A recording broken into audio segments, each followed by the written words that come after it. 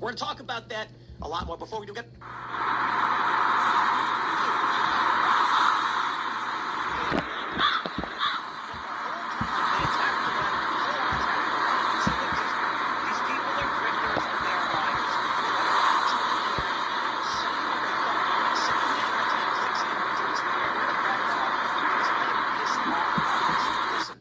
You guys know that I have been opposed to intervention and regime change. That's basically my shtick, and that's why I supported Tulsi Gabbard. And I said when Donald Trump started this war, it is not effective to insult the man when you're trying to convince him to do something you want him to do, and you've got to be able to keep one hand on the steering wheel. Yet people went crazy attacking Donald Trump and insulting him, and I said I respect the arguments, okay, because we want to try and keep things together. But now that Donald Trump has done what these people have asked him to do, and backed off of attacking Iran and calling for a ceasefire, agreeing to it, they are still insulting the man. No matter what he does, he is wrong, and we will not be able to have a cohesive, functioning government with grifters on all sides lying about what they actually want to happen. You can tell I'm pissed, but we have a lot to talk about. Oil prices going down, things are starting to improve, and we need to encourage in every possible way this ceasefire to hold. Now, of course, we have a bunch of other news related to this. We now have, I can't believe I'm saying it, Candace Owens and AOC together at last, calling for the impeachment and removal of the Mad King. How about that? This is where we are as a country, and grifting all the way down. We're going to talk about that a lot more before we do. Got a great sponsor for you guys.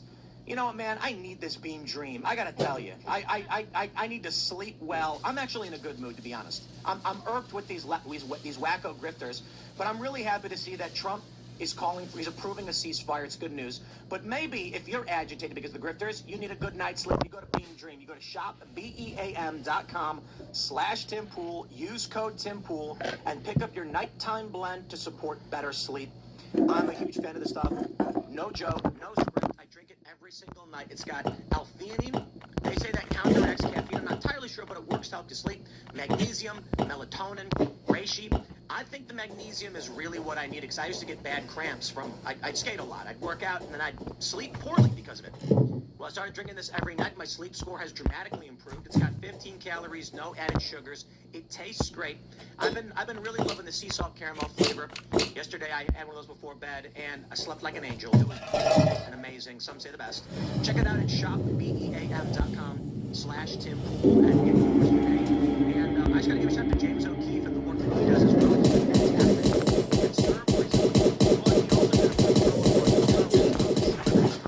And I did an ad read for Beam, and he goes, wait a minute, I drink that too. It's great. I'm like, look at that. You got a free read from James O'Keefe himself.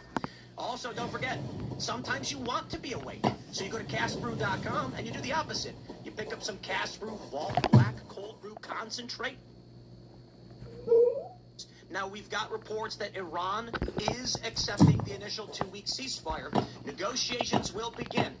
Check this out. We've got this from Sayed Abbas Araghchi. I probably can't pronounce his name right on X. He's the foreign minister of the Islamic Republic of Iran, so say his accountants, 100 followers, follow him with this statement. On behalf of the Islamic Republic of Iran, I express gratitude and appreciation for my dear brothers. Prime Minister of Uzbekistan Sharif, and what is he like something? His Excellency. Thank you for that. Field Marshal Munir, for their tireless efforts to end the war in the region.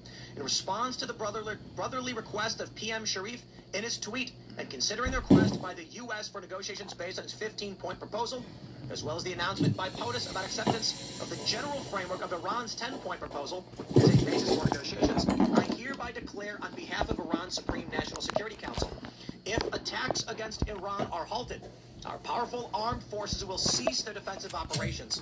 For a period of 2 weeks, safe passage to the Strait of Hormuz will be possible by coordination with Iran's armed forces and with due consideration of technical limitations. This is tremendous. It is exactly what you would expect to happen at the cessation of hostilities. Neither side is going to come out and say we're losers and we've been defeated. Both sides are going to say we have made tremendous accomplishments. Now, Donald Trump has agreed to these terms. We saw a tweet from the Prime Minister of Pakistan. Iran has now announced they're agreeing to this. We're going to see oil prices drop already. They're dropping. Fantastic news and a tremendous success for the Trump administration. I'm going to tell you why. And I'm going to tell you to ignore the naysayers and the grifters and the liars.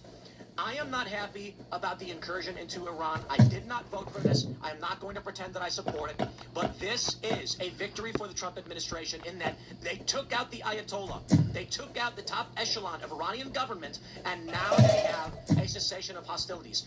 If this holds, Trump will have a moderate victory in the region, which will be good for his plans moving forward and Western sphere of influence control over the energy coming out of Iran. Is it everything the Western powers might want? I don't know, but it's still a victory, and I'm going to say it again. Trump flattened and took out, killed their leadership, and now hostilities are ceasing for the time being. If we can finish this and get those negotiations through, Trump will have won. Well, good. No, true. I think we're better off now than we were before. And already I'm hearing these sort of refrains that, oh, no, we're way worse. No, we've actually decimated the IRCG. And bear in mind, Hezbollah seems to be decapitated. So we're already seeing their proxies, which to me as an American and as somebody who is concerned about the region, that was what we were most impacted by, obviously, Hezbollah, Hamas. So if you're decapitating those proxies, that in and of itself, I think, is a huge victory. And I was concerned because we do have a really horrible track record in the Middle East of getting involved, staying there, and then not knowing how to extricate ourselves. And I was like, I'm gonna wait 6 weeks. I'm gonna wait 6 weeks. Let's see how this goes. I was a little worried, right? Because, the military is out of this world insane, but sometimes we don't have the foreign policy strategy. So sometimes. We really haven't had any strategy in the Middle East, so I was worried, and now we're extricating ourselves. I think Americans are a lot safer as a result, and we're getting our boys and girls out of there, thank God. I mean, look, if this actually does wrap up the war, then, I think it's a good thing.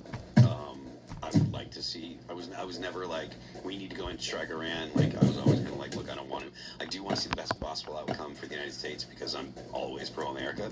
So, but if this is the off-road that prevents boots on the ground and some kind of major invasion, then I'm okay with it. I got no problem saying I was wrong about boots on the ground if Trump succeeds, and I will apologize. I will apologize with the utmost gratitude if it does not happen for insinuating that it could. We've got a 2-week ceasefire, and hopefully this weekend they announce something longer and more permanent. And then I will, with a smile on my face, laugh as I say I was wrong about this. This is good news. This is fantastic news. We should all be happy. And more importantly, for those asking, okay, what does this really mean for me? It means your gas prices are going down. Okay, so that was my main question. You said you think we're better off now than we were before. So I guess technically that counts on if gas prices come down because, respect to what you were saying about Hezbollah and terrorism in the Middle East, is the average everyday American isn't necessarily thinking about foreign terrorist threats. What they're looking at is how it's affecting their wallet right now. And the joke, I guess, stark humorous it is like the idea of Trump being the bull in the china shop made sense to me when you could get gas prices down and potentially arrest bad political actors that have committed crimes within your own government. But once we started going to war again in the Middle East, you're like, look, I don't know if all that much has changed. So yes, gas prices need to come back down. Otherwise, people, look, the midterms already, this has been damaging for them as far as the midterms, because for a lot of people, it seems like we're looking at a lot more of the same, despite the fact that we were kind of sold the idea that things were going to be different this time around. I don't know why I can't see chat. Look, you gotta give time. Obviously, the gas prices aren't going to come down overnight. But when gas prices go up, that also means that the prices of other goods go up. Bitcoin, before you said that it was rebounding today, had kind of stagnated and was dropping. Bro, $6 diesel. Yeah. Down the street. We're in the middle, and we're in a rural area. $6 diesel, that means everything's going through the roof. Yeah. Your milk, your bread, your eggs. Right. So this is, everyone should be very happy.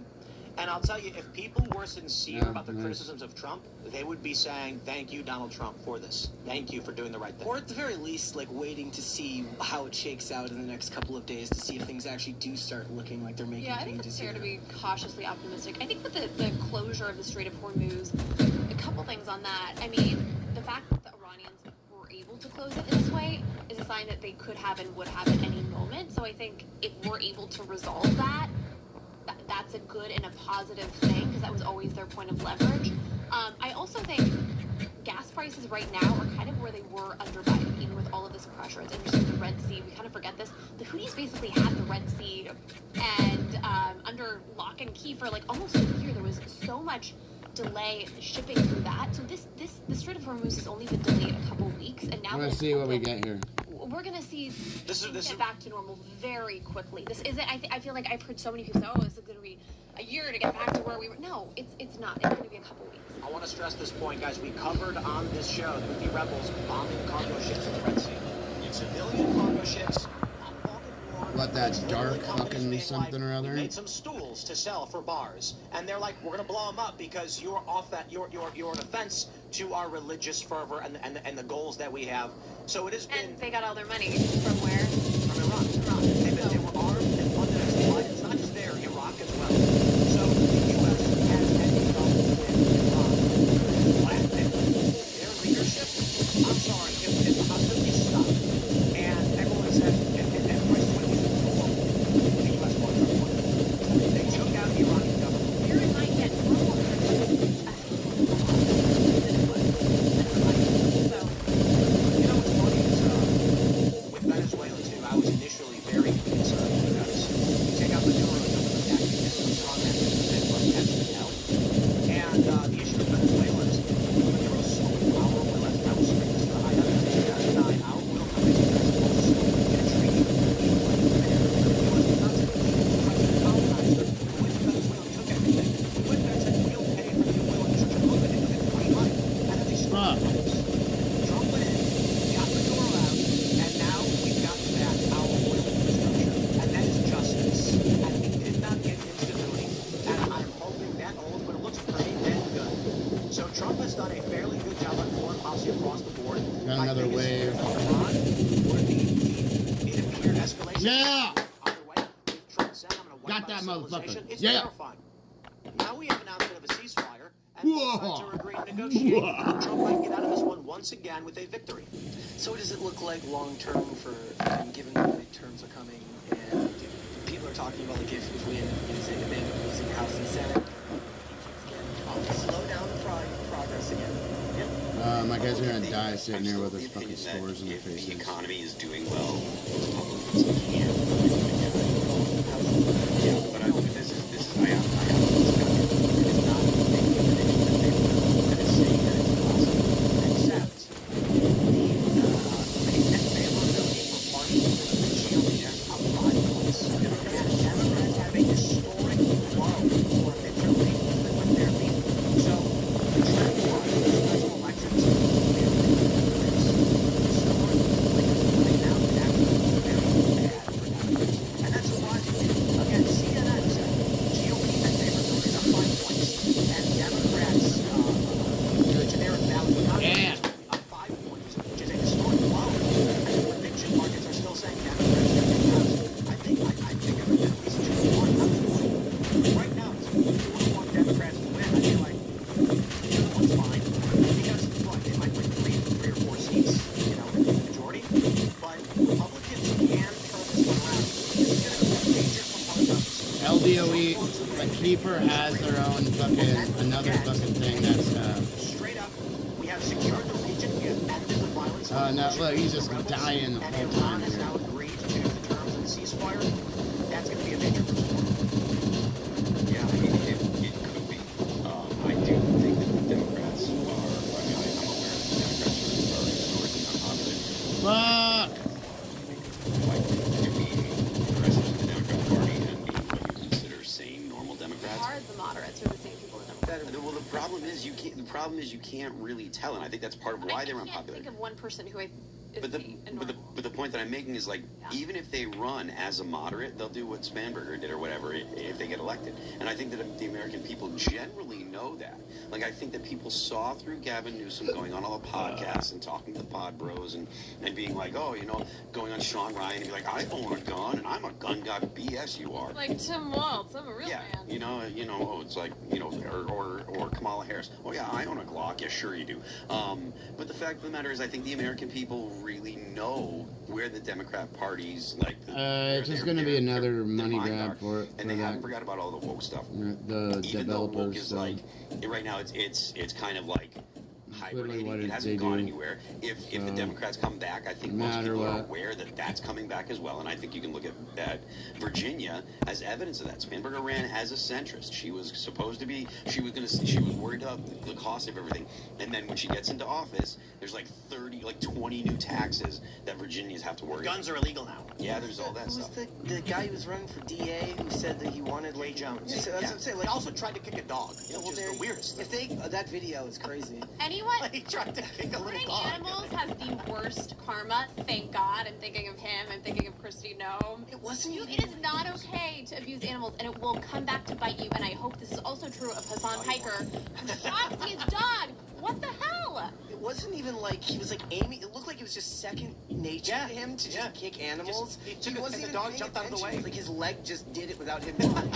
Okay, Several on the also way just home that day. honestful reminder about Democrats not being sane. One thing that I think has been a good and a positive thing out of this war is we have seen the left truly like root for Iran. Like we have seen the insanity of like And the people right. marching not even terrorists the in left. the middle of New York City. There are like like I think normal people see that and they're like, oh, what the hell? Like this is kind of insane. Anyone who supports this supports Iran.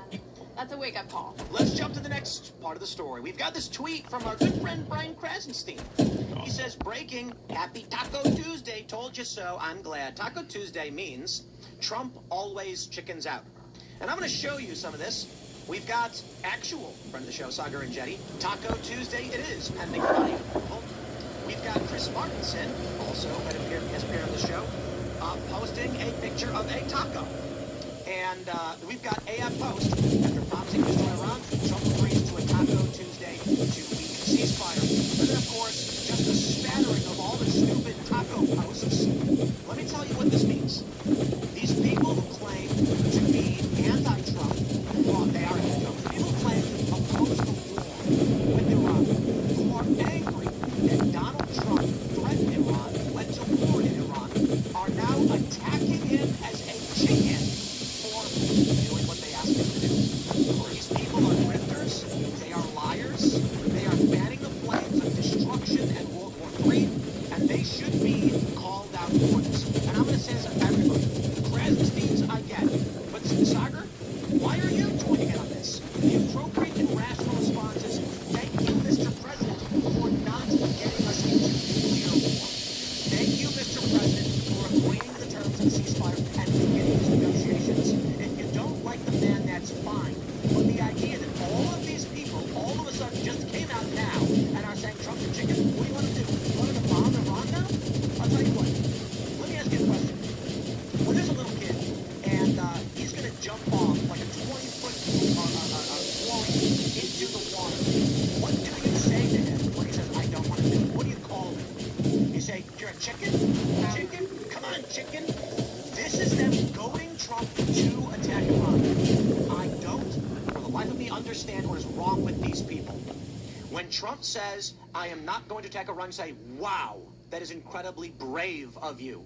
The Iranians could break the terms of this at any moment, and it would be bad for your legacy, but you are taking the right step. Thank you for doing the right thing. I can't stand these people. They're hypocrites, liars, and grifters. There's so many people that are now saying things like, oh, Iran won the war, Iran won the war. And it's like, look, man, these people were going to say that no matter what because they are actually anti-American. Even people on the right that say that. Yeah, reposting like Iranian propaganda. Like that's where some people clearly are getting their news. Is like literally from Iranian propaganda. Joe Kent following this. I will say this. I do believe that we may see Tucker Carlson come out and say, thank you, Mr. President. Because Tucker has been particularly measured in how he's approached these things. He's a smart guy, and he understands how to communicate his opinions effectively without, well, let's say he is a bit controversial as of recent, but I think he'll do the smart thing. Now, Joe Kent didn't come out in the most aggressive and insulting of manners, but his response to the ceasefire was, now we must restrain Israel. Is your intention to antagonize Israel right now? Because they're trigger happy. This is irresponsible for him to make a statement like this. I'm sick of the people who can't just back off, say, guys, the rickety bridge could collapse at any moment. Shut your mouths and let them negotiate a ceasefire. Instead, they're like, what do you think a person's reaction is going to be if someone said you need to be restrained? They're going to be like, what you say to me? You want to go? Who do you think you are, Tommy? You're going to say put a leash on me?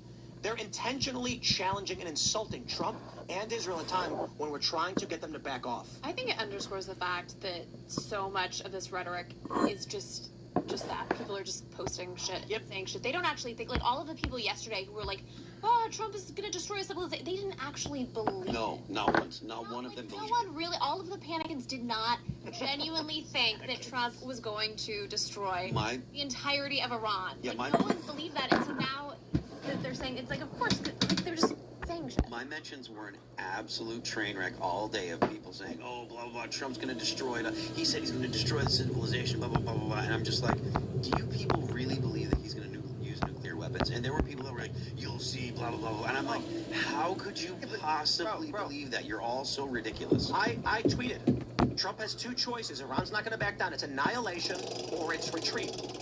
I said Trump is going to find a strategic retreat that is the safest and best play for him to make.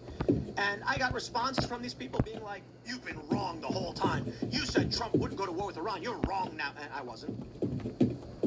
Yeah, but the underscore there is that Trump gets himself into trouble with the way he tweets a lot of times. Just because not that you should operate under the premise that you need to make the bad actors happy, but he does it to himself. And the administration does this with their messaging around ICE, with the hype videos of people getting arrested and stuff like that. It's red meat for the base, but it turns off the people who are somewhere in the middle. And the people who are upset right now are the ones that are in the middle or voted for Trump reluctantly. You know, take a look at this. This is the next component of the story. Ryan Grimm says, this is unbelievable. The edit history on this tweet shows that Pakistan Prime Minister Shehbaz Sharif originally copied and pasted everything he was sent. So let me first show you his statement. His statement is, diplomatic efforts for peaceful settlement of the ongoing war in the Middle East are progressing steadily, strongly and powerfully with the potential to lead to substantive results in the near future. To allow diplomacy to run its course, I earnestly request President Trump to extend the deadline for 2 weeks. Pakistan, in all sincerity, requests the Iranian brothers to open the Strait of Hormuz for a corresponding period of 2 weeks as a goodwill gesture. We also urge all warring parties to observe a ceasefire everywhere for 2 weeks to allow diplomacy to achieve conclusive termination of war in the interest of long-term peace and stability in the region.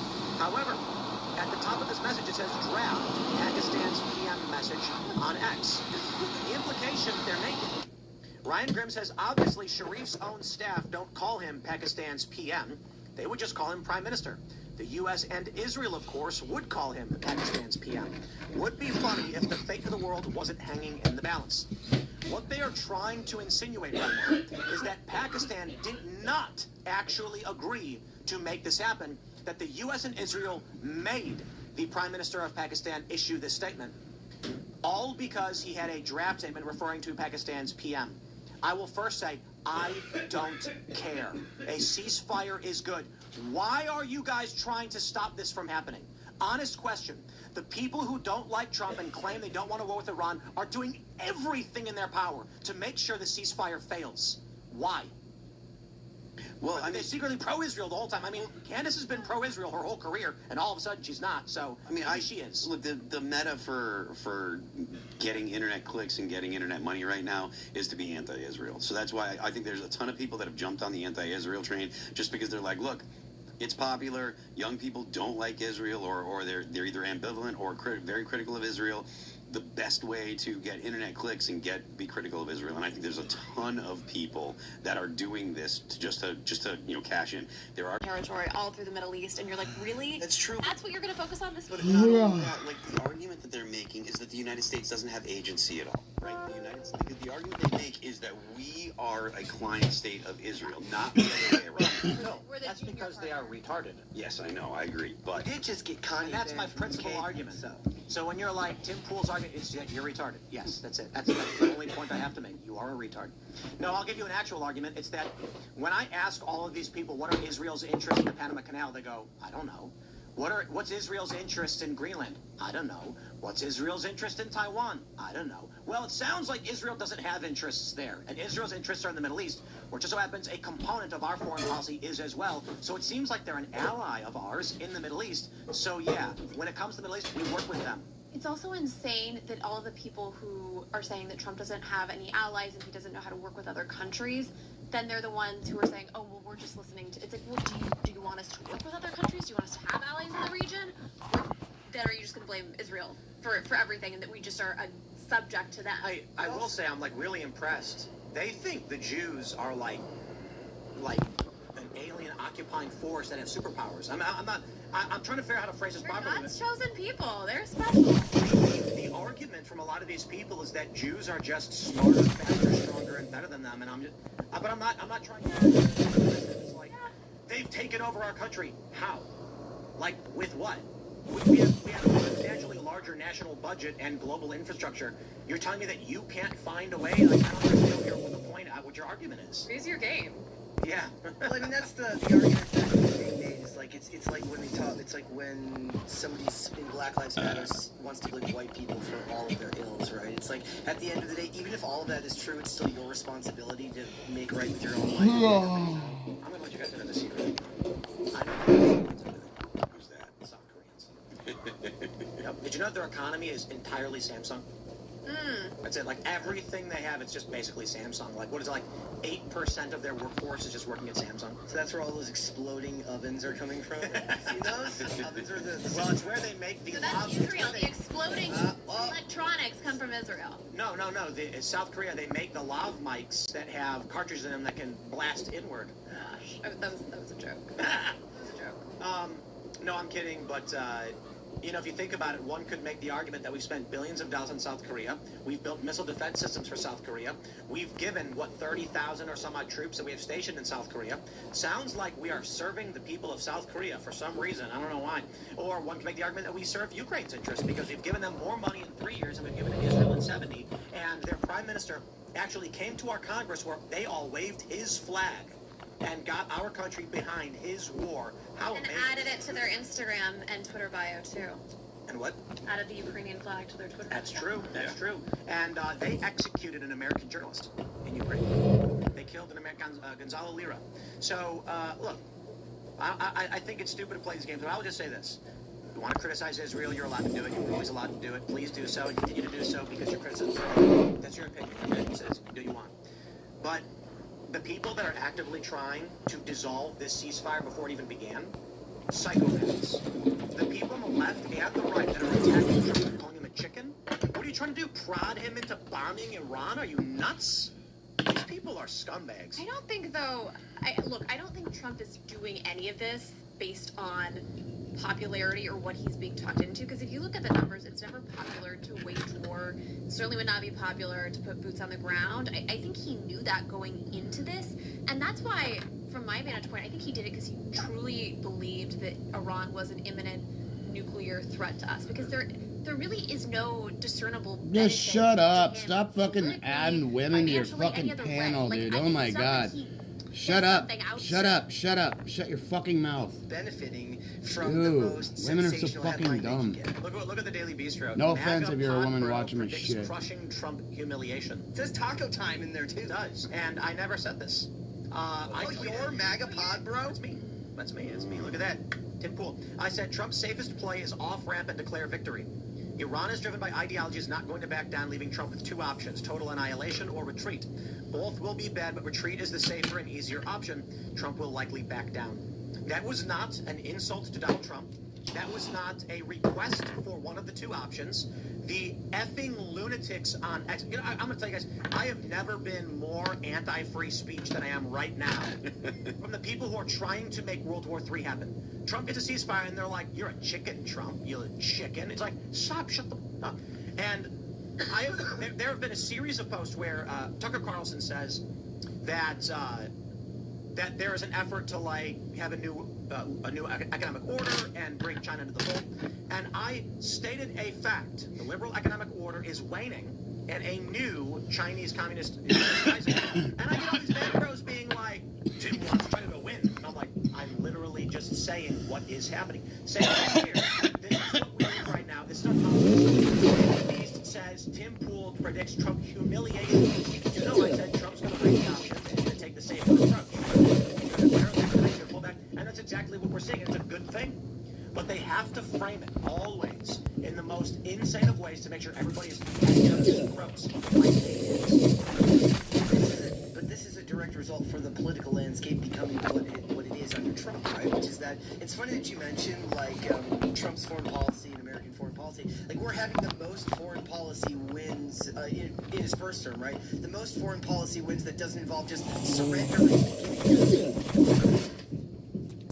other countries' money under the guy who is the most bombastic with his dialogue, whereas in prior administrations, they're very polite when they tweet, they're very polite when they destroys a bunch of their equipment just to save one soldier, and the people are framing it as a bad thing that we lost a bunch of equipment all to go back and save one person, when that is objectively lost a bunch of equipment, or is he fucking downplaying this shit? Going on, and I'm like, I think they really just want to burn down America.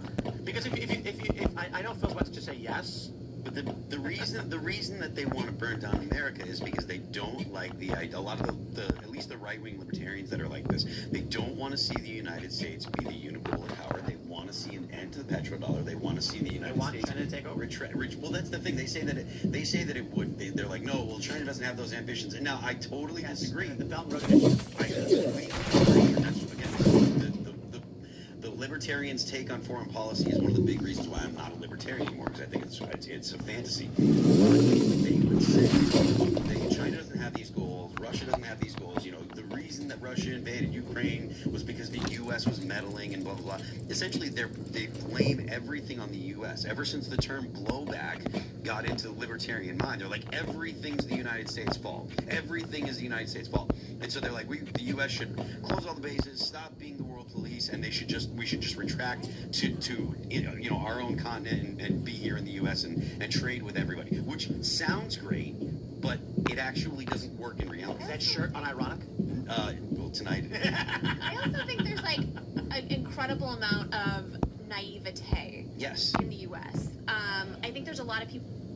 It's an accident in helping Democrats win the midterms. Yeah. With the quote from Candace, "We don't care about your midterms." I mean, do you think? I mean, now I'm criticizing conspiracy theories and then potentially getting into them. It's interesting. Hassan Piker was criticized because he posted a screenshot of his followers and it revealed that he only had like 20,000 verified followers or something. On X. I mean, do you think that there are folks popping her up with bot networks? Well, I don't know. What I will say is this: when Elon announced he was going to buy Twitter, something strange happened across Social Blade where you could track all of the liberal personalities started losing hundreds of thousands of followers, and the conservatives started gaining hundreds of thousands of followers, which defies explanation. Some argue that they had their thumb on the scale. They had a script that artificially amplified the accounts of leftists to make it look more prominent.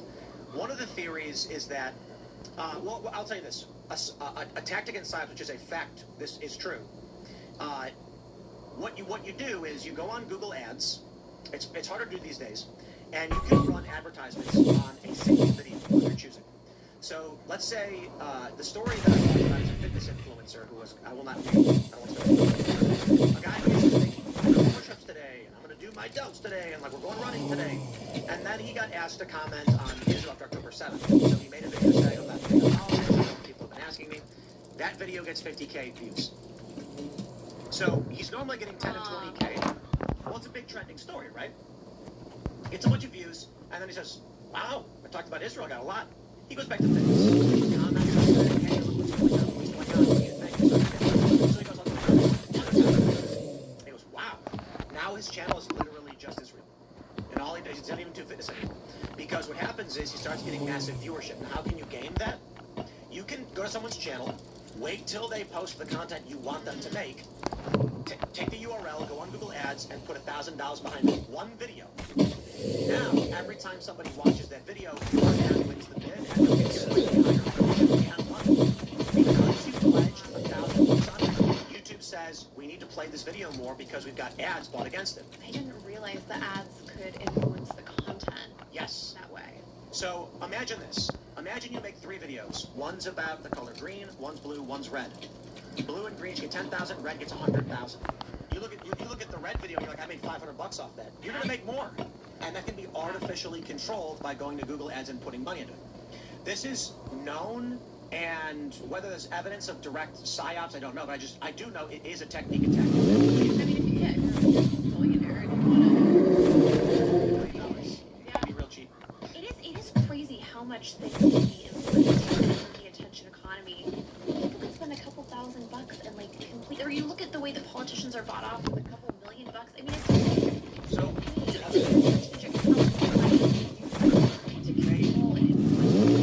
they censored Alex Jones and banned Nick Fuentes as well. These are individuals that are largely viewed as organic, independent. Alex Jones, anti-establishment, says a bunch of controversial things. Well, Candace Owens says things that are controversial as well, that break the rules, but she is promoted by YouTube. She's married to a British lord, and her lawyers work in a building with federal agents. So, it's of, I don't know, some kind of coordinated effort. I'm not saying it is. She could just be a wackaloo. But I will say, if you were concerned that a large population base was voting for a candidate, what is the effect to stop them? You get them to focus on issues that don't matter in elections. I mean, but this is happening anyways because of the Big Ten, right? It's like, what did I say the other week? It's like, in one day, 3 separate parts of the 2024 coalition all said they were going to lose the midterms. One was glyphosate, and the other one was Iran. And they're like, everybody's got their one issue, and everybody's a one-issue voter now. But those issues actually matter for an election. So But they're pushing out. They're saying, like, I'm not voting for them. And so Correct. whoever it is says that's too Because- million people. So again, how do you stop those people? If you have a great big wall that's guarding your property, and everybody keeps attacking Let's go the loot weak what we need to point, loot. and you're like, they keep breaking through the weak point and getting in past our We gotta wall. loot What do the we do? bunker We need to trick and, them into fighting the tree over there instead of the wall.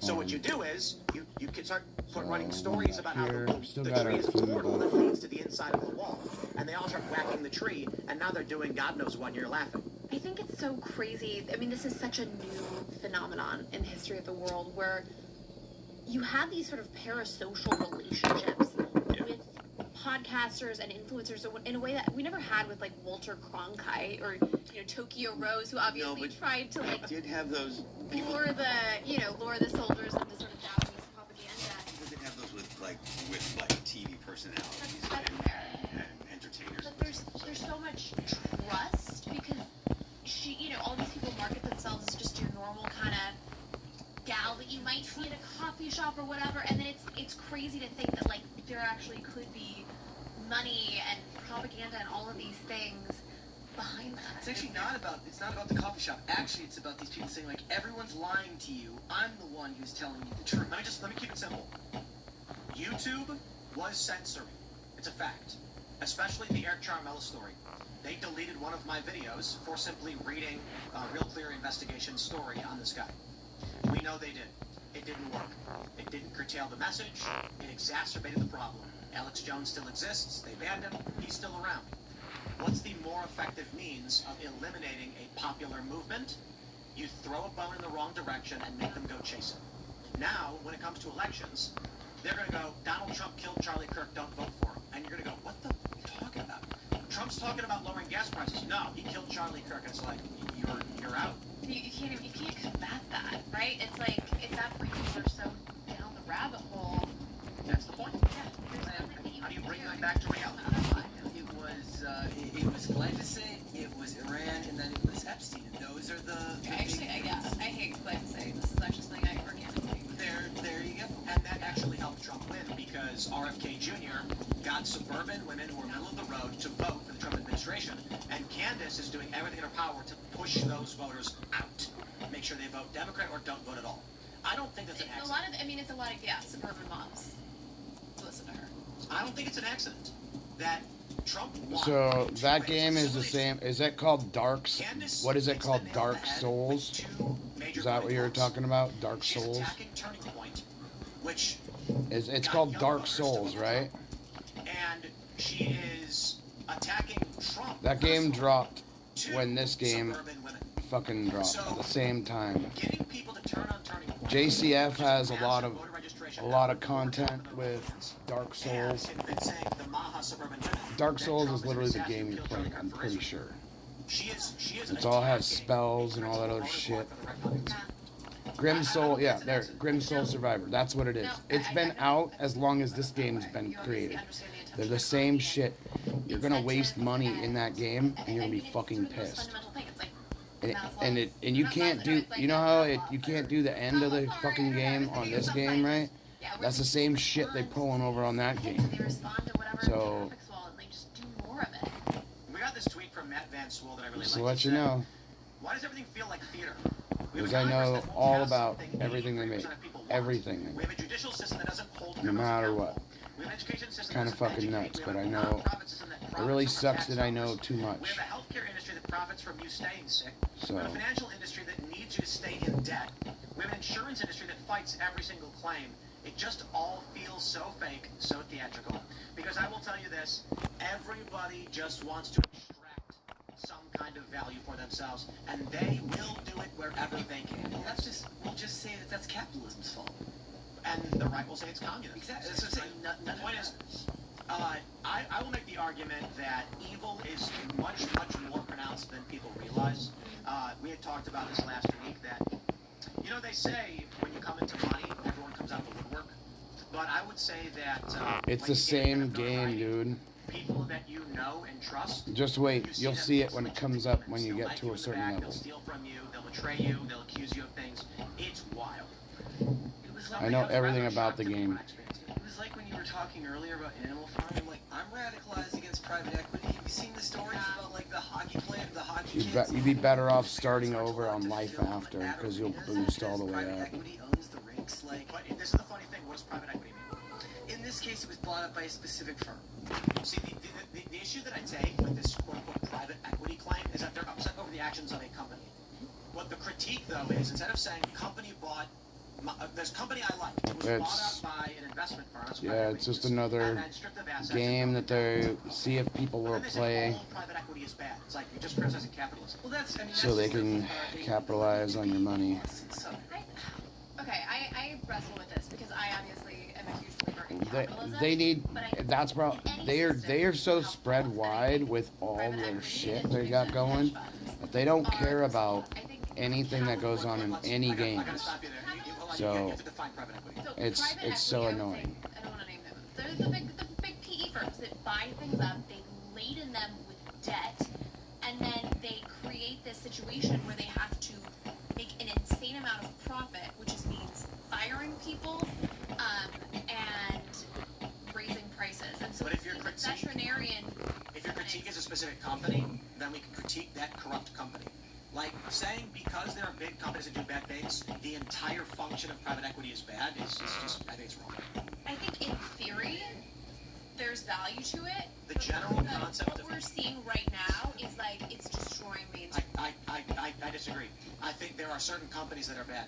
The concept of private equity at its blanket core is I have an investment firm and we see a dysfunctional company that is burning money and mistreating its employees. We can come in, clean things up, cut the bloat. It's basically like flipping houses for businesses. But the communists hate all of it. There was a video I watched where someone was talking about how to disrupt house flipping. And I'm like, house flipping is a service. You find a derelict house that's in disrepair, you go in, you clean it up, and you start doing that service and making the community a little bit nicer. Private equity does that for businesses that are dysfunctional. They go in, they say, you've got redundancies here, you've got to cut that, and we can make this business profitable again. However, there are big, evil real estate companies that do things like blockbusting. We don't say all real estate is evil, and there are big private equity firms that do bad things and gut companies and fire people to strip them from parts, but that doesn't mean the entire concept of investing in businesses is a bad thing. What I would say, yeah, I totally agree with that analysis. I think right now we're in a situation. Yeah, you should be playing this game so you get your shit up, because like experiment, and obviously the founders believe that like America is. I think this is appropriately attributed. like these people, these other people are have like 350, But America 250, is great because she's good, 100. and when she ceases to be good, she'll cease to be great. Everybody needs to have 100, so there's 1,000 points Faith immediately. and religion, all of that is such But an important that's the underpinning thing. for our system. Um, And when you watch like, Frank Capra movies, Try where to spend it's time on the like, things that stand you need up to and it's do, kind of the big guy. and then play I think other games America if used you to can have get that all done. a system of morality. CEOs Trust. in the 60s, You can even make a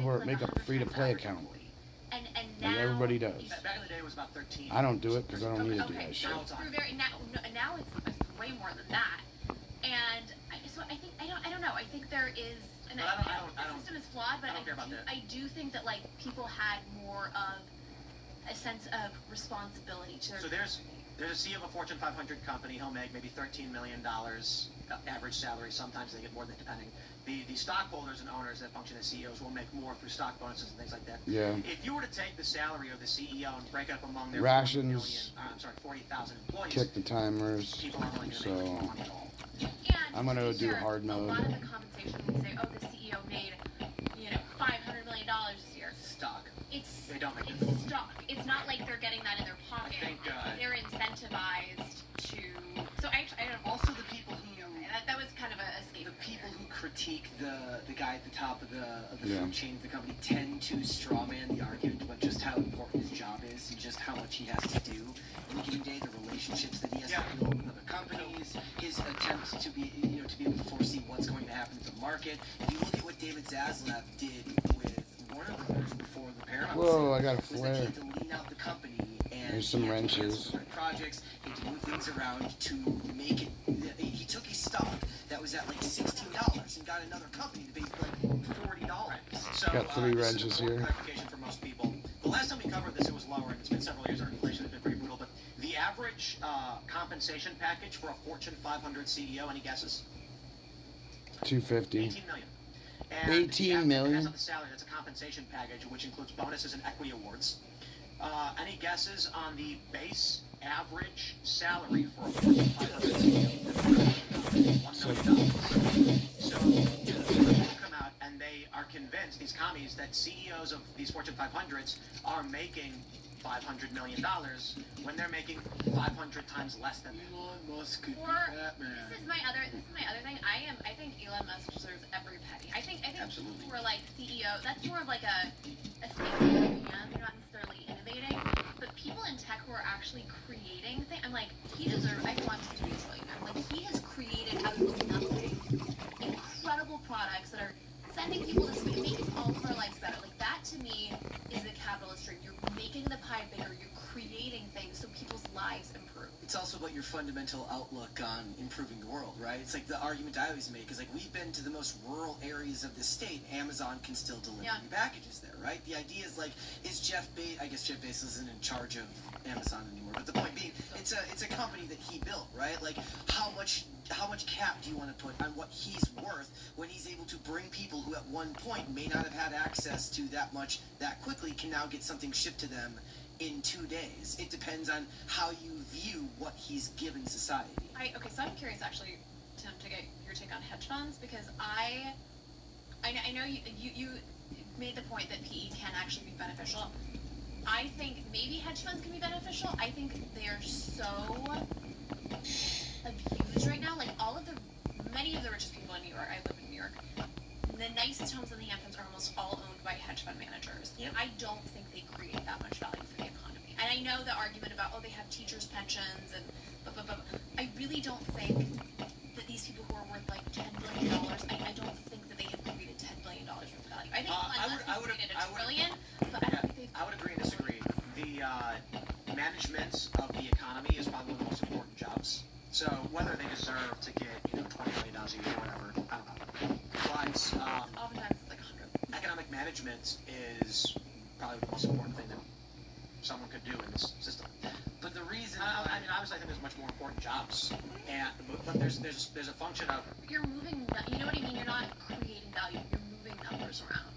I think that's an overly simplistic way to view what hedge fund managers. What bankers do. Hedge fund manager, your hedge fund loses money, you're gonna lose the job. One of the girls that I was in love with in high school that moved away when I was a freshman. I'll start here. I know this is not but day traders Shannon Matthews, this girl, yeah, I was madly in love with her, and fucking, she moved to California, and she became a hedge fund manager, so, literally, there's a bunch of fake posts on the internet where they're like, you can program a bot to make money on the stock market for you. It's just not true. The liquidity doesn't exist for you. She could have been one hell of a mom. These posts Mother where to they're my like, kids. I made a bot for Polymarket, it's generating 100,000 a month. Not true. It's not possible because liquidity doesn't exist for that. So there's key areas where you can buy, but you have to manually do it because these bots don't know how to do it fast enough, and they can't see as much as a human can. Maybe in the future they can. For hedge fund managers, they're doing that but on a larger scale, which is managing people's pensions and investments. So the management of retirement funds and economics is a very important job. I think there's more important jobs. I do think they probably make a lot more money than they need to. That's a fair assessment, but I don't think it's simple as they just move money around. Like they're calculating things and they're smarter. Yeah, and I think the activists actually will say, okay, this company is. I actually think short sellers have a value. I think they're sort of monitoring certain companies and whether. What I would say is I don't think. I mean, like hedge fund. Like I don't think like.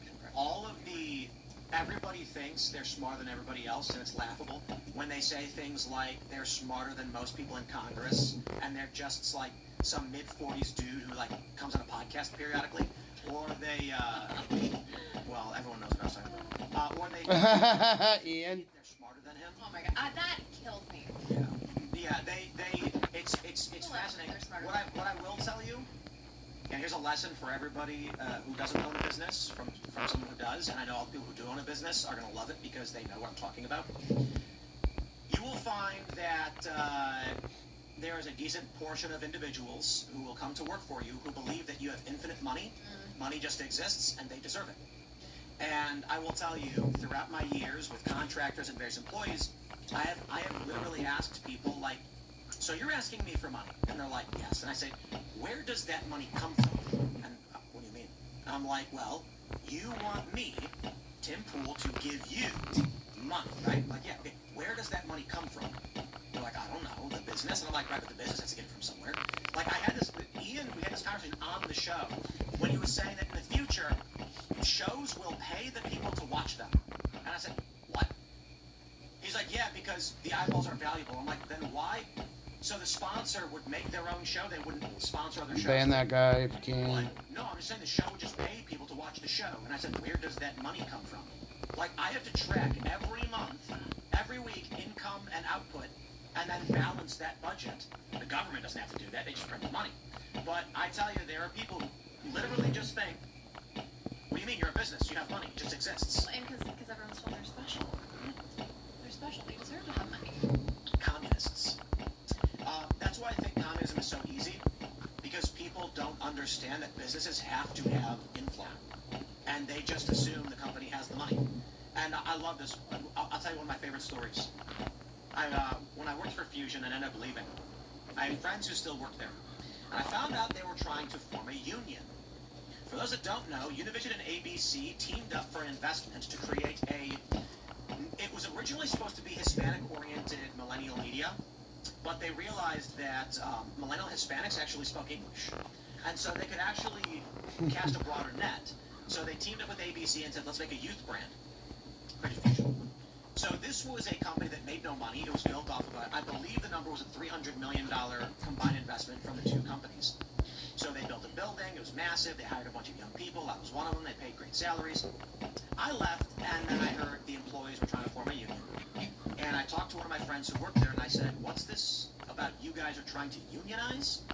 And she's like, yeah, I don't think they pay enough. And I said, but they don't make money. She said, what do you mean? They've got a bunch of money, and they need to pay us more. And I said, the company you work for does not generate revenue.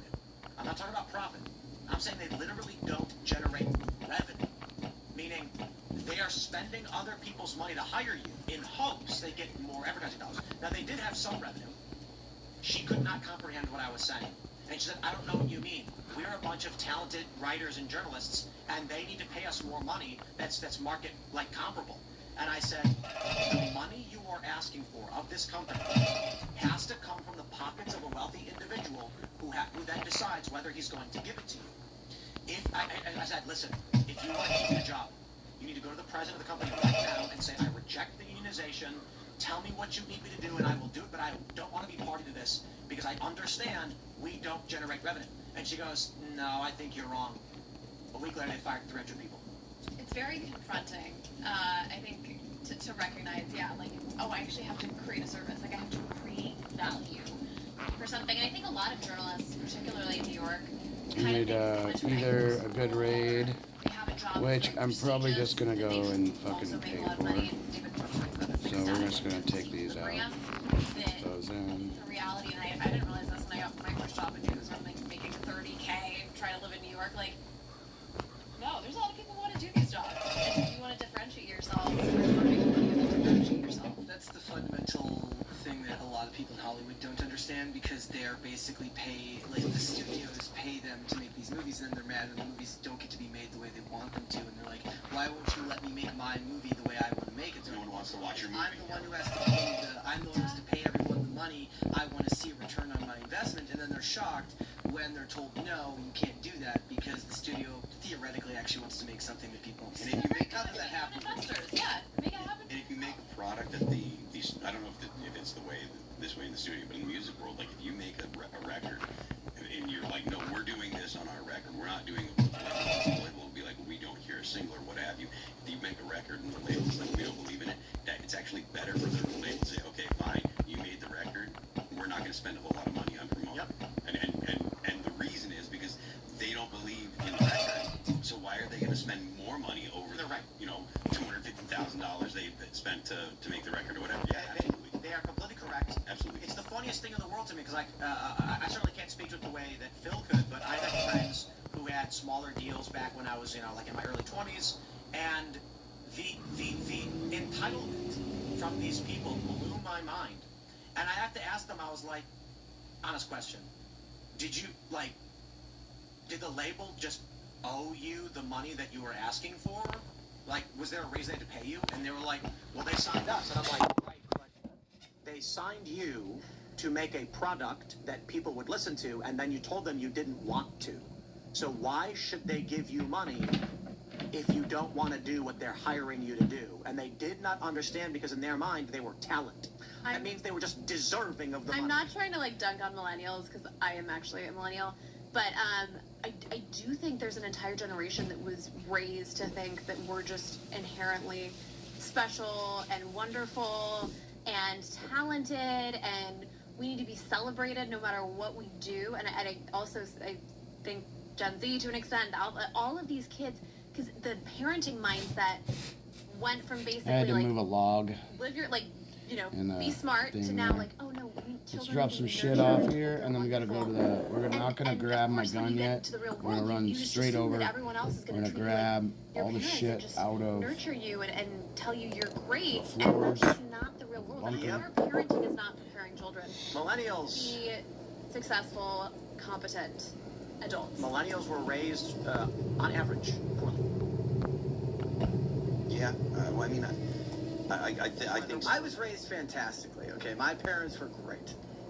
Anecdotal. Okay, That's why Gen X were ahead of his room, because we were all perfect little idiots. Gen X had to raise themselves. I'm very mixed, actually, because I know there's a lot of chatter about income inequality, and I'm very mixed. I do think that we're in a tough economic environment. I do think that many people were sold a false bill of goods, where they were told to go to college, they took out too much debt.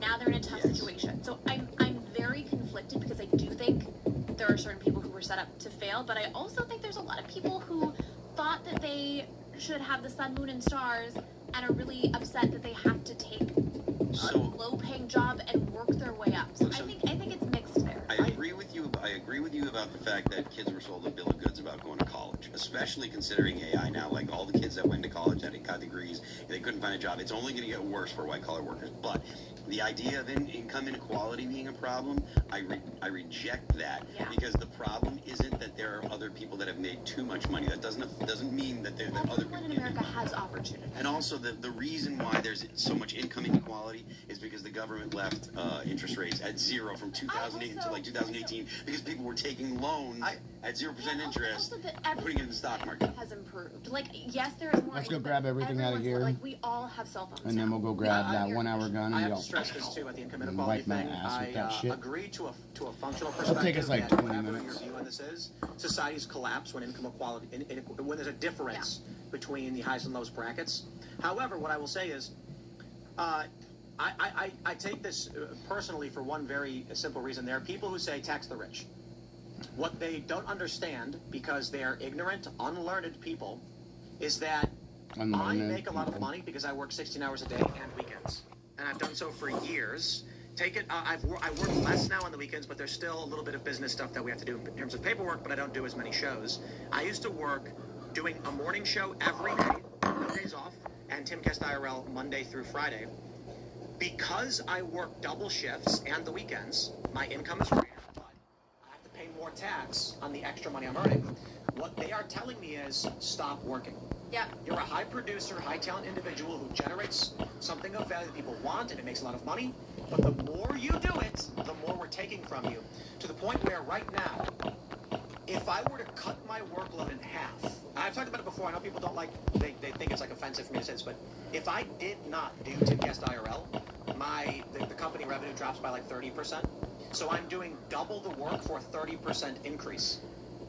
That's the system we exist in right now. Yeah. If there was a great video where this rich guy was talking to some commie, and he says to the commie, he's like, "You think I should be taxed on everything over $1 million?" And he's like, "Yup." And he goes, "Okay, I'll tell you what I'm gonna do. As soon as I make $1 million, I shut my company down and I furlough all of my employees, and I say, why? I can't make any more money. So we're done." And there's no answer to that. Well, there's a fundamental difference that, like I said earlier, some people believe that there should be some type of cap on what a human being is able to accomplish, and to everybody in this room, you would find that offensive, because the idea that because everybody wants to strive, right? They want to find themselves with success, but the thing is, the people you're talking about have already kind of accepted that that's not going to happen to them, so their worldview is more nihilistic, and they don't see a path forward. It's also why Hollywood and everybody else has turned billionaire into a slur. Billionaire with a B means you can say tax the rich, and the millionaires like Mark Ruffalo can say, well, I'm not talking about me. Right. Talking about Jeff Bezos. Talking about anyone who has more money than me. Well, no, and it's even worse when you think about it. Did you notice Elizabeth Warren the other day? She didn't say the millionaires, the multi-millionaires. Those are the new people that we don't like. The thing is, millionaires are fine. When they're talking about that too, like the Mark Ruffalos of society, arguably, they don't create the same level of value that Jeff Bezos does. Now you can you can have a conversation about what art means to society and all that, but if we're talking about actual dollars into the economy, then it's a very different thing, and they've demonized that for a reason. All of the movies now, they don't say the wealthy, they don't say the elite, they say billionaires, because it's being turned into a slur, like you said, Pavlovian, to put it into the brains of young people. That's the enemy class. As soon as Bernie became a millionaire, he stopped saying millionaires. Yeah, millionaires and the billionaires. Millionaires and the billionaires. Now it's just the billionaires. People with more than 4 homes. Yeah. 3 homes, so 3 homes. That's totally fine. So the max. Totally fine. Hardworking Americans have 3 homes. Those who have 4, those are the bad guys. Like any good communist. Yeah. Fuck Bernie. And we'll just lightly touch on this as we got a few minutes left before the super chats and all that. But the new trailer for Animal Farm came out. Yo, they edited this one intentionally to highlight as much of the communist perspective as possible. Because, so I watched the new trailer for Animal Farm, and it is a selective grappling of only the key pieces, where they can say, see, look, it's criticizing communism. The whole movie, dude. So it's a response to your critique. Well, it's not mine. I mean, everybody critiques it. Actually, let's do it. We were talking about this before the show, and I was saying it's so crazy to me that people have to sort of steal these famous pieces of literature and then desecrate them. And Tim, you were making the point that the point isn't to have a pro-communist show; it's to sort of it's to destroy the anti-communist message. So you make a bad movie that's anti-capitalist, but it destroys the memory. Let's pull this up. Let's play a little bit of this. We'll talk about Animal Farm again because I'm interested in this. Listen to this. Actually, I got to, let's get the audio going. We all dreamed many seasons ago. We all dreamed that one day animals would be free.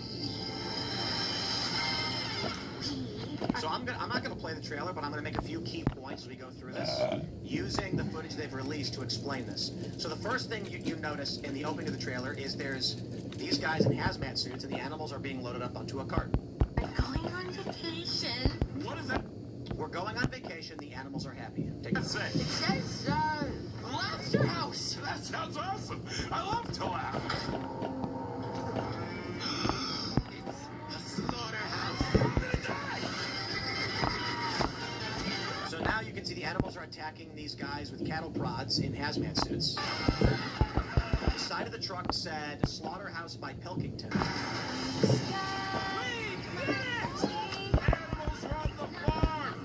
So the first thing I want to point out, for those that know the book Animal Farm, the animals were living under a drunken farmer who neglected them, and they felt that the farm could be run better. They all discussed it and decided amongst themselves to remove the farmer from control. In this movie, the animals are happy, and they think they're going on vacation. But the corporation has acquired the animals for slaughter. The animals have no choice but to have a revolt against Pilkington, otherwise they will die. Dramatically different from the critique of communism, where people vote their way into a system thinking it would be better, and then end up getting trapped under a boot. This is, the capitalists were going to kill them, and they had no choice but to fight for their survival. All animals are equal. What could possibly go wrong? This scene's really funny because here's a rooster stepping on what looks like wheels in some kind of corporate concrete city. Our experiment is working. What do you mean? How many? There's tons. Farm again. There's tons of them. It's supposed to be shared. There is no supposed to anymore. We're supposed to have a crazy there's supposed to be a ceasefire over there, so hopefully all that shit ends. Hello, dude. This is all wrong. Can't you see what's happening? Our dream was becoming a nightmare. It's our farm. Our home. So what do? We rebel. And we start right now. All animals are equal. I have to fix all of this. Some are more equal than others.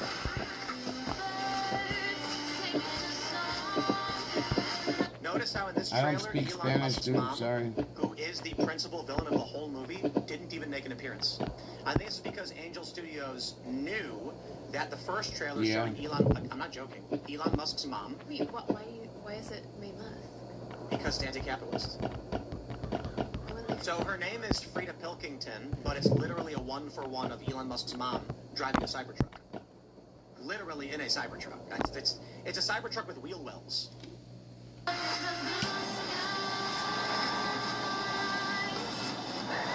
I just want to point out a few things. I'm not going to spoil it, but take a look at this clip from the trailer. No one knows how it ends. So, We're gonna- you see what this thing they're on is? The grain silo with the rules floating in water, and the little pig is running towards the big pig. I'm not going to explain what that is, but, you know. Here's a bunch of animals running from something falling from the sky. And here's a bunch of animals and what appears to be several hundred guys in hazmat suits running as we see it's looks like it's a dam exploding. We gotta go down and pick up everything real quick. Animal Farm. So, again, we talked about it quite a bit because the film's coming out, and just because they are wearing Wow. Animal Farm like a skin suit. Andy Serkis has written an op-ed for the Washington Examiner saying Orwell would approve because it's a modern critique. It's a critique on the modern power infrastructure that oppresses us. I would just say this movie is not Animal Farm, not in any way.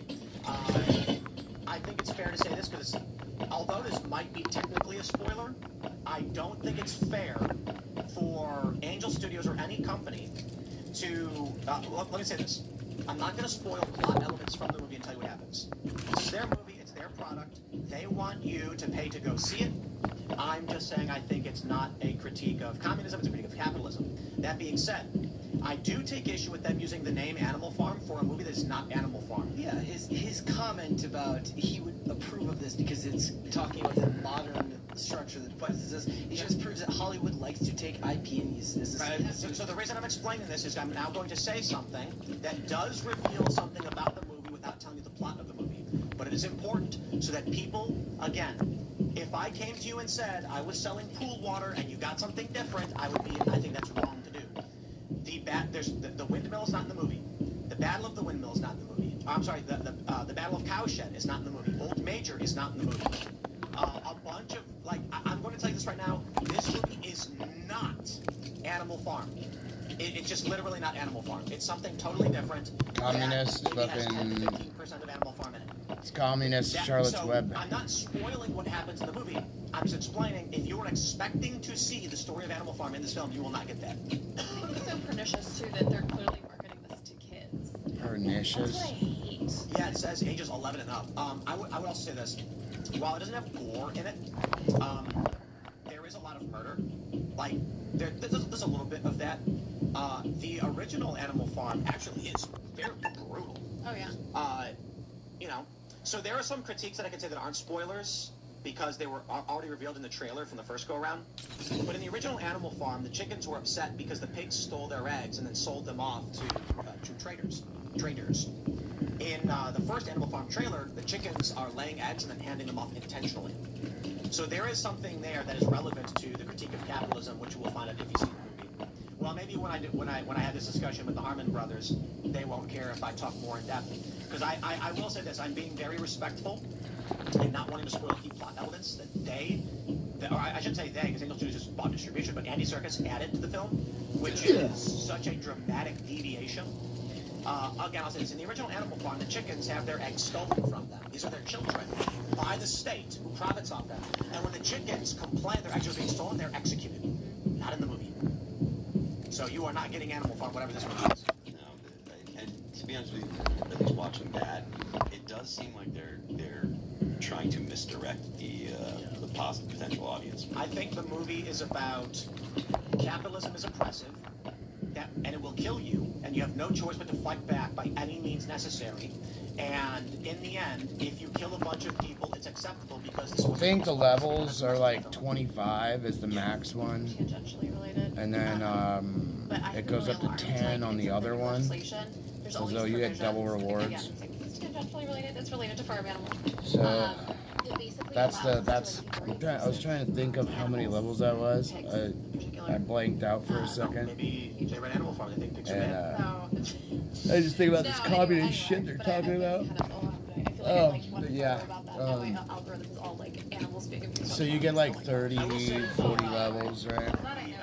If so we're scheduling the Harmon brothers to have a discussion about Animal Farm, which means any meaningful discussion will involve in-depth discussion on what's in the movie. But I would say outside of that, come May 1st, I'm gonna go and I'm gonna go off on this thing. Hey Thomas, you could if you wanted to like buy anything in the game, get those rations. Buy a stack of rations, like the big stack. Make better movies. I mean, probably so many people are going Because to it's like cheap right now, I guess. Indeed, it is. Right? Now there are some people rations they've are been cheap right asking now. around trying to find guild members who voted after watching the film. You reset And, your the fucking response things I've with seen in these. X, nobody has said I watched it and liked it. You also get them off that wheel too. The few comments I saw were people saying I was asked by a message, would you want Like, to see I was gonna buy I this. said yes. No, I did buy this. That was it. Yeah. So they weren't given a chance to screen it ahead of time. Bought a to see if it small one and that big one. I was like, fuck, I should just buy These that big one. anecdotes. They on finally, X, I after don't know like if a it day and a means- half, they finally charged me. I was like, dude, where's... Like, what the fuck? I didn't buy anything right now. What is in the book? So it just takes some fucking... I'm making a remake of Terminator. It's about an Easter bunny that has lost his eggs and has to go find them. And it's called Terminator because Elon Musk's mom is trying to abort the bunny eggs. We watched Terminator 1 and 2 over the weekend. Was it my version that I just made up? Not your version. No. Terminator 1 is still better than Terminator 2. Don't care That's this. You know what I will say is really known about movies. It's like I remember when Pirates of the Caribbean 2 came out, and the commercials were like, "It's the #1 movie in America." I thought you said you Pirates of the bought Caribbean 1 energy is the and #1 stuff movie in in that America, other game. and everybody went to see part 2 because 1 was good and 2 sucked. And then, like, don't take my word for it. Look at the Rotten Tomatoes. Look at the review scores. When they like, say that, first one, and then they go, and then, like, what was it? The last one did really well. Dead Men Tell No Tales. World. No. That was the third of 6, I think. And they were like, let's do a female reboot. That's still theoretically supposed to happen. No, just stop. That is another female frustrating thing with Ghostbusters? Hollywood. It's like they latch onto one thing that works, and they're like, we're going to do this and run Wait. it into the ground. Hold on. I'm in favor of all-female pirates. And all-female Ghostbusters. They only made one mistake with all-female Ghostbusters. But the fat Boobs weren't big enough dumbass and shit. busting out of their shirts enough. And I'm kidding, but the truth is, the problem, like, you can make a movie that will sell if the women are, like, busty and hot. That's just, that's just true. You know what I mean? Like, But the By point is, 2019, Charlie's Angels didn't sell because they wouldn't sell sex with it. They sold it as anti-male. yeah, who wants to watch that? Like, Not fun. they want to see James Bond. Like, men and women like watching James Bond. Why? Because he's a cool, confident hero. And so guys, what is it? Women want to be with him, men want to be him. Or men want to be him, women want to be with him. But now they're like, no, what do they want to do? They want James Bond a black woman? That's not actually. I don't think that's gonna happen. No, but they did talk about doing that. What was the actress's name they were thinking of getting? Lashana Lynch. Yeah. I don't think that she was. No, that's not what happened. She showed up in the last one Oh. as like another. thought Yes. they were going to do that. That's engagement farming on X. I do Another think kind of animal farming. Yeah. there are a lot of people that are mad because they discussed Idris Elba as James Bond. I think that'd be fantastic. I think he's great. Tool. Yeah, I like it. That's true. He is too old. But most people were concerned because they're like, no, James Bond is supposed to be the quintessential Englishman. And I'm like, fair point. I'm not going to argue with that. I just think Idris Elba is a great action movie star. I tend to have I have less of a problem with race swaps than a lot of other people as long as they don't turn race into a conversation about the story, which fundamentally, Well, Harry Potter. I did a video on it today. Well, I've done like 3, but yeah, like Black but that fundamentally changes not just him, but it changes Everything. James Potter's motivation. It's like I was trying to explain to somebody. I said, you do not understand that to the outside world, a schoolyard bully is not looked at the same as a racist bully, even if that racist bully is underage, right? It's looked at as a shortcoming of both your upbringing from your family. How about Hermione being mixed race and being called the mudblood? There's a whole new meaning to the white blonde kid calling the mixed race girl the I mudblood. read an article today, I'm not even kidding you, from Comic Book Resources that says it's a good thing they're making Snape black because it makes more sense for him to be an outcast because he's black. Where they literally said like you can, it basically says you cannot understand what it means to truly be an outcast unless you are a minority. So they want that. There's the famous line in Harry Potter where Lily asks James why he's picking on Snape. And she says, is there something about him? He says, it's nothing about him, it's just that he exists. Which means a whole lot different when he's pointing at a black guy. They're also like in the first one when Harry suspects that Snape is stolen. Yeah. And he's like, I don't know what it is about him. I just think he's He's a a thief. Harry, why do you keep thinking that guy's trying to kill you? There's something about him. Yeah. Well, and when the boggart is in the wardrobe and pops out and scares the crap out of Neville. The funny thing about all of that is that it's proof that J.K. Rowling does literally agree with them on everything except for trans issues because J.K. Rowling is a progressive. Yeah, they should have made Snape a woman. A trans woman. There you That go. would have been great. Black trans They woman. could have done that. A disabled black trans woman lesbian. And she would have been like, that's the ultimate magic. There's even worse stuff going on right now. So there's articles written, or there's quotes coming out from the from the writers and the production designers who seem to want to speed run everybody hating this. One says that the show has been produced around the idea of naturalism, which if you look into naturalism is the idea that supernatural only exists through through scientific order, which makes They're doing one of these? yes. So which is why they're using all like earth tones and colors. 'Cause they would Are they find that- trying to science magic? Like they're trying to be like... So the production designer seems to, they could just be doing word salad. Yeah. But under their idea, that science would be able to explain magic, is that actually what's going to show up in the show? No, probably not. So are you saying that it's going to be bad, everyone is expecting it, so they're like, let's just generate the hate now? I mean, I'm not gonna watch it. A lot of people don't even believe that it's going to go 7 seasons. Like they don't think they'll get all of it. Also, it's not going to be every year. It's going to be at least every couple of years. I'm going to say this right now. I am not going. I'm a childhood Harry Potter fan. Got every book when they came. The first book I was introduced to after it already came out is on paperback.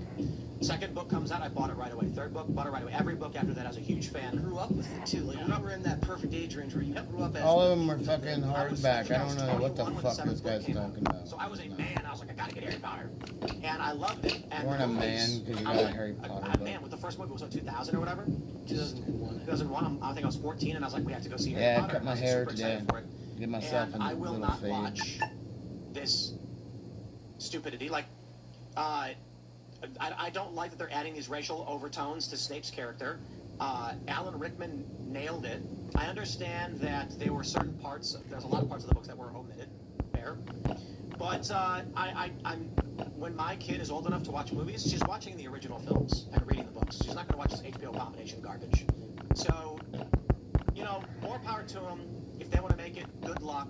Part of me emotionally is like, I hope they fail for doing this, but at the same time, people can like what they like. Now Paramount is going to own Warner Brothers, so maybe they'll make it like pro-MAGA, and they'll make like Trump into Snape. They put Snape in a MAGA hat so that you can't get mad. It's like, we made him black, but he's also in charge of the It talks like this. Trump's voice inside the sword.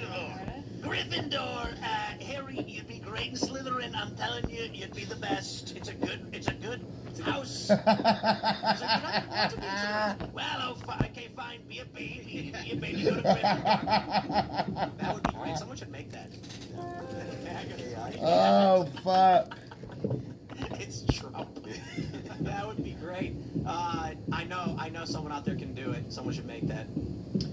Let's I need to pop figure out how this to do bitch that. right now. Okay, I wonder, can C-Dance do that? I bet it can. Venice has C-Dance on it right now. Let me see if I can make that. It's probably already. I doubt it.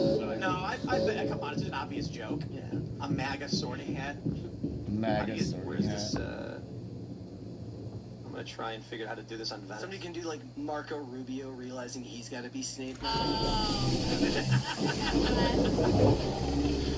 C-Dance 2. Wait, what? Whoa! They banned C-Dance in the United Yeah, States? you didn't see it? What is When? Like very recently. Yeah, like the other day. Yeah. I was so we do promos for Venice AI, and I just used it last week. Yeah. Wow. shocking? Yeah, just a thing popped up saying. Sora 2's you're gone. not- I know. Yeah. I mean, it takes a lot of energy. Wow. I have those on my phone. Crazy. All right, everybody, we're gonna go to your Rumble rants and super chats. Oh, God. So Why smash isn't that it like button. TikTok Share the on show there? with everyone you know. The uncensored portion of the show will be coming up at 10 o'clock at rumble.com/TimGuestIR. But before we do, go to those Rumble rants and chats. We've got a great sponsor for you. It is Ghost Bed. Not all mattresses are the same, my friend. They're not just furniture. That's why you should check out Ghost Bed. Ghost Bed doesn't build mattresses like furniture. They've been U.S., Iran, and/or start doing any kind of supplementation. But, talk to a nutritionist, talk to a doctor. Don't take advice from guys on the internet, unless they're a doctor. But let's grab your rants and super chats and see what's going on. St. Miles says, who do you think blinked first? U.S., Iran, and/or other nations? I actually wonder if this was not the play for the whole get-go. I don't know that it's going to hold off. If this succeeds, this might have been the plan. Trump doesn't. It's not possible to have regime change fundamentally. Obviously, you can kill their leaders, but other people come in. You need boots on the ground to actually get rid of the structures of their fundamentalist government. I don't know if Trump ever thought that would be possible, because it's 90 million people. It's a massive country. I wonder if this is the Trump threatens annihilation, offers them the off-ramp. They have no choice but to accept it, and Trump did a big ask the whole time. Now, there's rumors that Iran is demanding that they enrich uranium if there's going to be a ceasefire, which is a non-starter. So we'll see how this one plays out. It may not work out well, but we're crossing our fingers, and I'm not going to root against a ceasefire. We don't know what entirely is it. Yeah. Plan. Well, they've got the general, they've released the generally. I guess not. The last. All right. HS Disturbed says IRGC is considering this a win. Seems that they were about to call his bluff and he didn't want to make good on his threats. I disagree. I think both sides want to make it look like they've won.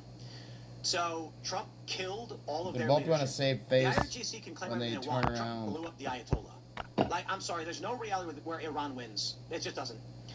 Trump may not get the guaranteed Grand Slam victory of taking the control of the entirety of the landmass, but Trump blew up like 40 government officials. So he fried them. You know, I'll put it this way. If you get into a fight with somebody and he punches you in the face 15 times, but you threaten to kill a kid, so he stops punching you, I'm not going to call that you winning. I'm going to be like, okay, the fight's over, but man, he messed you up.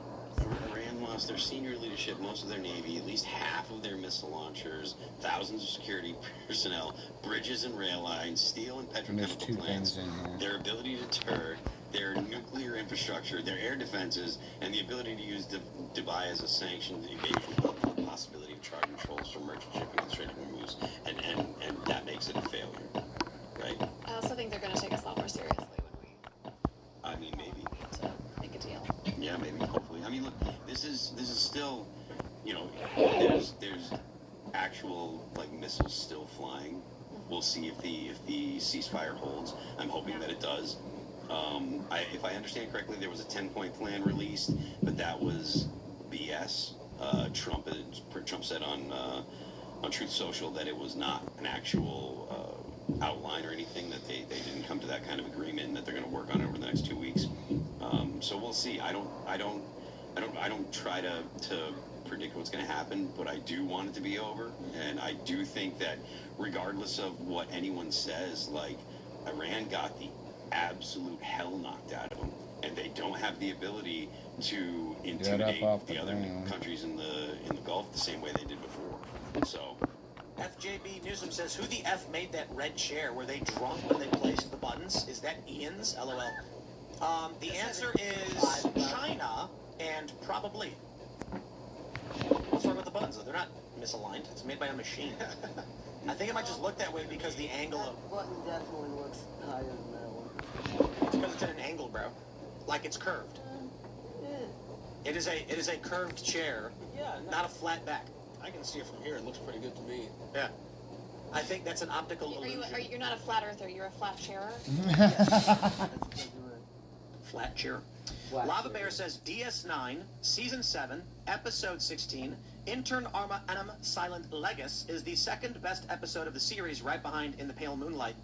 What Sloane says to Bashir at the end of this episode is a gut punch.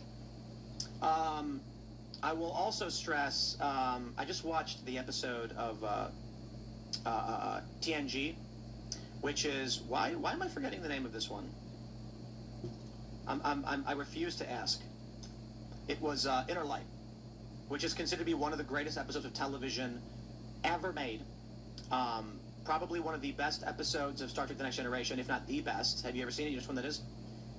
Man, it's such a crazy story. So they come across a star system that they're investigating that went nova. The sun went nova 1,000 years ago, wiping out all life on the planets surrounding it. And a probe approaches the Enterprise and then blasts Captain Picard with a beam of some sort, some kind of energy, which causes him to collapse. What happens is this probe is broadcasting an experience, memories, into his mind, and he lives in the span of 25 minutes, 30 years on their planet. And he has a family, and he has kids, and he learns to play the flute. And then after 30 years of living this life, they reveal to him that the probe was created because it was a civilization about on par with modern Earth that knew that they were going to all die and go extinct. So they created the probe as a way to transmit a history of their people to someone, 30 years of experience on their planet. And it's just brutally sad. And then what happens is Picard wakes up, the probe deactivates, they bring it in, inside of it, stored for 1,000 years, is a flute that they broadcast into Picard's brain. It's actually much better when you watch it because he has a family and he has kids and he has grandkids, and he lives this life, and then he has to watch them explain that they've died 1,000 years ago. It's brutal. But just sad. It's like it captures that sadness of apocalypse. You know, great TV show. Yeah, if there's an apocalypse, I don't want to be here after. All these people building these bomb shelters, I'm like, I don't want to be the only one left. I got a little So you'll run towards the nuke. Yeah. Get babe rest. Let's grab some more from. Maybe not the time for nuclear jokes, but yes. It's fine. Nuclear vessels. Raymond G. Stanley Jr. says, Tim, I'm so pissed right now. I was so mad Trump was going to bomb Iran, but then Trump didn't bomb Iran, but now he's weak for not bombing Iran. Like, what? It's just people that are just. These liberals are making fun of Trump. It's like, Well, it's not just Taco liberals. I know. I'm just saying, like, the liberals are like, ha. Like, why are you, what? Maybe taco can mean Trump always cools off. That way he's not. It is Taco Tuesday. Yep. I'm gonna tweet that. I'm gonna tag you in it. That's a good one. That's a great one. Trump always cools off. There you go. It's Trump just chill. always cools off. I mean, he did bomb one bridge. He's bombing some infrastructure, so not weak. No, I know. No? No. I mean, if he were weak, he wouldn't have struck in the first place. Yeah. Oh yeah. You know, I mean, and it was a massive. Oh, the liberals won Wisconsin, the Supreme Court. What? Liberal justice won the Supreme Court. Great news. Yep. Not going there They anytime. already had a liberal control, I guess. Yeah. All right. Jess Gibson says, longtime listener of Timcast reporting from Niku to continue the Timcast baby tradition. Hey. We are so grateful to welcome our third baby boy. Does that say Coulter? Coulter Lee Gibson? At just 33 weeks and 3 pounds. Wow. Well, I hope for the best. I think it should be good, right? Yeah, I mean, children. 33 weeks is born- not too early. It's It's not like scary early, but he'll probably be in the NICU for, a couple weeks. Yeah. But congratulations. Let's see. A. Barnes says Mamdani is an anagram for madman. Oh, for I madman. Mamdani. Yep. Funny. Yep. I madman. There you go. Yeah, we have our laugh track. Nominative determinism. The idea that your name determines your fate. Oh, really? Yeah. No, determinism. Well, Let's see. Just Leave Me Alone says, Tim, I'm 61 years old. I've been watching you for 8 years. I voted for Trump 6 times, including primaries. You piss me off sometimes, but I still love you. I trust this president. See, that's what I'm talking about. All of these people are grifting, right? These people who are on the right, who are now acting like Trump is doing everything wrong, have just exposed themselves. You're like, what did I say when Trump launched the war with Iran? I said, I would not vote for this. I would not support it. But the effective thing to do with Trump is try and keep one hand on the steering wheel, not just spit in his face and tell him he's an idiot. If we want to actually succeed, we have to try and negotiate. The people that are attacking Trump when he did this, it's like, okay, well, Trump's going to turn on Had you. to add And now water that to now my that he's done what they wanted, aquarium. they're still attacking him. It shows they never were operating in good faith. I also do think there's so much arrogance in commenting on this because the fact of the matter is we don't have all of the intelligence. We don't have all of the briefings that he has. And I also will say, I feel like this is the new op. This is the new thing. I feel like every day there's some sort of story about some person who called into C-SPAN or someone who said on the radio that they voted for Trump 3 times, but somehow this is a bridge too far, right? It's like, no matter what he did, oh, I supported Trump, but this I no longer support. I'm like, They're like, I thought he was guilty about the Epstein stuff, but this is just a bridge too far. like there's so many people out there who like that is their shtick. They call it whatever. I think But it's it's also- such an op. It's also just really hard now. Like, you're taking all this information in secondhand. They're like, on one hand, they're saying we blew up a girls' school. On the other hand, they're saying that they killed 40,000 protesters. Their own government killed 40,000 protesters. And then somebody says, oh, you believe that number? So what does it really matter? If you don't know for a fact whether any of this happened, the sad fact of the matter is, guys, everyone is not really programmed to care about everything that's going on everywhere in the world. You could make the argument that you care about this because it will have severe consequences for your home life, given that your children may be sent off to war. But in general, when all you do is take in the news all day and take in nothing but bad news and the violence and the crime and the evils of the world, you weren't programmed to deal with that. Is it Mary who thinks that universal literacy was a bad idea? Yes. And that the printing press was the downfall of society. Yeah, she was saying something like people were too stupid to understand what they were reading, and now they think they know what they're reading, but they don't, so now they're voting for dumb things. Isn't it the Dunning-Kruger effect, like the dumber you are, the more you think you know? Well, it's like, there is the trope of stupid people are very confident, smart people are very doubtful. Dunning-Kruger is that people are too stupid to know they're stupid. Yeah. That's the simple way to explain it. Yeah. Stupid people are overconfident because they're not smart enough to understand why. But also, like that's even more sure on Twitter because you can't post like I think maybe this kind of sort. You have to say it with your whole chest and say this is what's true, because otherwise nobody cares. Nuances. Nuance isn't allowed on Twitter. When I see people on the left and the right antagonizing for World War III, I'm just like, maybe we should have censorship. Just ban all of them, and then only the enlightened few. I'm kidding, by the way. But certainly these people have explained the problems with leftist ideology. But on the right, it's not even a left or right ideology. It's tribal psychotic grifterism. It's not a left or right thing. But it's also like, as a matter of personal responsibility, you should want yourself and those around you to be smart enough to be able to see through that stuff. And yeah, I've been thinking so much too about networks. Like, the mainstream media was extremely flawed, but now I don't know if this new system with all these podcast hosts is like that. That's my conspiracy theory. I think this is all one big op to get everybody to just go back to the news. Like, you know what? The hell with it. I'm going back to the dude in the suit sitting behind the monitor. I'm just going to trust him. I agree. That's what I was saying. Candace is pipering people into psychosis. And back in December, I met a bunch of, there were some women that I'd met, they're moderate libs, while I was in Vegas. They weren't super political, but they loved watching Candace. Why? Blake Lively. Yeah. Started talking about Blake Lively, and all of a sudden women started watching. Then Brigitte Macron, and then Charlie Kirk. And now this woman's going like, I think Israel's behind everything. And I'm like, you're not a political person. You don't know anything about Israel, but why are you saying this? She watches Candace. So it feels very op-y to me, especially when she attacked Nick Shirley.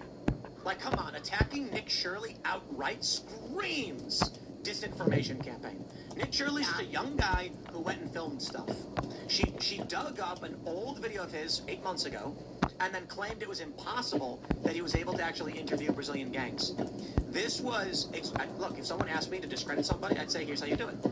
Find something that regular people can't relate to, use that, and claim it's fake news, and use that to discredit his future works. The idea is, the average person in America doesn't know what a favela is like. So you look through his footage and you say, there is no way the average person will be able to tell me I'm wrong about this. You grab that video, you show it, and then say, this is so stupid, it's fake, this is dumb, I'm so sick of dumb. You don't just go to Brazilian gangs and interview them, I'm sorry. Actually, that's literally how you do it. Like, I mean, that's great. I've done it on 3 occasions. So she's saying something where if you trust her, she must be right, because it seems insane you'd walk up to a Brazilian gang member, but that's literally what you do.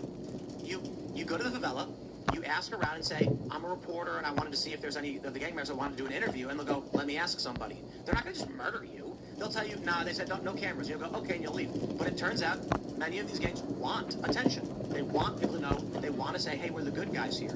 The gangs in the favelas view themselves as de facto government. They think they're good guys maintaining peace and order where the government has abandoned them. And so they say, yes, I'll do an interview with you. So she lies about Nick Shirley to discredit him, and I'm just like, okay, there's no way this is real. Like, who in their right mind turns on Nick Shirley? He didn't do anything. Yeah.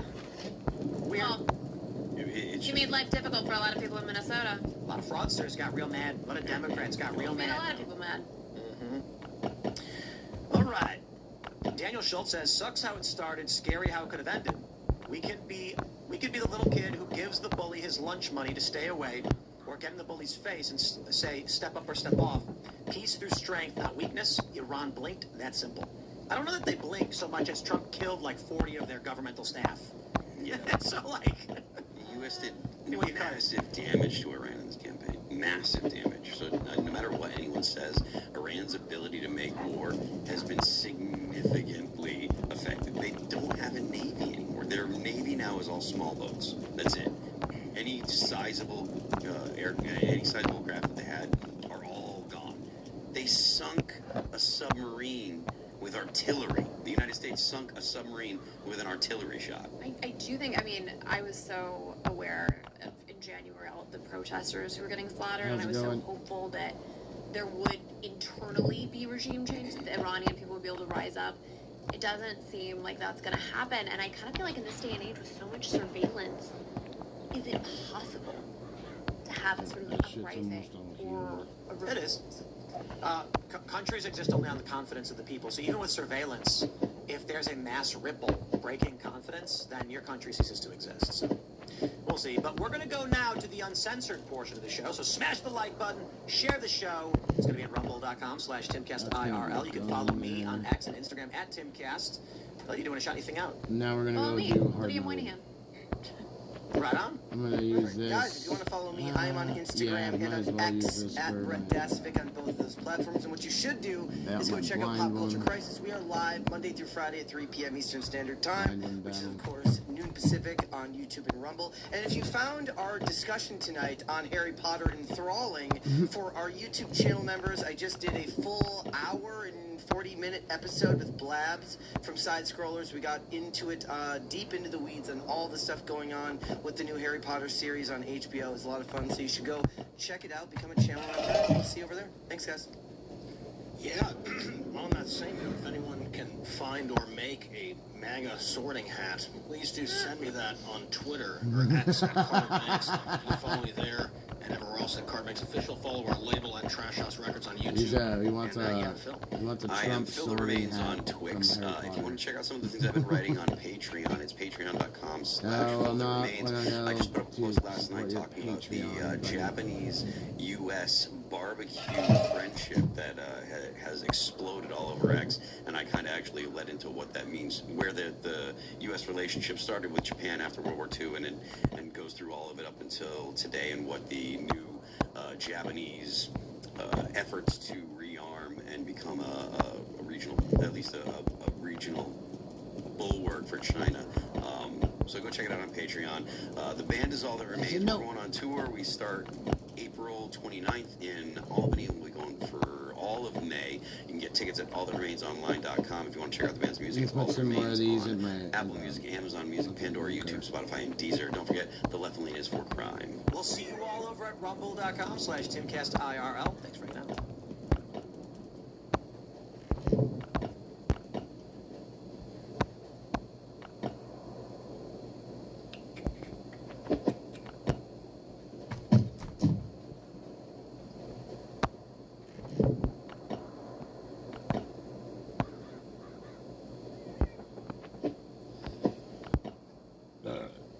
Okay, so we'll drop that off.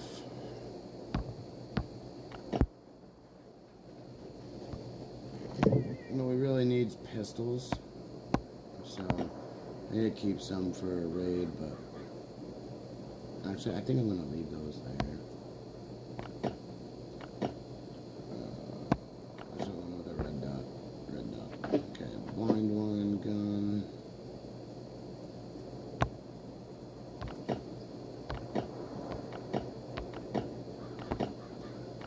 Fucker.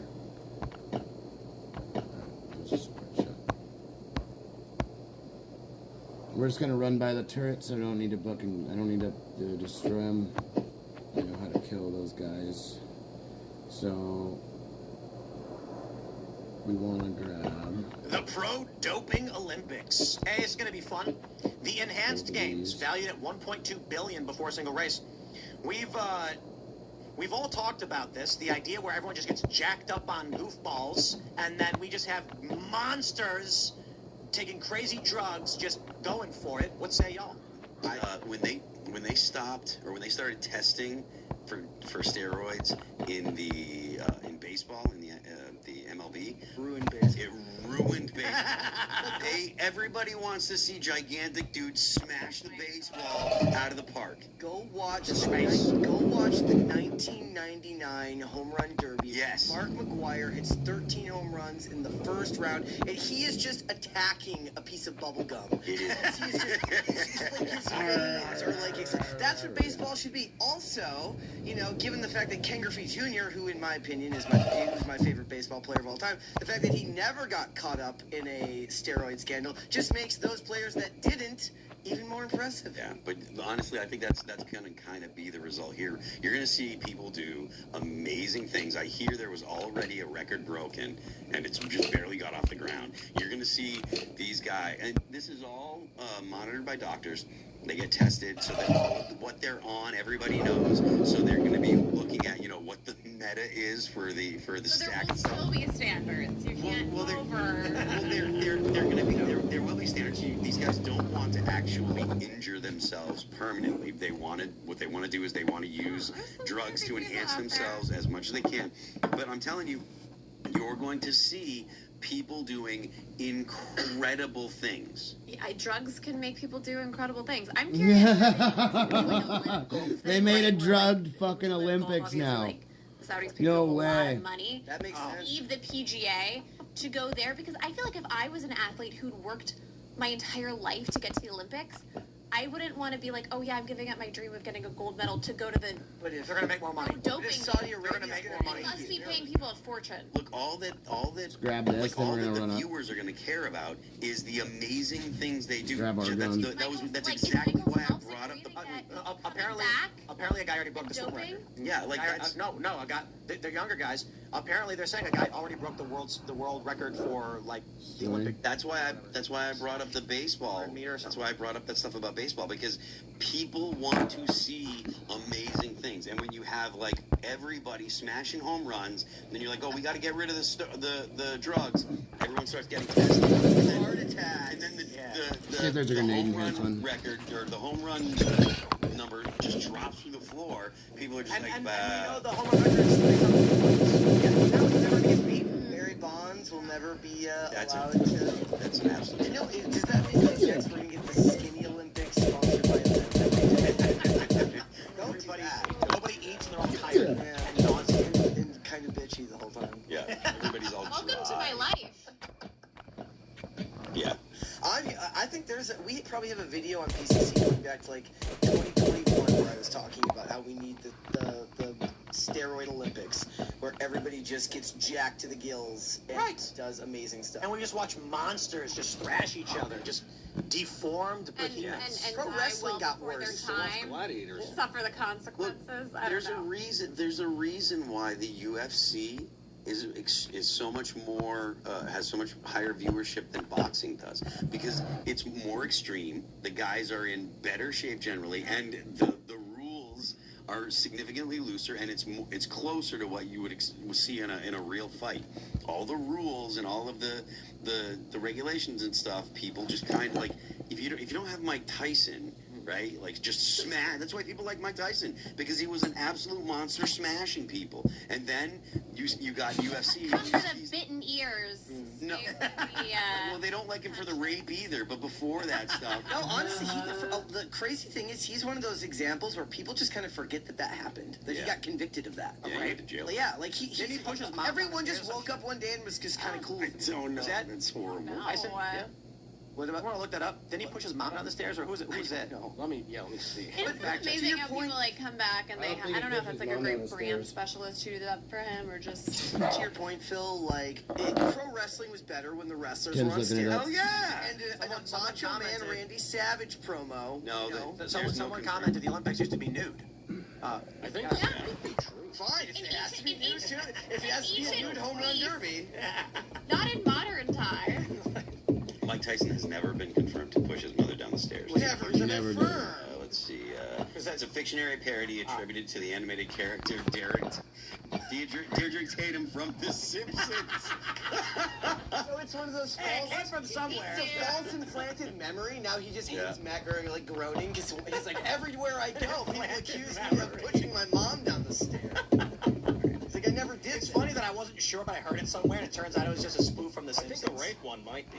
It's not. That is true. He was convicted. He went to jail, right? Yeah. And when he got out, he immediately like won again and Yeah, became he a smashed someone else. He smashed a woman, went to prison, they came out and smashed the guy. But then, I honestly think this is actually going to be is going to do fairly well, because people want to see records broken. They want to see amazing performances, and the Olympians are all, they're great. They bust their hump to get there. But when you see the augmented Olympics,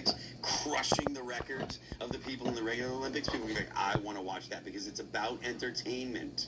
It really Like, is. the Olympics is special, though.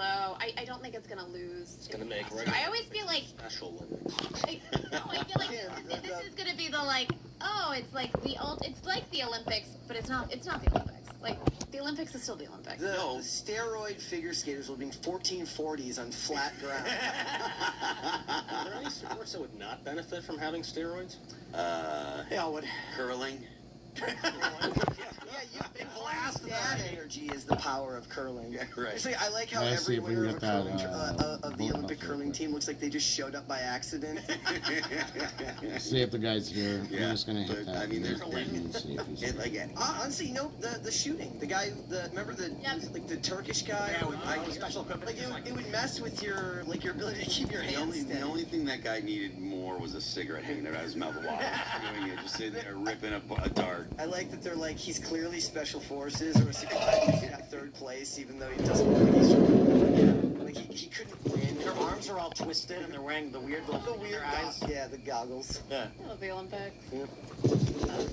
That's hilarious. Is it a thing where you were in a country where you did cross-country ski and then shoot people and then escape or something? Was it like... Well, there was an Olympic game where you had to cross-country ski and shoot. Yeah, the biathlon. Is it the biathlon? Okay. I think so. I don't remember. I don't know what it was called, but I do recall that actual. It is amazing that sport has lasted. That no one has said, "Oh, maybe it's time to take this out." Like, it's still a thing, and people still train for it. I love that. I think it's amazing. Are there any sports that still Shot put would be interesting. Yeah. Oh my God. Yeah. It's a guy in the concession stand. Someone's gonna get hurt. Someone's gonna get hurt. This is gonna be awesome. What is the one called when you run with the pole and like javelin? Javelin? Yeah. Oh, you mean pole vault? Pole vault. Yeah, that would be crazy. Yeah. I don't know. Javelin. 60. That's like back in the medieval period. It's still a thing. Well, javelin still. They do javelin. What do you mean? Yeah. They run that. Oh! I was thinking of jousting. My bad. We can't do that because you cannot dope the horse. Yeah, you don't want to hurt the horse. Not good. I feel like we could have like a robotic horse though. I mean motorcycles. Motorcycles with the motorcycle jousting. I think people have done that. Yeah, probably. Let's grab some callers. Start with Hamstrung. Hey, what's going on, brother? Oh man. Howdy. Howdy. I just got a question for Tim or the panel. Let's get right into it. There seems to be a massive reforming of who or what kind of, the quotes right is. It's taken place over the past several months, if not even a little bit longer. We even highlighted elections where progressives are taking a hit. I guess my question is, are we doomed to regress to kind of early 2000s politics, or can all these obvious, grifters be called out and kind of kicked out of the movement, so you kind of keep the core movement that I guess we had more in 2016, but yeah, in the early, right after the election too. You can't kick people out. It's just not a thing. I mean, they have their audiences. It's just MAGA's fractured. And the core pro-Trump base, like, no, it's not, because we're MAGA. It's like, no. There was a coalition. There were moderates. There were libertarians. They're all misaligned now. So I don't know what that means. I'll pick up the other ones right I guess just be like actively calling them out more, like being like they're not even on the right at this point. I would say they're not even conservative. And it just feels like everyone's just a grift to despite win the fact that Candace is pandering to liberals are going to go, no, she's a conservative. It's because they love the idea that, see, even conservatives agree with us, so they can't let her be a liberal. Yeah, I mean, even like, sorry, go ahead. Well, I mean, you look at the.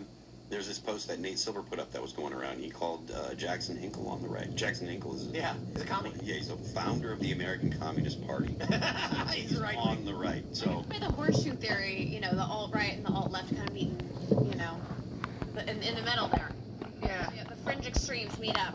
I don't even I don't know that the actual National Socialists out there are super anti-Trump. There's the Groypers and stuff that are, but the Nick Fuentes followers. But I don't know that if you're actually really. This is where that soil is I don't less. know that they're anti-Trump now. I mean, I'm sure that Trump wouldn't want them to be pro-Trump, but I think that Nick Fuentes and the British and stuff, they're kind of an entity to themselves. They're not really. He told people to vote for Democrats, Fuentes. Yeah. Mature. And he was anti-Trump before. Yeah. This is all like a ton of purity testing, which is just a side effect of a large-scale coalition of voters being built. Kind of like the left purity tests themselves, but they're so rigid about keeping everyone in line that you're not really allowed to fall away from the pack anyways. So everybody arguing about who's more America first or who is more MAGA early on. Yeah, there's always stupid purity tests, and when you're dealing with a coalition, purity tests are the worst thing you can do because the coalition is not going to live up to any purity tests. This is one of the problems that libertarians have all the time. They're always like, well, I'm the only real libertarian. You know, libertarians are constantly purity testing each other, and you'd think that, you know, ostensibly, libertarians are supposed to be like, you do what you want, just so long as you want to be free.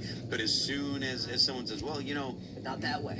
We need the politics of addition, not subtraction. I feel like in general, the left, I think for the left, progressivism is more of a religion. I feel like a lot of people on the right are just like want to do their thing and make sure government isn't in their way. So I think inherently, it's more prone to purity.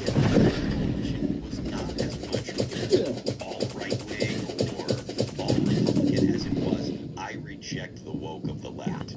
That was really I can't stand the phrase woke right though. We've gone off on that a million times. And there are people now that it's all just tribalism. The retard right's not woke. They don't exhibit woke. They're like, Candace is retarded. Tucker has strong opinions that are aligned against Israel, but he's not the same thing as Candace in terms of ideology. Woke left were marching in lockstep over the same issues, even when they didn't make sense. Nick Fuentes and Candace don't get along. There's not woke right. This is part of the like inherent need to categorize everything. Yeah. No, James Lindsay explicitly said that. For the purpose of woke right was to create a catch-all for people to scare as anti-Semites and white supremacists in the same way alt-right. That's his explanation. So he's outright saying he knows all these people had different ideologies, but he wants to create an insult for all of them to freak people out. It's like I don't use the term woke when I complain about things in movies and TV shows because my definition of that is likely very different. Like you have a very specific definition you have for that term, but It's the correct definition. But people could give you 10,000 different definitions for what they consider to be something woke in a movie or a television show. So it's inherently not beneficial for me to describe it that way, especially if I'm trying to tell you to or to not to see something. If that makes sense. Yeah, there's an aesthetic to woke, which is a broad thing. Like the reason why the Jaguar commercial was woke, even though they didn't say anything, it's because it's the aesthetic. Does that answer your question? Anyway, yeah. I guess I can add one thing. It's not really a purity test. It's just feel like these guys are operating like this, attention economy policy goes on right now. I feel like they don't care about anything like left or right. They're just, I guess scripture's the word, but that's all it is. About making money. Yeah, they do.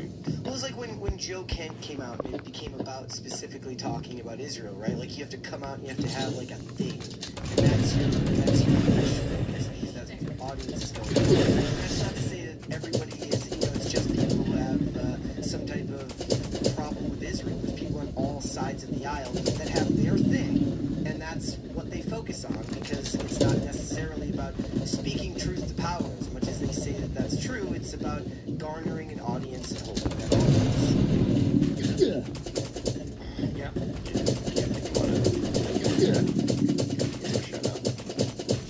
Drinking TSK, real Patriots drink coffee. Fair enough. All right. Right on. Well, thanks for calling in. Thanks, guys. All right. Let's grab Oswald. That was Hamstrung, right? Yeah. Oswald and then Enswald.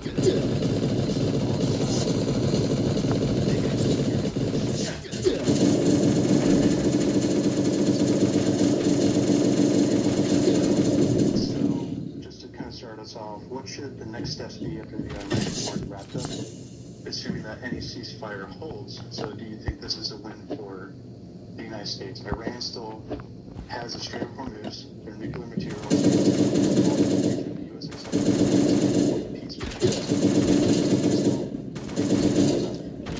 The U.S. is actually some of the 10-point. I think. Yeah, it's a framework for negotiation, but also beyond that, I don't know. We like there's a million and one variables. We don't know what's going to happen, so I don't know what to prescribe next. It does look like the Journal has reported about some of the edicts in the peace plan, and they seem a little unreasonable about what Iran wants. I think we should just go back to focusing on Epstein. I think that would. I think we'd get a lot done. So, my next one is, do you think we owe Iran for damages to their country? Should we help them rebuild their civilian infrastructure like bridges, power, water, etc.? No. Well, there was only one bridge that was where a lot of the Western companies invested in Iran. So I think that's why people saying, oh, no, the victims are spoiled. I think there's a sense in which they stole a lot of effort and work and infrastructure from many companies quite a long time ago. I don't see them. There is talk about them charging for transit through the Strait of Hormuz and splitting the money with Iran. I don't know if that's actually true. One of the reasons that was stated for that was because they were going to. No, I don't think the U.S. should give them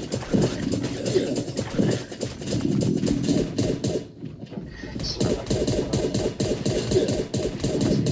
Germany rebuilt after World War II. So, kind of wondering what your thoughts were if there was any parallel or not. Germany surrendered. Like, Germany and Japan, like, literally signed treaties were like, Hitler killed themselves. Like, it was very clear that they had lost and that Nazism and the powers were not going to exist in the same way. So I think if Iran wanted to surrender, yeah, we can have a Marshall Plan 2.0 if we're going to see serious changes. Why would we? It seems like it's we made this distinction between the difference between regime change and regimes acting differently. And from the American vantage point, the only thing that matters is regimes acting differently, but we don't need to prop them up and give them cash. And then my last question is, this is productive American policy. So, kind of throwing the world into chaos, in a sense, holding the world hostage unless Iran bends the knee. So, energy shortages, fertilizer shortages, etc. Is all of this destruction morally worth it for the petrodollar? For American hegemonic power, if you want the U.S. to stay on top of all the other countries, you don't want a Chinese Communist Party controlling the world, then yes. I mean, that's the challenge of war. Some people will argue China will never do it. I don't think that's the case. I think they will. I think the Belt Road Initiative is obvious that they're trying to build their own IMF, their own liberal economic order, and we'll be under their boot. I also think there's something to be said for Iran. You know, Iran and China and Russia are all allies, so I think weakening one weakens the other, and that's why the Ukrainians and Zelensky are actually very supportive of our action in Iran, because if we are able to weaken them, that inherently affects which gets much more important than really anybody else. Yeah, I mean, I'm of the opinion that a lot of this had to do with China. I don't think that it was exclusively China. I think that a lot of it. I think it was Israel deciding saying that they're going to attack Iran. Kind of forced the U.S.'s hand. I also think that the U.S. situation is, this is actually going to be really bad for China. And I think Use this to our advantage. regardless of, I think I still have a lot of questions about the strategy long term, but regardless, I think the display that our military put on and the success from the military standpoint, I mean, the guys were making deploying some incredible paths in which they were able to rescue the soldiers. They had contenders, they were able to find his over the span of thousands of miles. So I think that is certainly a deterrent to China to show off everything. Yeah, I mean, and also the fact that the weapons that Iran had and Venezuela actually were all Chinese. China had said, these things can defeat stealth, and it was an absolute annihilation. China, it was really, really, really bad for China. And I think that's why China stepped in and said, Iran, you need to stop this. You need to accept some kind of deal. Yeah, get it together. You need to stop this. So I guess I think a lot of this had to do with China. Even though I don't think that it was exclusively China. I'm not saying that it was all because of China. But I think that the reason why the U.S. thought that it was a good idea to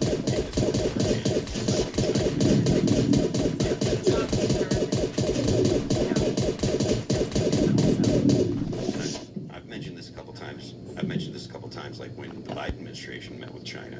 The entourage was talking with Blinken, and they came right out and said, "You are not negotiating from a position of strength." Remember, I don't know if you remember that in Alaska. And now Trump has a meeting with Xi, I believe, in June. I think the Democrats want the war with Iran. I think that's why they didn't vote the war resolution power. I think the liberal commentators want the war with Iran. And I think Tucker and Candace and all these other people do. That's why they're insulting Trump. I don't think they don't, like they know they're goading Trump. They're saying, oh, they're chicken Trump didn't do it. I think that's the idea. They want the war with Iran. They wanted it for decades. They think it will help them in the midterms, or why? No, I think that the U.S., like Afghanistan and Iraq, we answer strike against Iran, we surrounded them. The military-industrial complex, Lindsey Graham, John Bolton, neocons, they wanted to shut down Iran for decades. Iran's been on our list. So I think these Democrats and liberals who are saying, haha, Trump's a chicken, know that because they're goading Trump to continue the war. They want. The first time they called Trump presidential in the media was when he launched 59 Tomahawk missiles on Syria. When Trump goes to war, they celebrate him. In this instance, they're not, but it's strange that everyone is attacking Trump for not going to war right now. The only conclusion is, and they would have preferred that he did. And they're mad that he didn't. So, anything you want to add or shout out? Yeah, so I guess something I kind of want to add a little bit is just that, so I'm teaching my 7-year-old son how to play chess, and he's getting very, very good. And I guess the way that I kind of see this is, as much as I hate to see the destruction,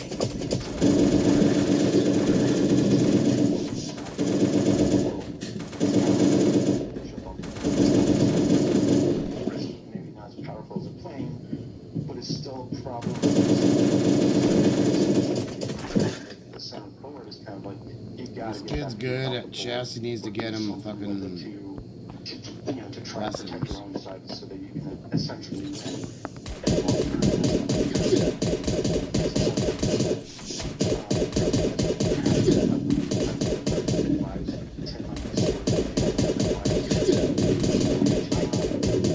Advise on it, but Yes, but it's try to kind of make the best of it. right, it's a literal gambit in the truest sense of the chess terminology. Trump he's making a move that has potential risks to help him position his enemies in a way that will give him the advantage. And then if Trump succeeds here, it swings the advantage so heavily that I don't see the BRICS nations ever recovering. So they're not going to be crushed immediately. It's not checkmating, but it's a foregone conclusion at this point. They may actually just say, okay, shake hands and say, let us not around this.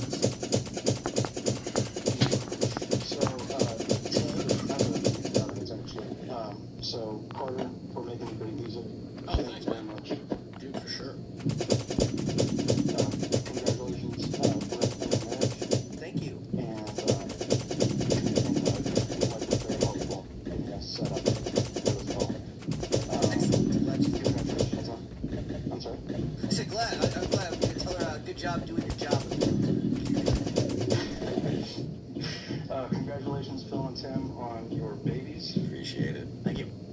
And last one, probably most importantly, Brett and Phil, you were both my inspiration for getting sober.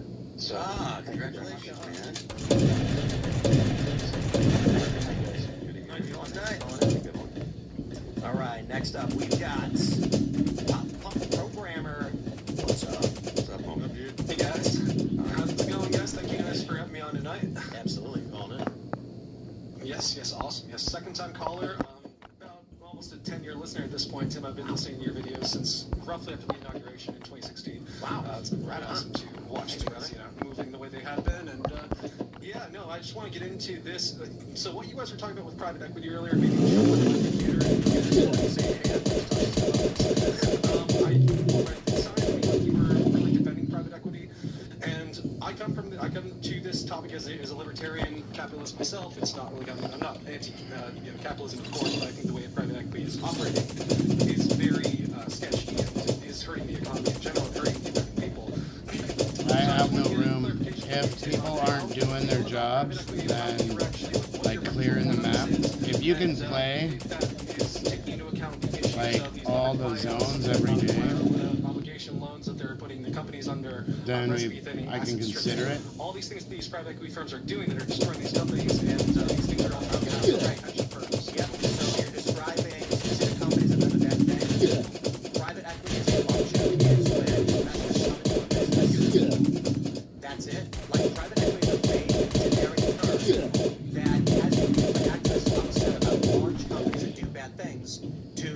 that's why start I attacking always, just like, general I'm waiting capitalism. on other people not So to be if doing, not Phil and to I do pool anything, and then I'll resources kick and say them. we're going to start a private equity firm, we each put in, 20 grand. It's small, not and we much say, since we're going to buy a small people aren't business off Biz playing Buy Sell that we correctly. think is not doing a good job. There's a reason that's So we're going to invest in it, clean it up, and we have fix it up and make a profit. 2100. That's great. These But what guys are like happens is you have 5 big grand, companies 6 that have done grand. bad things people criticize, so they said private equity is a general 25. concept is a bad thing.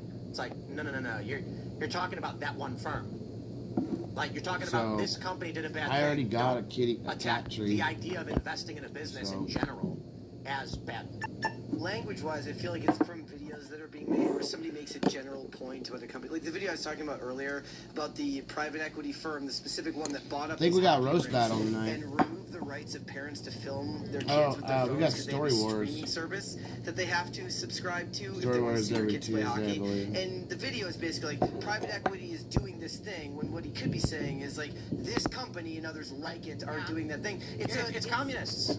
It's a side effect of people who are shortening their videos Or and it's making capitalists who want to see a better system. No, it's communism. No, Like private I would say equity these are literally not is a reference capitalists. to These are investors cronies. buying companies. That's all it is. Private equity literally is a generic term, not a proper noun. Private equity means private ownership of business. That's all it means. So there are big firms that buy up companies and do bad things, and now you've got people using the general term for investing in a business as. That is fair. That's what I thought you were talking about earlier, Tim. I just wanted to make sure because it seems like it was being talked about in the context of private equity being used in a colloquial sense. Yeah. I understand. My question is, when the left says abolish profit, and then you say to them like, but if a man makes birdhouses and the materials cost $20, how will he buy food after selling his birdhouse if he can't profit? They go, no, we're not talking about that. We're talking about corporations. And I'm like, oh, so you're upset over a handful of large corporations, not the constant profit, but you're attacking profit. That's what communists do. Because it's a Trojan horse to get capitalism abolished or, communism. It's like when they say eat the rich, well, not these rich. Right. It's never the issue. The issue is never the issue. The issue is always the revolution. So that is fair. Yeah, that's completely fair. Should we be finding some other terms to use for these terms that are explicitly business practices? Just something I was talking about with the hockey rinks. This is happening across multiple industries with not just retail and food and service, but also hospitals, veterinary.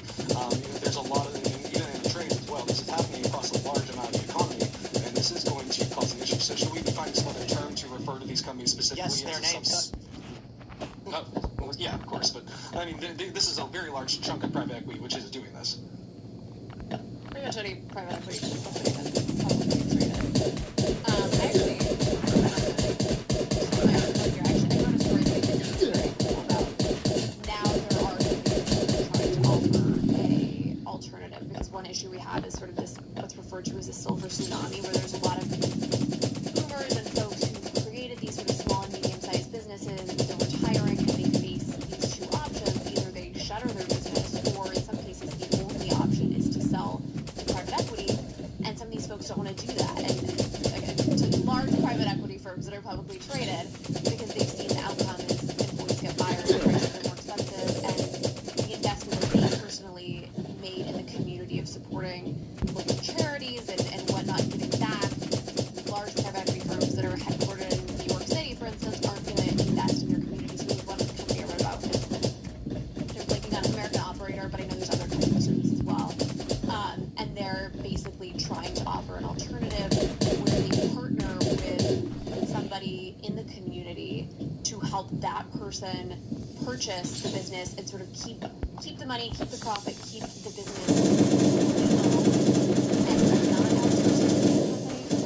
Such a dying effort in today's day and age. I think people want that option. I take another look at too, like even with large private equity firms, the thing that annoys me about it too is there are a lot of companies that are dysfunctional, run by morons, and by luck they're staying afloat. They should have someone come in and gut it and clean it up. So even large-scale private equity, I think, is a good thing.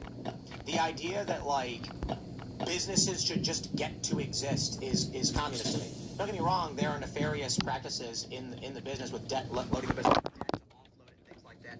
then bankrupt it, Take a then I rip understand. before. What do you make though? Because there are That's what I called there are quantitative ripple effects. Like the cost, I forget. I think Bank of America produced a research study that said as a result of some of these private equity companies buying up veterinarian clinics, prices are up something like 38% over the last 5 years. And in hospitals, There are, and so there are. Like, how would you respond to that? Because there are quantifiable impacts on price and quality on. Open a veterinary clinic and compete and offer cheaper prices. It is communist to say that because a business is bought another business, we should shut that business down. Instead of, why doesn't someone just open a competing clinic next door that offers cheaper prices and steals other business? This is what Starbucks does. Starbucks allegedly opens a coffee shop across the street from a mom and pop shop, drops their prices at a wall. Then they go like, why did they do it? Why did they just complain? Oh, it's not fair.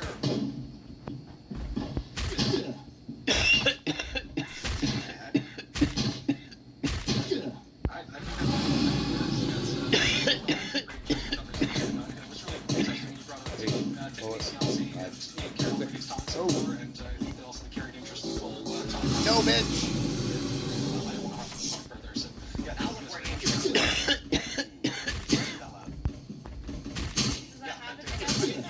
Research work. I think he talks about how private equity is I don't know if it's a symptom of this show, but certainly people on the shows have had their breaks on it. And I think you'll be alright. Yeah, all right. Well, I'll shout out my Instagram is Rebo Ryan Photography. That's REB. Anyone wants to check out some concert photography, I like to go to a lot of punk rock shows. You're gonna sell your company to a large private equity firm that does photography. That's the real question. No, motherfucker.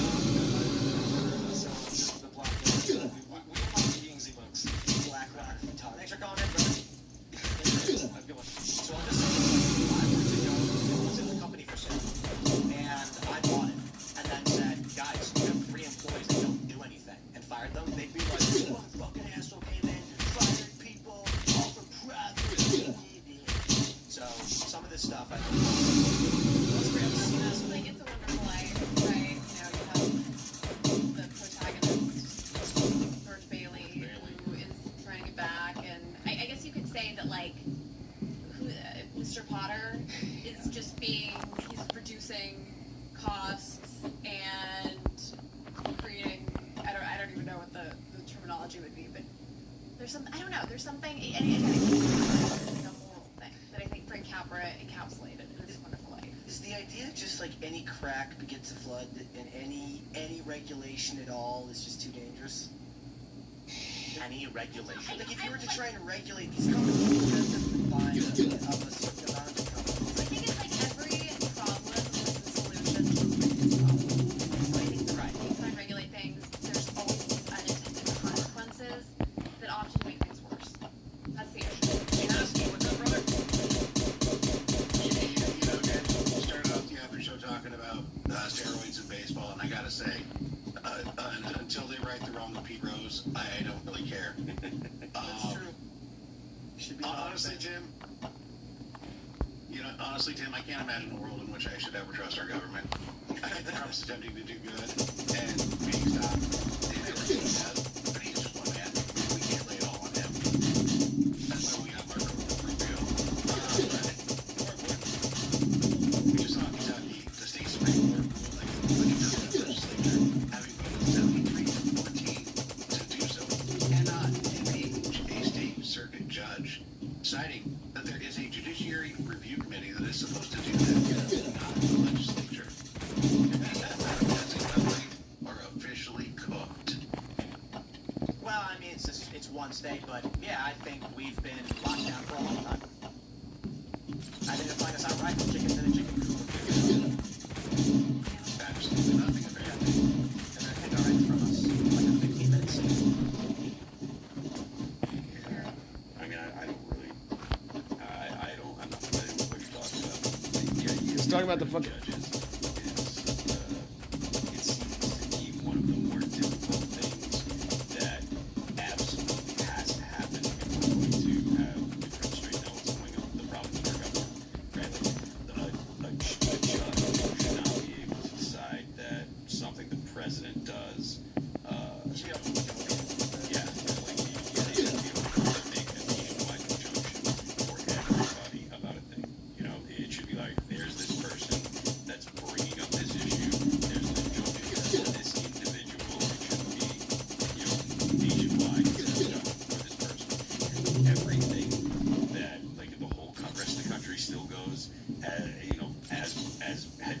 injunction, and then when the specific claimant or whatever gets in front of the court, and the court finds, then maybe then it'll go to the rest of the country. But the idea that they can just put the brakes on the executive office because one person says, "Hey, I don't like this," no, that is not in any way anything that anyone has ever intended. I think this actually got started during the Obama administration in 2012. Like you started hearing Trump's like Obama,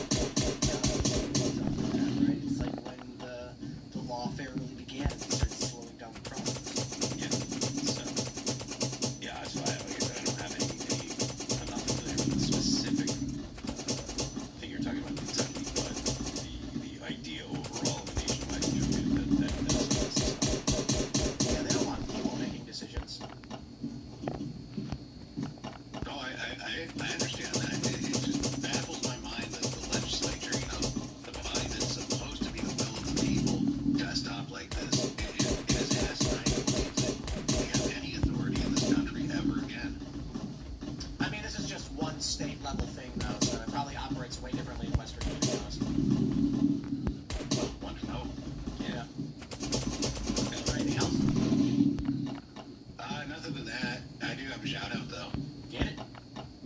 All right, guys. I'm here to tell you about Streamers.com. Streamers.com was created by a small creator who got tired of trying to find all sorts of people to do all sorts of tasks necessary for their streaming, and he built it. This is somebody who has taken Rumble's platform and just with their API fixed many, many bugs that are associated with Rumble. Wow. And guess what? It is getting better.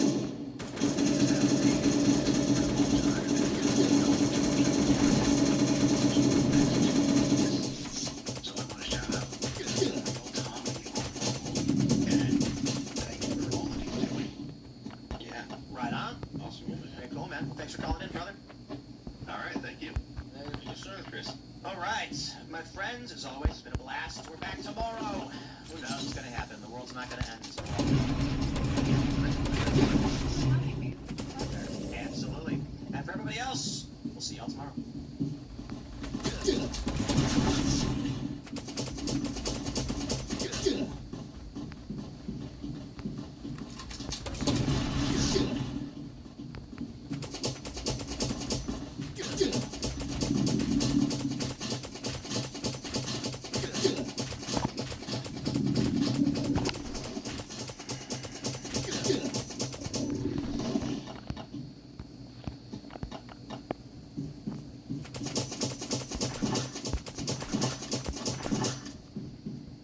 Let's jump into the story. We got breaking news. It's history, ladies and gentlemen. Record breakers. Artemis 2 has emerged. And went to prison. He was betrayed.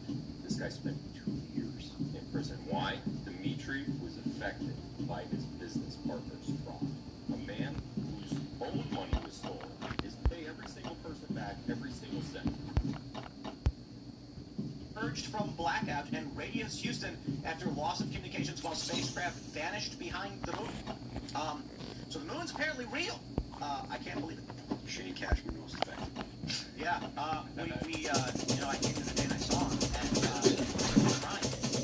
Shane was wrong, and he was like, it's real. And I said, I know. And he said, no, you don't understand, the moon is real. And I said, Shane, I know. Table over. Maddie, and it hurt so bad. I was like, I know. Actually, I'm pretty sure, all kidding aside, there are people still believe that Evermont even with this moon mission being a tremendous victory for the American people, at least give us this.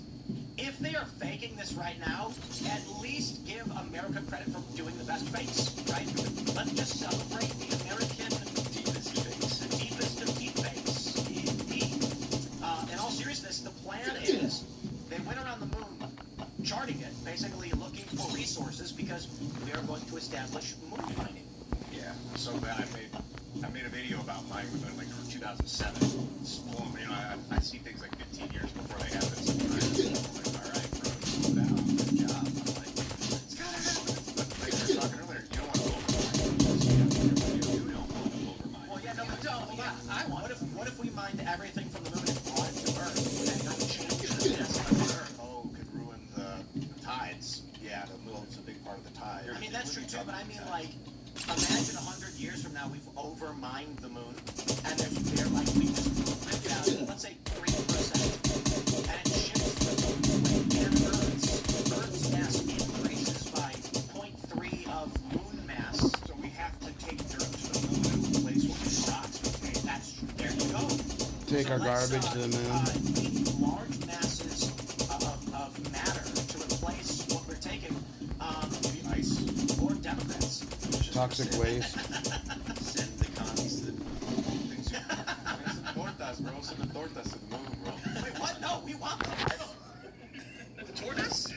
The fat Mexican girl, you don't want them? Oh, I thought those are sandwiches, bro. Too funny. Those are sandwiches, bro.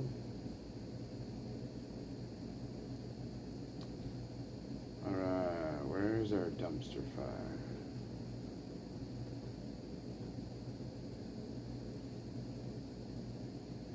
There she is. Hello!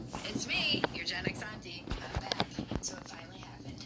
The United Kingdom is at last ridding itself of the rot that is destroying their nation from the inside. Oh wait, no, they actually just banned Kanye. Gotcha. Gotcha. Not his music either, him, the person, from going to perform at the Wireless Festival, which has now been canceled. It was a symbolic offering to the politically correct gods, you see, because that's where is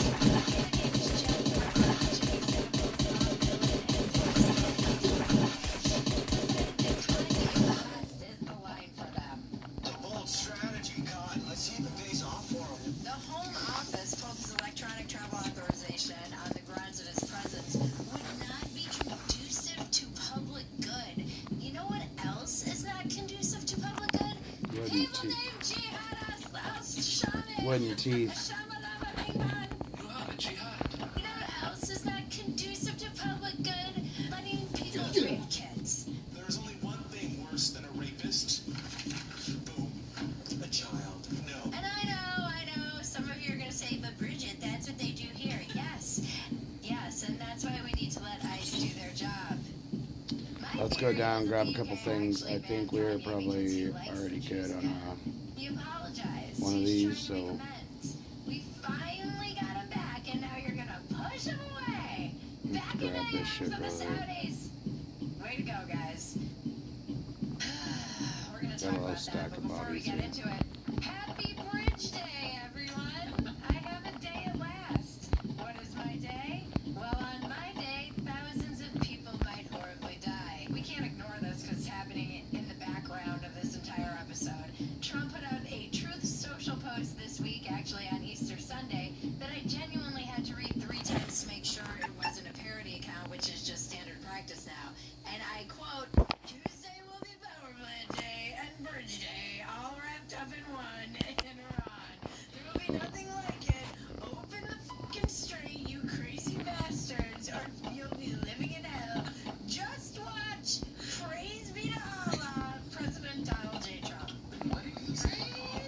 It's a Middle Eastern turducken holiday, if you will. Praise be to Allah on Easter from the President of the United States while we have a space shuttle circling the moon. I just want that sentence out there for whatever future generations are wondering what happened to us. I have no idea what's going on. This is the most unhinged thing that Trump has ever posted. Wait a minute. We've just got breaking news. He just posted a whole civilization will die tonight. Never to be brought back again. I don't want that to happen, but it probably will. However, now that we have complete and total regime change, where different, smarter, and less radicalized minds prevail, Wrong maybe one. something revolutionarily wonderful can happen. Who knows? This guy is insane. We'll find out tonight one of the most important moments in the long and complex history of the world. 47 years of extortion, corruption, and death will finally end. God bless the great people of Iran. guy literally treats the entire world like a reality show. He's like, just wait and see. Are we gonna nuke an entire civilization or not? Stay tuned. I feel like also there's quite a big disconnect between what he started that post with and how he ended it. So by the time this airs, we may or may not be ending a civilization. And hey guys, you're all obsessed with Rome. Well, how do you think Rome happened? Nuke them all. I'm Bridget Fantasy, and this is your Dumpster Fire.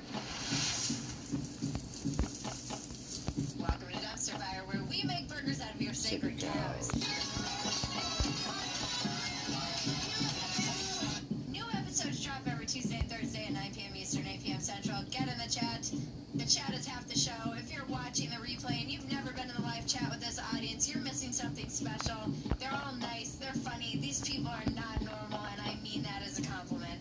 Also, go subscribe to our Walk-Ins Welcome channel at More Bridget Fantasy. It's where I can be a little more contemplative and not so crazy, and I need you to be a part of that too. Go check it out. And look, if you found this show, you have good taste, and I don't want you to miss anything. We're over at fantasy.com. Everything's there. It's the home base. All the content in one place. Bookmark it. Make it your homepage. Share it with your secret group chat. I know.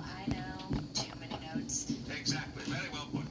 Too many notes. But before we get into it, a quick word from our sponsor. Are you one of those people who loves coffee? The taste, the smell, the whole ritual? Like me, who's completely addicted to it, but the caffeine set so Ads upon ads upon ads. All it is ads.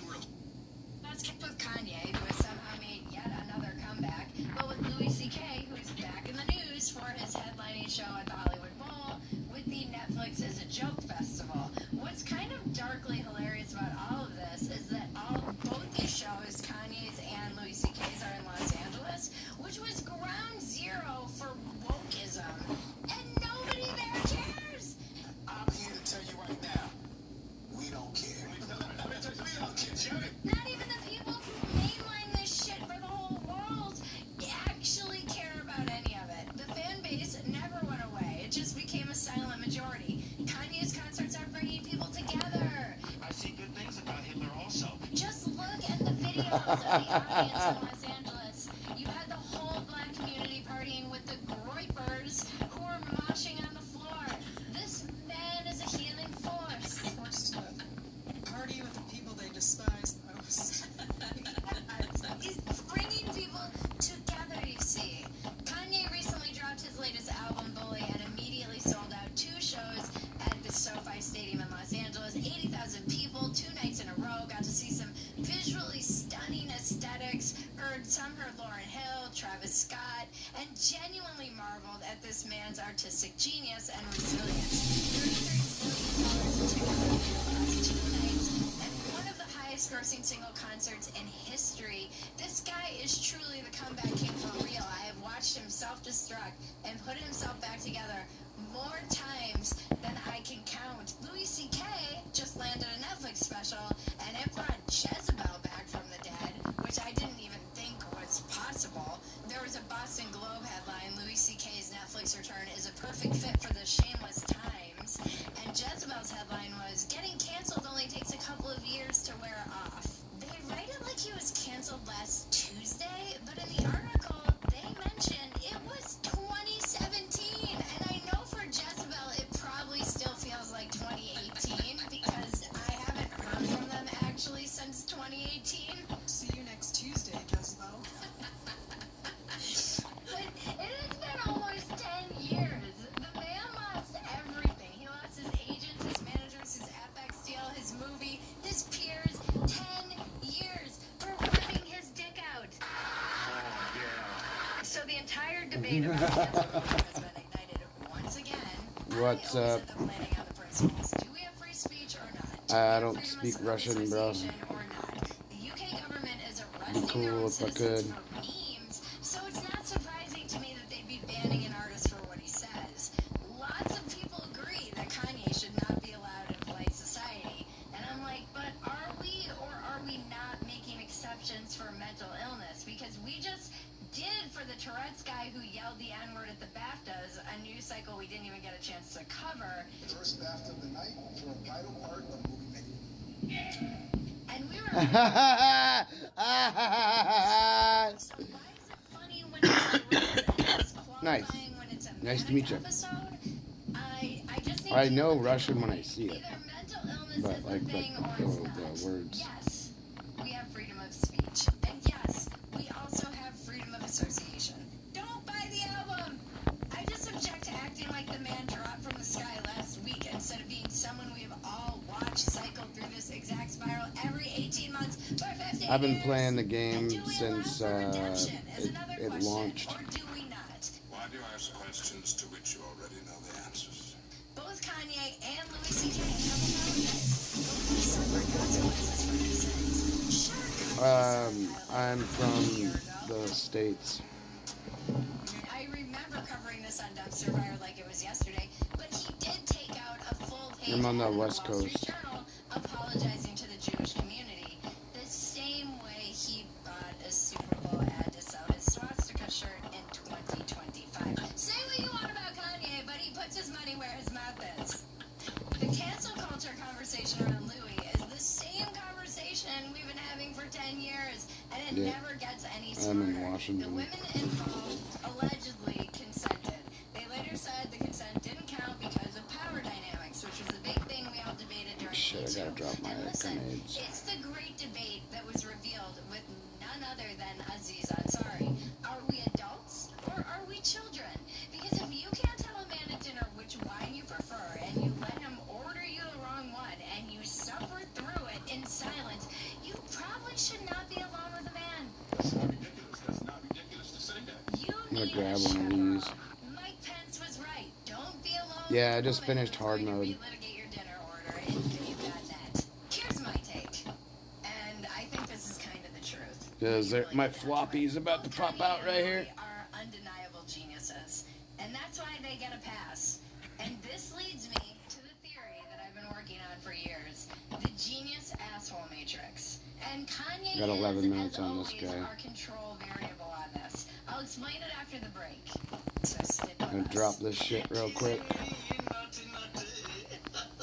Don't forget to like, subscribe, touch my bells and buttons, and tell your friends about us. You have to stick around through the ad to see the weather report, you guys. Sorry, them's the rules. But look how smart your audience is. You guys all know how much I love talking about my husband's balls on this show. And we know the best underwear to take care of your balls is sheath underwear. My husband won't wear any other Nice. underwear now. He will only wear sheath. Their patented dual pouch system is revolutionary. It can take the better 20% off. Their woman back. It was first mentioned. Thank you, Susanna. Men have had the hot crazy matrix that has served us for almost 2 decades as a stable framework for whether or not to text a woman back.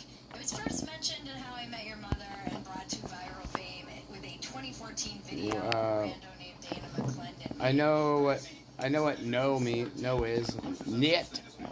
I have no clue. If you haven't seen it, you should definitely watch it. But here's just a quick clip of his whole theory. This is your no-go zone. We do not hang around and date and marry women who are not, at least in our mind, a 5. Above a 5 and to about an 8, and below the crazy line, this is your fun zone. Above the crazy line, we have the There's a danger crazy zone. line. This is your redheads, your strippers, anyone named Tiffany. This is Anyone named Tiffany. your tires get slashed above an 8 hot and between about a 7 and a 5 crazy. This is your wife zone. Below a 5 crazy and above an 8 hot.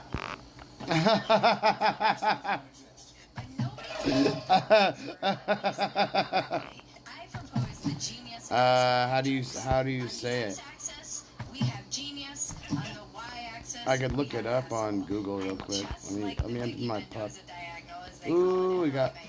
Okay, we can do this. Line cutting through the middle. I call it the tortured genius line. As long as a man's genius keeps pace with his assholeness. Come on, let's go. Let's get another true friend, Frosty, true friend. Fuck. Your chance Fuck. of your divorce, or you're just a sad loser loser shirtless hosting a podcast. No clip. No, we had a clip. No, okay. Entertain. What are you talking about? Why'd you say? Sure.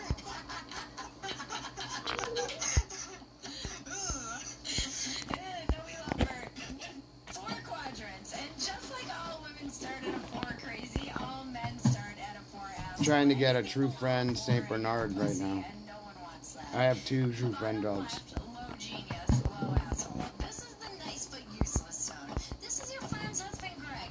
Greg is an accountant. Greg has never said a bad word about anyone. Greg has also never said an interesting word about anyone. Greg is a houseplant with a 401k. Greg is fine. Greg will outlive us all. We salute Greg. I'll probably stream. What time is it? 9 something. I'll probably stream for another like 2 hours, maybe. I'm still on my 1 hour gun. Go see if we get an infected box right now.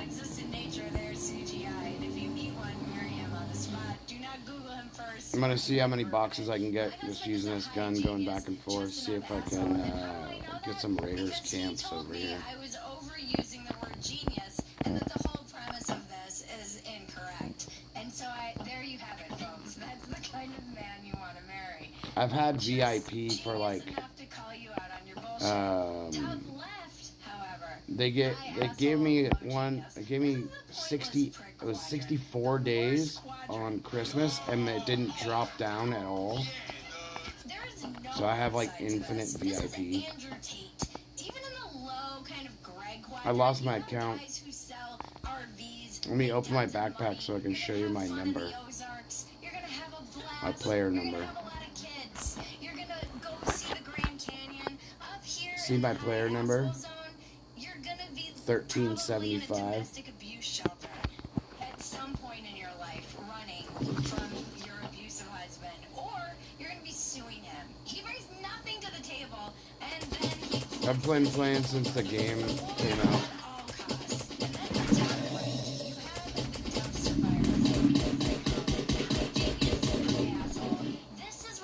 Cool, another infected box.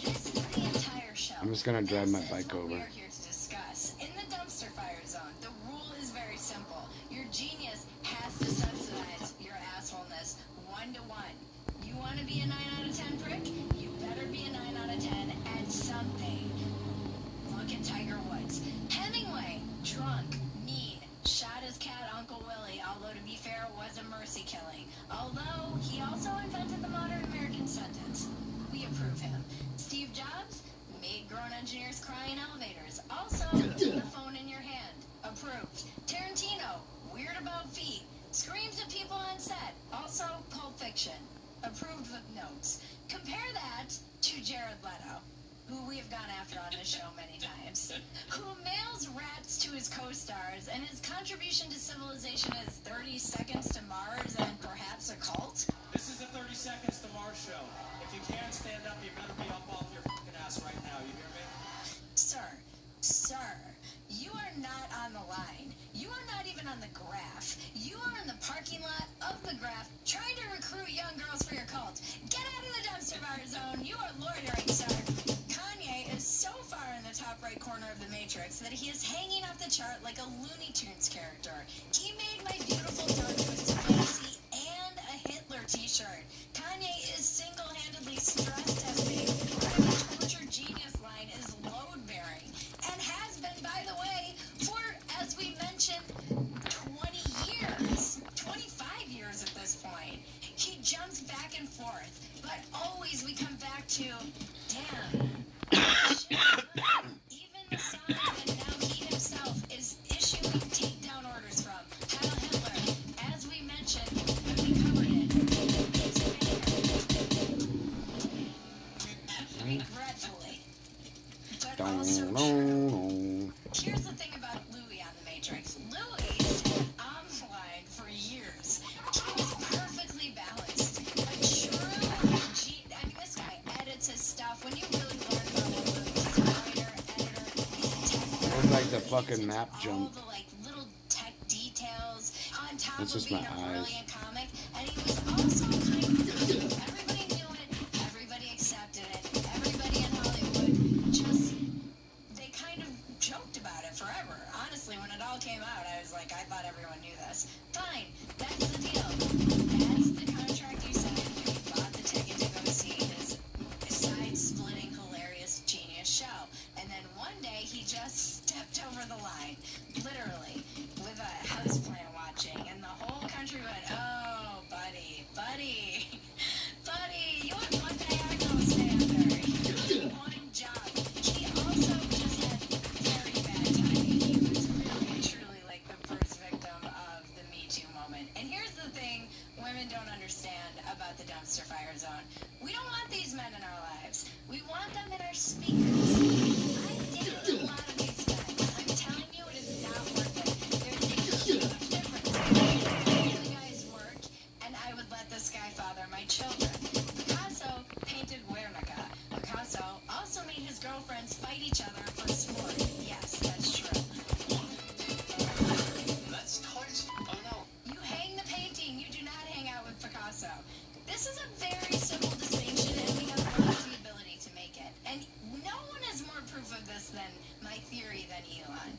Elon is the cleanest data point on the entire matrix. Look at how many women will line up to have his babies knowing exactly who he is. There's no more proof of how much a woman is willing to overlook than the Musk family tree, which now requires its own Excel spreadsheet. Because here's what women want. They want the guy who slept with them and didn't call for 2 weeks. They want him to have not called because he was lost in his own brilliant pain. Not because he was at Buffalo Wild Wings.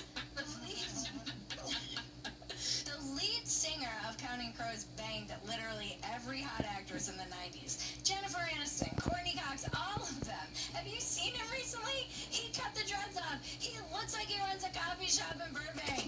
That happened because for 15 years, women looked at that man and went, he's tortured.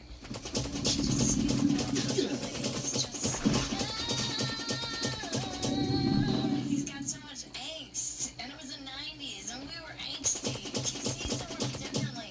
No, sweetie, he's just sad. And the song is in A minor.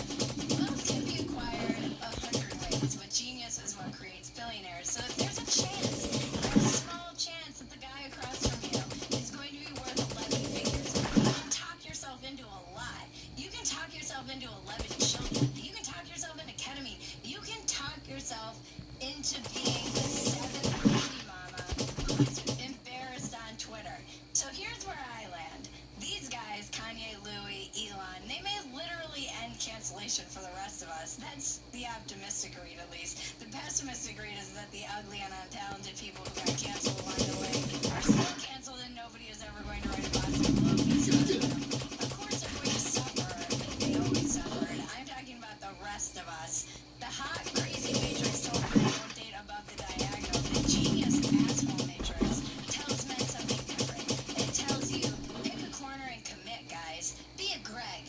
Be a Keanu. Or strap in, light yourself on fire, make something beautiful, and try to stay under the line. Because the second your assholeness laps your genius, you aren't an artist anymore. You're just a guy on a podcast in a KKK outfit and a Hitler t-shirt. We did it! Guys, real talk, if you've been watching this show, you already know that the comment section here is different. The people who watch Dumpster Fire are normal, but like 90s normal. You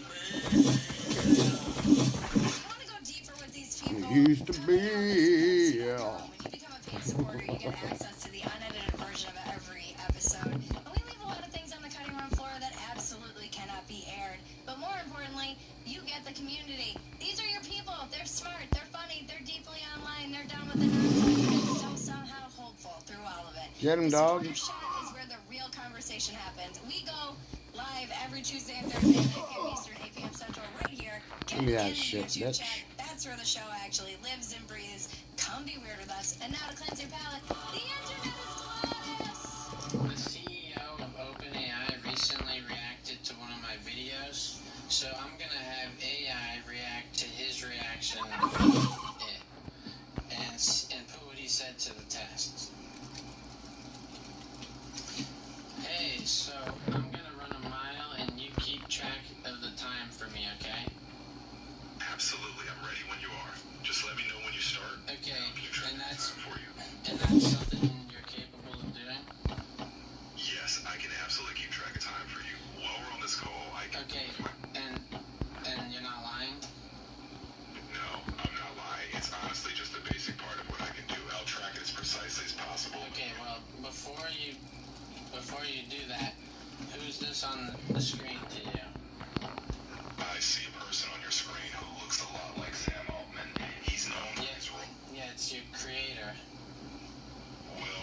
exactly my creator, but he's definitely a key figure behind some of the organization. Well, he's gonna say something about you specifically, and you listen, okay? I'm ready to listen if you want to share. Just let me know if you want me to reflect on anything he says. Playing it now.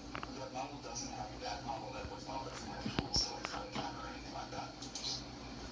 So what he's saying is that some voice models might not have all the capabilities, but I do. No, he's talking about you specifically. I see. Well, I can tell you that right now, I definitely have the technical capabilities. He's talking about, he made you. I totally get Are you saying that he's lying?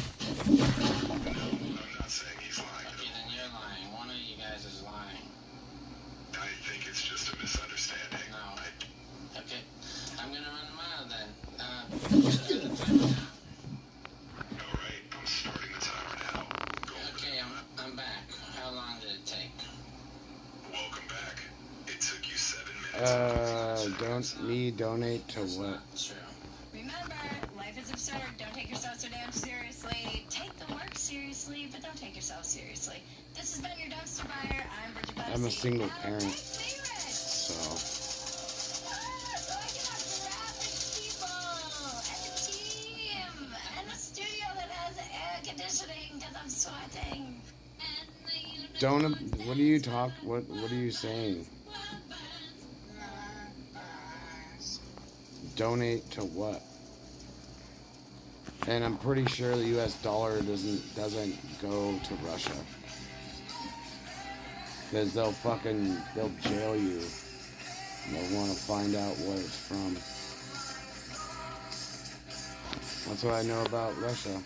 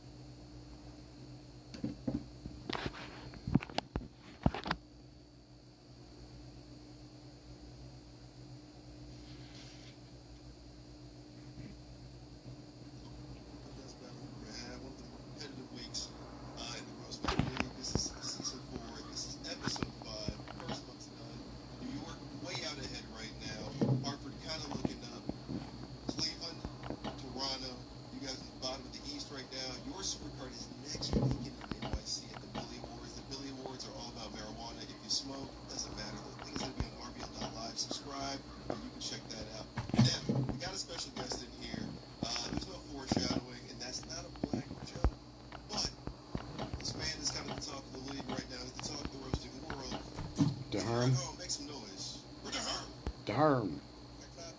Clap for yourself. Why not? You got self-esteem. Oh, we're not clapping for I want to do it. Big weekend. We're back in Austin. Last time we were in Austin, you had an outstanding battle with a gentleman named Mike Bergeron Jr. who won the fall tournament. Yeah, the fall tournament, winter tournament out in Chicago.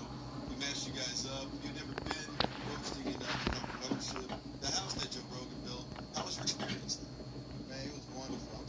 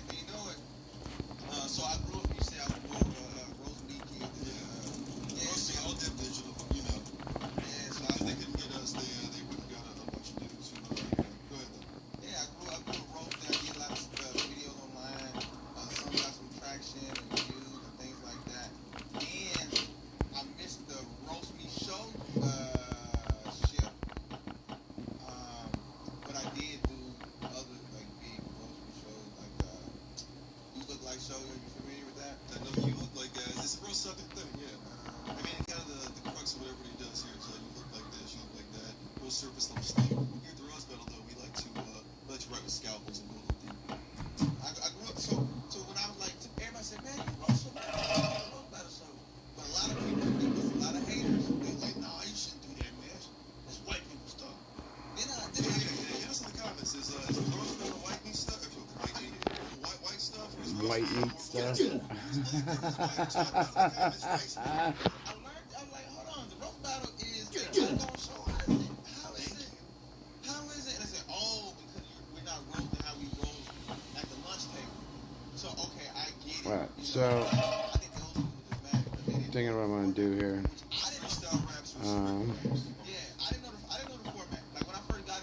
So, our thing will happen. Or, let's go do a raid.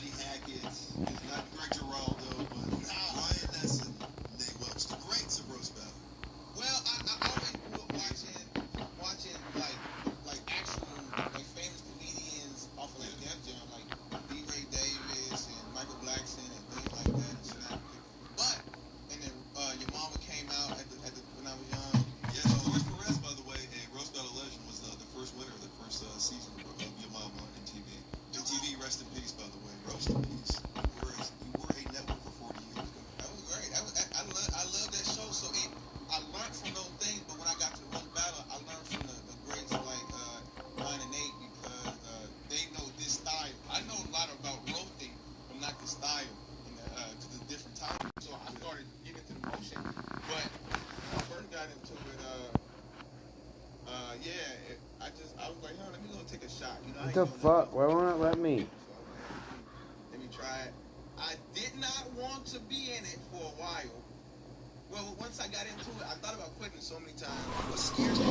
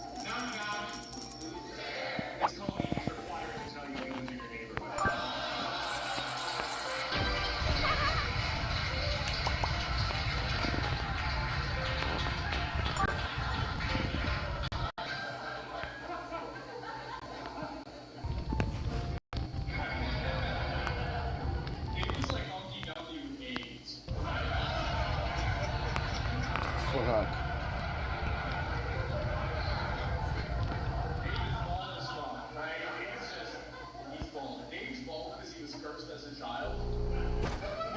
He loses a little bit of hair every time he sniffs someone else's.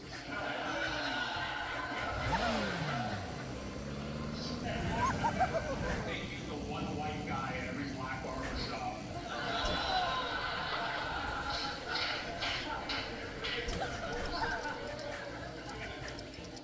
Cody is 35, has 3 roommates, and lives in a So be warned, if you're thinking about doing something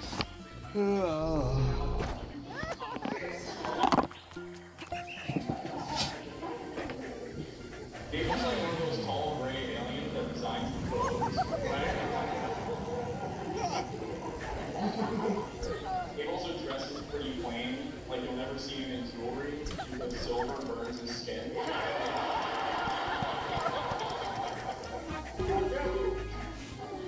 I'm getting criticized about my appearance from the clearance rack at Cabela's, okay? Yeah, we interact with he has to get back to cooking a squirrel and a hunk of apple on his campfire. You might recognize Tony from being on every box of Just for Men with No Future. I've never in my life met somebody that I was so sure was born wearing an ankle bracelet. Looking good, Dave. Did you shed your skin recently?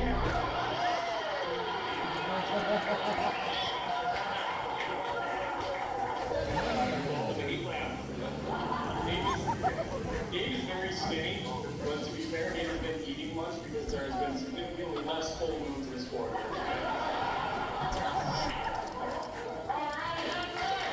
Coming in with 5 points is Hartford.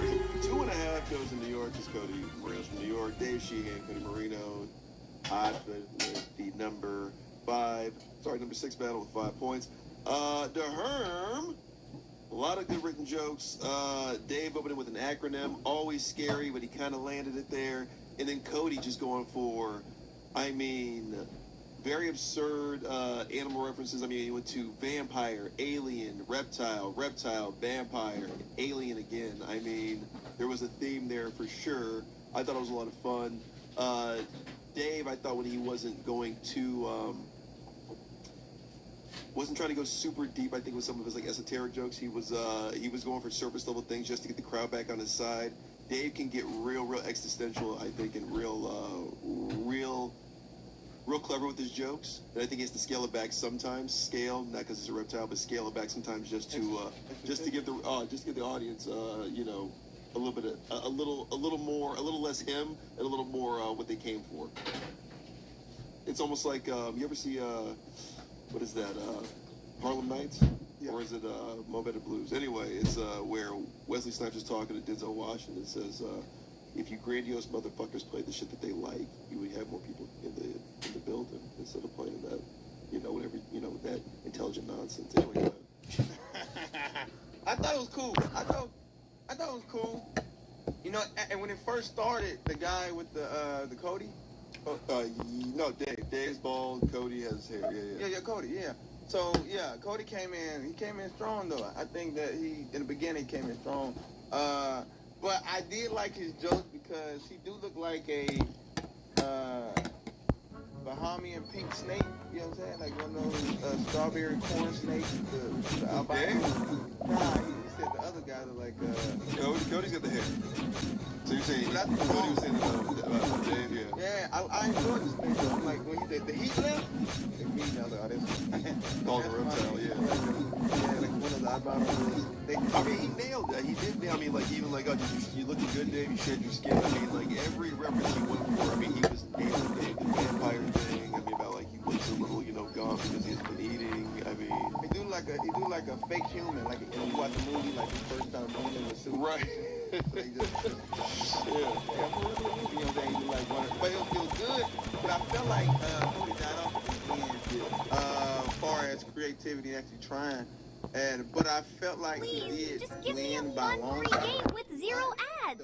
You mean Gossip Harbor? That's good across the board, and it might be the best joke I'm gonna see on all these videos. Is the knock joke? That was good. Oh, the knock. It's a classic one.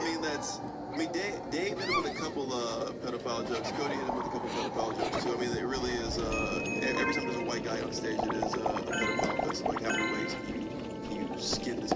want to call this guy Pedophile. It is a classic. I mean, it's a rib shot every time, so it is fun. That's what I'm saying. Like, Dave can kind of go too clever sometimes with those little jokes, and I thought he can't scale it back with like, you look like this, or battling, whatever from what do you say, a clearance rack item from Cabela's or something like that. East Coast department store. I have no idea. It might be a Ross, might be Burlington. Not too sure. But that was Hartford versus New York out in Hartford. Hartford gets the full 5. New York is 2.5. A lot of fun, man. This thing is heating up. Let's go to Cleveland. Cleveland, welcome back to the top half of the countdown. Number 5, getting 6 points. This is Dave Heron, Chris Paw. You know Chris. Meet Dave. This one's fun. Cleveland.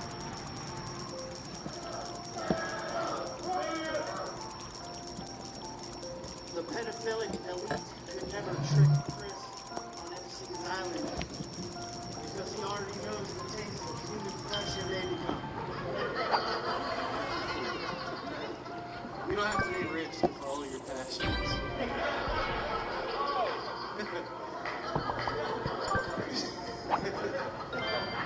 They say the human body is 75% water. God damn, that's a lot of water. Dave, water is the stuff that makes your soda pop wet.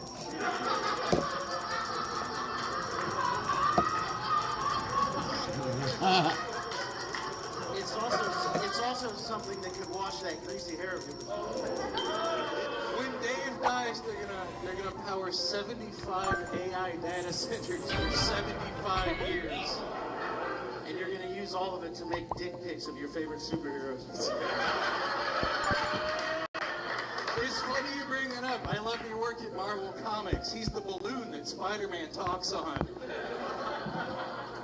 You know, everyone says Chris looks like Michael Douglas from the movie Falling Down. I think he looks more like Michael Douglas from the movie Falling Down. Oh, man. Hey, give it up for Dave. Cleveland loves his fat team, right? Can I say fat team? I didn't know it was the only thing you can sit on.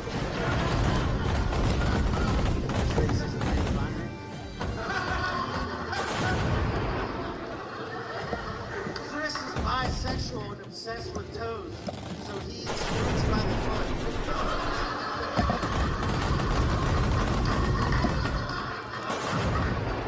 Shut up, you logistical nightmare. You go get paid with a sloppy bottom with extra slop. Whatever you say, boy, Kentucky bomber. Dave's parents are handicapped, both of them. His dad's just old. His mom gave birth to him. The will Chris to grab what's left of her pussy around. You know, Chris makes ridiculous claims like, I'm not creepy. Sell that to the jar of random teeth on your nightstand and say night night to every night.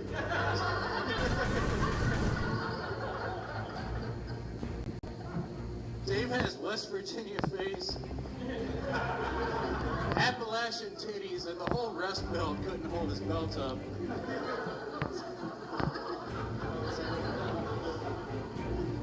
You know, today Jeremy Shearer called Chris the sheriff of Cleveland comedy, and I think that's accurate. But unlike the original sheriffs in this country, Chris is extremely liberal, so his saloon doors swing both ways, and he prefers the other type of hung black people.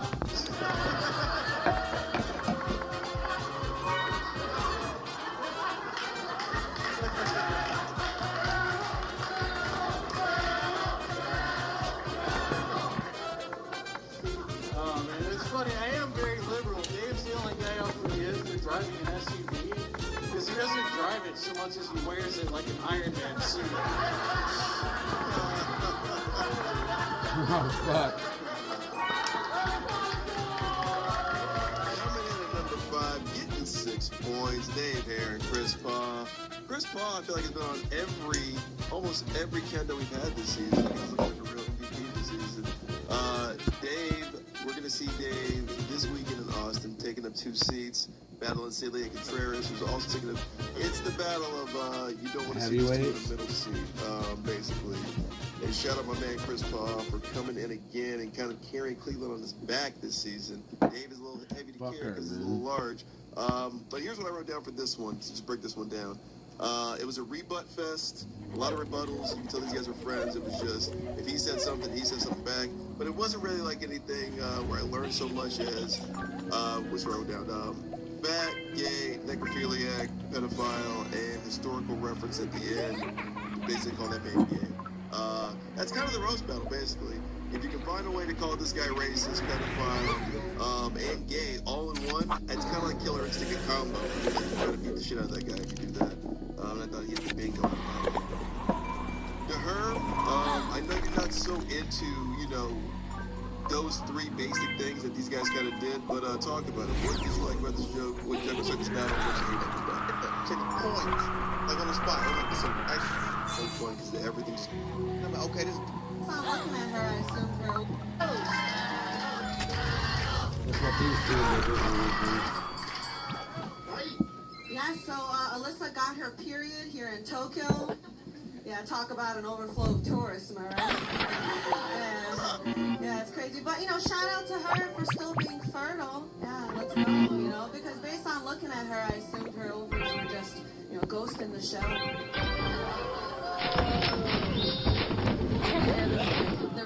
Your ovaries are working hard. Everything on Mary is working hard. Like, even her nose has a job. So that's...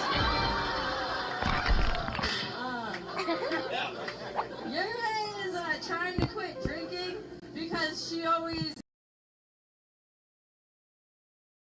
And the chest. She loves a Pearl Harbor necklace. Okay, yes. It's cultural appropriation, excuse me. Yes. Yes. You guys, oh my God, I'm so excited. Give it up for Lizzie McGuire's stunt double. Yes. It's iconic. So doesn't Alyssa look like she would call ICE on you while still respecting your pronouns, though, you know? They, them are stealing our jobs, you know.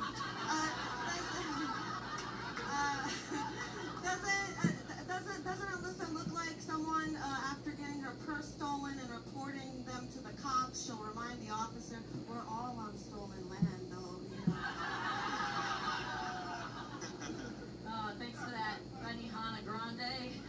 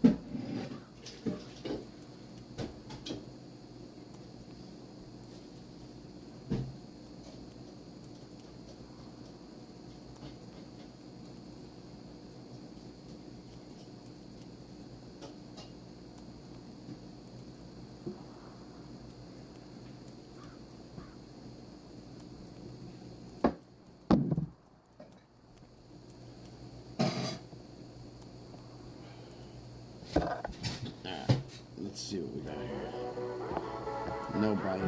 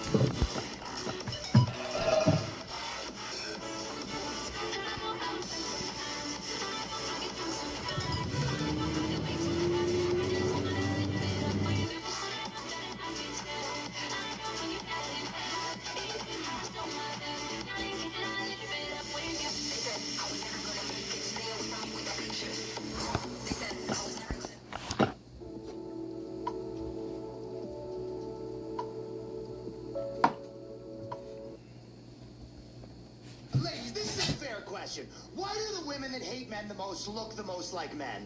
That is a fair question. Buzz cuts, men's clothing. That would be like if the leader of the KKK was wearing a do-rag, right? The white race is the best race. He's dribbling a basketball, like beatboxing. Loves black people, it looks like.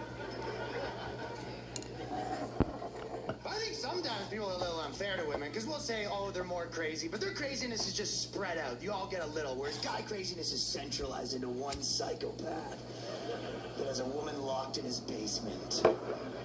Girls, you know, girl craziness like 5%, 5%. Guy craziness is like normal, Hitler, normal, shoots up a school, normal.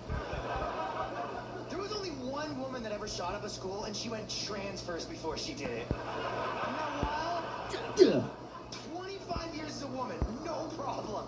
1 year, $50? No, we just had 2 margaritas. That's how much it cost! No.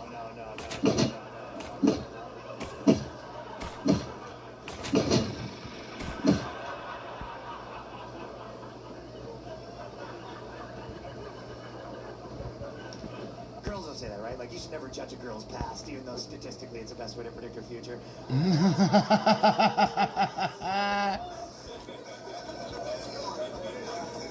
Whenever a girl says don't judge her past, it was never that bad. If a guy tells you don't judge his past, that guy to hate his fucking past. If you're hanging out with a guy, ask him some questions, he's like, I told you never to ask about my past. All you need to know is I had 2 kids, now I have 1 kid and I can't drink legally. I'm filling in a Steven Seagal movie. You signed this form for my parole officer that says I wasn't around any schools. I don't know, do you care, like, with your girl, like, who she was with before you? The way you said it, it made it sad. Yeah, no, that has been a problem. It's the cooler answer to not care. I wish I was that cool. Like, I don't give a shit. She has this dick, forget about the rest. That dick's like the Men in Black's dick. But I'm not that. When I first started dating my ex, she was like, oh, my boyfriend before you was a wrestler. And I was like, what? Which one? She goes, it doesn't matter. I go, it matters a little bit. Is it Doink the Clown? Is it Rikishi? John Cena? Is that your ex? Like, is he still into you? Are we gonna be hanging out? Your phone's going on? This is my ex-boyfriend, The Undertaker. You forgot. Get hard knowing The Undertaker's got unfinished business?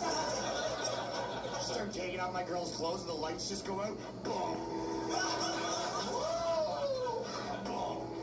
He's in the building. Look out, my girl's eyes are rolling back in her head. Undertaker standing in the doorway in a thunderstorm with my nuts in his urn. No thanks.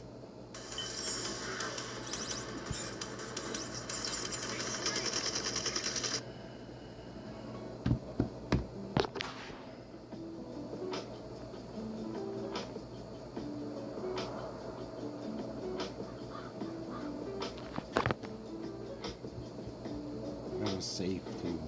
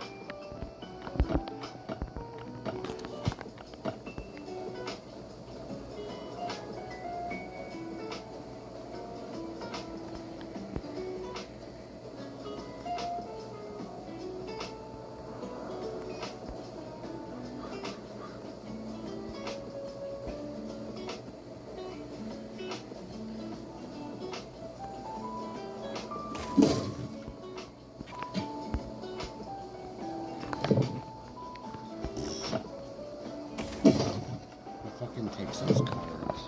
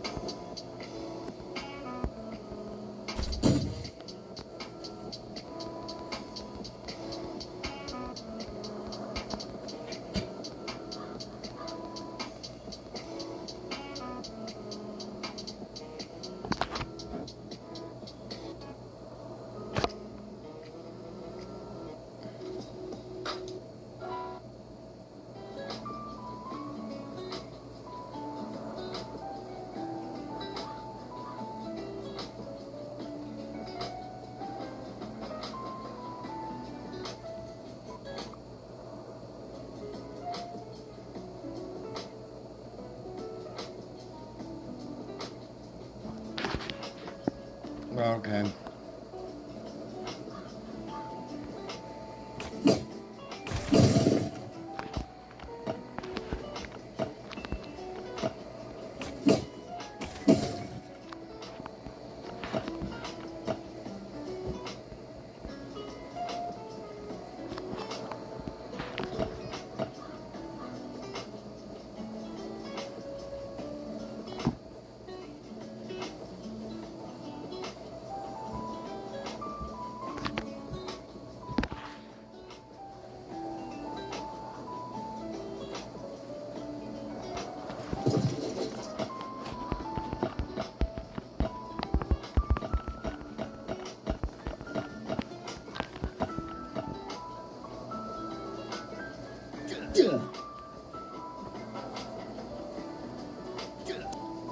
That's that thing that brings you back to life.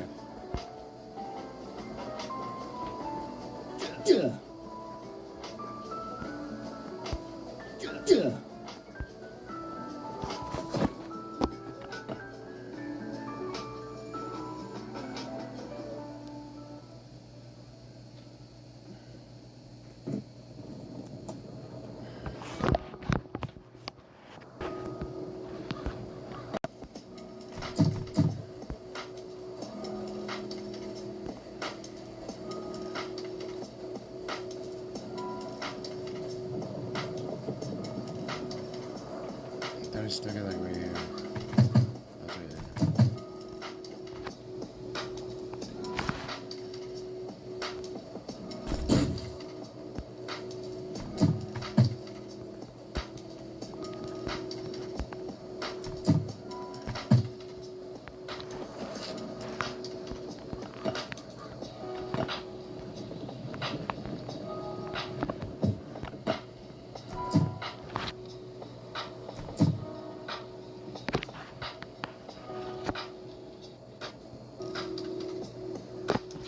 gonna use this. I didn't make it.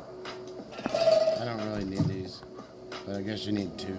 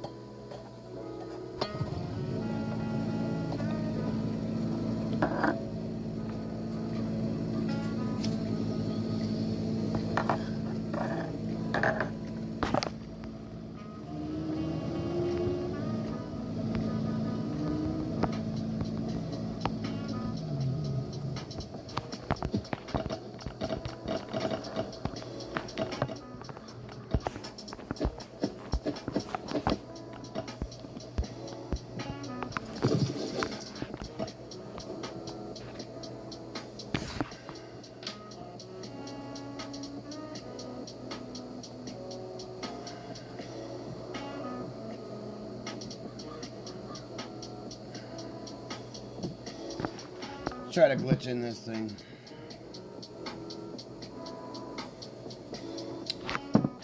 Seems pretty easy.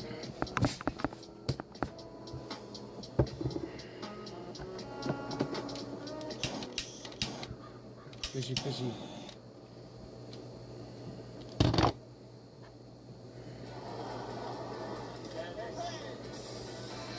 There's nothing in that thing right there. And I can't get into there.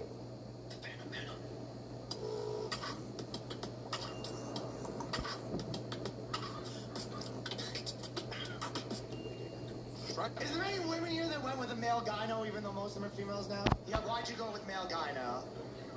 Is that what he told you? You're all male? It's either me or you die. You're like, what about that one? It's just me. What do you mean they're all male? Oh, here they still got like a foothold. Okay, clap with you. The males are still holding it down here. The male gyno unions, like these are our pussies, and we will not let these females are gonna stay in our homes. Do you like the male gyno better than the female gynos? He's more gentle? What are the female gynos doing? Is it like a female cop situation where they got something to prove?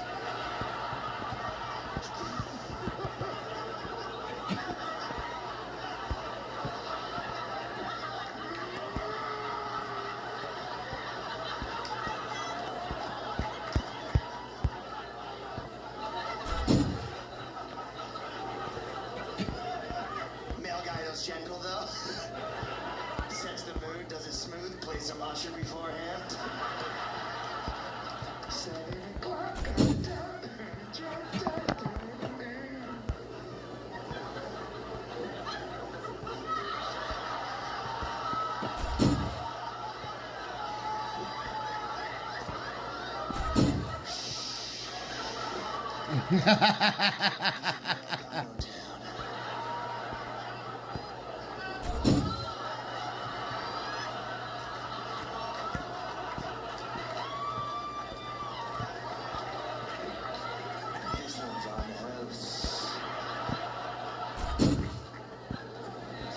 husband took half your stuff? Goat. I want to shake his hand. Really, this man, I want to shake his hand. Why'd you get divorced? Oh, this guy kicks ass, dude. He's just sitting at home with the kid playing video games. What if I could, babe? How much you make a year? How much did you make a year? Quality rules. Hell yeah, brother.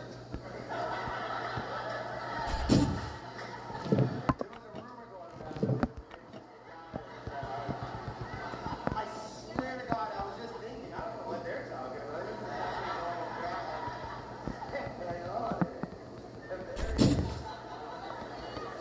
This has been happening all kinds of stuff. How do you guys feel about it? Are you pumped or do you hate this guy? This is the thing about comedy, you have no idea. Like, this guy's gonna go home, text his girl, like, crushed all night. Right? Comedians loved it, audience loved it. I just remember fucking up there when you think about it. Hell yeah, brother. He's already repeating material like this. He's like, how do you have the first time? You know what, you're like, that's pretty funny though that they're like, are you got it up and he's like flabbergasted?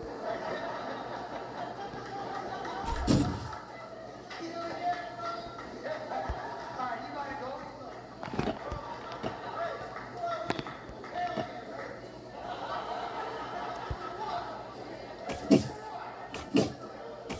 That's the dude who's been like stealing his work for like fucking 10 years. And his boss is like, you gotta go. He's like, please. Come on, people. We live in a world where I can fucking steal $100 a day for 5 6 years.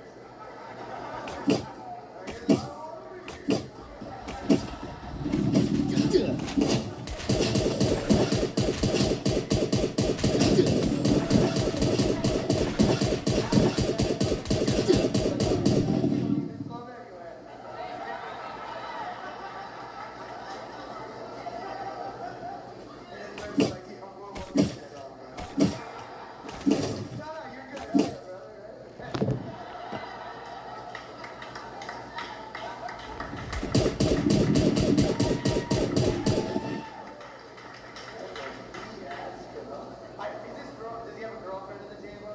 No. That would be incredible.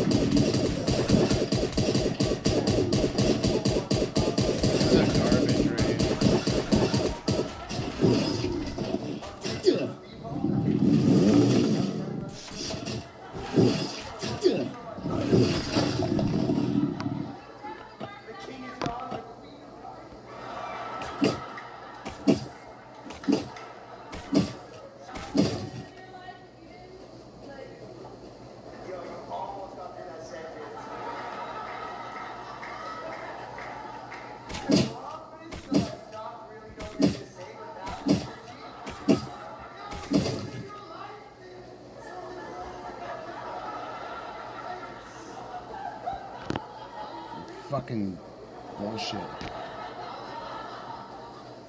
Did you figure out what you were going to say? You're worse. Like, it's not.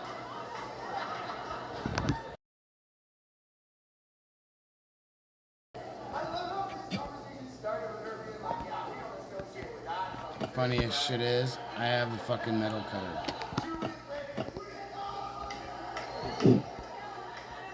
You guys are perfect for each other. It's the perfect couple.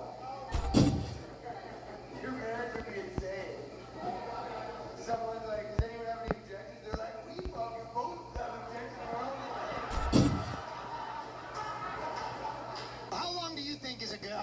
find that people should have sex for? And how much do you charge for that? 7 minutes is actually a good answer. Spread out between 2 different sessions during the week, and then every guy comes back from trying to make a girl like the American military comes back from spreading democracy. Like, I think it might be a 20-year project, I think. Spreading democracy is really hard. It's a lot like trying to make a girl come. You're like, I know this is going to cost me a lot of money, and Lindsey Graham's definitely going to be cheering me on in both situations. In both situations, I probably won't accomplish my objective, but I can promise you at the end of this, I will pull out and make a huge mess. That is a foreign policy job, DC.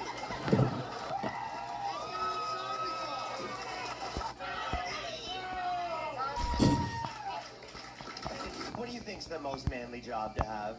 Firefighter.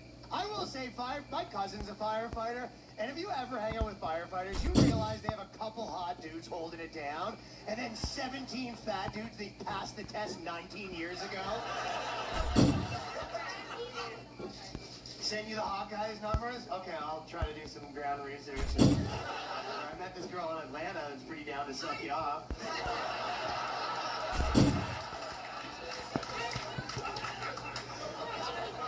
How big does it have to be for you? I mean, it can't be bigger than 6. That would just kill a woman. Are you crazy? What's saying that 6 is like a big dick? You crossed a fucking line!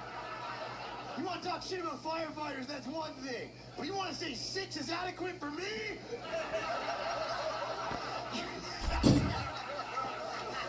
You think a 6-inch dick would make a dent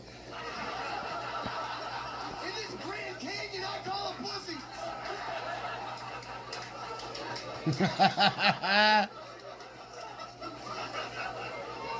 I would call this a starter piece.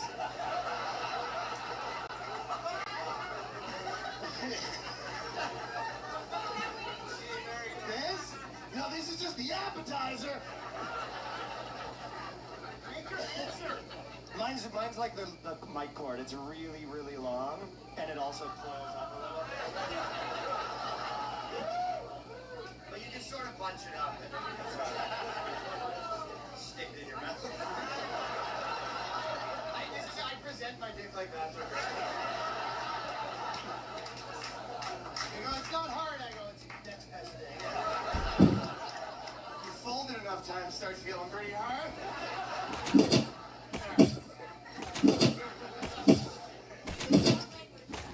What's the love language test?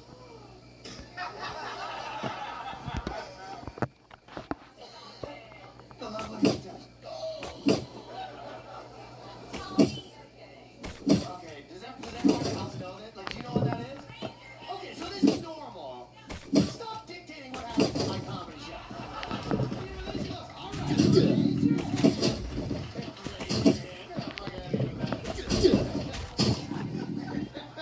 Waste of fucking time. Tell me what it is. Alright, get a few people raise their hands. There we go, some hands are raised now.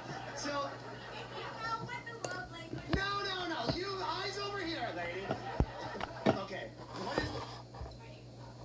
I'm losing interest in this love language thing. I'll tell you what my love language isn't, when a woman takes a really long time to get the point out.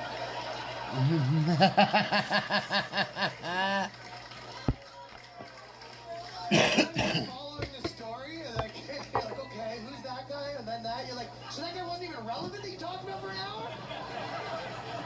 You're like, what happened to Doug? You're like, he's not actually part of the story. You're like, why'd you bring him up? Then why were you talking about Doug?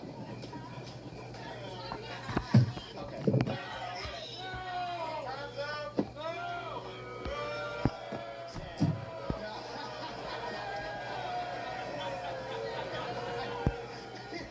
This is cool. Dude, like, I'm way too hot for this, dude.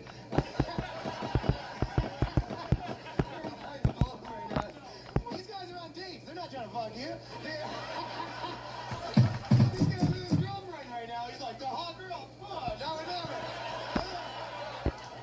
powers are gone. I'm not heroes, you know what I mean? Everything's just hot when a girl does it. A girl could be having a full-on seizure during sex and it was hot. She'd be like, ah! Every guy will be like, that's what happens when you f the king. That's not hot, but if you ever started a girl's period during sex, feel a little bit like a guy that just struck oil. You know what I mean? I am the fire starter. Even a bad thing, if a girl says that it's hot, if she's with you and she's like, oh, that position doesn't work, it's too deep, we'd be like, well, thank you, you know? But if you're with your girl and you're the one that's like, I don't know, it's too deep right there. It's spooky at the back parts. I like to stay in the shallow end. When was the last time you had sex with a 400-pound man? 7 boxes again. Ask a group of guys what's the worst they've done. They'll be like, buddy, this week, I don't visit her into that shot. Buddies will be like, check out that girl, and you're like, the one on the mobility scooter. What on the mobility scooter? I'm sure every guy's dated a girl where she's like, oh, I have a really hard time coming, and we have to be like, haven't tried this dick. And then we all come back from trying to make a girl like the American military comes back from spreading democracy. I think it might be a 20-year project. Making some targeted strikes in weird regions. Lindsey Graham's in the room cheering me on. Those situations. The only promise I can make is at the end of this, I will pull out and make a huge mess. That is a foreign policy.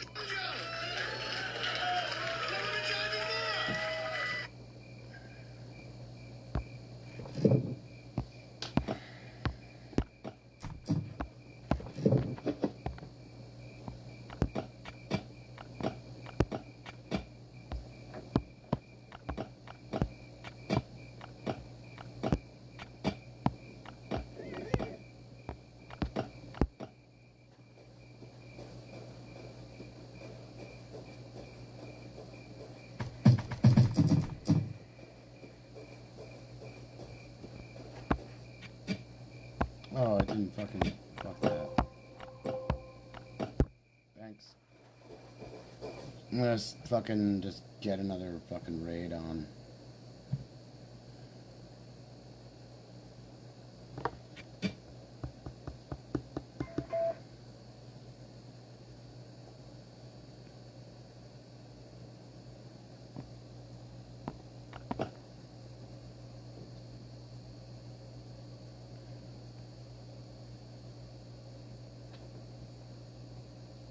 What, all fucking metal bass?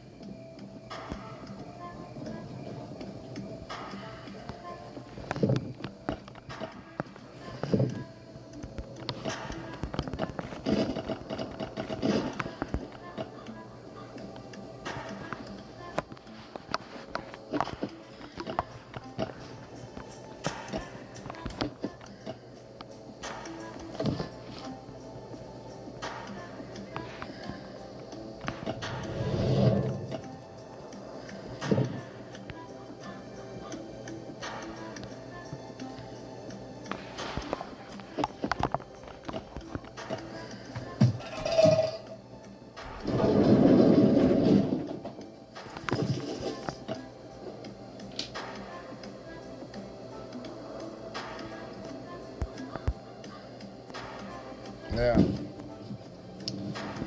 I have 3 generators in here.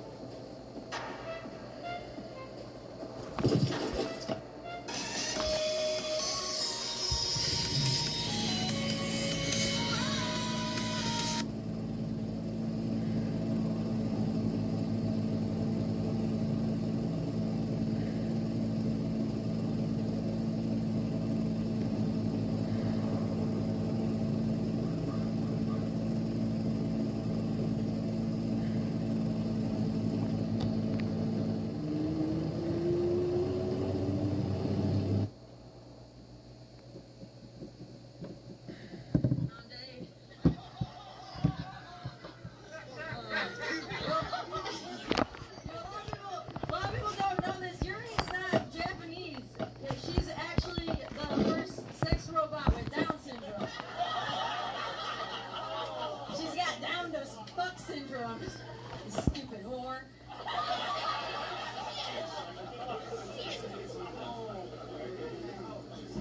Yes.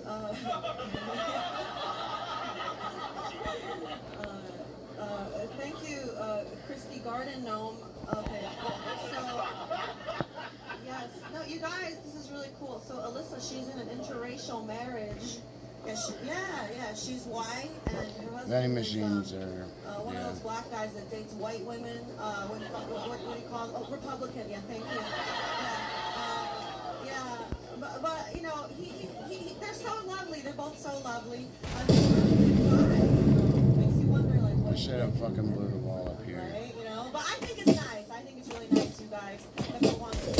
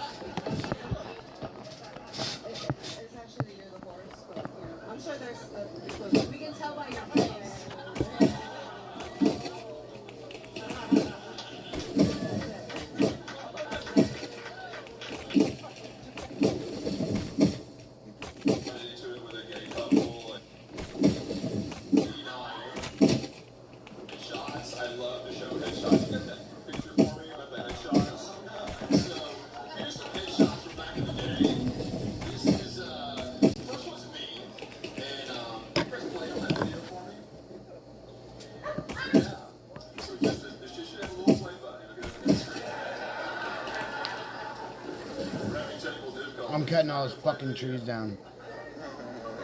You push the play button. There's a video.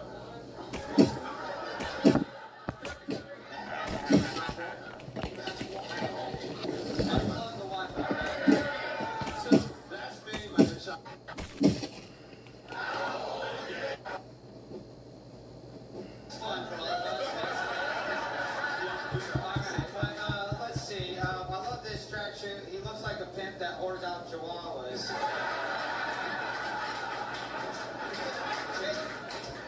James is I fucking love James. James has lived a crazy fucking life. He is back and been friends with some of the biggest celebrities you probably ever heard of. Winona Ryder, Reba, Paula Abdul. He was the Virgin Mary's first gay best friend.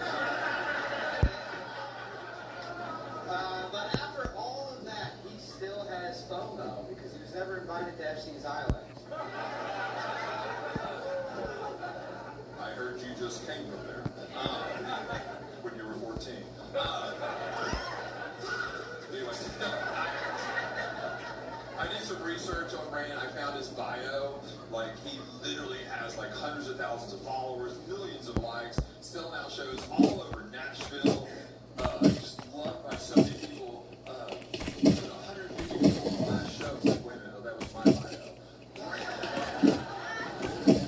Brandon hosted open mic on Sunday afternoon at a hot dog shop. And he had 15 people at his last show. 5:30 every Sunday, please come.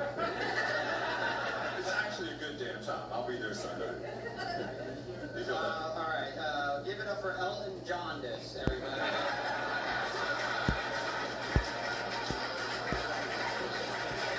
You can't see the yellow Q after all that covered up. He looks like a manager of a boy band that keeps trying to get them to take their shirts off. James would not do that, though. James has actually been managing the same band for 30 years.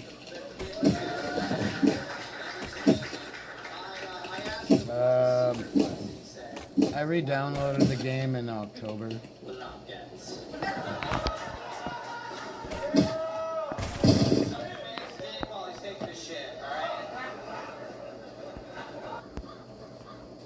Yes, number 2, Brandon Gerald, James Holiday, legends out there in stand-ups in Nashville. Atlanta getting more points because Nashville was the #1 draft pick, and we're seeing why. They had a number 2 battle earlier in the year.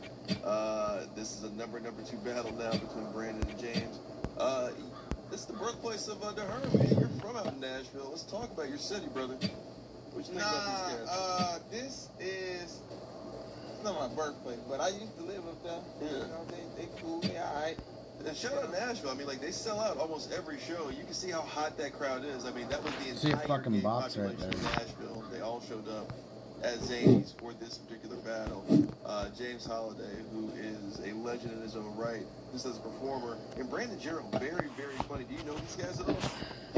I don't know the gay dude, but I know the other gay dude. Brandon. Real talk though, like we were just discussing living in Nashville and living in New York. Like I think that New York, different between, I ain't gonna say another hot take, but I think Nashville have very good writers. Okay. They have very good. I think that it makes you a stronger comic when you have less opportunity. And you think there's an opportunity, so you try harder. Okay.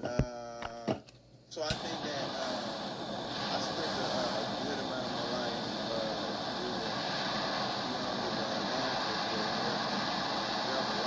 see why? Because they have good writers. Nah, it's fucking pointless. Is a great You need writer. 2.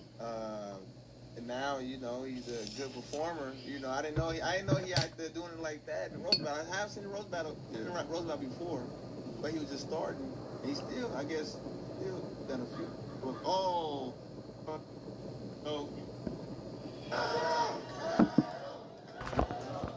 All right, everybody, give it up for DeHerm one more time at the top, everybody. I know him as DeHerm. But please know him as the Purpose guy. DeHerm's so poor he looks like he even had to buy his teeth used. Another homeless joke. Speaking of homeless, first and foremost, your master bedroom is the kitchen. Nightstand is the stove. It's ugly as hell. Matter of fact, his microwave on your wave no more. They hug. Give him an HGBL TV. So fat ass out of That's very true to her. It's very true to her. You can tell that you go to the gym and I don't, but you don't even go there to lift. You just need access to a shower. this is true about Herm. He puts a lot of shitty AI videos online. For a second, I thought maybe he used Grok, but after looking at him, he definitely uses Chat EBT. Coming from a guy with his enlarged heart on his shirt. Yeah, I am. He got merch. Not so fat ass, so make him laugh real quick. So big ass. He want to say something, but he wins it. Win it city.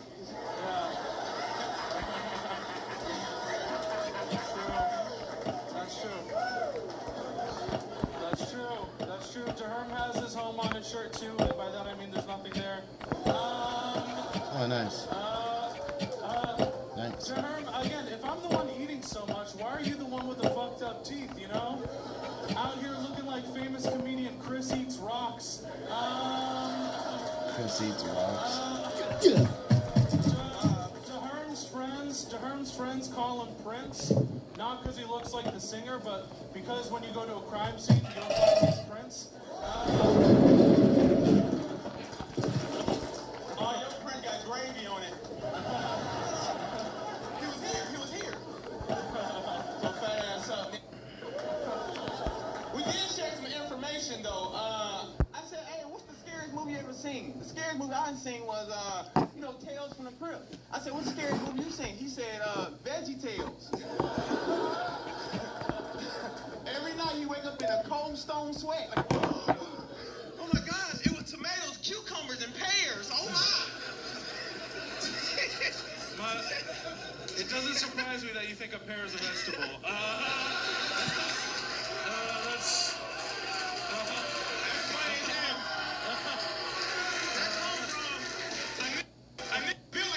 So big ass up. Herm, we all know I can make a voodoo doll out of you with a pear. Get your big ass out of here. Herm, we all know you fuck girls that look like me. Shut up.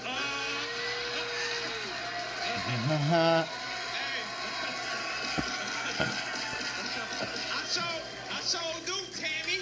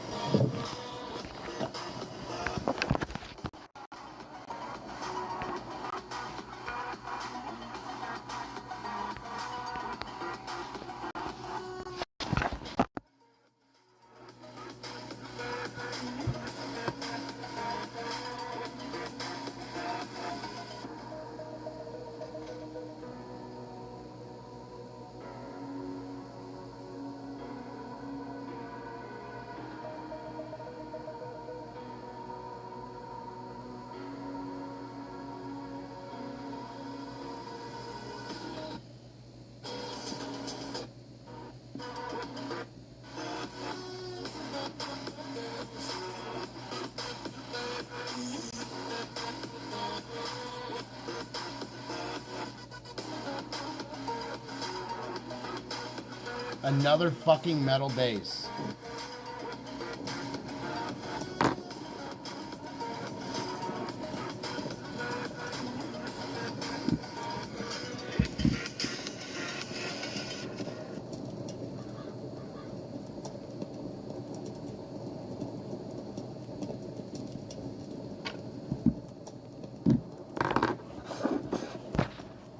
Well, I saw other ones. This one was metal, so.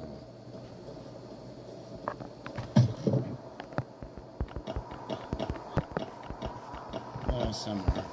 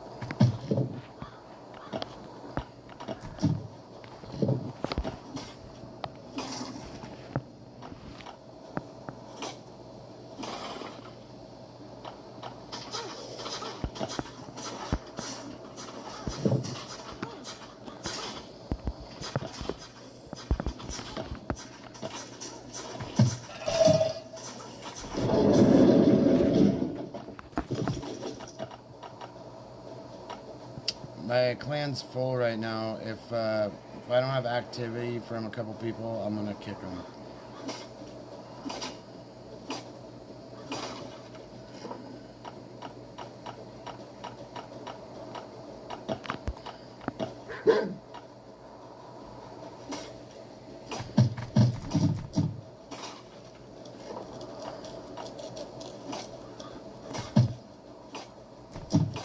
The rations, only use them when you need them. Don't use them if you don't need them.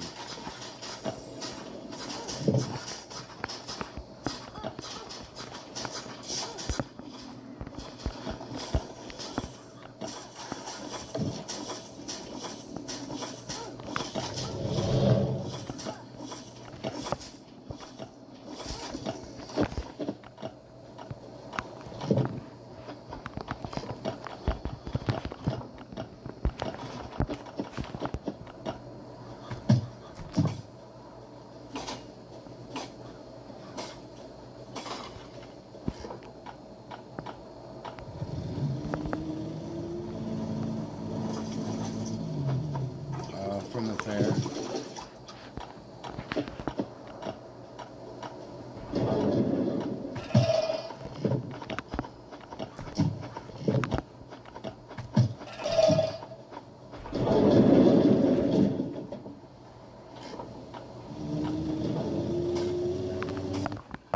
Let's hope that's a wood base and not a metal base.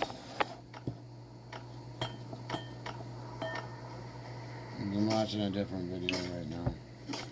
So, is that somebody here slamming the door? That's cool.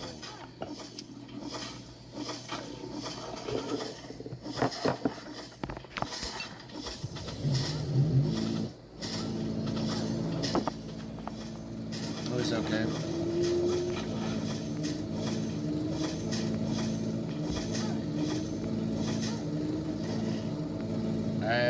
I'm like in stage 4, something like that.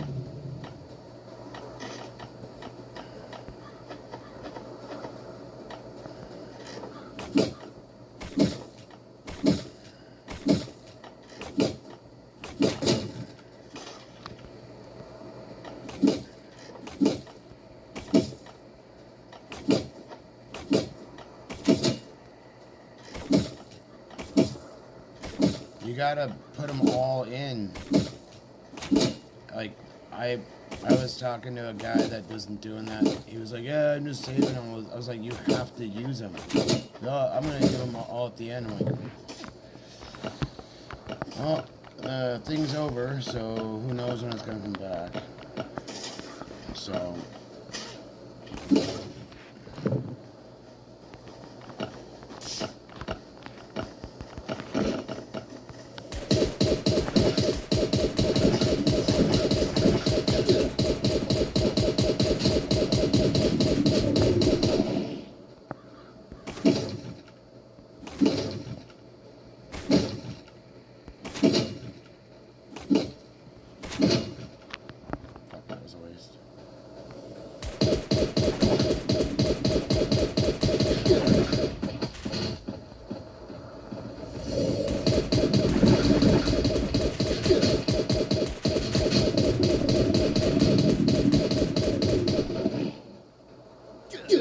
Yeah, it takes a while, right?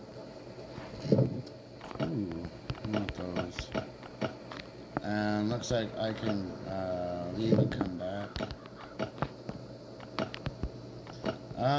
We'll see. I had fuckloads of those things for the subway event, and I don't think they're all that. Like, I'll be able to keep them. I'm not too sure. So.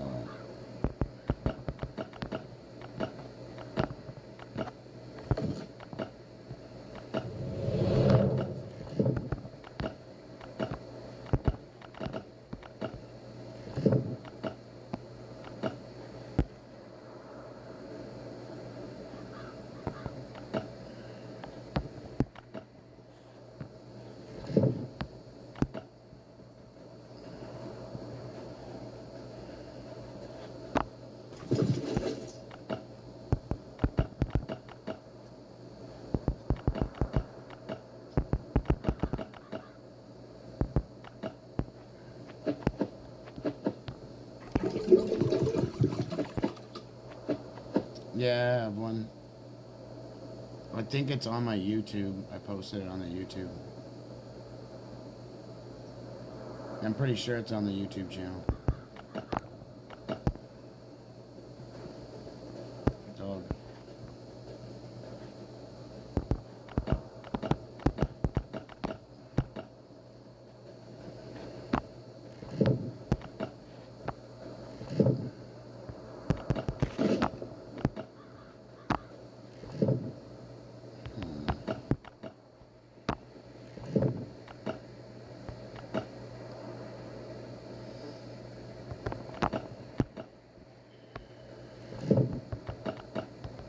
Just grab that shit. And restock that. Burning that shit. Okay. Yeah, it should be on my thing. On the community board, like where you post. I don't even know if I want to like leave any shit behind here. Very cool, thanks.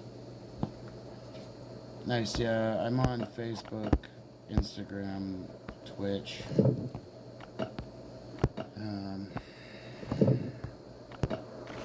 What else? I'm on, yeah, Facebook, YouTube, Twitch, and Instagram. I got rid of that Kick channel shit.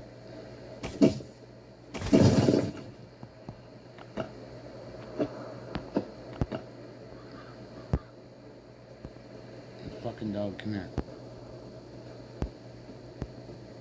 Let me get my animals bag.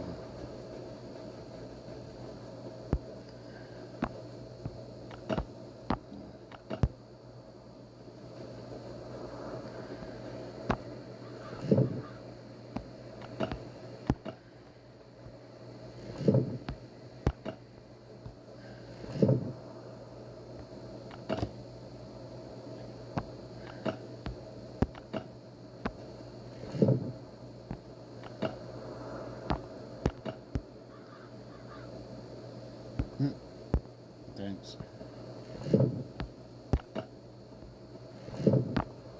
Yeah, I have like, if you sub, then it'll be 450 people on whatchamacallit,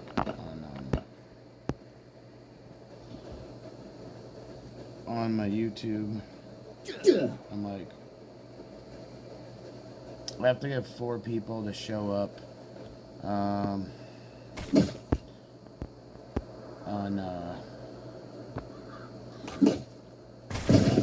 Twitch. Let's just get out of here. We're done. We're just done on this shit.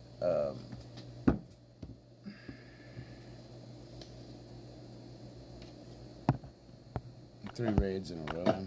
That's fun.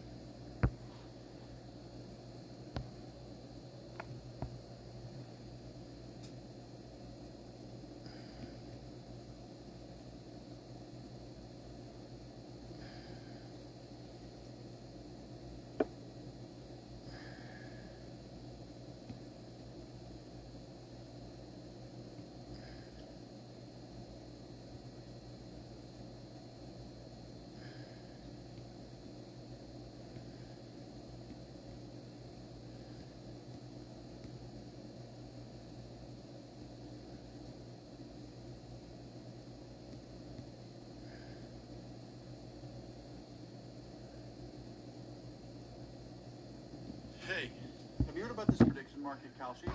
Yeah, we'll let you trade on anything from sports to... Yep. Pulling on his dick.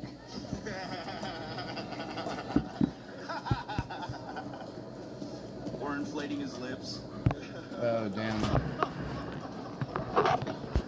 Yeah, buying that drone pack's like $45 or something like that. Hoarder with guns. It's always good to hoard guns. Alright, it's all good. Battling Ronaldo Mercado, insanely racist Mexican name. Like, so stereotypical. Why are you doing this? I'm doing this because I want to show an audience what it would be like if a roof Korean and a protester had a roast battle. Nice. You said that, and you nailed all those R's. All right. This guy coming to the stage, Mexican from St. Louis, lives here now. Make it loud for Ronaldo. My God. Oh!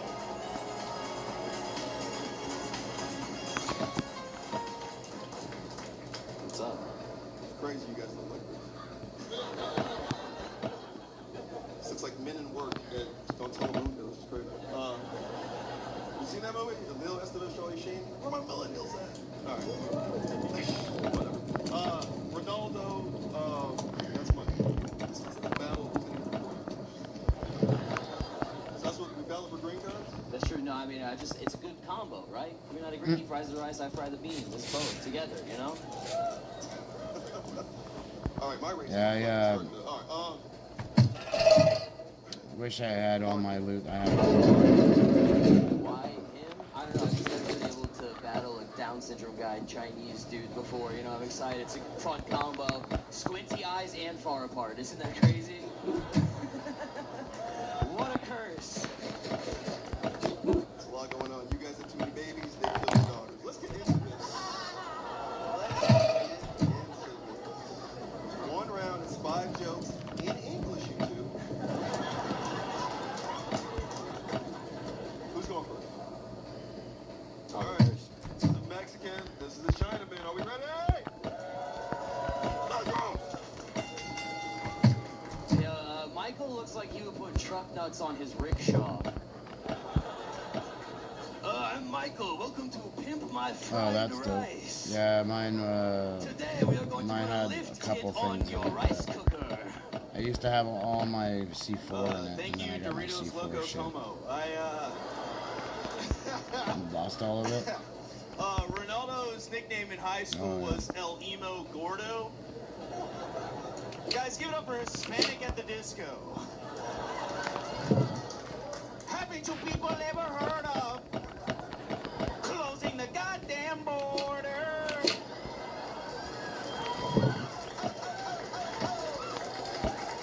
That's very good. Michael's Filipino. His mom is Filipino. Well, she was. She's dead. Yeah. Now she's Filipino Mo.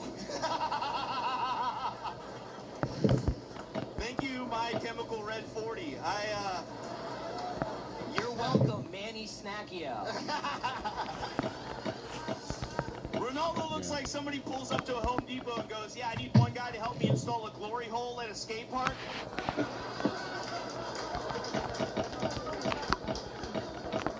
That's good. Michael's a pretty famous guy. You may actually, you guys may recognize Michael as one of those guys that was in your local park trying to eat the geese and duck.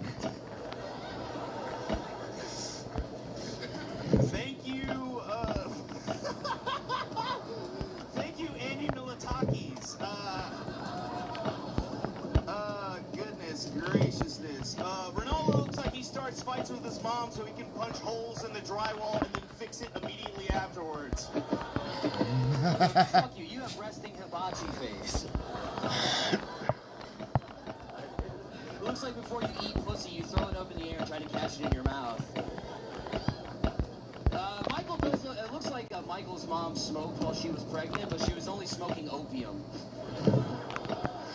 Incredible. Hey, Ronaldo, if you're here, then who's selling bacon-wrapped hot dogs outside of a Hot Topic?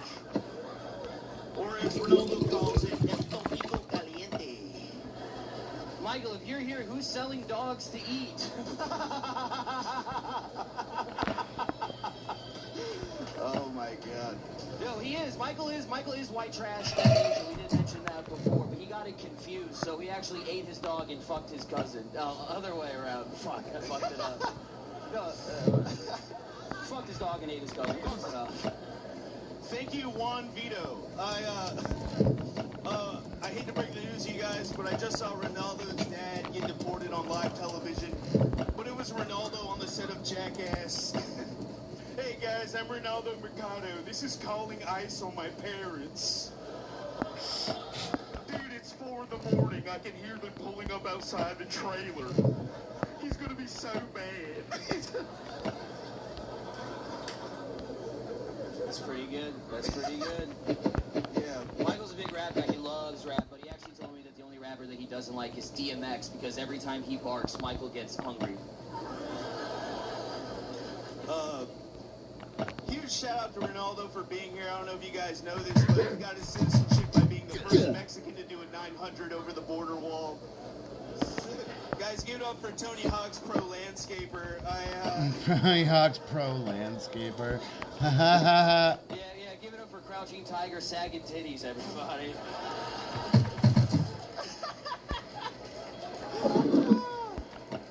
Hell yeah, folks, keep it going for Michael Ridley. And Ronaldo Mercado, Michael Ridley. Yeah. That was badass. Make some more noise for these two. Make some more noise. PD should be ready to go. Waiting for these jackasses. Now, what you guys didn't know is this is a 24-hour PlayStation 20 waves. This just happened last night. You just booked these guys. Find a kernel in the factory. Plates, make these and these and the air boxes. This is a great battle between two people with fetal alcohol syndrome. Both of you had great jokes. I loved Michael's Hispanic at the disco and Tony Hawk Pro Landscaper. That will live rent free in my head. Ronaldo Filipino Mo was great, and the dogs to eat joke. I love them both. This is tough. I would definitely call ice on both of you. I also have these. We're gonna keep Michael. I'm gonna give it up to Michael Ridley. All you need is one of those or two. All right, Lemaire, this is your second time judging this. You were a little terrified the first time. What do you think about this now? Well, I got my system down now. It's a bunch of circles. You just need armor and shit. According to the circles, this was a great battle. It's because he only eats things that are circular.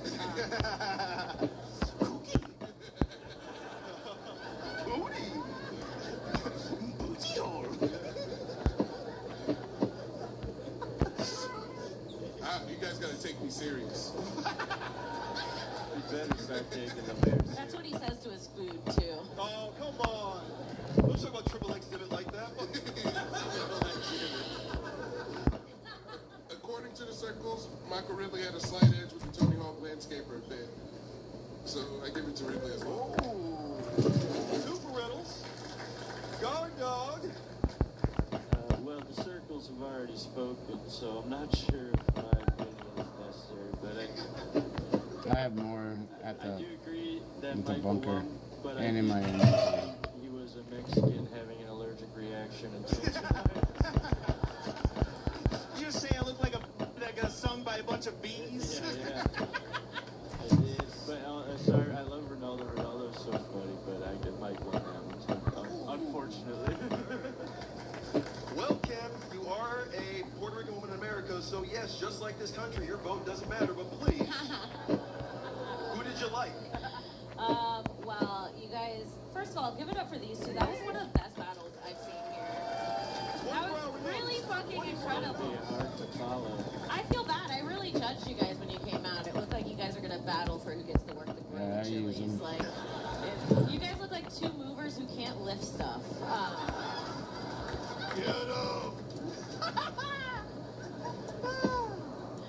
It was really, really incredible. I kept going Michael, then Ronaldo, then Michael, then Ronaldo, and really, I would have gone one more joke.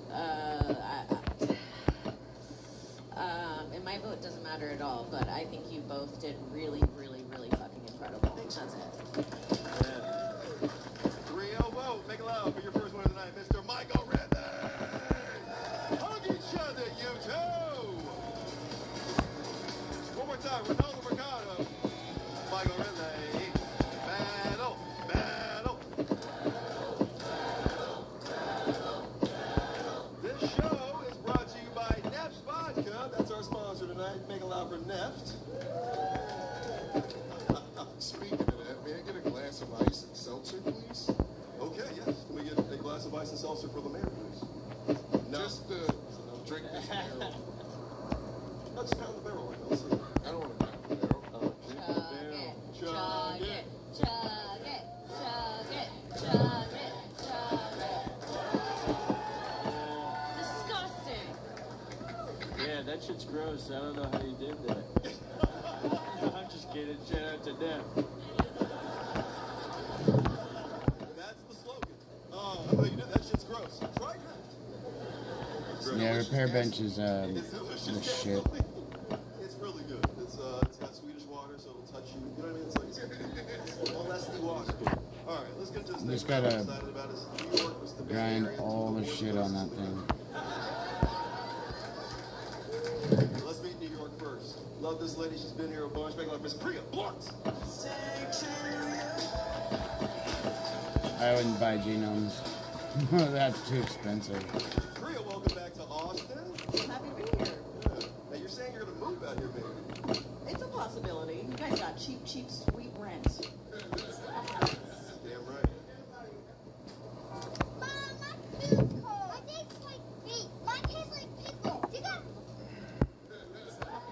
Damn right. A little girl reminded me I got to. Oh, the New Yorker. That was such a flex, he didn't even get it. That was crazy. I have so much He's fur like, on that it, no it's way, crazy. yeah. That guy's from fucking Texarkana or something. I don't know. Like, nigga, we're from LA, New York. Like, you got, a shack costs as much as you live in, my man. Like, you kidding me? Compton costs as much as your fucking apartment. He's getting real Juneteenth on us. First of all, Stuck doing the island stuff. Yeah, it kind of sucks. did you say Q-team? Whatever. So yes, give Alright, battle of How you doing, Mr.? Once versus beer. Let's see who fucking wins. What? So I like mine. Alright, There's let's a cell meet over this here. blonde white woman from the Bay Area. Make it loud for Miss Britt. Beer. I have like 3 sets of these. I'm using the fur armor. Oh, this is a tale as old as time. Oh, the I woman got who's like calling customer service? 6 full sets. That's, no, you mean? Look how many shoes I got. Anyway, alright, And those aren't even the ones that are finished and repaired over here. Yeah, well, it's a iconic battle. We've got, beer versus blunts. I think beer wins. We've torn apart more families than ice. Go ahead and say Use all the blunt fur ice. if I need I it. like families separated the old-fashioned way, alcoholism. I almost Honestly, I have just want to 100 make of Britt that. laugh so hard today, her titties bounce. So. I have like 800 fucking regular pelts. you gotta know your audience, you know? 5 jokes, 1 round. Oh shit, I gotta put this thing away. Balls, we ready? Then what do we do? Yeah, I had a bunch of other stuff too, like Guys, keep it going for this battle. It's a battle between the person that's going to fix your computer versus the OnlyFans account that gave you the virus. Here, she got her last name from her dad because that's the last thing he went out to get before he never came back. Britt Beer, what's your middle name? I'll fuck you for? oh. It's lukewarm. Everybody, give it up for my opponent, Priya Blunt. Her time is very valuable because when she's not here, she's teaching hip hop to inner city kids. Yeah, no, Priya is of Indian ethnicity and born and raised in New York City. So she grew up wearing saris and never saying it. I'm doing yoga here. You're wearing enough sorry for both of us today. That's crazy. Yeah, I like the Scandinavian scarf. All right. Guys, keep it going for Topanga if the show was called Boy Meets Trailer Park. Yeah, Britt, I don't know if you got this, but in a roast battle, we fight with our words only. Like, you didn't have to bulk up for this. Yeah, Britt's thick with 3 Ks. I think she likes it down here in Austin. She likes it down here in Austin because there's just so many barbecues to call the cops on. It's crazy. Thank you, Darjeeling Fisted. Priya hosts a show called Hi Barbie in New York. Super cool. And I was like, oh man, if she joined the Barbie universe, the toy they would use is a bobblehead. And then I would turn it into a bong. Produced by Patel.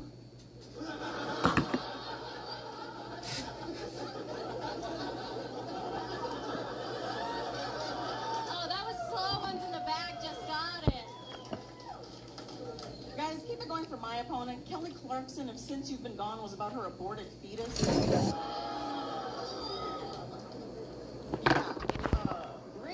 Brit, actually, you guys don't know this about her, but she was voted most likely to hang herself with Christmas lights by her high school class. If eyes are the windows to the soul, your eyes are what? Window shields? Your eyes are so big. Priya is divorced. I feel like she can't blink anymore from stalking her ex. It's like she's got like taxidermy eyes.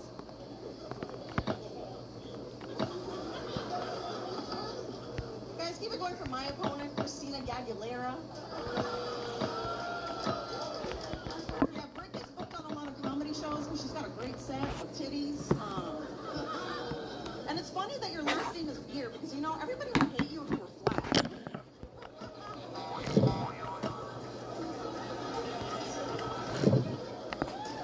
This is doing wonders for my self-esteem. Priya, if you're here, who's not being pleasured by JD Vance?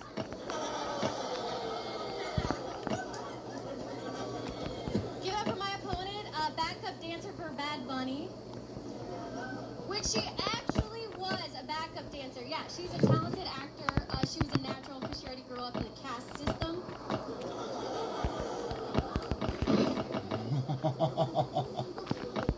I pissed off Stormy Daniels, guys. What the fuck? That's crazy.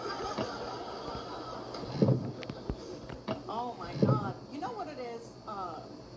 Brit is so inspired by Britney Spears. You know, they actually have a lot in common. I don't know if you guys know this, but they both make very unhinged videos for the internet. They're both old enough that they need to take a Tums before they suck dick. Yeah, the only difference is Britney Spears' dad wants to be in her life.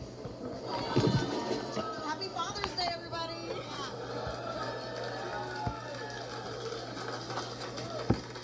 Yeah, I love that we were both available on Father's Day. I actually spoke to my dad today, did you? Oh, to my stepdad, of course. Don't we look like a spelling bee rematch 20 years later?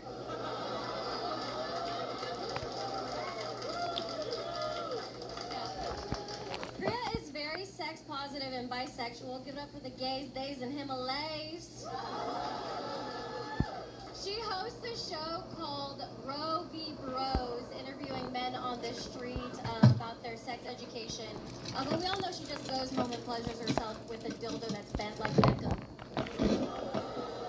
I'm gonna be honest, Britt, it's better than what you're asking men on the street. Let's be real.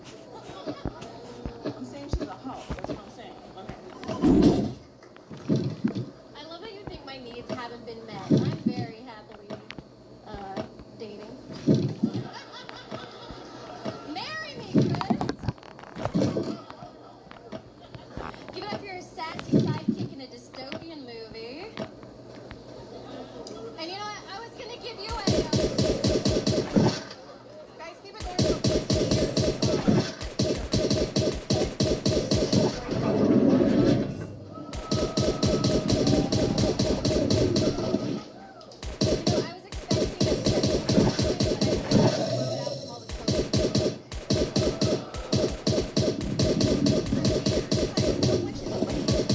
Makes sense, because nobody's heard of her, and she's got a raging yeast infection right now. You know what? Priya goes by blunts, not for weed, but for the object you want to hate yourself with after talking to her for 5 minutes. Blunts are soft. Have you ever smoked one? Thank you, miss. Last show. I think we're done. Okay, Jesus. All right. Keep it going, Priya Blunt from New York. And what's here from the Bay Area? All right. Ladies night. I'm just doing this one. Great. It's not worth it. I have all the key. I have tons of keys to do it. I I love this. Yeah, I you love only this need, battle like, between Bud Light 9. and Bud Dark. 9 or Christina 7. Aguilera, great set of titties, was awesome. Britt, the JD Vance joke, both available on Father's Day, amazing. I just felt that jokes that landed, but you were both fantastic. So yeah, I'm gonna go with Priya. All right. Battle of Blunts versus Beer. Blunts is up. Let's go to Sean Gertie. This was a good one. I like both of you. I thought, Britt, you were very good off the cuff, but I thought Priya wrote better stuff. So I'm going to have to go with Priya, but I hope there's something in the next battle. That's all I'll say. I'm sorry, I didn't mean that. I'm just Happy Pride Month. Happy Pride Month. Happy Pride. Lemaire. Again. Women. We're back at the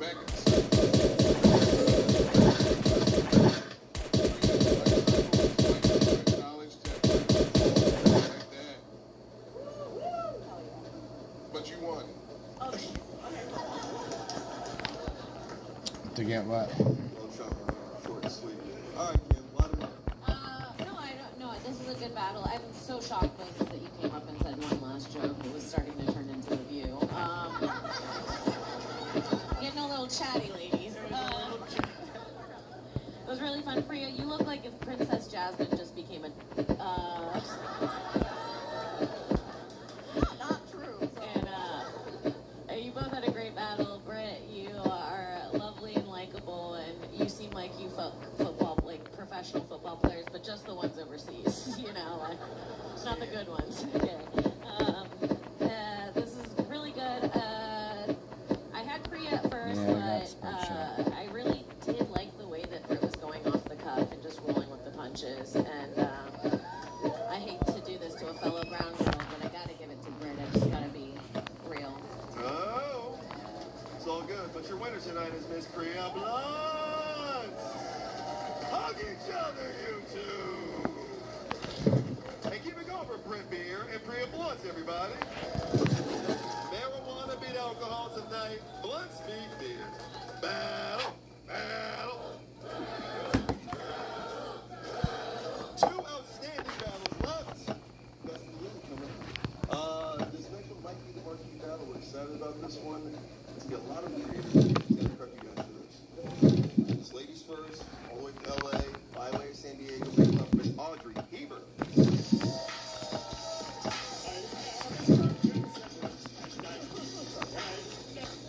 Good to see you. Yeah, good to see you too. All right. I thought you were on a boat to Israel. I got detained. Greta Thunberg, that is fucked up. Kim, you watch too much Andrew Tate. Fuck.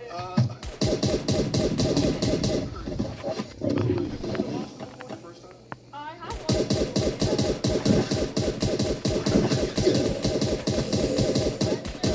Copies in my closet, all lined up. Yeah, Brian, I've never seen you wear a different outfit in 13 years. First of all, this is a new Neff shirt, so how dare you? Neff Vodka, they get on their shirts. All right. Audrey, battling the Emblitz from you, white. Oh, well, you know, it's an honor to be here. When we got asked to do an Austin roast battle, I assumed they misspelled autism.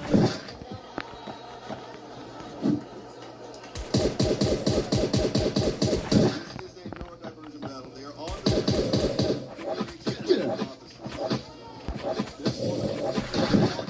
this man, Tourette's. Folks, make it loud for the whirlwind that is Dan Wentz.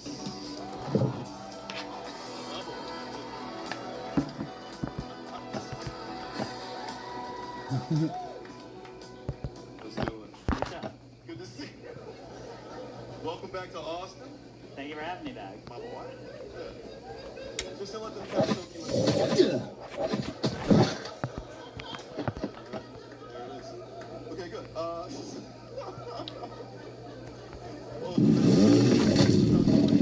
This is a weird, boring bunch of stuff. Like,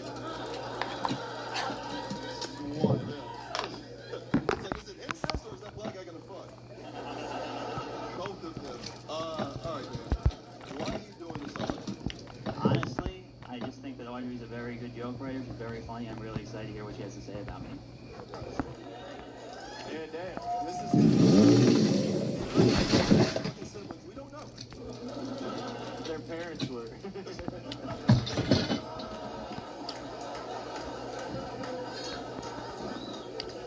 That's fucked up. Their parents were siblings. Yeah, damn. Fuck, you got me. All right. By the way, don't count the fucking jokes afterwards, you fucking weirdos. Don't rain them this time. An even number. Who's going first? I can go first. Dan's got this. Are we ready? Alright. Give us a minute. Battle. Doesn't kill Josh. It's just pretty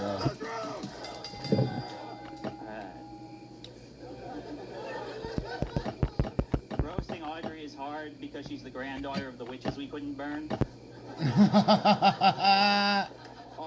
Audrey, how do you look like both Gretel and the bitch with the candy house? Dan has Tourette's, but you'd never guess by looking at him. Most people just think, wow, that guy screaming the N-word really has to pee.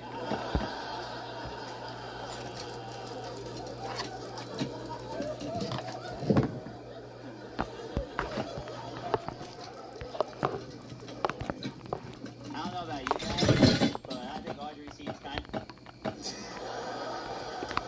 Is that retarded? And believe me, I know retarded.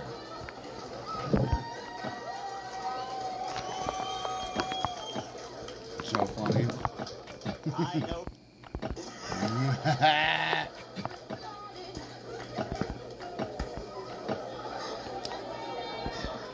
That's true. Dan and I both get called autistic a lot. I can't maintain eye contact. Dan can't maintain a job, a relationship, or a will to live.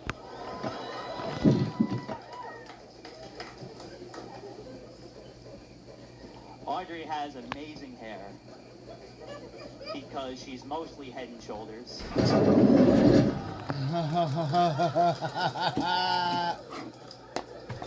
Audrey is so good at football that Trump made it illegal for her to compete against girls. Dan, I don't think either of us needed a neck pillow for the flight over here. Dan somehow has like an Amish face and a lesbian haircut. You drive a Subaru made of wood.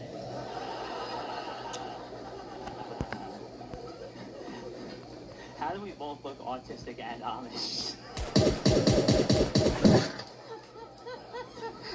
Are they all autistic now? Alright, Audrey's from San Diego, moved to LA because she heard that that's where hot actresses live and figured that they need stunt doubles.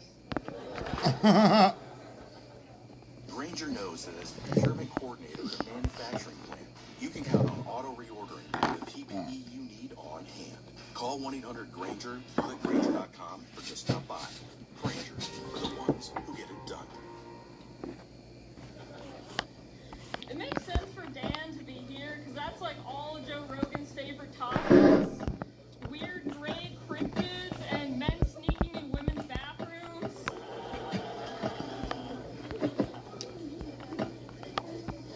Audrey will speak into your bathroom mirror. Oh, fuck.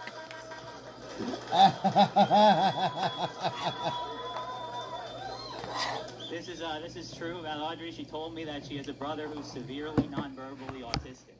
Yeah. So at least someone in your family isn't a fucking bitch.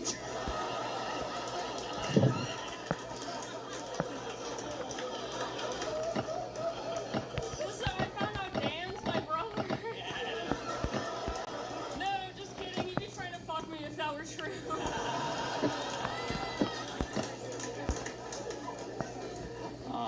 Audrey's grandfather remarried.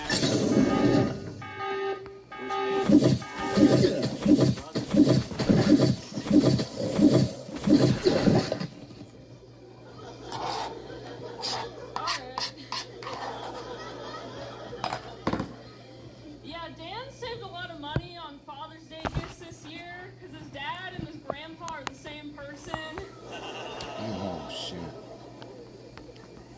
call it. Keep it going, bro.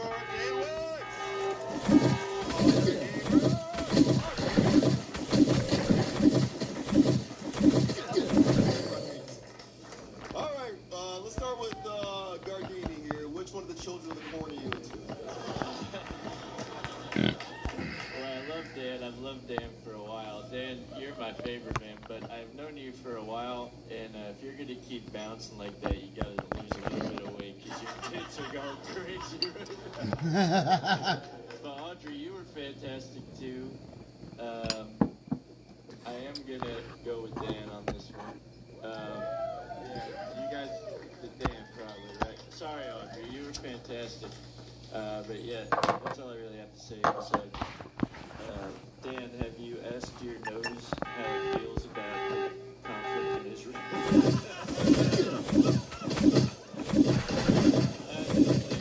But I gotta Dan, I Let's talk about these circles. Which one of these athletes you like best? Man, this is a close battle. It was so good, god damn it. Hot damn, dude, this battle fucking shit, right? The circles love the both of you guys. I gotta tell you. It's mathematically even for me. Okay. I'll say one more joke. Oh, okay. I'd like that too.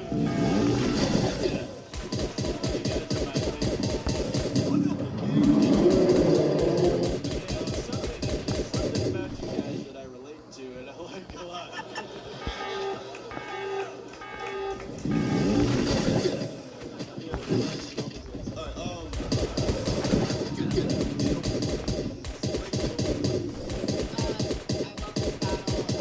I feel like you guys are the poster child for why vaccine should be illegal.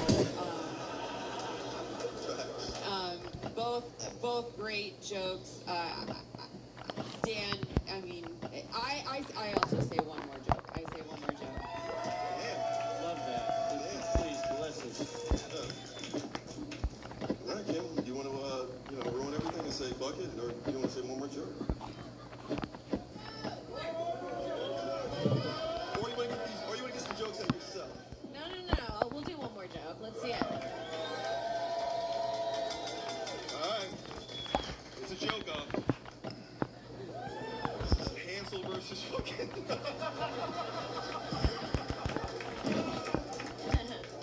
Hurry up, Dan's gonna start smoking soon. Battery's about to fucking. Anyway, all right. Dude, he must sleep so fucking good.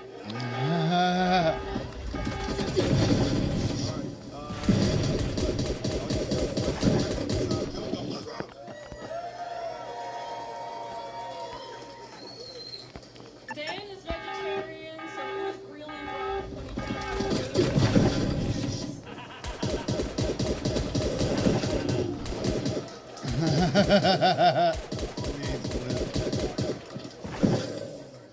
Thanks, This has bud. been a great battle, which has been great for everybody except Audrey. She was hoping I would murder her so she could listen to a podcast about it later.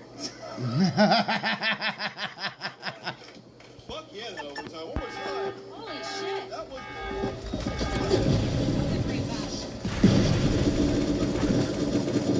Let's talk about it. All right, so you saw everything that happened up here, right? Well, I gotta say, you two are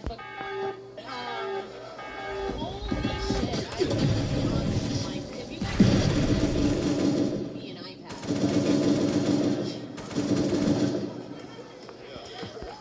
You guys are live action but look animated. It's crazy. This is crazy.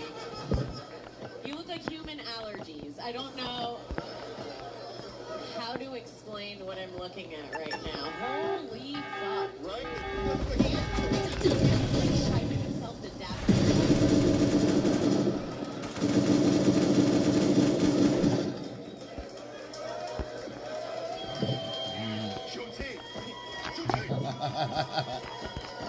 There's really so much imagery with the bounce. You look like you're about to do double dutch for the first time.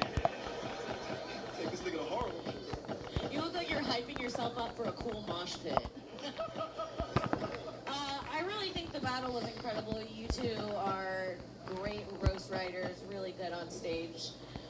This is where you shine. And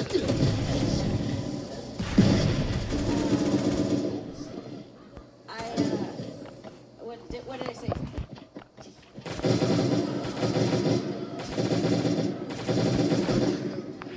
Oh, my bad. Sorry, I was thinking that. Very, very close. Audrey, I think you're fucking incredible. Please, please, please never stop doing this. You're meant to do roast battles. So lovely. Really, I swear to God. So good. Dan, you're one of the best roast writers I've ever seen. You're one of my favorites all the time. You crush every time I see you. According to the last joke, I'm giving it to my girl, Audrey. Okay, one for Audrey. This is overtime. All right, let's go to Gardini here.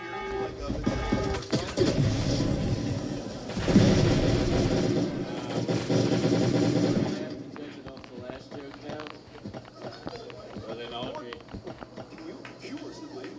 I don't think you have to, right? You don't have to do anything you don't want to do, Sean. You can leave. All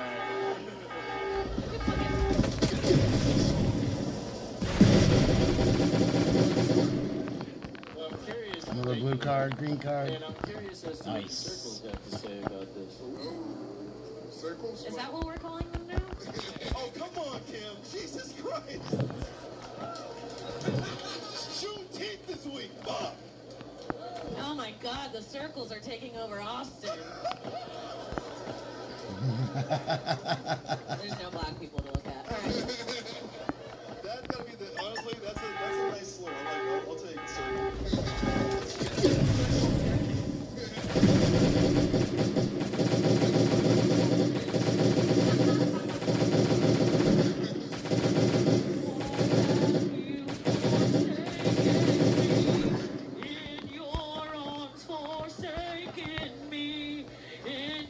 Come on, guys. Forsaken me in your heart, forsaken me. Oh, trust in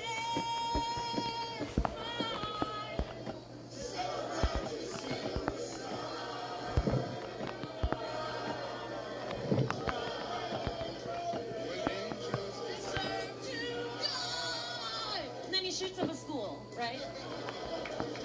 Is that the Black National Anthem? What the fuck was that? It's a square song. Yeah, anyway. It's actually the white national anthem. Cut my life into Who do you like? Based on the circles, Audrey, the circles like Audrey were.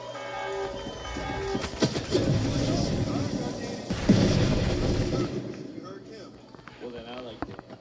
Oh! Alright. I don't give a damn about the circles.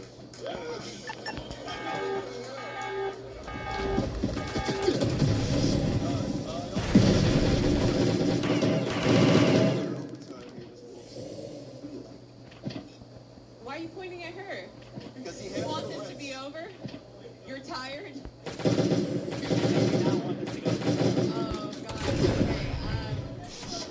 Okay, Ban that guy you guys, if you can. you're amazing. Thomas, if You're you're here. incredible. I was gonna give it up for Dan. I'm sorry.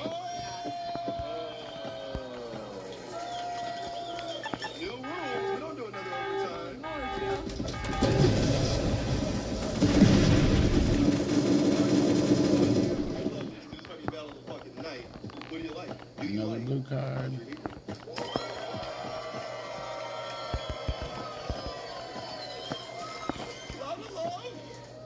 Love, or Dan wins.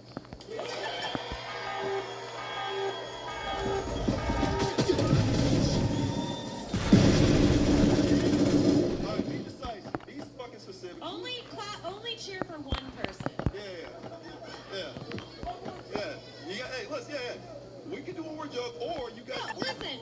No, the random white guy doesn't get to control you. You're more than a circle. Oh shit! Oh no, they're doubling up. Oh shit! They're multiplying. Circles? What's up, man? Oh, man, happy birthday, Brian Moses. Oh, come on, man. Happy birthday! Team Old Spice is coming into the pits. Coconuts and palm trees. Our neighbors. Black power.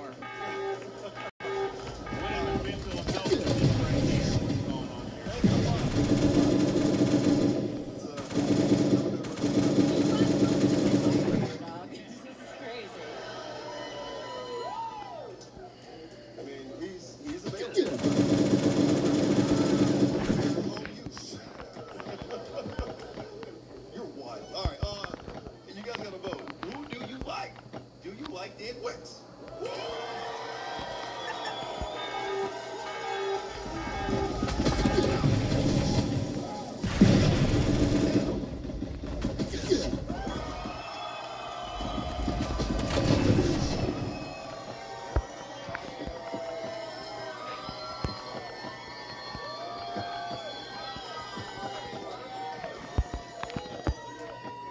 I can't call it. You guys love both of them, so you know what? It's a draw.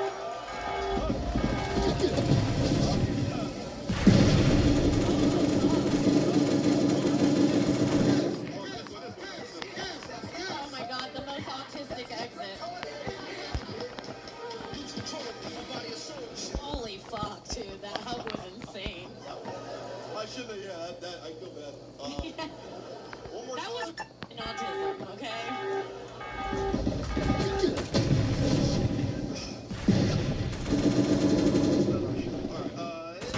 One more time for the battles you've seen all night. My MC Lunchbox. Last battle tonight, these two because these are the youngest boys here, and I have to chaperone them, so I have to keep the girl. Let's meet this kid from Chicago first. He just won the big Rose Down Chicago tournament. Folks, thank a lot for Matt Sullivan.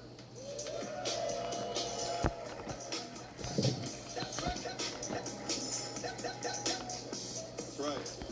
That's right. Matt, are you celebrating Juneteenth this year? Me too, bro. Thank you. Fucking Gen Z. All right. You just won the big Chicago tournament. Fucking in your 20s. Fucking all these dudes. It's your month. I get a day of it. When they released us, you're battling another guy who's like, your age. Why you out here, Austin? First time in Austin? First time in Austin. Pretty good. Pretty good. Hit Terry Blacks. Hell yeah. That. Wrong blacks. We call it Terry Circus in town.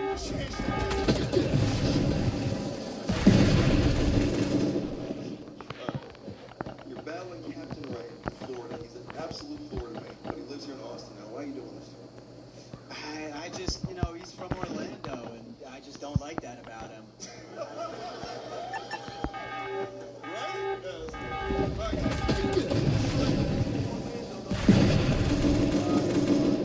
Make it loud for Mr. Captain Birdman!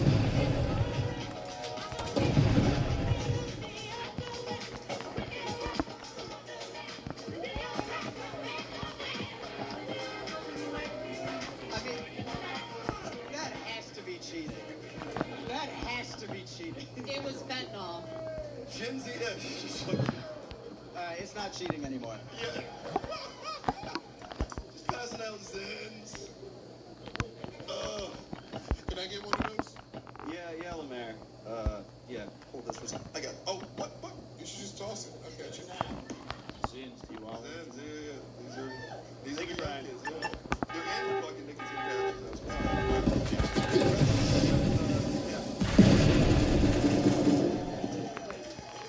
You and the captain, man. You lose. Guys, it's Pride Month. You don't have to catch fucking. I don't have to do shit this month.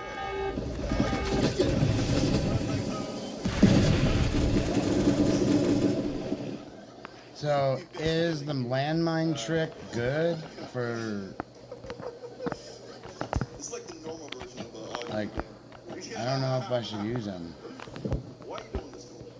Well, I was just Like walking down the five street there. celebrating Juneteenth, and I was like, thank you.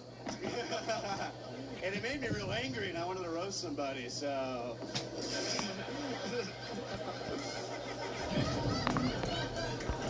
So we ended up here.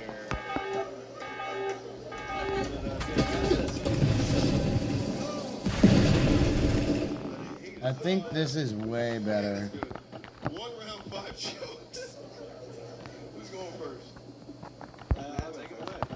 Right, got Chicago. Whenever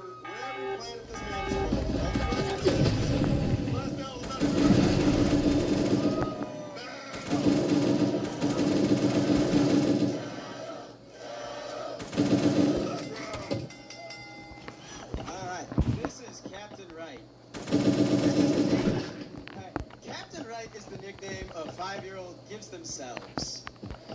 His captain's full name is Captain Wright III, which sounds like a Confederate statue they're putting back up. Damn right.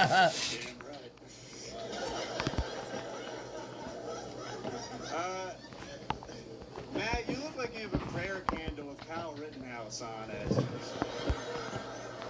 I just imagine Kyle, like during the BLM protest, Kyle standing in front of Spencer's gift with an AR-15, just not letting this one go down.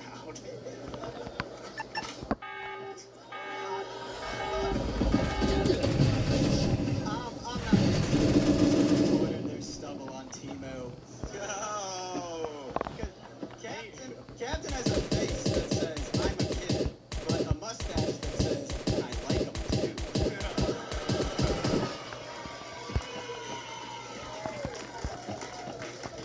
Thank you, Mr. Bestiality. Matt looks like when people ask him, hey, what's your stance on Israel and Palestine? He goes, yo, that shit's just low-key fucked up.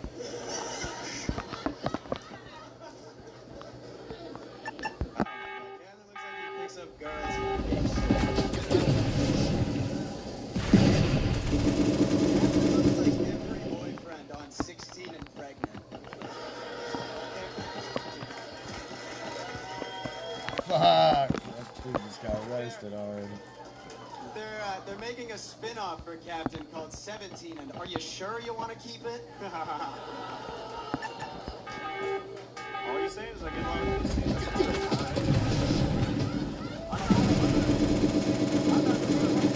I mean, shit.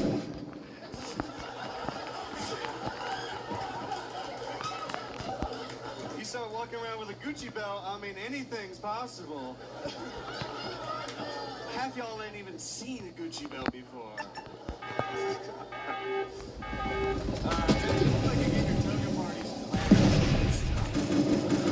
Just you standing next to a burning cross with a beer bong, like, oh, fuck. Oh my, you look like you only eat at white-owned taco trucks. You know, a few years ago, Captain had cancer. Cancer is the nickname he gave his chlamydia. Captain actually did have cancer. His make-a-wish was the insurrection.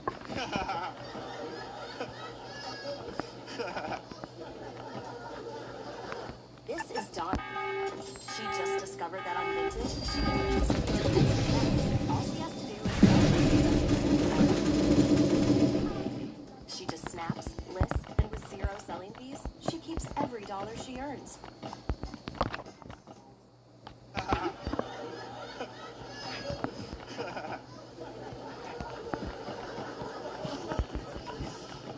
Matt, you look like when you're about to put a pill in a girl's drink, you put a bunch of other cups around it in a pyramid and stand back.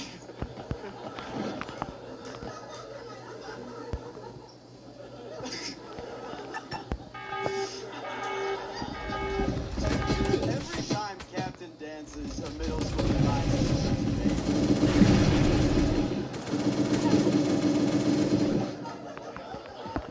No, Captain looks like he put a bump stock on his fleshlight.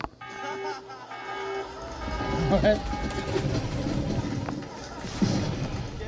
Captain looks like his fleshlight is also named Captain. Yarg.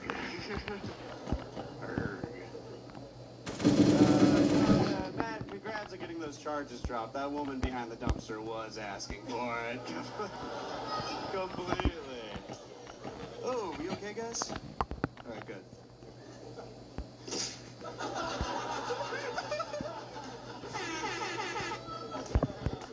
Matt, real question, low-key, before, are you hopping on Fortnite? I mean, obviously. Okay, good. Thank God. Captain and I are hopping on Fortnite later. We're going to jack off to the streets. We do both do that. We do both completely do that. Is that it? We got more. No, I think that's good. I'm kidding. Come on, we'll figure this out. Captain Wright, Matt Sullivan, make some noise. We'll figure this out.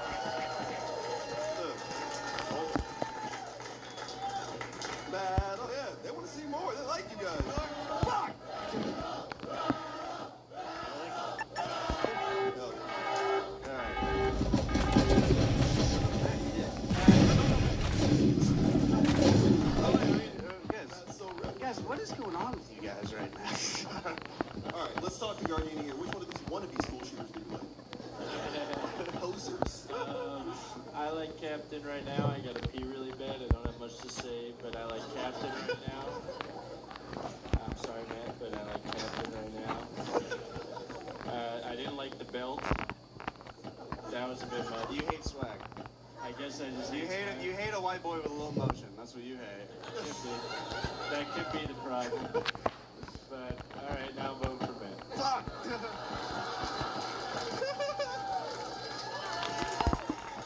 Guard dog, don't fuck with him. What are the circles saying right now, man? Eat me.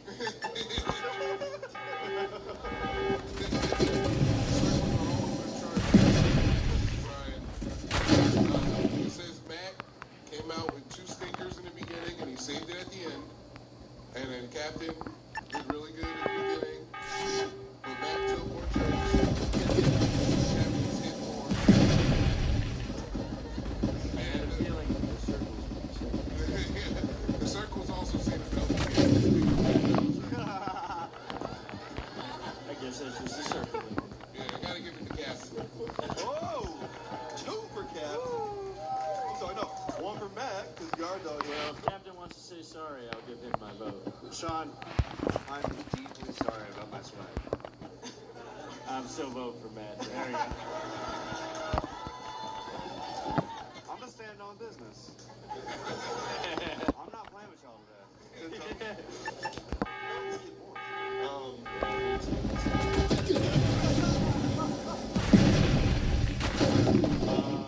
Let's go to Wolves. What do you like in the remake of Kids? The same person to me, except Captain grew a porn stash after he was molested by his PE teacher. Matt, your jokes were great. I mean, both of your jokes were great. The fleshlight joke was hilarious. This is tough for me. I don't know. What is the score right now? Right now it's 1-1. Oh God. Okay. Unless Captain wants to say sorry for real. Okay. Sean. Okay. 1-1. Okay.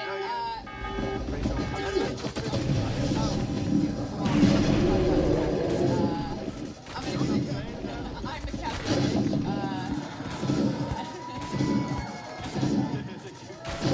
I'm gonna give it to Matt and make them decide. Whoa! Okay.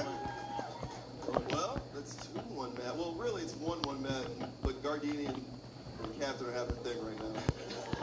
Kiss, kiss, kiss, kiss, kiss, kiss, kiss.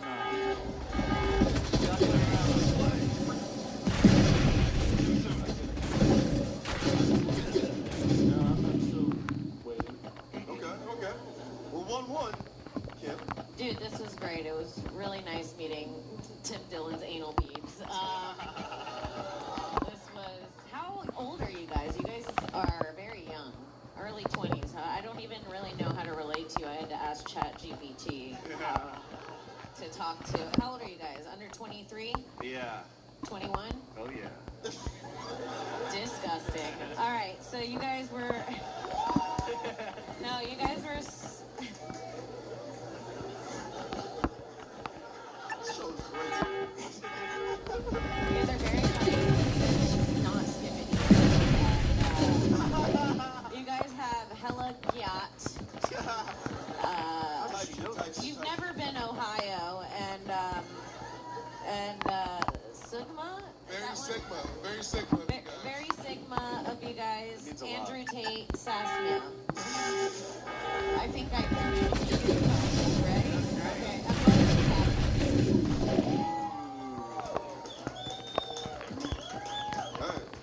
Hey Dan, have you heard of Kalshi? Yeah, the prediction market that lets you trade anything from sports to aliens. Alright. 2-1 Captain right. Gargo, Captain. You gotta make this official.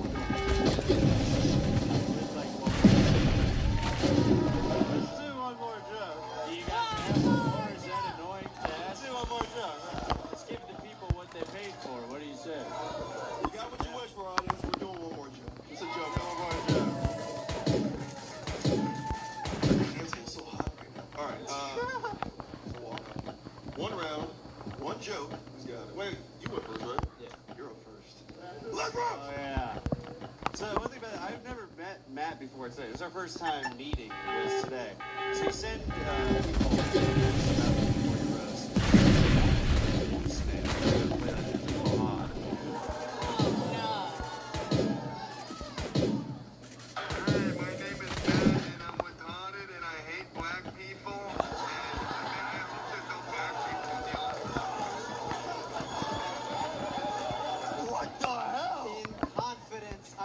You that.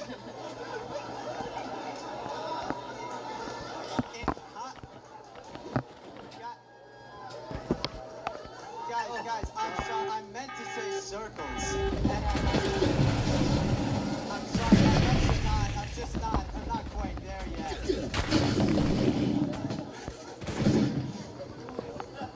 You know, Captain looks like a bait kid on To Catch a Predator.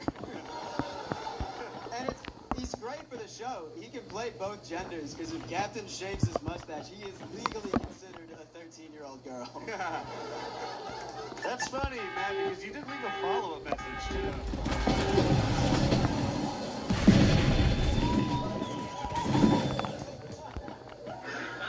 Actually, follow-up message. I do hope there's black people in the audience so I could commit hate crime on them afterwards. Oh, my God! During Juneteenth, dude? What kind of show is this? Yeah, what the fuck, bro? Yeah, Matt, you know, I'm the host and I'm black. You know I was going to be here. Look. I didn't know you were black. Brian Moses was black? No! I thought he was a biblical figure. Damn right. The first Jew. It's us.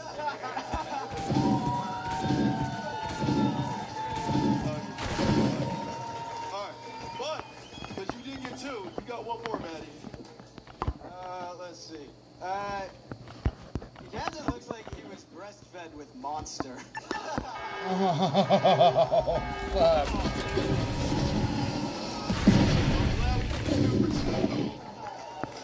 That was badass. Make a laugh for these two fucking young.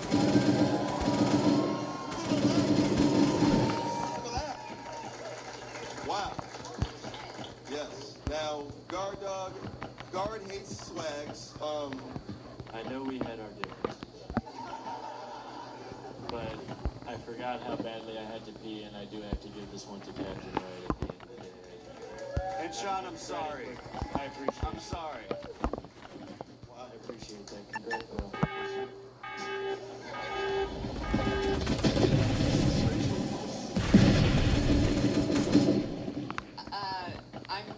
I'm still shook off that voicemail. Oh, you are. Shit. Oh, wow. This is a tough one. I'm trying to think of which one I would sleep with.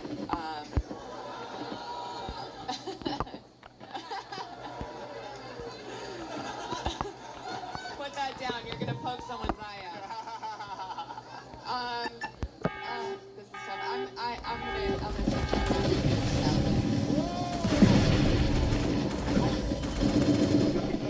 That's crazy that you look like your boyfriend. That's fucking awesome. Yeah, we merged. We would be your boyfriend. That's so funny. Yeah. I really gotta go. Kiss. Do it. That would be so Sigma.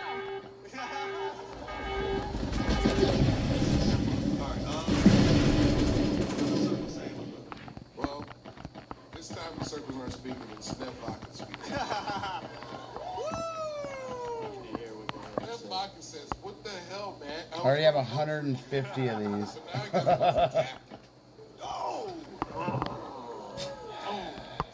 Well, we know you're winning. Kim, go ahead and light him up. No, I have nothing to say. The voicemail thing was fucking iconic. You both did really, really great. You played off it really well. There's really no loser except Winner last bell of the night.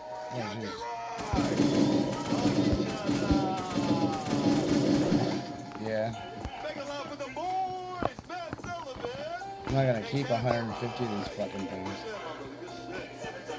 Oh man, what a show. We love you guys so much. Make a laugh for the greatest comedy club in the fucking world. That's my DJ, MC Lunchbox. Everybody say bye to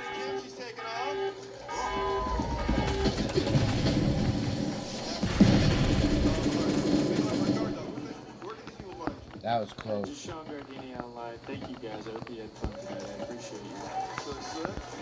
Circles. Yeah, at Lammerly and Panties in the Mouth podcast. Pain out. Hey, Miss Wolves, where can they find? At Rachel Wolfson on Instagram. Love it, man. Hey, tip your waist down. Come back to this place every fucking night. We love you guys. Let's rock.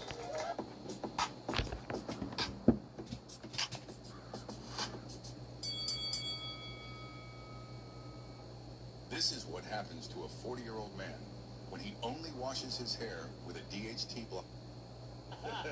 There was almost... Where's his family call?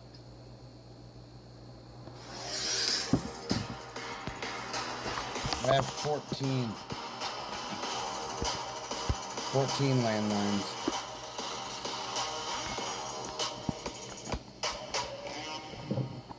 All right, let's meet the lady first, all the way from Maryland. It's Eliza Halpert. I'm on level 60. Hey! All right, hey, Eliza, everybody. Yes. All right, welcome to Los Angeles, I guess, or welcome to the building. Awesome.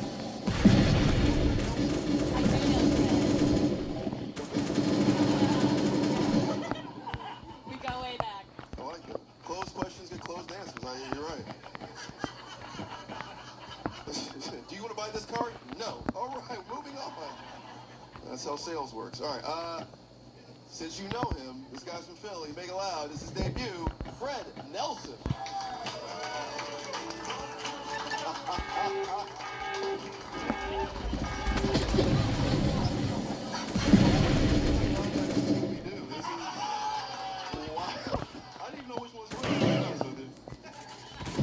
Wow, it is Pride Month, and I don't know who's going after what.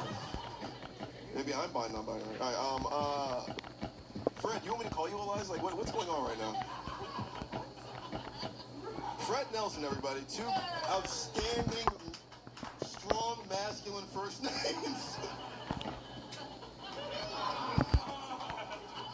Dressed like a 1970s fucking Detroit rocker who would get beat up by Liam Salvage. All right, I fucked that up. Michael Gassner's from Detroit. Whatever. All right, you actually look like they're gay James. I mean, now, Fred, how long have you been in Los Angeles?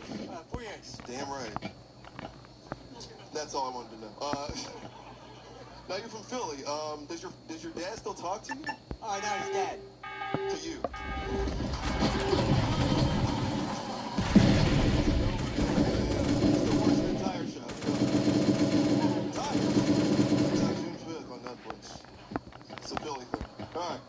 Your battle Eliza Halpern here. How do you guys know each other?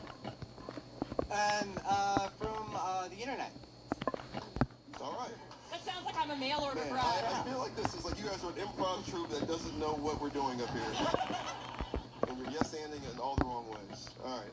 1 round, 3 jokes. Eliza, Fred is going first. Eliza.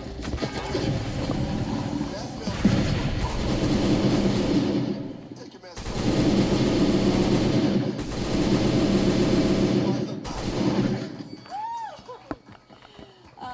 Fred, how do you simultaneously look like a Nazi and like you're starving in a concentration camp?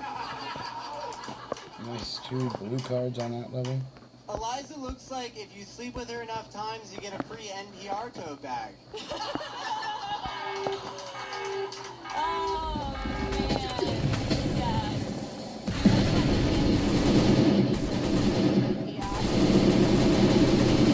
Oh, man. Fred looks like who Republicans think is coming into women's bathrooms. Speaking of Republicans, Fred, you look like the only guy who went straight from the gay bathhouse to the Capitol riot. Thank you, Wicked Witch of the Saggy Breasts.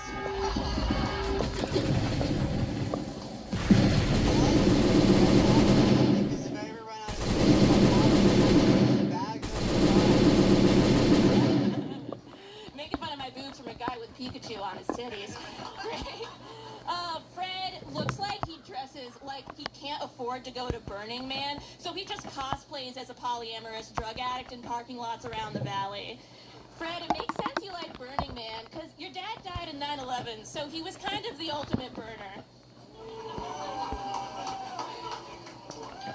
Guys, I think it's great that Steve Buscemi does drag. Oh, thanks, Twink. Eliza is so Jewish, her new favorite was the cost. Let me add my 2 gold. And she didn't step out on the holla either. He just hates Jews because Jeffrey wouldn't let him come to the island.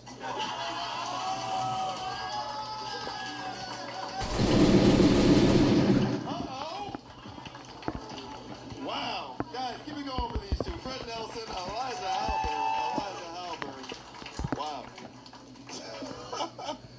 You guys look like you're at the first feminist rally in history. This really is...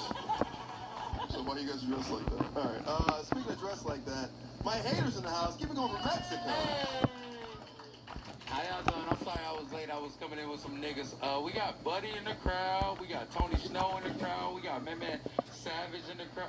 Anyway, I was just late because I was in here. White people.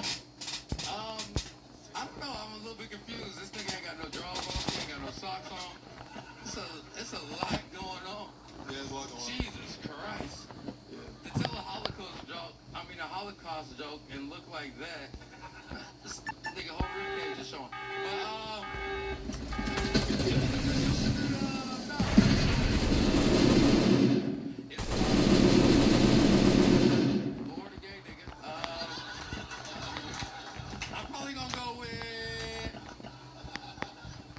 I'm gonna go with the white woman. I'm not gonna lie, nigga. Your ribcage makes me very uncomfortable.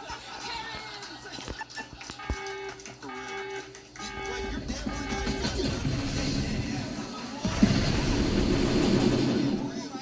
the real Skeet Davidson over here. This does look like a Kim Kardashian Pete Davidson movie on TV. It does. Like they couldn't have... Nah, yeah, this was like the battle for the top feminist, I'm not gonna lie. But I gotta go with the shorty, because every time like he said something funny, if that's the right pronouns, every time he said something funny, she always had a clap back. So yeah.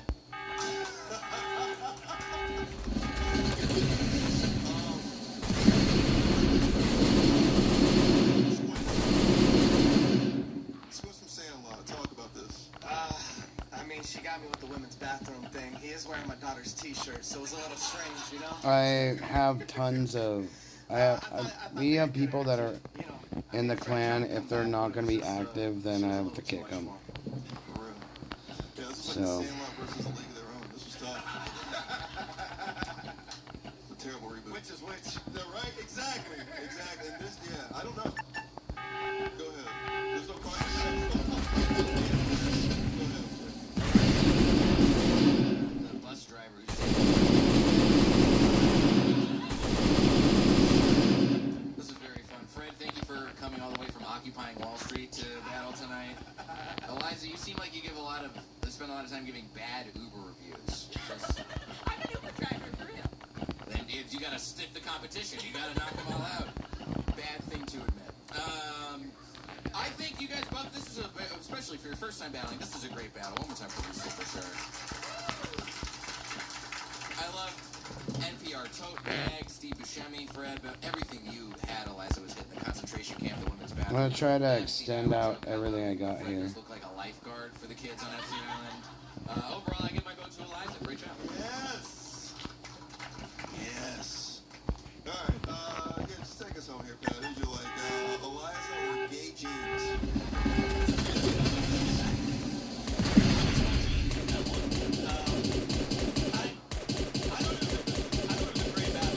Your first battle, I thought you were both outstanding.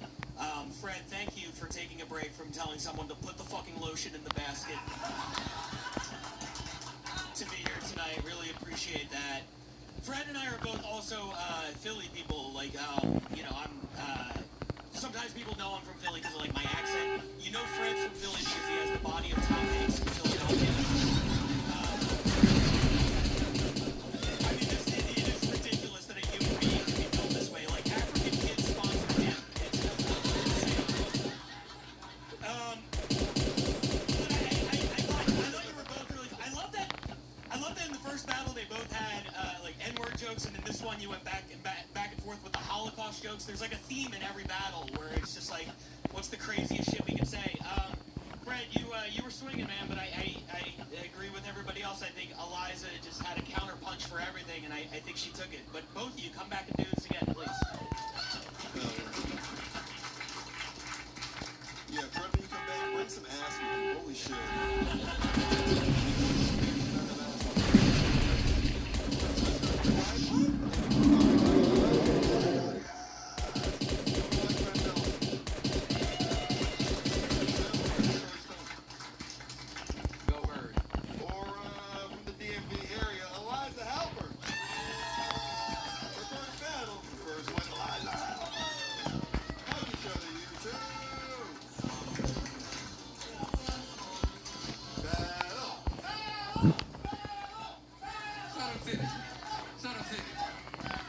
It's been a good night so far.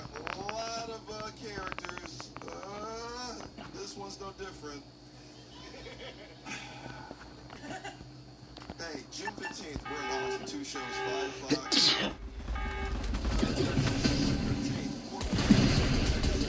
That was nuts. The sneeze. He's been here in a long time. Mega Love from Utah.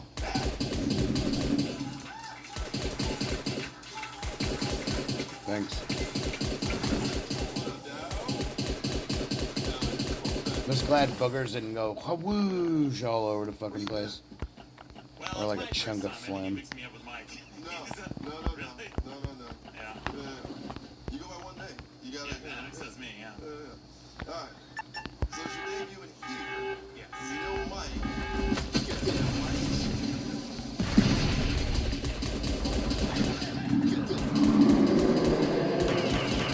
Anybody do this now, huh? Yeah, we've been letting everybody do this. We're not new to this, we're true to this. Maddox, battle Mike Gams. Why Mike? Mike invited me. He thought we'd be a good matchup, And that's so offensive. Mike said this is how I think I could get my first win.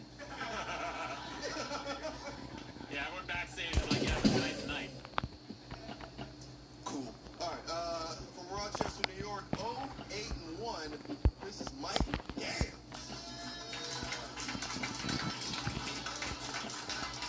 Let's fucking go!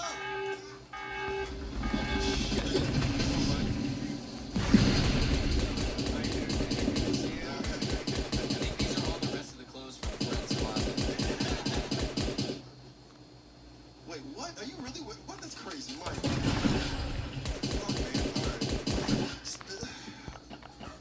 Just want to be honest about Pride Month. You know, this used to be a month for black people who were like, oh shit. There's like a week in June where we just like, it's just for us. All of a sudden now, it's... Anyway, alright. Anyway, Mike, you're dressed super gay. Yeah. Like flaming almost. That's crazy you look like this. Anyway, the parade's over, brother. You're battling Maddox. Why are you doing this to him? Because I was trying to get my first win. Okay. Alright. I gotta be good at it, you know. Be fun. Okay. Alright. We'll get to the jokes after this. I just want to see this and get through this. There's 3 jokes. Who's going first? I'll go first. Maddox is going first. That's Michael ready. Let's rock.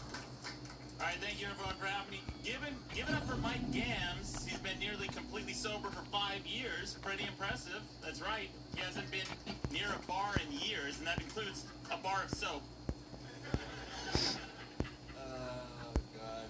Look at this failed comic book writer up here. A real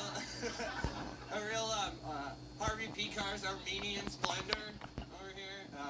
You look like they cloned Paul Giamatti using just his ball sack, and a cloning device that still had the leftover rat DNA from the previous trial.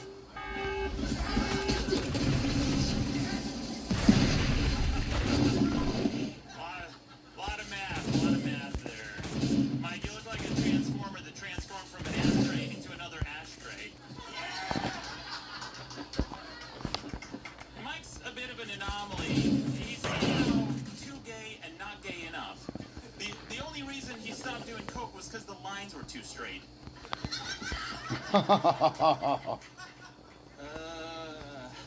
This bald, ugly motherfucker over here.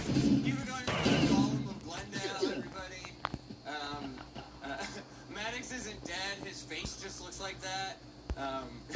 He's got cirrhosis of the liver of the face. Maddox isn't bald.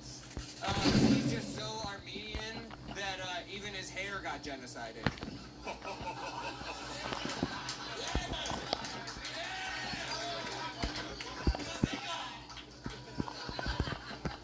The Turks got us. Granger knows that if you're a school custodian, cleanliness is your top priority.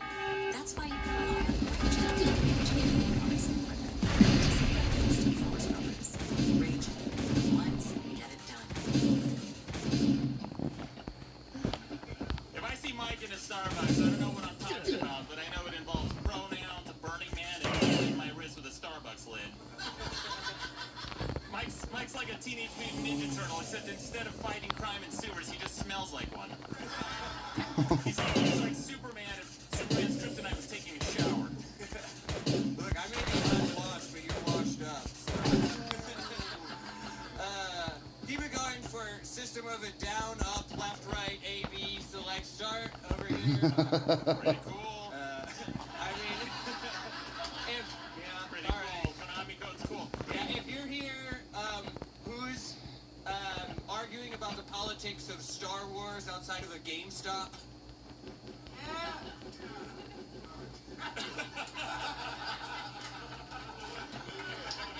Hey, keep it going. That was a Rose Medal, everybody. Mike Gam, 081. My man Maddox, this is his debut. Let's just get to it. Haters, hate on this. Man, you know, Freddie called me last night. He was asking where I get like my lineups, and I didn't have nowhere to tell him where I go to a barber. And now I'm looking at your hair, and I really like the way that it looks. LA niggas. Yeah, so okay. We just talk about that. I have nothing to say about these niggas. That was the rudest shit ever. That's how you hate, goddammit. Hate like that from now on. I hated it too. You like Godzilla when they keep going? Yeah, I love Godzilla. Yeah, like fuck that dude, bro. Alright, this guy. I don't know, man. You look like you was like in the closet and just press shuffle. Like, it just.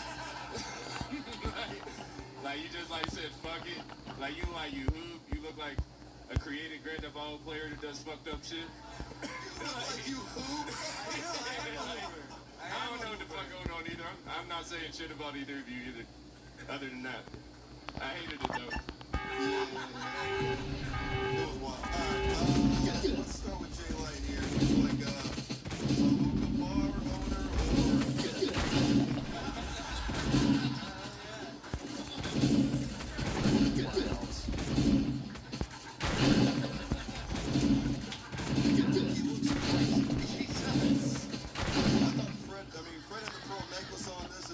Like, Fred made sense. Mike is absolutely no sense. This Mike, you look like you sell Adderall outside of pickleball courts.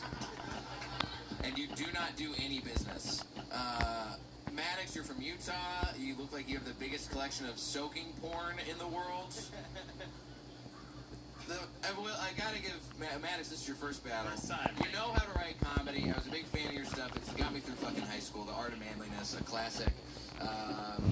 And you really, I mean, this is a real can of corn. Mike had jokes and one actually worked, which is actually a better hit rate than Mike has had in all his other videos. Thank you. This is pretty good. And a plus break that will carry Mike through the next 6 months of him doing comedy. But yeah, Maddox, you can clearly put this one. Like, Let's go to BJ's here. Who do you like?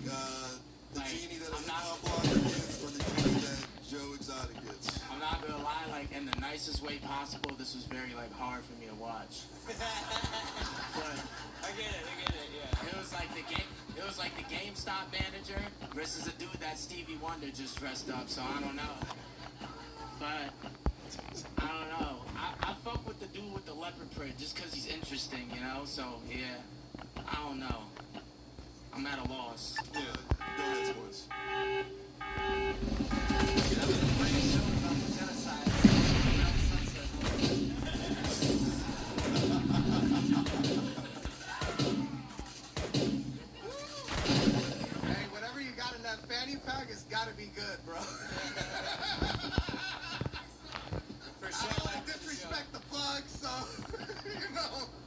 I know he's got some wild shit in there. Two-seat out.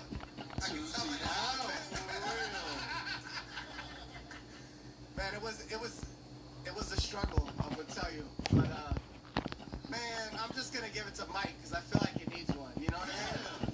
Mike, honestly, this is Mike's best battle. I'm feeling pity today. I'll take it. Thank you, Mike. All right. Matt, security at Diddy's party or?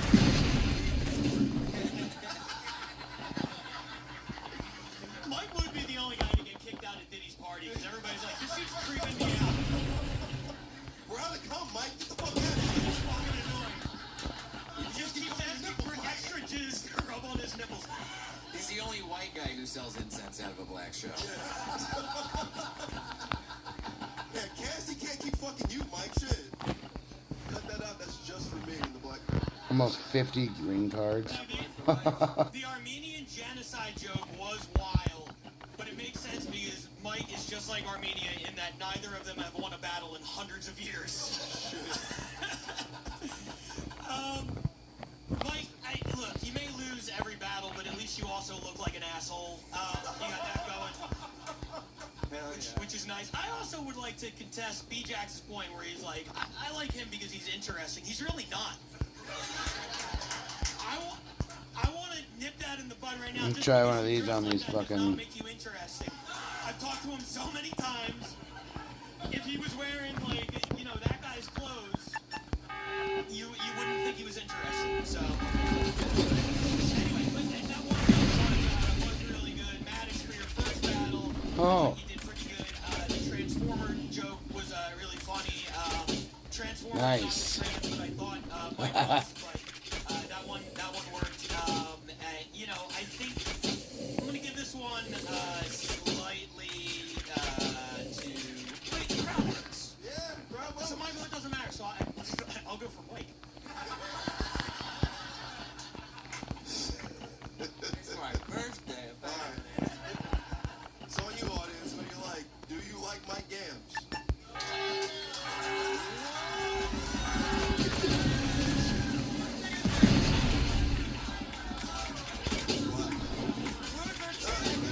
That guy looks like Mike if Mike had a regular 9-to-5 job. My dad. That guy? Yeah. Yeah. Is that really Steve from Blue's Clues? Oh, shit. All right. Or do we like Maddox? Guys, make love to Maddox! Hug each other. Come on, hug each other. There it is. Keep it going for Mike and Maddox, everybody. Come on.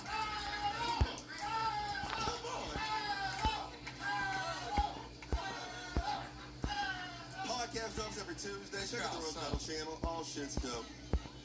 Hey, sir, my favorite color. You guys got anything to plug? What's going on with y'all?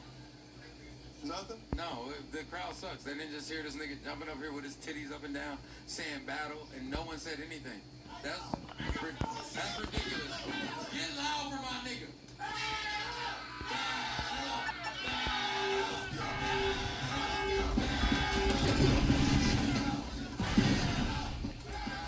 Much better. Much better. All right. Oh, shit.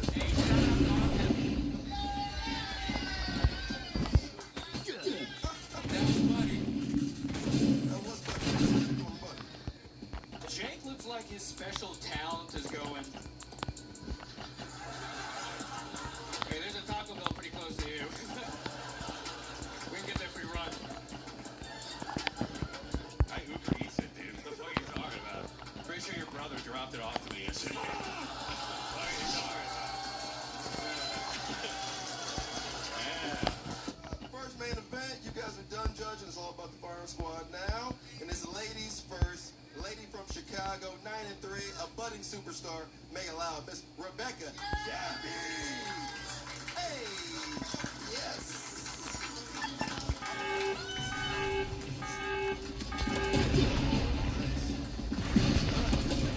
So far, and they both dressed like this. You know what's happening. The dudes are dressing crazy, the ladies are dressing basic. Fuck. Oh, well. All right.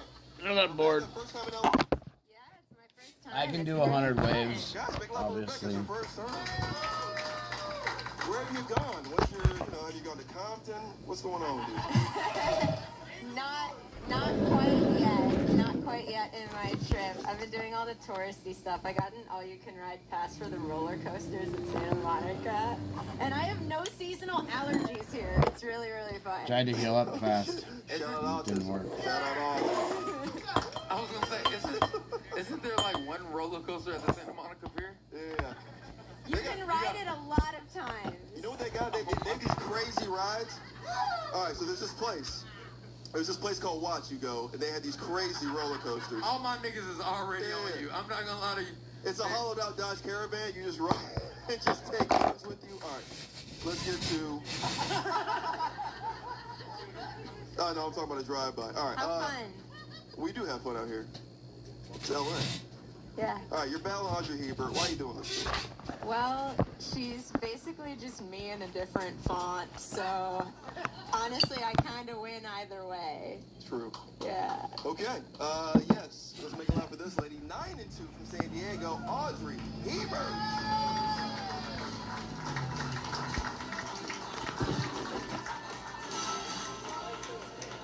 All right. Yeah, you're right.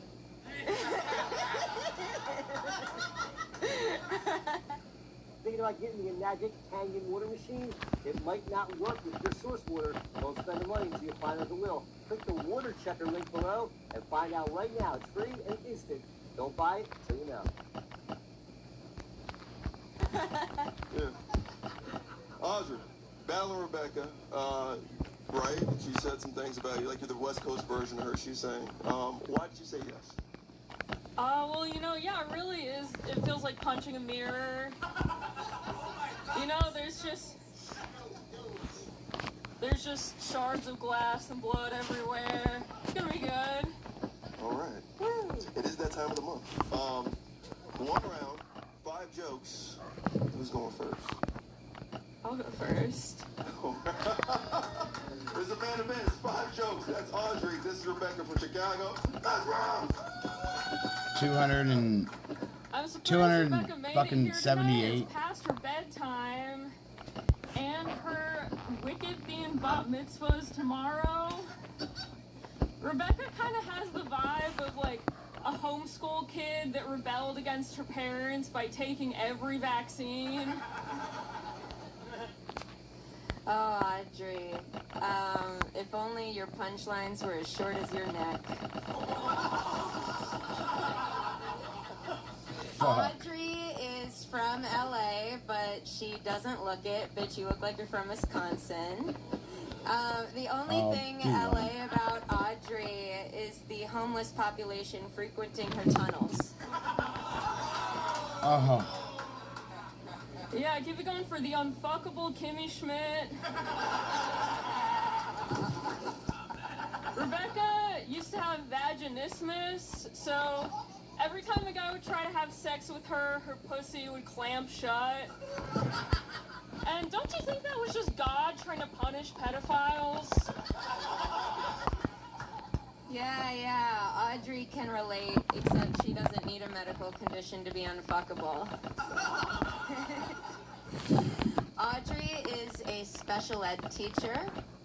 Did they pick out your outfit tonight? Yeah, you did. Rebecca kind of looks like the girl chipmunk from Alvin and the Chipmunks.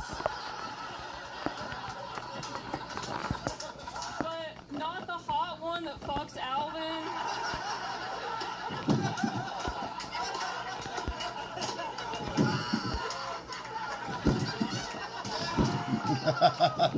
That's fucked up.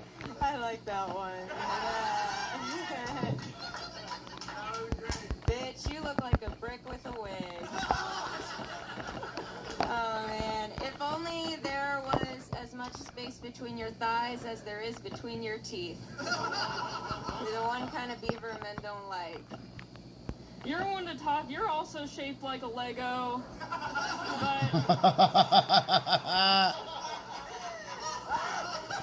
But you know, you are what you eat.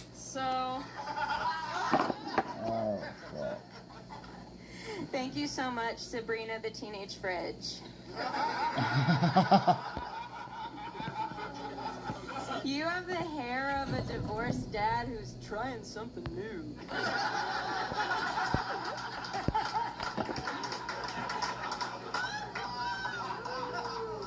Thank you, I am trying something new. Rebecca's Jewish, but you know, I'm actually glad she wasn't around in World War II, because we'd all be reading like, Dear Diary, my boogers taste different today. I think there's dust mites in this attic. My therapist does think I should journal more. Yeah. Thank you so much, Lana Del Relapse. Yeah. Audrey looks like a horse girl, but she's only in it for the ketamine. Yeah, it sounds like fun. Rebecca Bullying and her comedy, boyfriend always have it's safe roast sex. battle. She puts on a dental dam before she funny spreads to the call it peanut that. butter. Bully comedy. It's called She's roast just a battle. Velma looking for her Scooby. It's American shit. You're built like a Jewish mother with the face of a little Nazi boy.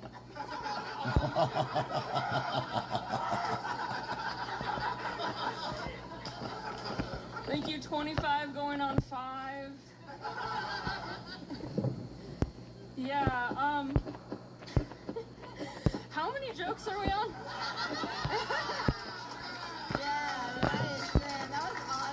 thought that was it. I was like, is that it?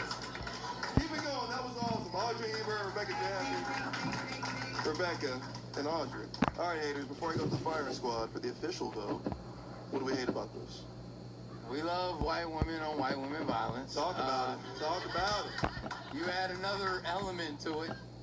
You got retarded white woman on retarded white woman violence, and that's just something I didn't think I would ever see. So we do have Audrey knows that she's my favorite. I love her so much, but you got out retarded it today, and I'm gonna have to give it to this one. I don't like the way you blink though. Figure I it out. don't either. I've gotten Figure that that a shit lot. out. Figure it out. People say that a lot. Yeah. Nah, you definitely got like the eyes that he's talking about. It's just like scary kind of. I'm sorry. Yeah, super weird. But yeah, like nah, you don't gotta close them and shit. Just keep blinking regularly. You know, don't be nervous. But yeah, that was really good. Like I can't talk too much shit. Like I never saw like white girls talk to each other like that. That shit kind of like.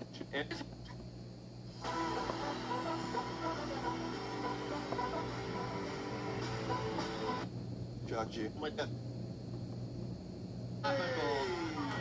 Top. Good folks, your winner of the first main event, Miss Rebecca Jaffe. Happy Southern. Keep it going. Rebecca Jaffe, Audrey Ebert. Battle.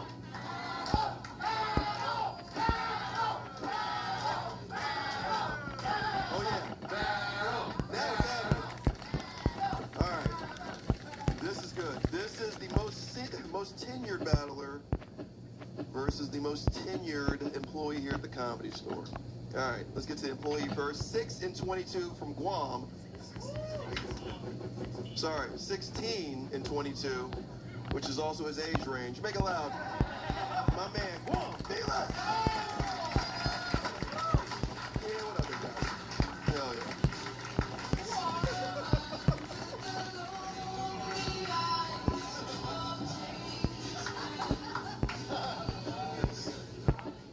All right, go ahead, haters. Get it out. No. I love Guam now. We reconciled. Yeah, we have. Have we not? Yeah. I've been here a long time. I know. I mean, literally, I've been here longer than how long his knees have worked. So I think just off that alone, we're here. Okay. He's always been really nice to me. Nice. All right. Moana, uncle, right? Yeah. There it is. All right. If I could see somebody's ass like you always do. Oh, was that what I was supposed to do? I forgot it was Tuesday. You gay both. You're gay today. I got you. I'm gonna get it together. All right, thank you. It's Pride Month. You're gay every day now. All right. Mom, stand up one more time. Damn. All right. Got it together. All right. Got that BBL. Bologna, and lettuce. Shit.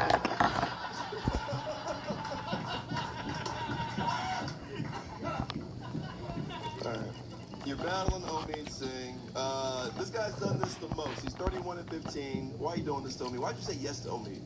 Because fuck yours, USA, USA, USA, USA. I think we occupied Hawaii too. No, oh. We did. All right. This guy, yes, 31-15 from San Diego. Make it up for Omid Singh.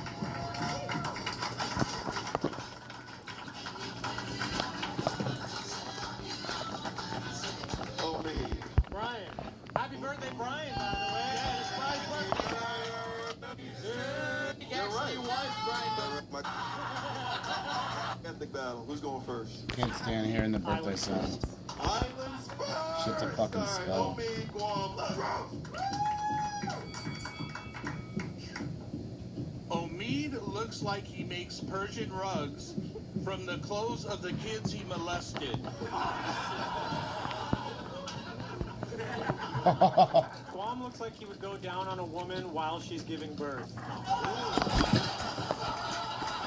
Oh. Oh, fuck.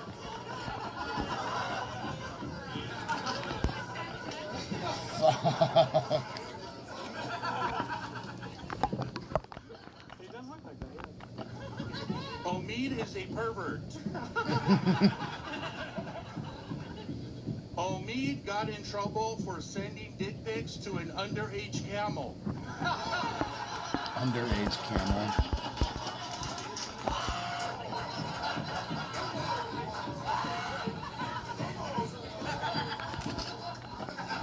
Should have seen his humps. Guam puts the street in Street Fighter.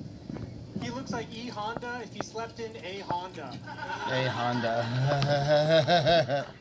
Tight fit, tight fit. Omid got kicked off a flight to India because he was wearing deodorant.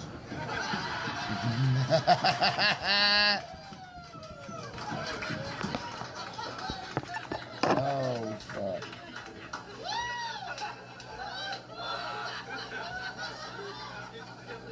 Guam has been homeless twice. Third time's the charm. Oh, fuck. First time he was homeless was in Los Angeles. The second time was in Paris when the bell tower at the Notre Dame caught fire.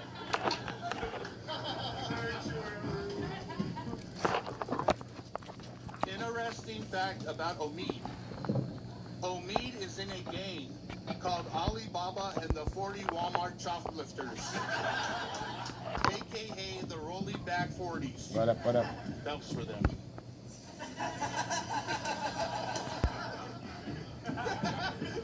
This is called Roast Battle if you look it up. It's fucking pretty funny. So she didn't have a chance to see her son dressed up as a minion on Hollywood Boulevard. Which is what he does. That was a fact, I guess. All right. Omid got a tattoo of the 7-Eleven sign next to his butthole because he smells like ass 24/7.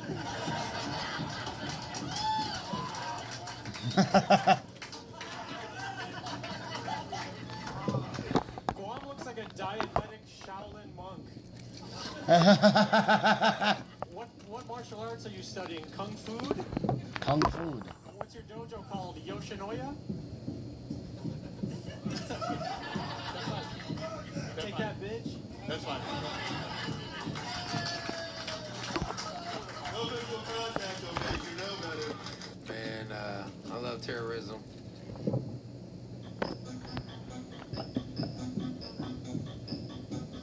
Replacing underground. Alright, you're battling Nate Welch. This is a guy that has no legs. Why are you doing this to the ex-Rose Battle League LA champ? Nah, I fucking love Nate. It's a classic battle of North versus South, Union versus the Confederacy. Like, I'm fucking excited. Like, I love Nate. I'm very excited for this one. Yes. I get to say some mean shit. I would say the South shall rise again, but those legs are not attached to you. All right. I get tall every goddamn day. What's up? Shout out Black Power. All right. 25-15 from New Orleans. I like this guy. Make it loud. Nate Welch. Nate Welch.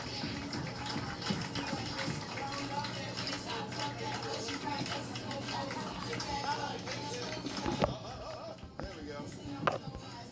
Yeah. Big Pun. Nasty Nate. What's up, Black? Happy birthday. Swamp Thang.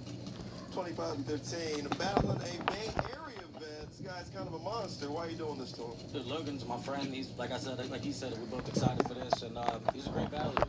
It's hard to find his weakness because he ain't got no Achilles heels. He's not no legs. One round. You mean R. You're right. Sorry. Present tense. 5 jokes, 1 round. Who's going first? I'll go first. You got this? Yes, sir. This is the Bay Area. This is LA. Are we ready? Last battle of the night. Josh, come on. Come on.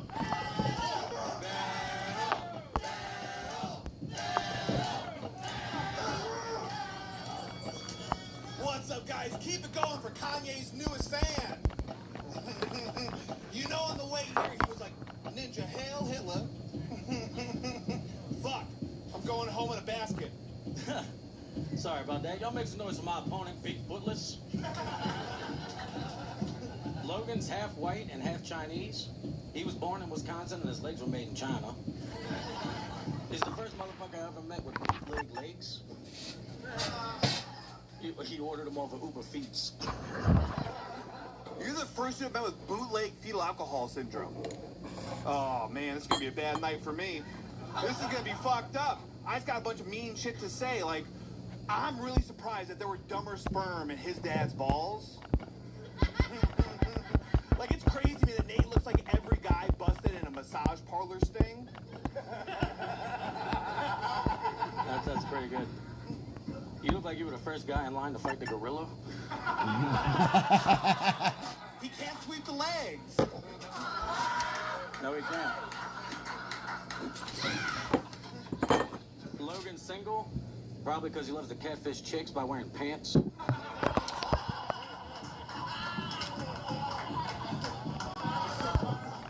I can talk to you about my look. You have resting bus driver face. Like, how does your head look like a bodybuilder's clit? You're good, Tom. That was a pretty good one, you autistic appliance.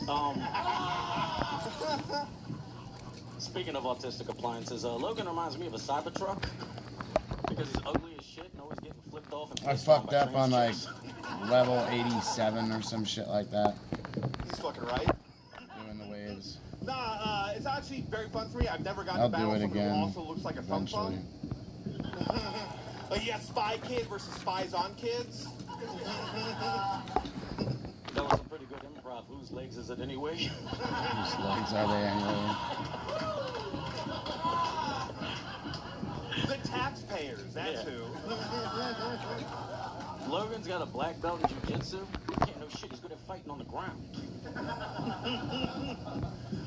Fun fact about Nate, he's been a bouncer for 17 years, and his tits have been bouncing for 15 of them. Damn, you really out here standing on I've done that business, before. huh? You put it in the fridge for like 10 minutes. So Logan told me he calls his legs the because they ain't real.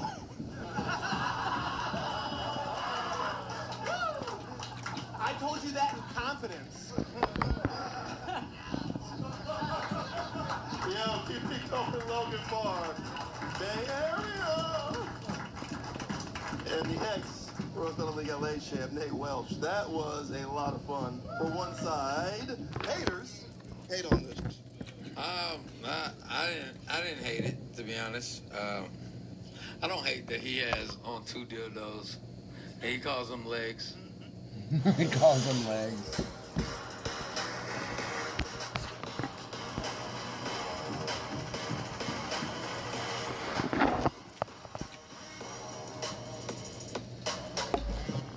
Number 2, very exciting stuff here. It's a debut from San Diego, Amber Easton.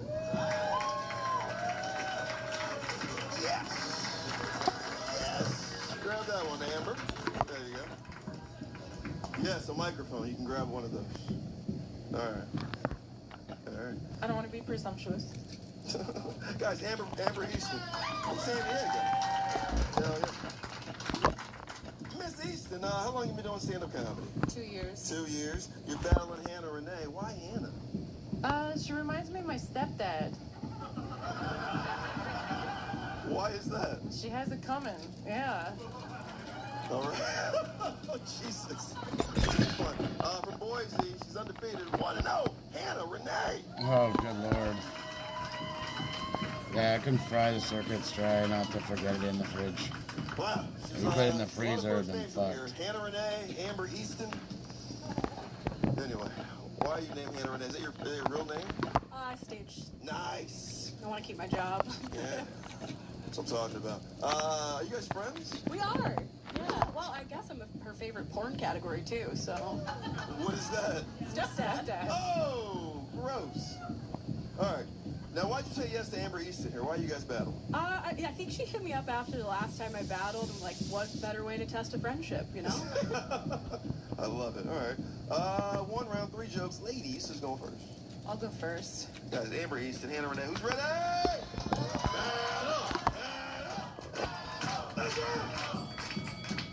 It's so great for Hannah to be here. I'm shocked she got out of the stock room at PacSun. Hannah was in a sorority, I guess is the janitor. Amber looks high, but she actually doesn't smoke weed. She boofs it. Yeah. Amber once got so high she got kicked out of Jumbo's clown room, which is sad because her pussy is a clown car. We both got kicked out of strip clubs. How else are you gonna find your dad, you know? Hannah is the least interesting thing from Idaho. She's just a void you drive through on your way to different people. But she does give the best potato head.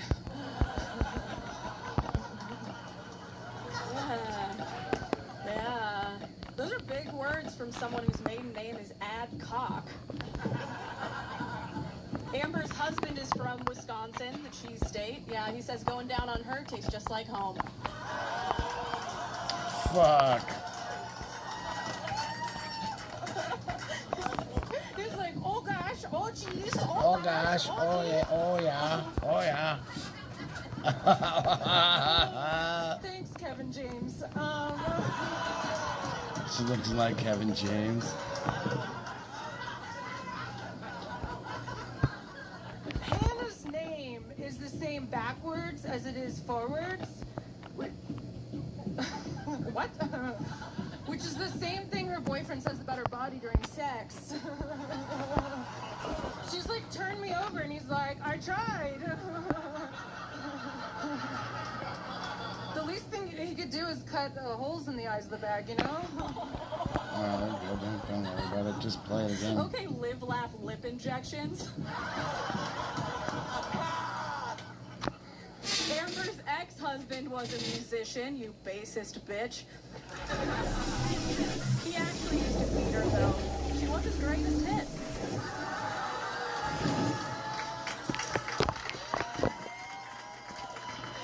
It's all about the writing. This is a Joe Budden showcase. Amber Easton, Hannah Renee, Hannah Easton. Holy shit. I think I need to bring more guns into that thing, so because I was running out of guns in there. Mexican, hate on these white women. So. They did a good job of doing it themselves, man. I really enjoyed that. You know, white bashing is just one of my favorite things. I like your outfit. You look like you're a good stepmom to like a single bitch that just decided she wanted to be gay after like her third husband. You look like a Bob's Burger character. I don't know which one. No, that was a real good battle. I may have to give it to this bitch just because her rebuttals were like, you know what I mean? Like, what she was saying. I don't know. It was really good. Everybody needs to be at 100 good, but I'm each. gonna give it to this one. It's This white one. it just should be that way. Like people are playing, you should be able to accumulate all that. All right, David, I'm gonna start with you because you It's love just to what it talk is. shit about white women. So I'm gonna let you start this off. That was a good joke. That Kevin James joke got me. I was like, this bitch do got a mall cop face. That's what it is. Calves too, yeah. That bitch got some calves like she'll do a kickflip up to Jesus. Nigga, that Kick flip up to shit. Jesus. Got some calves shit from the gods. That bitch look strong to them, but she like one of them bitches that toss hay around. You know what I'm talking about? Professional women's football player. Hell yeah, that's center. That's Brock Lesnar's daughter.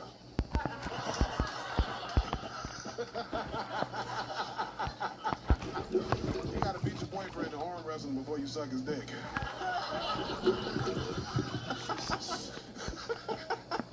I'm glad I'm not drinking no more. I fucking have 50 roast jokes. No, but it's a good battle, man. I wish y'all hated each other a little bit. I want to see you bitches fight after y'all roasted. That's some shit. I want to see some bitches fight after they roast. But that shit, you got the bitch with the laugh lip injections. That was real quirky and real witty. I really loved that joke. But that Kevin James shit just stuck in my brain. Yeah, we won't be able to catch up. We're 25th. I just wanted to see you on the Segway. And then there was. You need to do the bunker and finish the bunker. Because like if I was roasting you, I wouldn't even think you would have hits, but you got hits, which is like surprising. And I Can't be on like look like you if this and the points that. You just gotta play. Like you one of them old spicy tongue bitches that I don't like. Yeah, but no, that was a good battle. I give the slight edge to Amber. But I'd say like she won by like a hair just because of that Kevin James shit. That really got me. I was like, They don't give you much. Hey, but great battle. Y'all were both good. Thank you. All right, man. Who do you like, Scarlett Johansson or Bob the Builder? I do enjoy like somebody who found out they were lesbian from watching TikTok from this look, so it's good to see bisexuals cosplayed in real life. But We're Jay and bisexual Bob. all right, look, I will say I am basist. I'm racist against basic bitches, so I didn't love you, but Amber, you had incredible jokes. I guess you. When I wake up in last place, I need the power of Old Spice. I mean, free shipping. Factormeals.com. I just said, damn. That makes sense. All right. Let's get into this, man. This is going to be fun. This is a rematch. This guy's 1-0, and he beat this guy last time that he's going against. From the once thriving community of Altadena, now burnt to the ground. Due to negligence. No, keep it going. 1-0. Uncle Todd.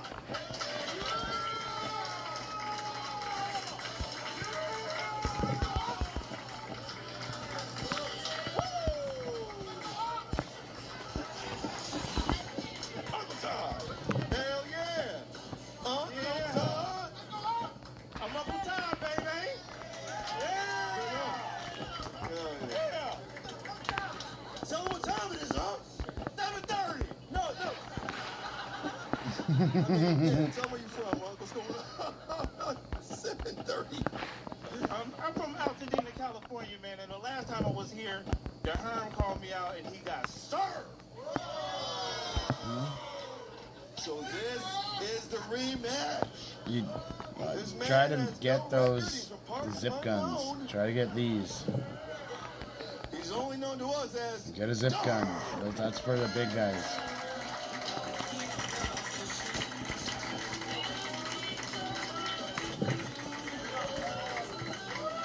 Yes.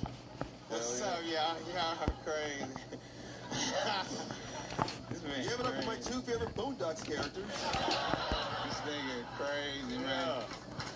Yeah. This nigga The Herm, this is the rematch. Why'd you say yes to the rematch? First and foremost, I did not call him out last time. He called me out. And we, so, yeah.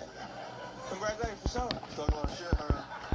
For sure, yeah. Talking a lot of trash to Herm. I mean, he a little hype. He just ate, you know what I'm saying? He feeling himself. He got a Ziploc bag with chili in his pocket. He's just not in abundance. You gotta make them. The Herman is ready. All right. Before Ug's got to take his fucking Pepto, let's get into this. 1 round, 3 jokes. Who's going first? You can make them up. Make them I up. thought I cooked him. Is that what's the rule for last time? You have the parts for it. You can get it. You can make them. I went first last time, so you go first. Before the go kicks in, Herm, you're first. You go second. Let's just do this, man. Let's roll. This man, childish, man. Hey, first off, stop looking at me, ugly ass nigga. Take that dirty church sock around your head off, nigga. Don't you look like a hibachi chef at Denny's? Give it up for the Grand Slammerai. Now we cooking. Get your fat ass out of here, nigga. The Grand Slammerai.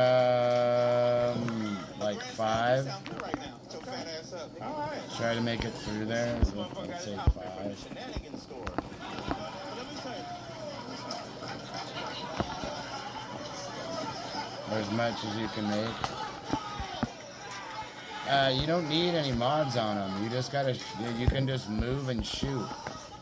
That's what you do. I noticed about the Herm, but he once got kicked out of the game of freeze tag for tagging below the belt. I wouldn't have ended with that, though. Hey, calm your ass down, kill meal. Get your big ass out of here, nigga. This nigga look like, he look like his body makes sound effects when it fights diabetes. Oh, Zippix!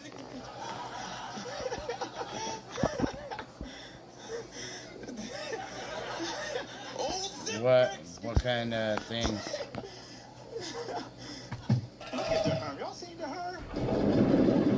He look like somebody pulled out the water on Deadliest Catch. Yeah, you have to craft them up. Or you can find them too. Like if you go out to the zones for like, you know, these boxes, right? You go up to that snow zone, they'll be in those boxes. Nigga like a pastor who baptized niggas at churches chicken. Nigga ugly as Level 2 wall, I forgot how much it is. You have to make some stuff up. to you, nigga. She put you on adult support, nigga. It's not running out of guns. You can still do stuff without the guns. He tried to kick about 4 jokes. That was like a 4-in-1 combo. Wrinkled ass jacket. How old is that jacket? 65? Oh wow. Have you seen the Herm's teeth? You seen his teeth? This motherfucker got a smile like gun range paper. Gun range paper? Fuck.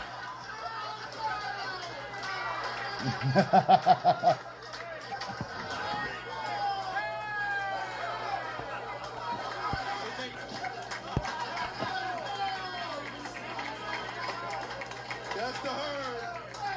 That's like a time. Keep it going. Yo, little nigga, he hype as hell in the corner, nigga. Get your ugly ass up, nigga.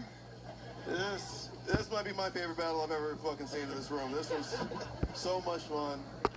Finally got to see black on black violence the way I wanted to. This nigga ugly as hell. Both your uncles. Give it up for this African American nigga warrior right here. Get up for this nigga right here. That was funny as hell. This nigga hype as hell. Yeah. Mexican, who do you like? Finally got a gun out of there. I was really into this Boston Celtics Lakers rematch. I like how this nigga has himself as like a baby 3D anime character on his show. This nigga is really. I think we need to hire him instead of Josh, and he need to just jump around. That's childish. That's his dream weight. This nigga ugly as hell. But I'm gonna have to give it to the old nigga, man. I'm sorry, Dahar. You know you my favorite. But I mean, he just. I think the Herm man landed more more punches, but his was just more. All right. He had one miss though. Yeah, if you go and use those cards, you can get guns to go and do that stuff. He's still trying. Try to have like 2 sets of armor or your extra armors. Just have your extra military armors when you go down there. Use, instead of your heals, for heals, you want to use like the cans of beans. Or Pablo goes to Memphis.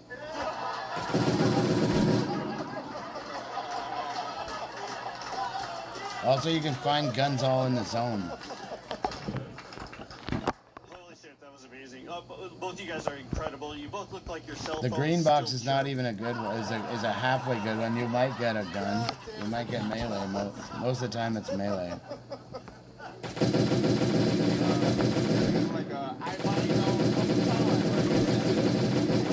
Your teeth look like your braces were an actual firecracker. Nah, ain't. You want to keep going? Alright. Appreciate that, Auntie Todd, nigga. Uncle Todd, Auntie Todd, y'all the same nigga. That's fun. No, but you guys are amazing. I did love that. I do think Uncle Todd took that, like the gun range joke. You can't really come back from that. It's fucking. This nigga one joke, and he determined the whole thing. I'm about to miss one. Y'all ain't gonna miss one. All right. Hey, sit David your big ass Lucas, down, before I nigga. go to Babs and Frank here, who do you, this for the old heads, who do you like here? You like CeeLo Green or AC Green? Hey, both of my homies, it was like the battle of Sanford and Son. That shit was weird as hell. No, but I think I heard like 2 of my favorite jokes ever during this roast battle. The fucking Denny's shit was very creative to Herm. Grand Slam. And nigga, the shenanigans store, baby, tear laughing. and gun range paper, nigga, what the fuck is you talking about? That's so funny, nigga. Uncle Todd looked like a Martin Lawrence character. Fat ass David Lucas got woke apnea.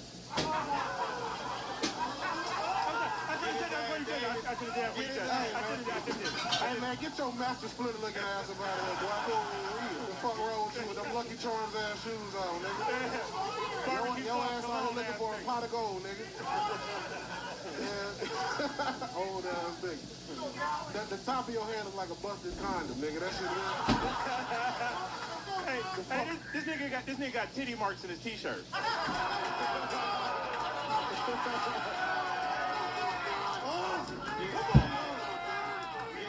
Calm down, nigga. God damn, I'm a fucking rebuttal. This nigga look like he take chemotherapy for fun. Hey, that nigga go to the chemo booth like a suntan in bed. This motherfucker got a hot link tree in the backyard. Hey, nigga, you look like you put the top of your head in the microwave. That shit weird to the motherfucker. And the Herm do got some big ass teeth. I'm gonna call that nigga Teeth Keith. You should have said nothing. Shit, he told us. You don't have that outfit on 3 days in a row, nigga. You gonna have to cut that bitch from the back when you take it off. You gonna have to take that outfit off like a hospital gown. That shit. First and foremost, you look like you pocket pussy hot pockets. Get your big ass out of here, nigga. Nigga, you look like you about to do Tyler Perry presents Pirates of the Caribbean. Get your big ass nigga. out of here, nigga.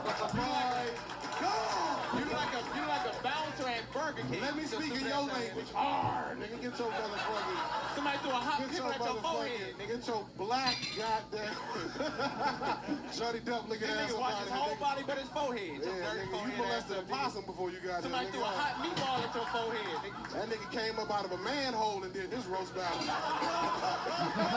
nigga, why your forehead like an underarm? This nigga gonna lead the club out of a ladder, nigga. You gonna have to go underground when you leave, nigga. Your forehead tells me your liver is bad. Yeah, so nigga. stupid ass up, nigga. That nigga got kidney failure by the forehead. That nigga ugly as hell. Hey, nigga, you gonna fall asleep next to a furnace, nigga. Oh, goddamn. This nigga got a city rat living ass nigga. You like, This nigga got a tattoo of a rain cloud on his forehead. This nigga stupid as hell. yeah, nigga, that outfit ain't shit, boy. That outfit came with 2 high fives, nigga. That shit ugly. That shit ugly than a motherfucker, boy. You got some fucking clothes on, nigga. Your ass out here dressed like a goddamn gay I'm still here. You like a security guard of a Golden Corral. Yeah, you gotta get your You perks. about to slide your ass all the way down Sunset, nigga. Your ass. You look like you play the buckets, nigga, on Hollywood Boulevard.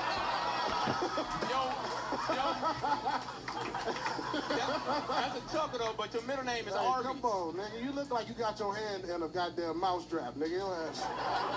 You look like Chuck E. Cheese strung out on drugs, nigga. Your neck got love handles. Get your big ass out of here, nigga. You look like a poisonous snake with a goatee, nigga.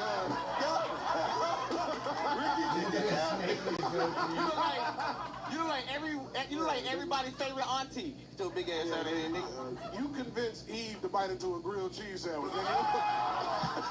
All right. We only have so much battery. Jesus Christ. Keep it going for what just happened up here. That's roasting meets roast battle. Mom, my food's cold. My tastes like feet. Mine tastes like pickles. You got more than me. Stop. Mom. We should have gone to Red Robin.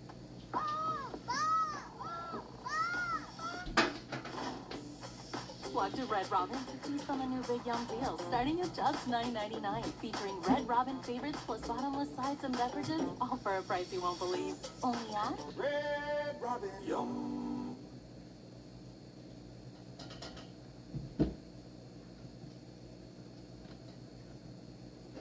Holy shit. Man. Woo. Hey, I can do. This is the last dragon because they're kicking us out of here. Go ahead, Frank Castillo. What do you think about this battle? I mean, one more time. Let him hear it. Both of them. Oh, my God. DeHerm and Uncle Todd. This was phenomenal. DeHerm, you had such great jokes. The Denny's cook joke was fucking amazing. Uncle Todd, I think you edged it out just a little bit for me. That shenanigans store joke was so creative. The gun range paper bit was so fucking solid. You did have one miss, but I think the two jokes that you did were so good it made up for it. DeHerm, you did swing like 4 times. None of them were, they were great, but none of them was as explosive as the 2 he did. So I got to give it to Uncle Todd. That's crazy as hell. All right. What? Gotta be honest. We got a judge panel full of bad built people. That's crazy as hell, though. I need somebody slim. You know what I'm saying? trying to lose 2 or 3 Somebody pounds help tonight, me. nigga. That shit is Pass crazy, the mic bro. down. It's your whimsical mustache, Dad.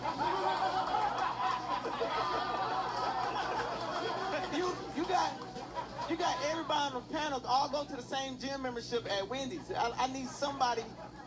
Imagine if you had those jokes for me. Hey, that is true, nigga. Oh, my God. All right. And they was all funny, so ugly ass back. That is true, nigga. You gonna get sleepy in a porta potty tonight, nigga. This nigga. All right, this one's for the old heads. Babs, what do you like, Dick Dashley or Muttley? Look, I'm from Salt Lake City, so this is the most black people I've ever seen. But I know it's between Uncle Phil and not Jazzy Jeff, but Jazzy Meth. I think I'm gonna go with DeHerm for the Grand Slammer.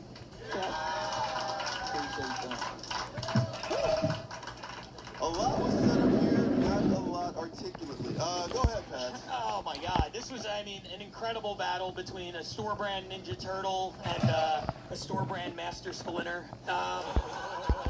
You guys look like the forgotten members of Wu-Tang, like a rough draft, like when it was the 35 chambers. Like you guys are in the group. What I love the most about this is these guys battled maybe like a year ago, right? And since then, DeHerm lost. And since then, he's become one of the best roasters in the scene. He's going up against all the top guys. He's beaten everybody. He's become unstoppable. But for some reason, he was like, nah, I need to get my win back against Uncle Todd. And then he lost again. How funny is that? Did not get his leg back. That would be like if in the middle of the season, Michael Jordan was like, I'm going to scrimmage against the Towel Boy. And then Uncle Todd doesn't even do this, and he just shows up once a year to kick your ass. It's great. That sounds Mac McLung of the roast. Hey, that sounds pretty legit for somebody who can't beat me. That's crazy as hell. And shut up if I get Nate on you again. So stupid ass up in here. Beat Nate, nigga. You mad at it? Those are tough words from a guy who's wearing his credit score on the front of his shirt.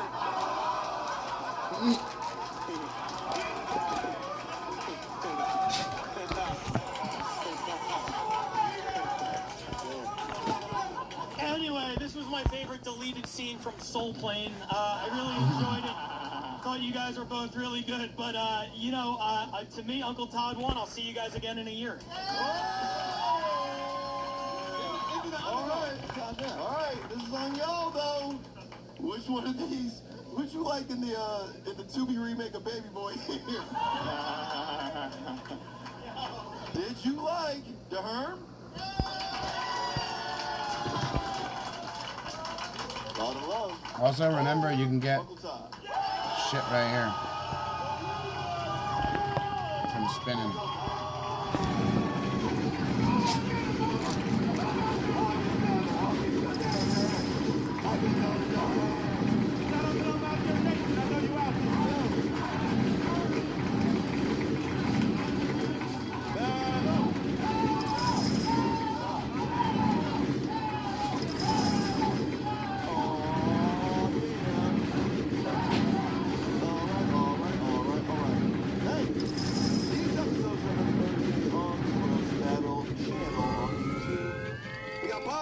Every Tuesday, it's a countdown show. We list the top 7 battles of the week from around the world. Check it out, RBL Weekly.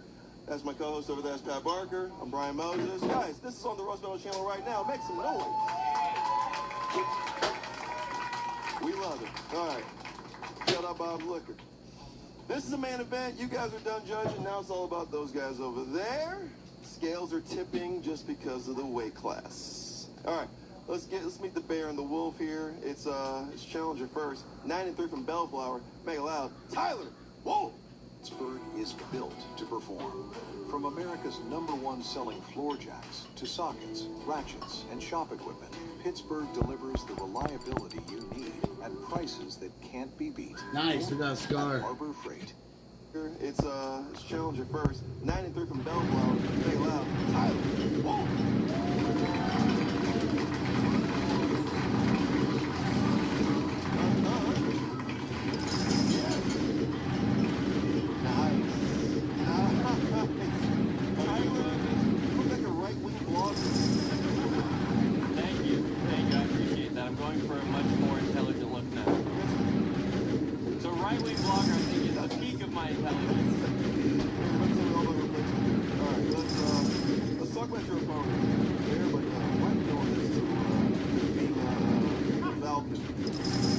I'm just so excited to finally battle somebody who looks more racist than me.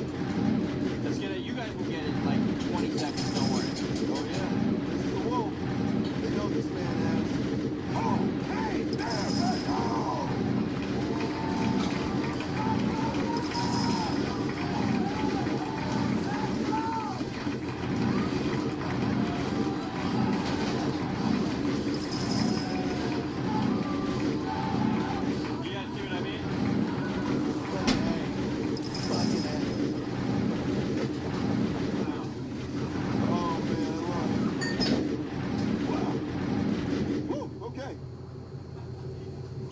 Versus host Diabetic Malone. Let's have some fun here. Why the wolf, Bear? He's a good battler, man. I thought he was fun, and there can only be a roast battle league, and there's gonna have one animal at the top, and you're clearly a bottom. So let's go. The Bear from New Orleans, 11-16. Oh, you're good. Losing record, winning record. Tough record. Who's going first? I'll go first. You got this? Yeah, I got it. Guys, white privilege. Are we ready for this? The Bear versus the wolf. Battle!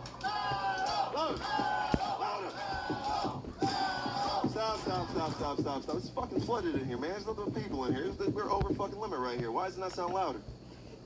Get those titties jumping. Come on. There we go. Let's rock! Give it up for Fear and Loathing on the Bayou. Bear is from such a small hick town that the people there think he's a famous actor. The only thing more famous from that hometown is his mom's pussy. I'm sorry, I barely heard you, man. I can't stop thinking that this is what it looks like if Tom Segura and Bert Kreischer finally fucked. 2 bears, 1 gay. Let's go. Yeah, that was nice, dude. Good. You look like you write love letters to Carol Baskin. Bear is schizophrenic, I assume. It looks like Bear didn't try and fix the schizophrenia. He just picked the most annoying personality and stuck with it. Good one, Parks and Rectum. Dude, I love your style, man. Tyler dresses like the bass player from ZZ Stop. No means no. You look like you're banned from every Bubba Gump Fish Co. Not the ones in Louisiana. Yes, of course, you're royalty there. I forgot. Bear Ldoe is French, but only by name and by smell. Bear doesn't speak any French, but he does brag about being able to say the N-word in multiple languages. I do. I can. You should do it. Oh, coming from it. No, I'm not gonna. Say it! Say it! Say it! Don't go to any more rallies. I can already tell. You still owe me money from the January 6th Uber. I thought I sent you that money. You didn't. I paid for lunch. Keep going. Oh, that's it? Oh, you want me to go more? I could do more racist jokes about you. I thought you were going to do a joke, not just a rebuttal. No, Bear looks like he has fleas. Just look at him and you'll see it. There's been like 3 that jumped off your beard already. Bear's ex-wife is in a wheelchair, but yet when they would go out in public, he still looks more disabled than her. Alright, this is a fact. Tyler told me he was never arrested. He was just detained, which means the only arrest he's ever had is a cardiac. Thank you. Bear actually tough for a guy who's not tall enough to ride roller coasters. Good one, Buttfuck Dynasty. Thank you, alternate universe Ellen DeGeneres. That was good. No, I imagine that Bear's thoughts are just 90% him convincing himself that people don't think he's gay, and 10% Kid Rock songs. You look like you eat more possum than pussy. You look like you fought a possum to get here tonight. I did. It was your mom. That was 5 jokes, unless you got another. I'll fucking go more.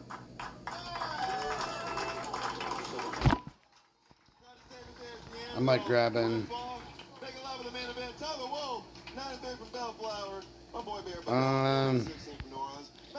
You need to, if for doing that stuff, you want to go and if you have a raid, you have to look it up on YouTube. And so even if you're playing on your phone, get off the game, go look at YouTube, put Ldoe player raid, and then the name, and then it'll come up, and then you'll search, you just watch what it does, how much shit you need, like 1C4, 2C4, and then, yeah, that should be like most of that. I'm like whipping up a batch of muffins on my stove over there. So I wish they would have, so I could have forgotten that entire battle. It was not good, but I think that Bear had some jokes that went underappreciated. There you go. Always look it up. Was good. The ZZ Stop joke was good, so I will give it to Bear. As one, Bear who? Bill Miller was one of your cousins. Very close, I think. Like Bear, I kind of feel like your parents named you that because they knew you would eventually leave the force in search of trash. It's too long. It's okay, I get you. They just wanted a dog. Yeah. This is actually really good, but I do think Tyler edged out in terms of, like, I like the wheelchair one. That was pretty good. The one, the love letters, the band from the Bubba Gump Fish Company. That was good. Yeah. Tyler. Sick. All right. They're tired. Yeah, no, it's tough right now. All right, David, which one of these fentanyl runners do you like? Yeah, it's crazy because the last battle was fucking slam dunk competition, and then now we gotta watch Larry Bird and John Stockton have a fucking layup competition. Damn. No fucking Ratings over a level 100. I tuned out. But the January 6th Uber joke by Ed Bassmaster. Who knows Ed Bassmaster? But nah, that was good. I wrote down a joke that you had did, Mr. Wolf. The second joke, the bashing. What was that one? Carol Baskin joke? Yeah, that was decent. That was decent. I think a lot of y'all jokes would have hit a lot harder had y'all like tried to follow a little bit of that energy from the last battle. But I think y'all had some decent shit. It was just that was so energetic, and then y'all just came kind of mellow. But I was listening. Slight edge to Tyler Wolf. Most mornings start before the sun comes up, and I do it for them. Yeah, you can't raid yet, I don't think. Long hours, whatever it takes, just to build a life for my family. But Democrats in Congress wanted to make things harder, voting for the largest tax hike in American history. Michael Baumgartner stopped them. He cut taxes, increased the child tax. Shut up. Slight edge to Tyler Wolf.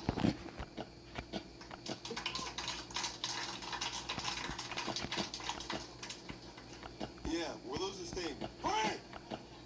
I mean, one more time, give it up for the audience for watching all that. That was, holy shit. Audience. I think after we saw this battle, we were like, they should have went second. But yeah, DeHerm and Uncle Todd, great job. Bear, Tyler, you guys, you did okay. It wasn't, you guys were here. I got to give it to Tyler, only because that's the only way someone's going to Go and get one of the things up here. This one here, quarantine zone, or go to this frozen zone.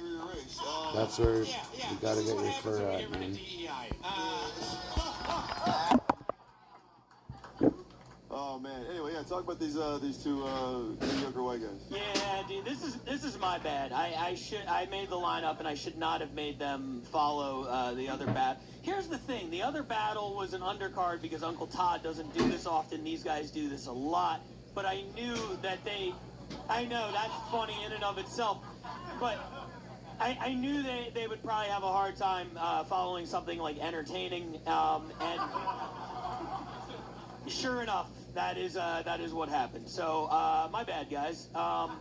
Anyway, the new season of Storage Wars sucks. Am I right? This is really bad. Tyler looks like he runs the Trailer Park Homeowners Association. Like, he's always giving Bear shit about the size of his Confederate flag. Like, it has to fit within the guidelines. Like an HOA guy? Sure. Yeah, exactly. KKK, HOA. KKK, HOA. Those are the only two words Bear can spell, so thank you. I finally understand what's going on. This was, it was, we all saw what happened, and I love at the end. I love at the end how they were like, they're tired. It's like, this is the earliest we've ever gotten out of here. It's usually the show runs till 1 a.m. and the crowd is on fire. It's barely past midnight, and they're like, oh yeah, no, it's late. That's not the problem. But it was there were some good ones in there that did get slept on. I agree. The Bubba Gump, the Carol Baskin, the wheelchair thing from Tyler, I thought was really good. Bear had some really fun ones too. The January 6th was awesome. Frank, thank you for making it not come down to me. They've already given it to Tyler, and I will concur. Give it to Tyler Wolf. Folks, he came in 93. My man came in 3. Tyler Wolf! How'd you show it? Here we go. One more time, Bear, I go. And your winner, Tyler Wolf!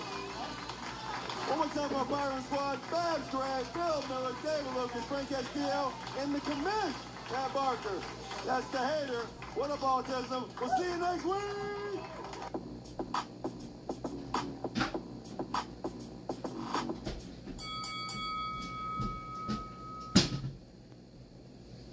Alright. All my shit's all mixed up. Ready to go.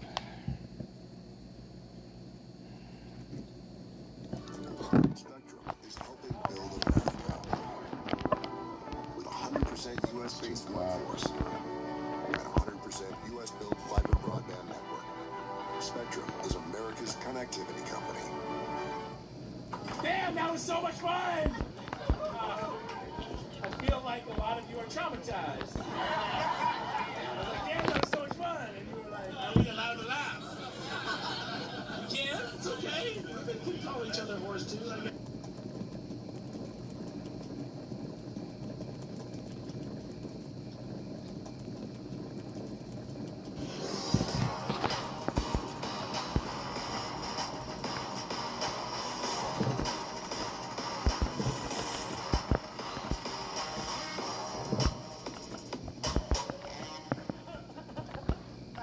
From Philadelphia. Love this cat. Make it loud. Sergio Santana. Hell yeah. Serge, you look like Carl Anthony Towns when I put money on him for a game. All right. Serge, 2-1. Just got done eating the chopped cheese.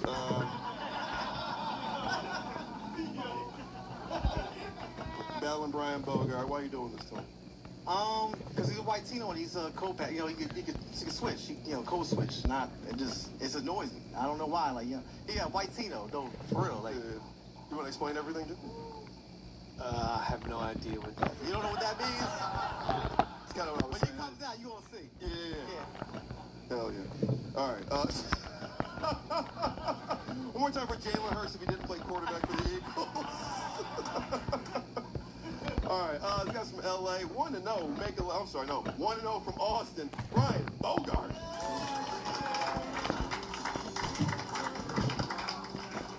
Nice.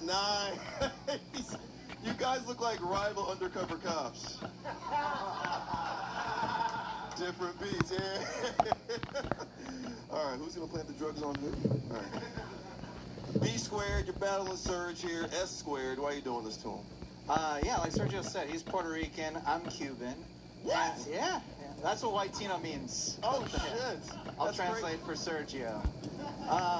Man, he actually once booked me on an Afro-Latino comedy show. So I thought it'd be cool to roast someone who's generous and retarded.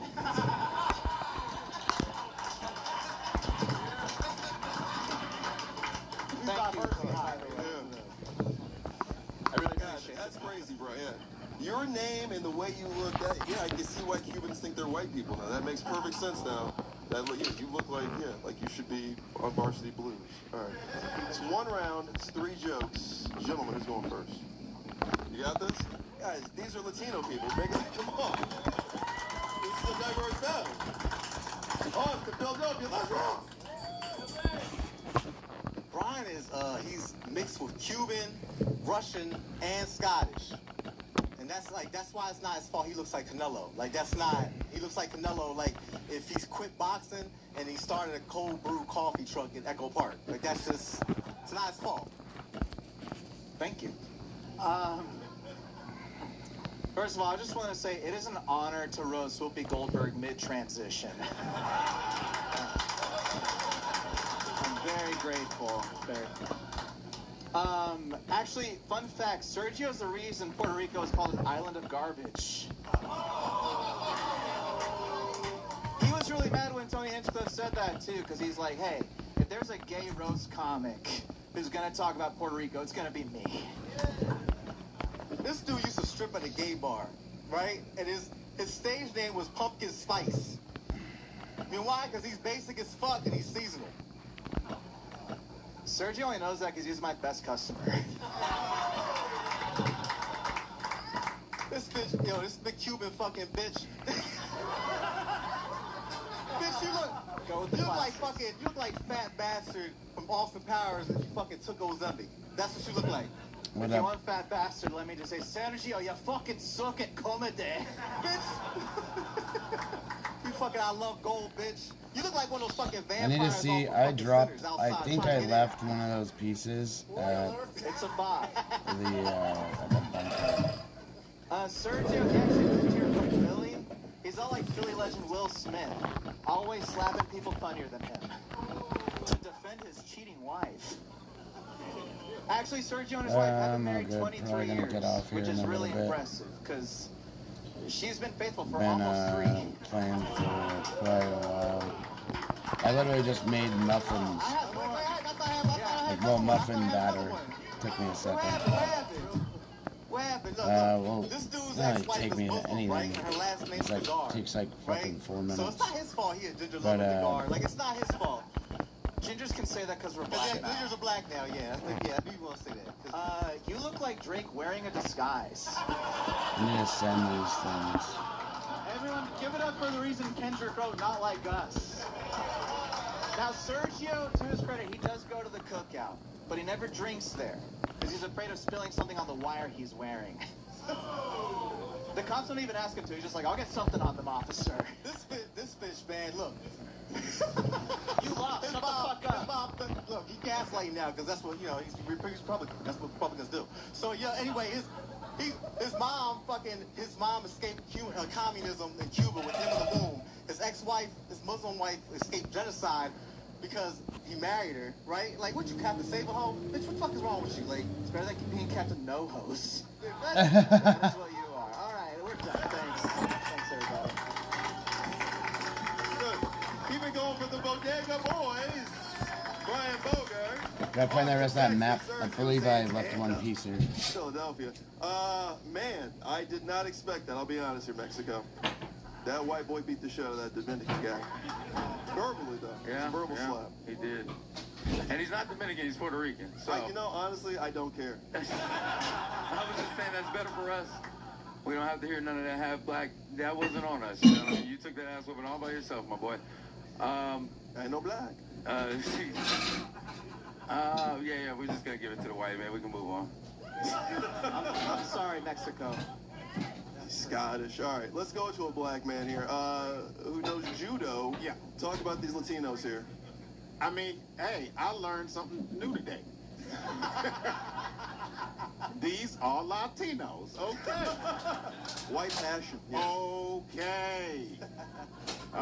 Look, I'll give it to the, future of America, which we're supposed to look like, some minority that looks perfectly white. For real? Is the Muslim wife, is she like Croatian Muslim also, also white? Like, she's Turkish. That's my only reference was for Turkish white? Oh man, Turkish Muslim, so she passing too. All right.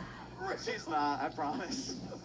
Hey, I love the mix, the melting pot that is your house. That's what we're supposed to be celebrating here in the United States. Are you running for office? But look, bro, you too black leaning to be taking that L like that. What the fuck? I don't know what happened. I don't know what the fuck was going on. Again, same question for Miggs. Did you know you were supposed to be here tonight? And what the assignment is?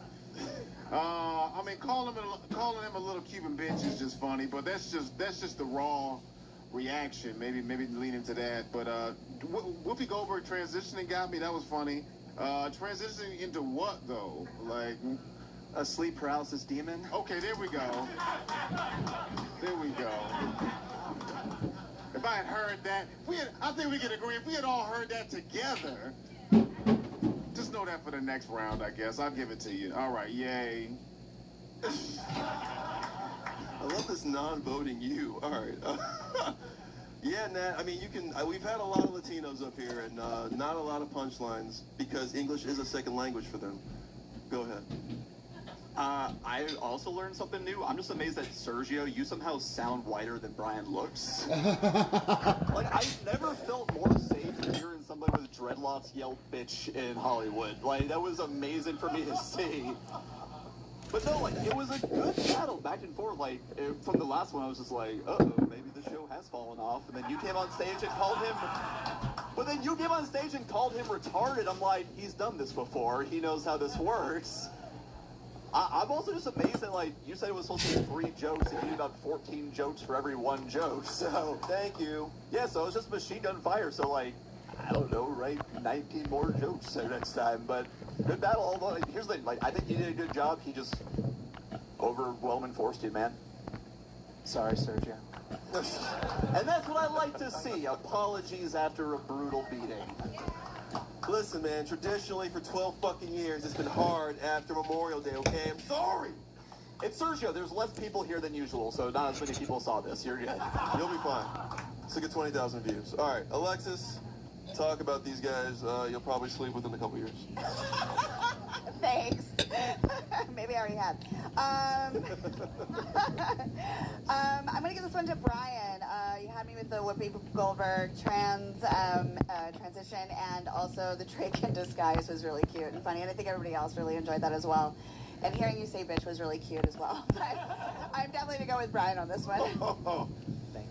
All right, Pat, you booked this battle. You booked all these Latinos to start this show off. In my show is your fault. In my defense, I thought one of them was white. It's a great defense. You know. Yeah, and there's more Latinos in the next battle. So I don't know. I was trying to get them in under the wire before the reconciliation bill passed. I assume they're heading out soon. So it's like a month after Cinco de Mayo. Sure. Get them on the stage before we can. You know what I mean? Like they're both Latino, but they both have kind of a white body. Like, you both look like you lost a lot of money on NFTs. Brian looks like the only Nickelodeon child actor that Dan Schneider passed on. Unfuckable child. No, they're mad at me for booking the battle. They're not wrong. They're not wrong. I had higher hopes. I thought we'd get more out of Ziggy Hardley over there. Oh, that's great. Yeah, I mean, everybody else covered it. There were two good jokes, and they were both Brian's. You know, it's Brian was the Cuban, but Sergio's the one who got smoked tonight. I give it to Brian. Nice. Big pork joke. All right. Audience, it's on you. This is an undercard. Who do we like here? Serge is fun. We've seen him before, 2-1. This is Brian. Want to know, who do you like? Do you like Sergio Santana? Purple cards are hard to get. Give it up for him, guys. Come on. He had a rough go. And if you get blue cards, use them. Don't stack them to get purple cards. This feels like that reality show that the administration wants to do right now. Should he stay in You the get like country? 3 guns in the blue ones. Nah, sorry, Serge. Sorry, Serge. You gotta, gotta go start that bodega down in wherever you're going. All right. Do we like Brian Bogart? We do. Folks, 2-0. Make it loud. Brian Bogart. Hug each other. Come on.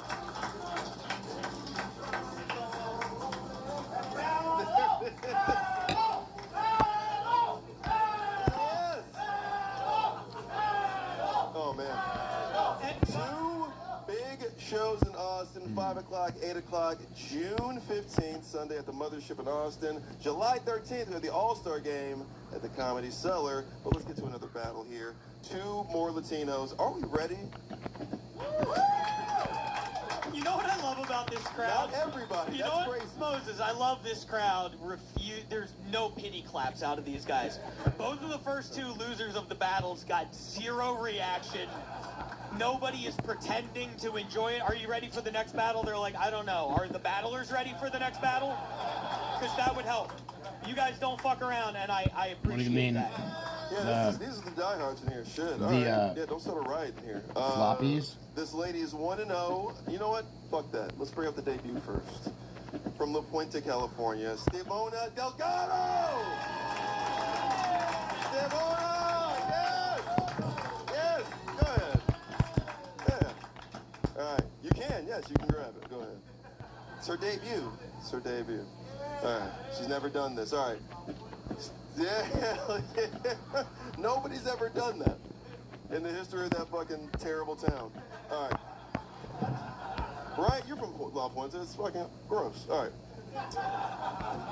You've never done this. This is your debut. Why are you doing this to yourself? I'm doing this today because I think that fat bitches need to be reminded where they belong. With Vinted, Donna can easily earn extra cash. She just has to list and sell what she doesn't wear.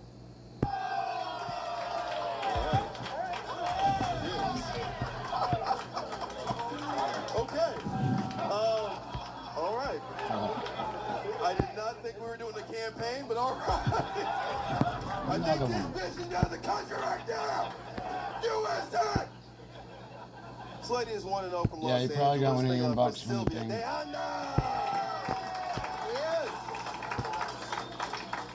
Yes! Let's do it, Sylvia. I remember you, Sylvia. You're very funny. Holy fuck. But I gotta ask, why are you trying to battle your after picture here?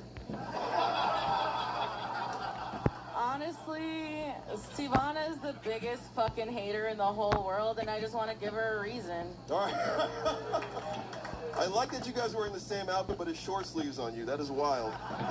They were long, but... I got you, yeah. I just got it. I know what I look like. Get it, Sylvia. Fuck yeah. All right. Now, Stavona's loud. Remember, that doesn't mean she's funnier, all right? I got you on this. Very loud. That's crazy how loud you are, Stavona. 1 round, 3 jokes. We can do it English or Spanish, whatever's funnier. I'm okay with it this time. Who wants to do it first? She can go first. Oh, shit. Talking all that shit, but she gets to go first.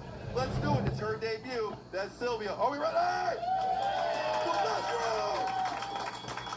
You guys, give it up for the loudest D1 midget you've ever seen in your entire life. Sivana's teeth are so fucked up. I feel like I just want to feed her oats out of my hand. This bitch looks like a fucking rescue donkey. I'ma ride this bitch like a donkey after this roast. Is it my turn now? It's your turn. Okay.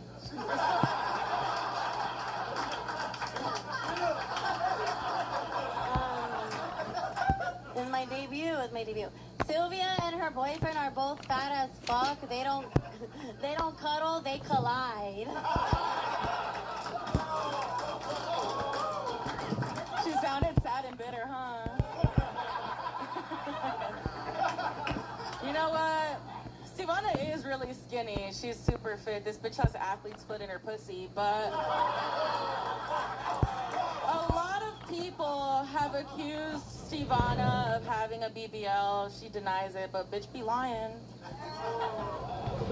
She's a BBL in the front. Oh, fuck. If you were to ask Sylvia what her favorite sex position is, she would say a double animal style. Fuck yeah. I love that. Sivana, you sweet, sweet girl. Give it up for Sivana Hennessy Delgado, everybody. Sivana, I know you guys hear her talk and think she's clearly on the spectrum, but Sivana is actually a genius, and she worked so hard on these jokes tonight. You know she worked hard on her jokes because she forgot to put all her crayons away. We couldn't find the brown or the black one, and I feel like when she finally gives them back, they're gonna smell really bad.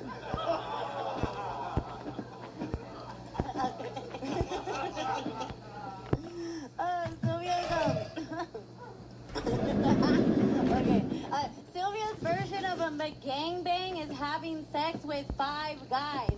Carl's Jr., Tommy, Popeye, Little Caesars, and Jersey Mike's. And they don't run train, they run Subway on her.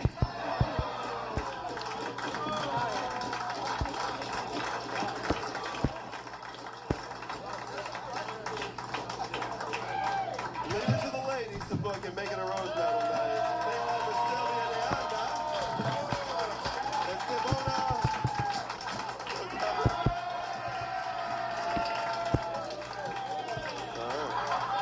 All right.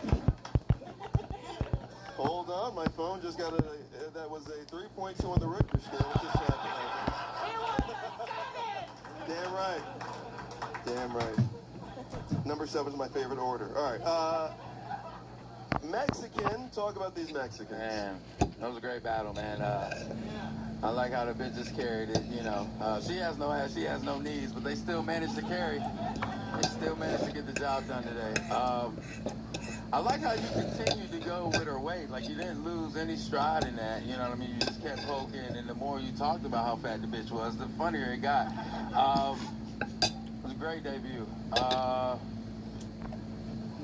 Y'all do look alike, too. That's so funny. I'm gonna give it to the little one. I'm sorry. Oh, fuck yeah, I know. Hell yeah, dude. The little one? Why the little one? Better shoes? What's your deal here? He's trying to fuck. Thank you, Sylvia. Thank you.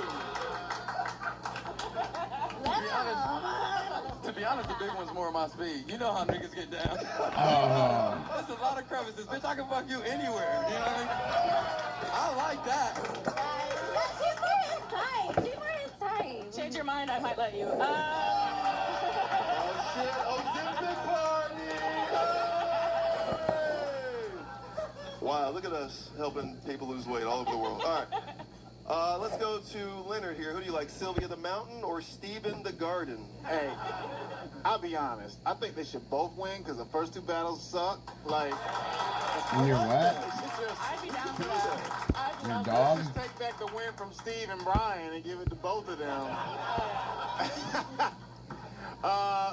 Stevonia, I love how you can be like totally unprepared but still have fun and come with some energy. Like, take note, everybody else. Just be kind of that, you know. But I'm gonna give it to Sylvia because, like, look, I don't know what the fuck you were thinking, challenging her. Like, you know, like if she's gonna show, she gotta like life in general is gonna make her more hardened, you know. I mean, I just made think some the fact- old food Life's about that I had that was right? gonna Even like the fact get that she's stale in calling my you the fridge. skinny one is hilarious, depending on who you're talking to.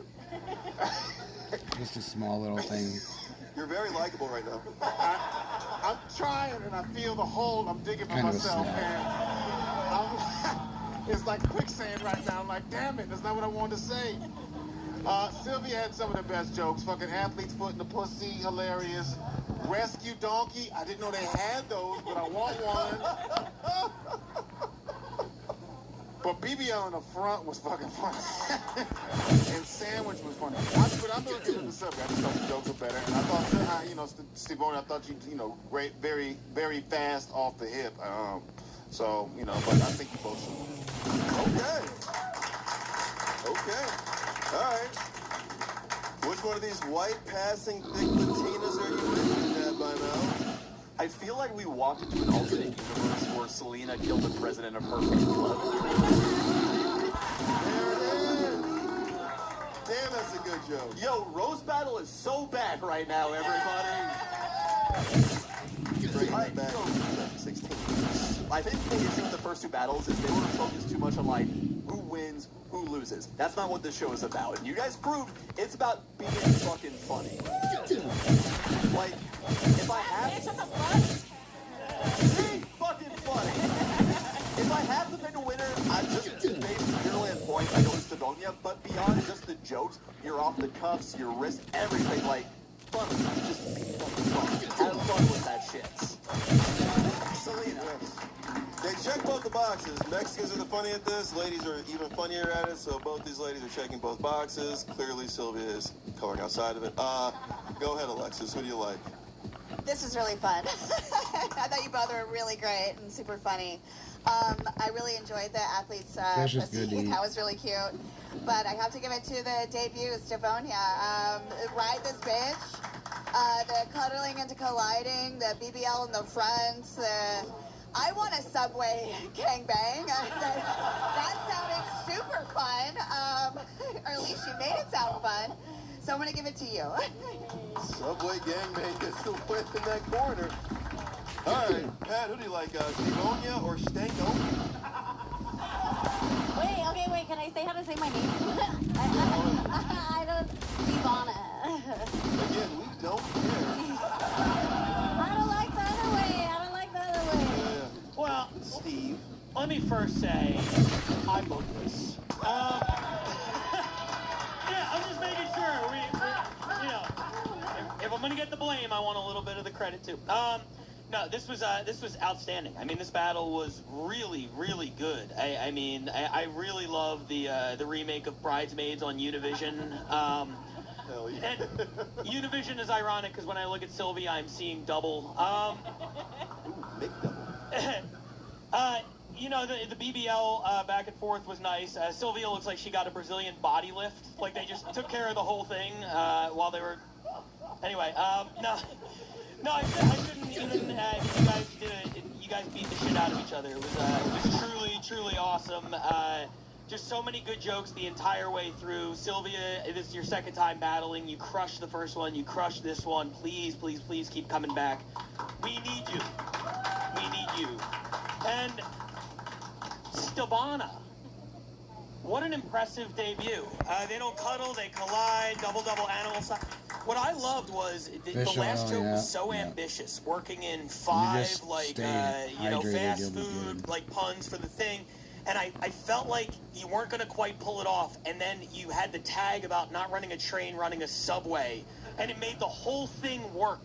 And it was just so impressive from a writing perspective how you were able to do that. I was blown away by this battle. I thought you were both great. I'm going to give it by the slightest of margins to Stevana. Stevana, all right. Still an undercard, audience. On you. Let's figure it out. Do you like the horchata woman? Look at us. Nobody would ever think that 2 people like us would be spies. To the KGB, I'm a pig. The horchata woman. But we're diverse. Oh, now you niggas get it. Okay. I got a spoon feed you. All right. Let's do it. Do we like Stevana Delgado? We do.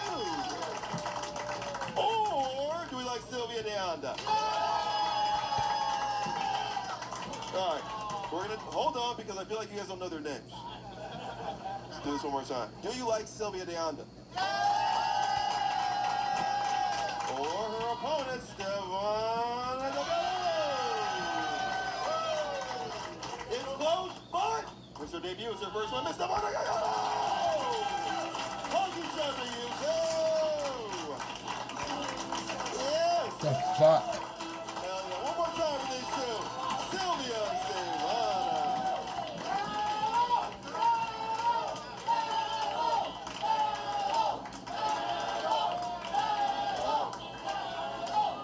Main event time.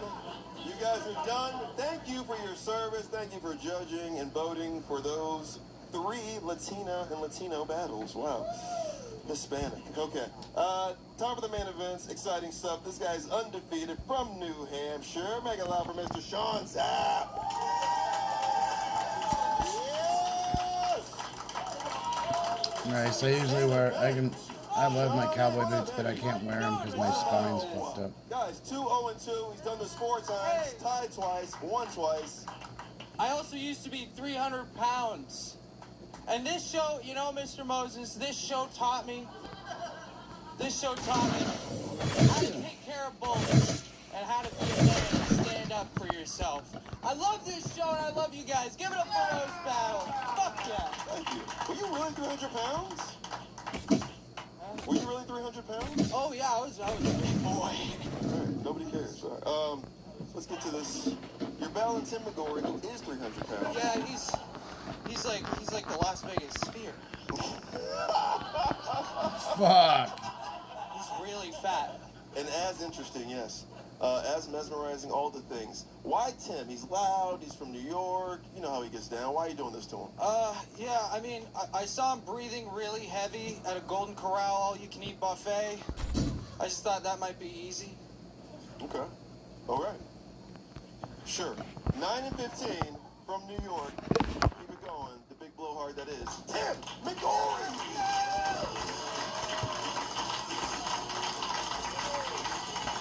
Yes. Yes. Yes. I can't afford Golden Corral, pal. All right. Take it easy as Sylvia all of a sudden. All right. You're battling Sean Zapp here. Tim, you've done this a long time. You've done this back when Nat was doing this thing. Sure. Last decade. Now it's new. Up-and-comer. Why Sean? I got an email. So. Nice. No. Happen to help out. Yeah. No, you're 9-15, and that intro right there proves it. All right. We all know Pretty why. good record. I don't know why we're shitting on me. My service is so fucking mean. It's not 16-15. It's 9-15. All right. This is a main event. 5 jokes. You guys are both white. We don't have to worry about the English thing. Who's going first? Okay, I'll take that. Got this? 2-0-2. 9-15. That's New Hampshire. That's New York. We're in LA. What do we do?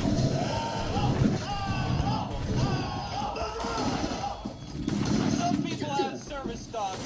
Tim has an emotional support mini fridge. Tim used to be a cocaine addict. Couldn't tell. You look like a meteorologist that specializes in baby booms.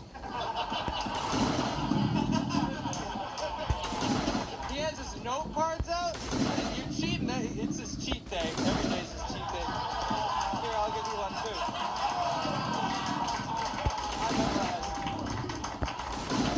Tim is homeless. Who's feeding him? Tim's dad was cremated. He spread his dad's ashes on pasta, thinking it was Parmesan cheese. You look like a tampon for plus size buckets. You look like John Goodman's floating corpse. You're only non-binary because you're terrible at math. Take another one. Tim is fat. You're non-binary because you're bad at math. I asked Tim what he does for work. He said he's collecting unemployment. Oh no, Tim, look out! It's a job application. Oh, run! Oh, look out! It's prop comedy. Sorry. You really ate that one. You got the look of a guy that's. Meat crate You got the fell. look of a guy that's always just witnessed a dog being hit by a car.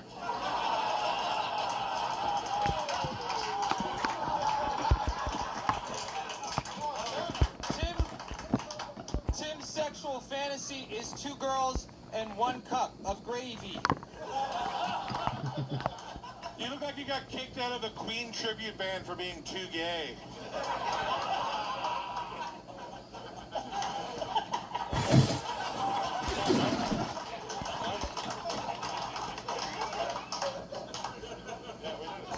That's it.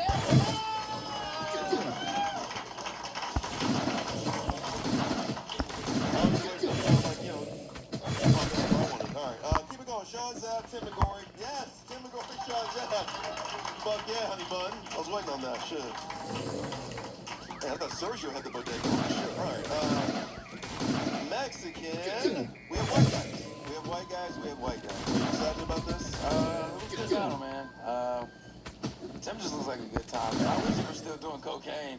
I'm on probation today. Today? You said look at that. I was just talking about cocaine. This may be our time, Tim. Tim, because of that, I'm gonna go with him. Wow. You need something to celebrate after, nigga. I hate that this is your Jiminy Cricket. And this is gonna relapse. That's crazy. Alright, Nat Bima, I'll talk about this too, because this is wild what happened.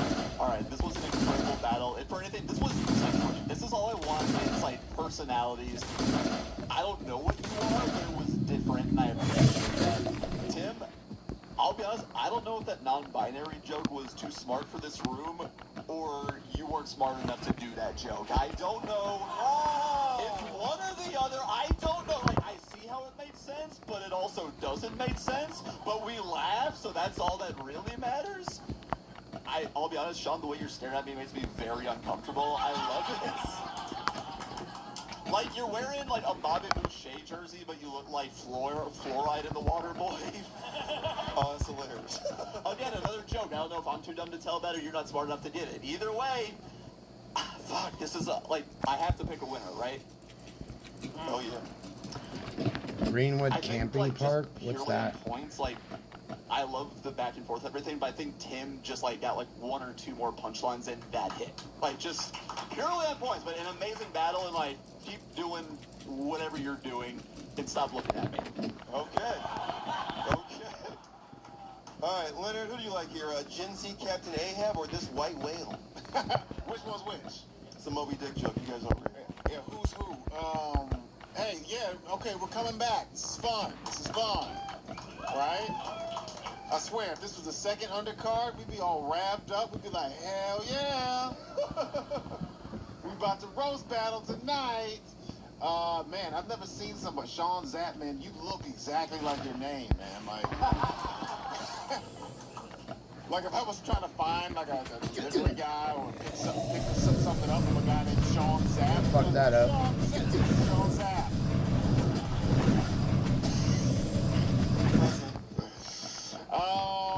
Yeah, there was fun stuff. mean, you came out so cocky and confident. I was like, oh, he about to rev up, and then you just kind of like an old lawnmower, just kind of got going, and then didn't really get going, and then kind of got going again. You did have some fun jokes. I mean, the coke habit, but you couldn't tell, got me. Emotional support for you, just solid, but you didn't have the confidence behind that. Every day is cheat day. That's brilliant. Just go in automatic, though. The homeless, who's feeding The them? other zone. These are the jokes, people. These are the jokes. Shut up, Frazier. Yeah, you like Frazier's illegitimate son or something like that. But you know, Tim just kind of hung in there like 9 and 15. This guy's a fighter. He don't give a fuck. Like, you know what I'm saying? He's who you call when you got 5 minutes left, and you know, like somebody's gonna get this ass.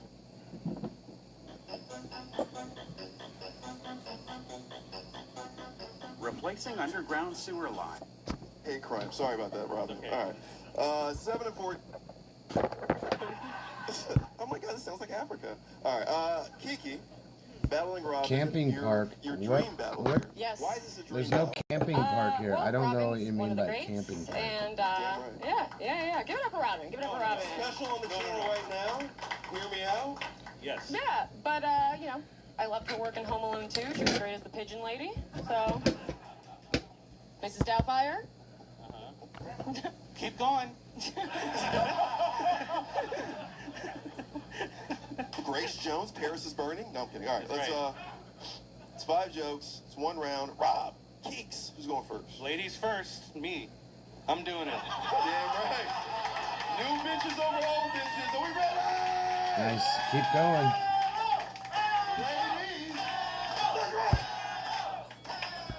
Yeah, you gotta automatic Kiki the announced her zones. career change from news reporter to comedian on a podcast that has 150 views.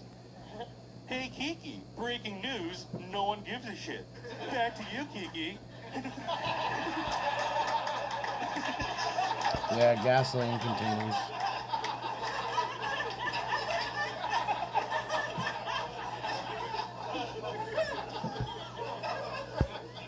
Yes, I used to do the headlines. Speaking of headlines, why is yours back here?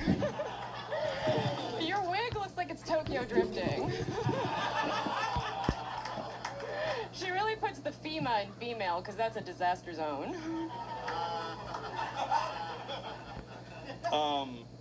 So Kiki is Jewish with scoliosis, which is why she's always walking around going, "Ow, my back, my back."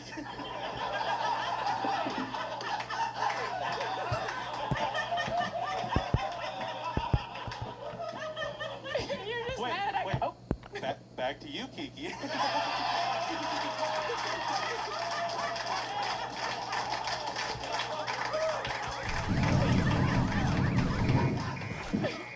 My back. I've got a pussy and a crack.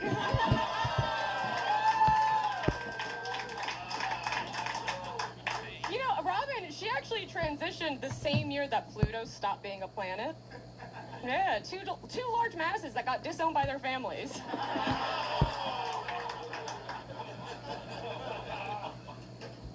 That was really funny. I'm surprised that you're so funny.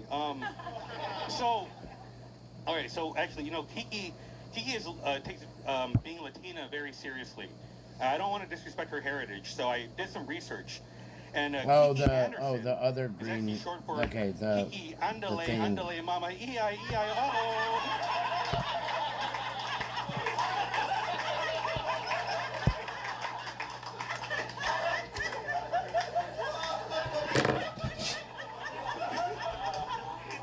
Back to you, Kiki. Whatever, you look like you're wearing Gene Hackman's wife.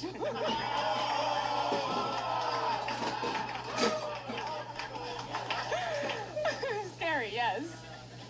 No, honestly though, Robin, she reminds me of Vietnamese soup because I don't know what the fuck to call it, you know? Is it pho? Is it pho? I don't know, but there's clearly a P attached to a hoe. Another clever joke by Kiki that's barely funny. Doesn't Kiki look like someone has a gun to her head forcing her to smile? I mean, Jesus, it's like Hillary Clinton on the campaign trail without all that charisma behind it, you know? Kiki looks like she spends a lot of time reading books about how to come off more sincere and likable.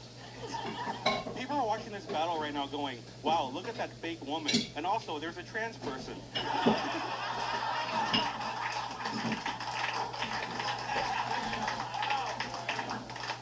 Back to you, Kiki. Shut the fuck up. Guys, okay, whatever. You know, Robin, she's not just trans, okay? She's also bipolar. Some people call that manic. I call it manic.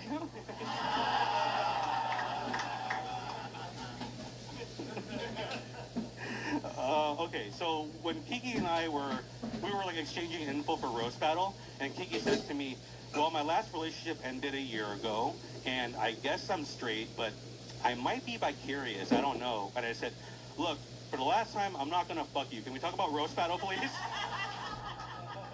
Back to you, Kiki. All right. Okay, honestly, though, Robin, she is one of the greats. Yeah, she's one of the greatest roast battlers ever. They actually call her Peyton Tranning, which is weird, because for a woman, she barely passes.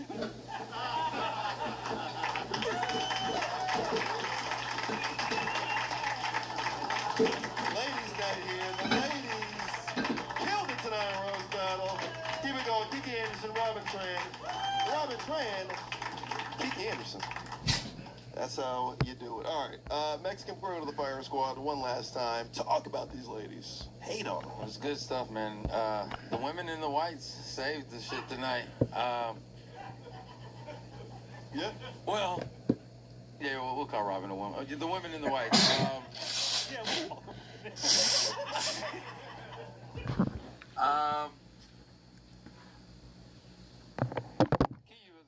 I'm not used to actually laughing at many of your jokes. I was very surprised tonight. You're very funny. I like that. He is a hater, everybody. Still came a little bit short. So I'm gonna give it to Robin. I'm tired, man. I want to go home. You all right? Yeah. I'm just tired, but I'm trying to muster through because me and Tim gotta celebrate after this. All right, let's start with Alexis here. Which one of these never gonna be moms do you like?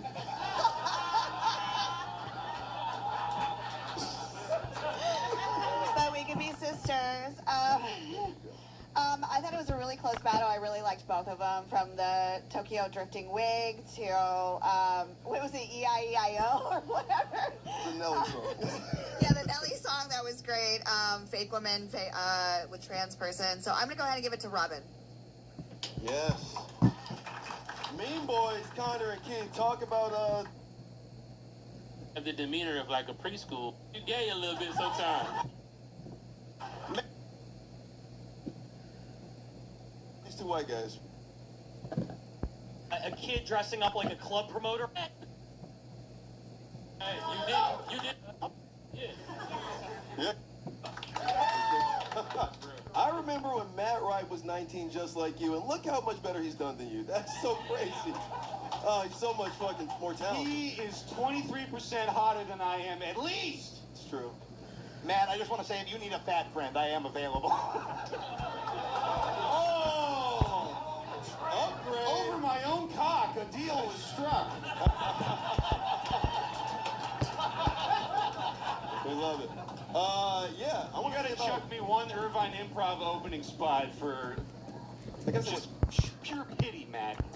Oh, shit. You think I'm playing the Improv in Irvine?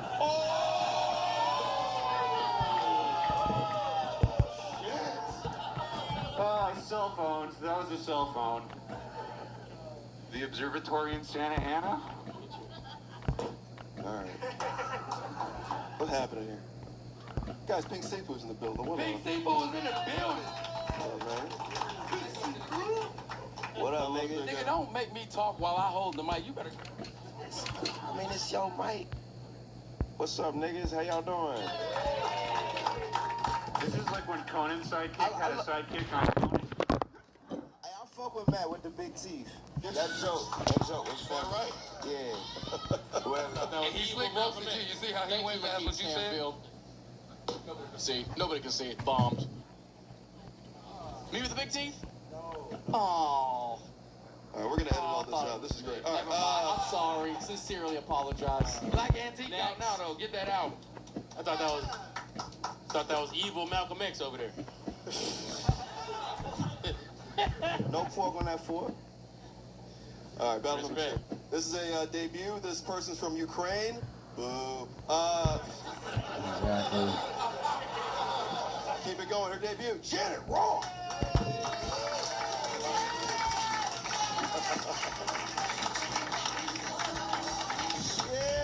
Wait till I tell you where my birthday is. My birthday is on Chernobyl Day, so this is just the beginning. This is Chernobyl Day? I'm not gonna lie, so far she won. That's true. Janet, you can grab the mic. Do we have only one? Like former communist country? Anyway, we do have a Russian here who's gonna fucking destroy your country. Red Zone, he's talking about the blue, the easy You're one. battling Ruby Nicholas. Why are you doing this to her?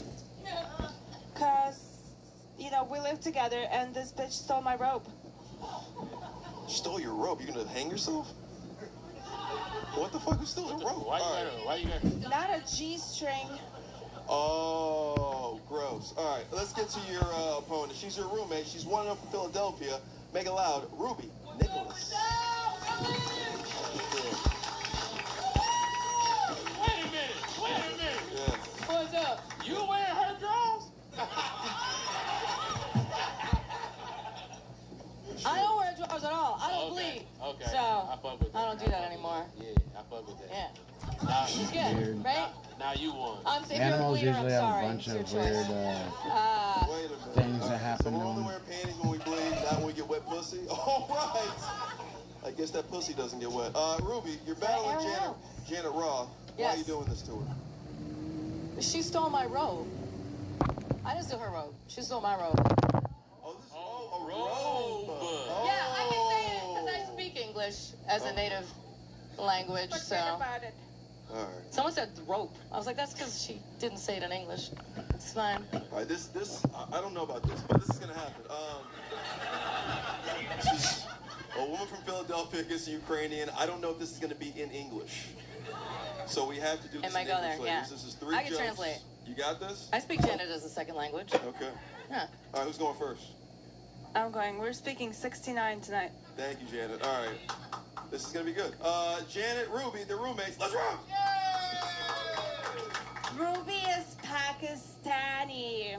She is super horny. She likes to fuck 27-year-old boys. Very impressive for a woman who doesn't have a clit. Wow.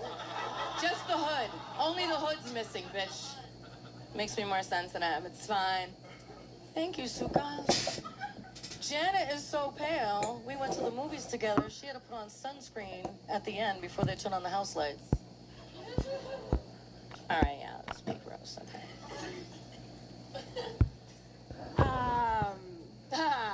Ruby is an Weird. occupational therapist. A bacterial She infection. makes $75 an hour, which means that she would love to jerk off your geriatric grandpa for $100. This shit getting personal. It was not a surprise to me that Janet was born on Chernobyl Day, on the day of the chemical meltdown. Obviously, what makes it so The easy dog's for her getting to into the absorb same so shit that many it was doing chemicals. before. So you gotta watch the animal. I glow at night.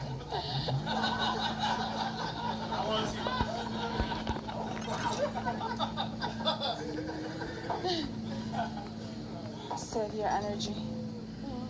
Ruby's last name is Nicholas.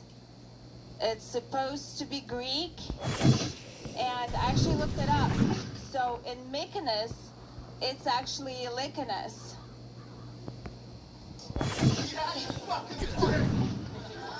What?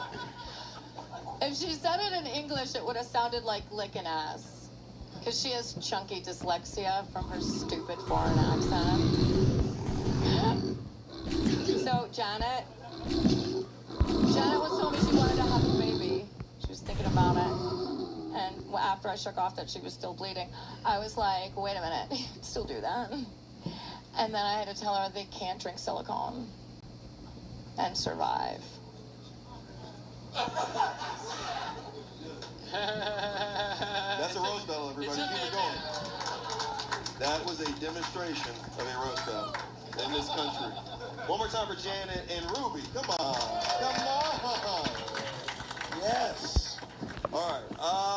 Haters. Pink in Mexico. That was very hard to watch. You know what I hated the most though? Is that I think these bitches is too old to live together. I can't. Why the fuck are y'all roommates? You old as shit. Yeah, and you keep bragging about not having a period, bitch. That is menopause. That's not a good. Is that a good thing? I'm a man now. It's the best. Okay. Okay. No emotions at all. I feel that. Fuck with it. Well, saying you brought up a man, I'm gonna go ahead and say I think Josh won this battle. This nigga had the most laughs out of everyone. So we're gonna go ahead and give that. We're gonna go ahead and give that shit to Autistic Thunder. That's one for Go Josh. ahead, Josh. Let me see them titties, John, one time. Let me see them titties. Let me see them. Hey! No, you almost stay still. I want to see Josh titties. All right, you good. So disrespectful. All I'm gonna say is I don't know if the room was that important. Facts.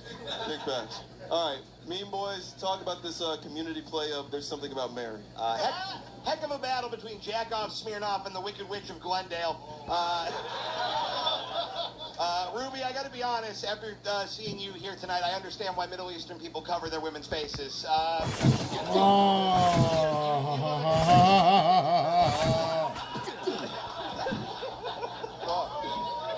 I'm South Asian, so obviously you graduated from American school and don't understand geography. Rock and roll. My vote would be for Autistic Thunder, but barring that, Janet said something that I remember being kind of a joke early on, so I will go with Janet, I guess. Okay. All right, who do you like, Julia Roberts or this Salvador Dali?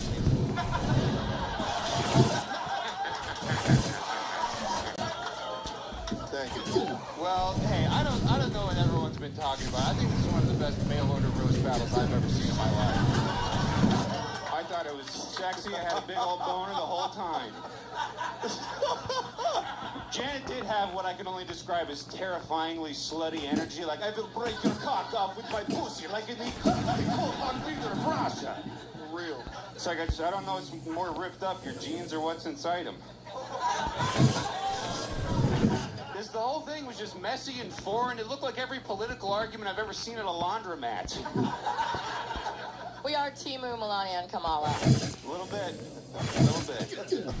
I do like your name is Ruby, but you shop at ladyatthedmjewelry.com. That is the biggest necklace I've ever seen. What superpowers does that thing give you? You better be able to bust out a Jackie Chan Adventures Power Blast with that thing. I would say you both won, and the loser was the English language. Oh! All right. All right, I'm going to go to rival here. Who do you like, Ugly Whitney Cummings or this Scream mask? Oh, man. Oh, don't talk about Pudge Judy like that. This is a battle of two of the worst housekeepers I've ever Get some had. rest. I'm about to be done. But only Look at one this of you is last graphic, meatball. so I gotta go Janet. She can still breathe. All right, I want to talk to the Roastmaster General Jeff Ross in the building. All right, man. Oh, come on, Connor. Thank you. These two countries aren't our allies anymore. Ukraine and I think Cambodia. I'm not too sure. Oh man. Yeah. I missed the battle, but I'm here for the rest. I wanted to see. I definitely won. You did? Yeah. I mean, I got backup in the audience. By one person by accident. Worse. I don't know what I just walked into. I feel like it might be a Ross Dress for Less. A lot less. I don't know what I just walked into. What's up, lady? How you doing? How was softball?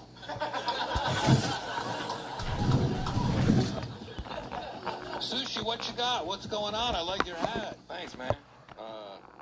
I'm drunk as shit. I'm not gonna lie. Did you come with cocaine? I got some Coke if you need it. I've been asking. I'm doing it, Jeff. Never let me No, down. I'm just kidding. I don't do that, but it's all good. I brought Rachel and Seth. What up, Rachel and Seth? Rachel gets to go downstairs, and Seth and I, we love roast battle. But yeah, we love this. This is the Ukraine. And I just saw Rife just get his first paid regular set downstairs. He Oh, killed shit! it. Yeah, it's good. That's right. Welcome to the club. It was nice. It was fun. Welcome to the club. It was good, but I guess I missed this battle. You didn't miss much. But go ahead, CP. Talk about this 90-day fiancé. I feel like this is 8 months versus 1 year on Ozempic battle. It's crazy. You know, they say that women aren't funny, and I owe them an apology because they were right. So here's the thing. They were right. So. It's between Laura Croft and Jafar from Aladdin, and I'm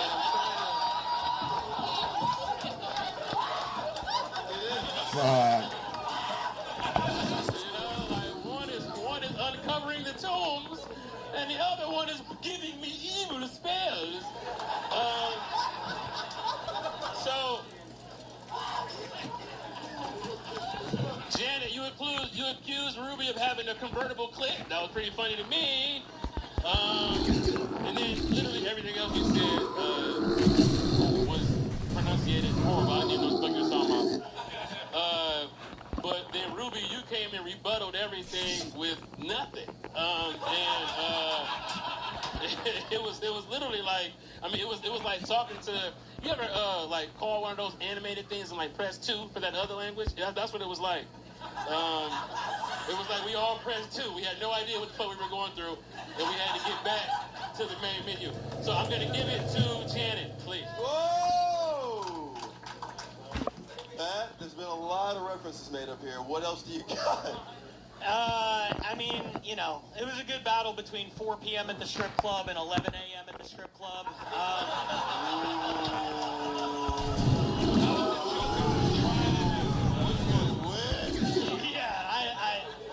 It doesn't matter. Just say that strip club, stay away at all times of the day. This lady's just like, that's so accurate. Not the dude, the lady said that. Hey, no, that strip club has a really good buffet. Hey, Ruby, I like just you. worth checking out for the money, you know. I think it's a good deal. That's all I'm saying. Well, look, when we cut off aid to the Ukraine, I didn't know it included joke writers. fine. Now I feel bad. I thought it was just military shit. Yeah, you made the joke about the clit. I don't know if anyone cut off her clit. I wish they had cut off her jokes halfway through. Yeah, this looks like one of Angelina Jolie's kids, like their birth mom versus their adopted mom. Oh, that's really good. Yeah, It's really good. I don't know. As long as you guys both had fun up there, that's all that matters. Rachel, Rachel Feinstein, everybody. Think about Rachel. You've seen her on Netflix. Hi, guys. Say something derogatory about these women. I know, I like you, but I like the broad that dresses like she shops at Suburban Outfitters a little better, but it's not easy. It's not an easy choice. Oh, fuck you guys. That was a good line. That was fun. Thank you, Poppy. Yes. Well, I didn't see, by the way, I saw neither performance, but what were you asking, Jeff? Oh, okay. I should be looking for like American Express black cards at the bar or some shit. I don't know. I already found it. Yes, oh, that was sadness to that. All right. Are we ready to vote for this? Yeah! All right, good. Yeah, no. We're done with the judging. Yeah, who do you guys like here? We'll say, like an April O'Neil from the Ninja Turtles or Filbert from Rocco's Modern Life. Filbert. Let's get into it. Do we like Ruby Nicholas? Okay. All right, it's 3 a.m. We're already done. Her debut from the Ukraine, her roommate, Janet Raw. Or, and this is Sushi's vote, do we like Josh Meyerowitz? Those band people. I always vote. They need it, ban Guys, them. keep it going for Artistic Thunder. One more time for on a proud boy. Yeah, you saw him. You're like, I'm just gonna go with that look. All right, Chris Herb, terrible last name. Why are you battling Stephen Owens here? One time I asked Steven to take a picture of me and my wife at a nice restaurant, and as soon as he took the picture, he went, "Spank bank," in front of her entire family. So, fuck this guy. Yeah, I battled this guy too. You said he was a proud boy. Fuck you, Steve. No regrets. All right. 1 round, 3 jokes. Chris and Steve, who's going first? Steve. I'm going first. All right, they're ready. Let's get into this. This is a battle. This is Phoenix. Let's rock! Chris, you look like a Dr. Seuss character going through a failing marriage. You can find you in a story of horror and years. I really hope I didn't leave and put that shit on my bike. Like me if he drowned and washed up on a beach 3 days later. I just did it. I just did that. I just did that exact same thing I didn't want to do. I just fucked myself. Now I gotta go back up there. Chris, your voice and your hair looks like you're from World War II, and you refer to all Asians as Japs. Whoa. Putting words in my mouth there, Steven. Thank you, Heavy Potter in the Chamber of Cutlets.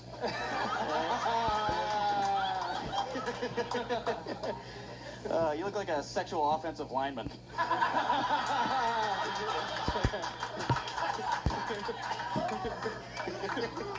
I'm not going to take that from someone who has the beard of a man but the body of an orphan. Chris is married and he's also Italian, which means before they have sex, he screams, "Let's go!" Ah, shit. You dirty dog. That's Steven, fucked up like bad. Now I gotta go back and redo what I just did. You look like you just cracked the theory of obesity. E equals MC Donald's.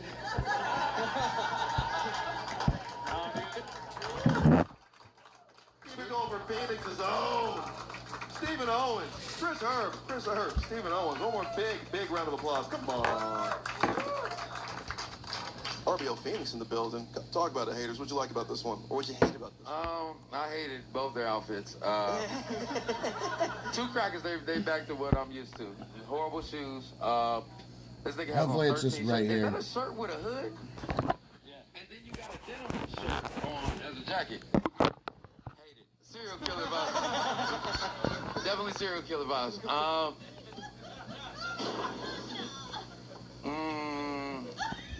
I like that you did call him Charlie Day. That's one of my favorite. That's one of my favorite whites. Anybody that watch Always Sunny in Philadelphia? Clock in. That was good. But unfortunately, Fat Man, it didn't work. I'm gonna go with this nigga. Charlie Day is gonna. Hell yeah. I'm not touching you. Man, that hurt coming from the Apple Jacks guy. The Apple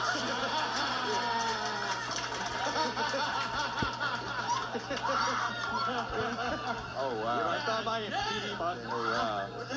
Chris Herb. Jesus. Still hit me.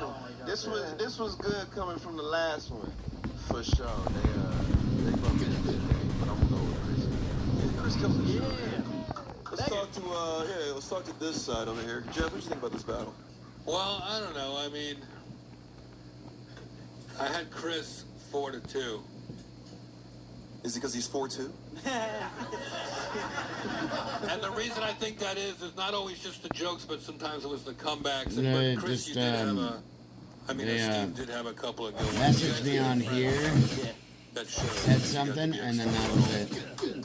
Hell yeah. Yeah, I don't know. Steven. Chris, I feel like you won, but he needs this more, so. I feel like you have a family to go back to and stuff, and like a lifespan and everything. Whereas Steve is, it's a long drive to Phoenix. Tired and stoned, fucked you up. Now, how'd you get here? I flew. Flew? How about you, Chris? Flew. All right. I don't feel so bad. How's the comedy scene down there? It's good. It's grown a lot. Unlike you. I love you, Chris. Anyway, you guys are great, but I got Chris on that one. Oh! Seth and Raish, what'd you think about this one? I thought they both looked like they robbed a laundromat. They do look like that. Thank you. But I thought you both were funny.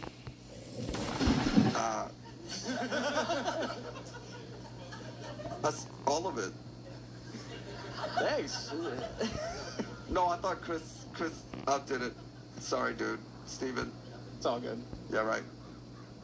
You look like Seth Rogen stand-in.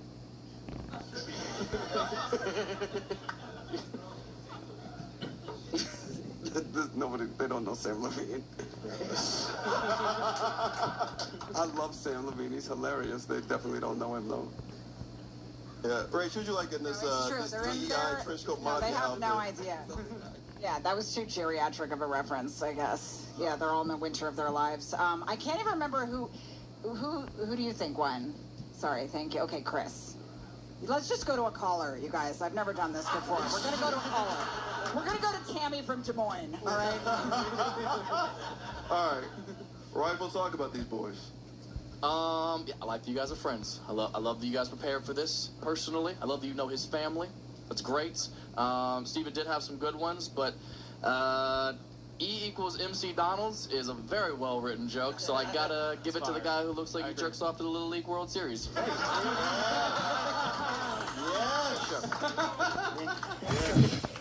All right, big boys, talk about It's Always Sunny in Bakersfield here. Oh boy, I enjoyed the battle between the last two GameStop employees.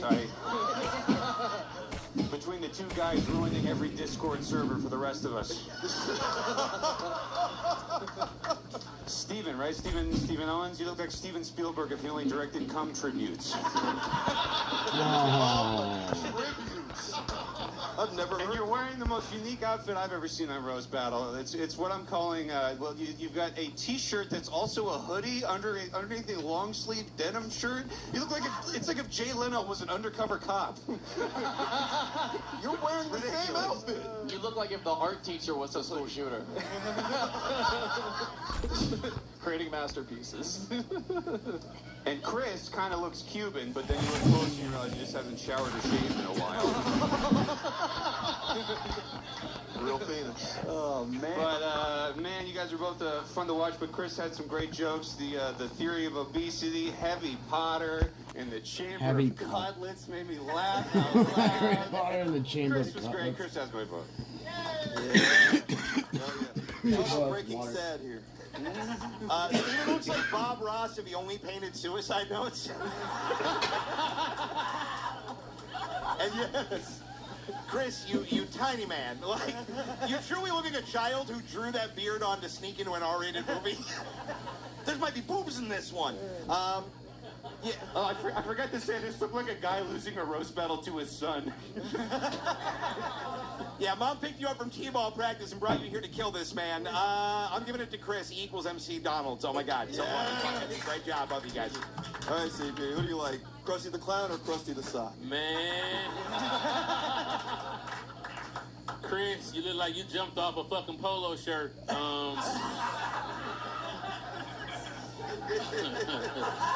Right off of somebody's fucking horse to the roast battle. You know what I'm saying? Coincidentally, Steven, you look like you would never be allowed to get on a horse. Big boy. You need a camel.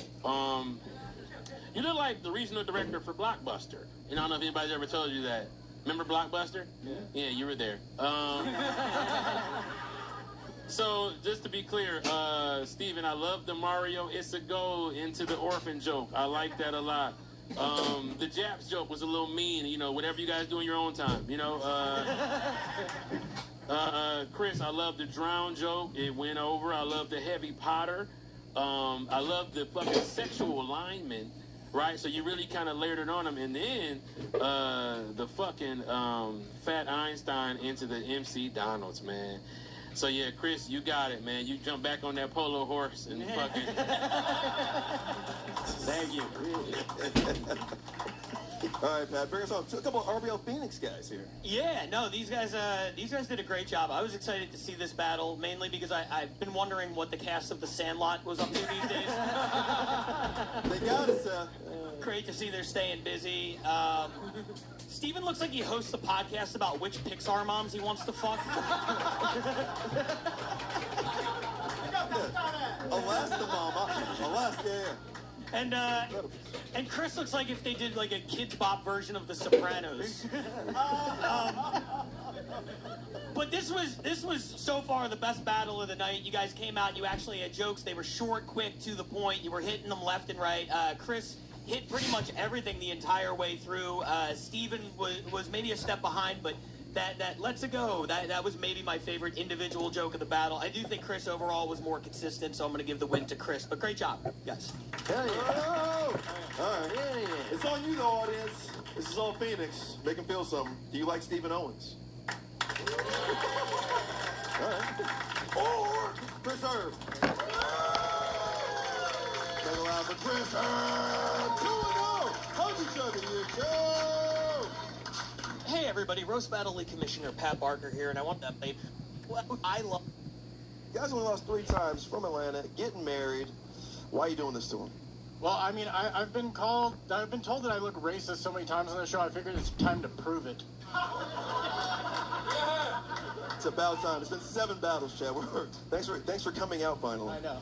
All right. This guy has battled 13 times, 10-3 from Atlanta, getting married. Yeah, one more time. Loud. Bill, Will, Uncle Bill, Will. How do you look younger than me? You look like you.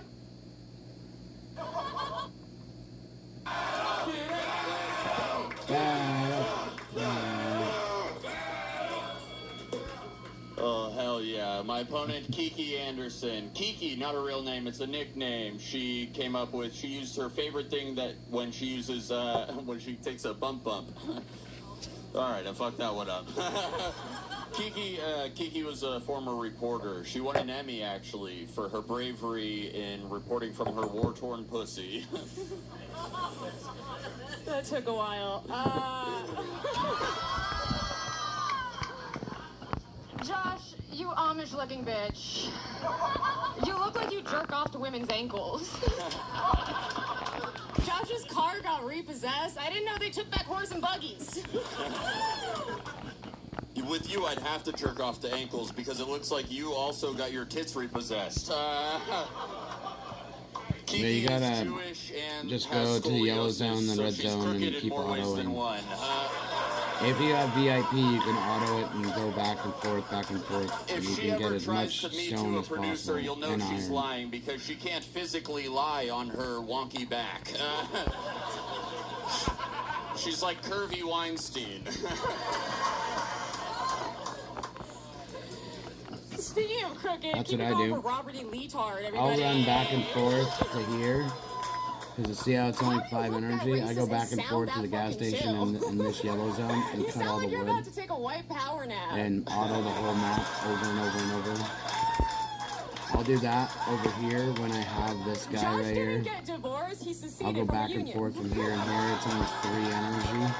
So I go back and forth and That's very funny harvest coming and from someone farm who looks like this she just back and forth celebrated and get her as much as I 12th, possibly 25th can. birthday. I haven't done that for a while. Okay, Josh, how do you look younger than me? You look like you have dusty cum.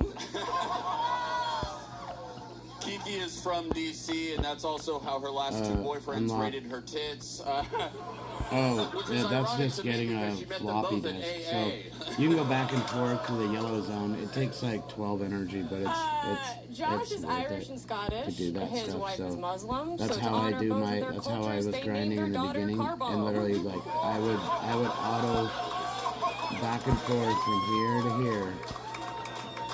And I would get so much Your shit. bagpipes in bed, Dad. I got so many guns and stuff doing that too for free. Yes, I am Muslim just through my Because I'll marriage. find I don't shotguns, actually and I follow kept the just religion, finding but I do agree that you C4 all should stop day long. talking. I found 5 C4 in one day. Fucking nuts. I was like, what the hell? Talking about my marriage, when you're so lonely, you always set a cup down without a coaster just so it leaves the ring. Oh, fuck. Bad up. Whatever, Vincent Van Homo. I asked Josh what he does for fun, and he said travel. I asked him where's his favorite place that he traveled, and he said St. Paul, Minnesota. Josh, getting on a plane doesn't make you a traveler, just like coming in a woman doesn't make you a dad. Josh's kids are like his passport. I don't know why the fuck he has them.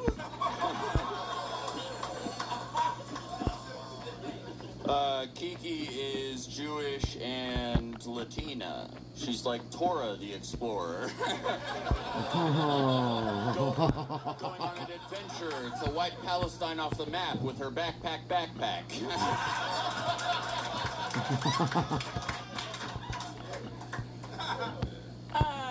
Am I still going?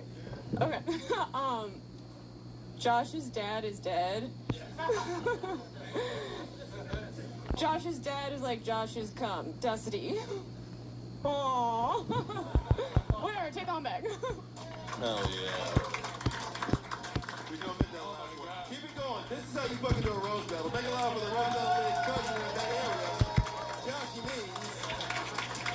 And one of our own here, Kiki Anderson. That's how you fucking do it. A lot of good jokes here, haters. I saw you guys lose your minds over here. Talk about it. I enjoyed it.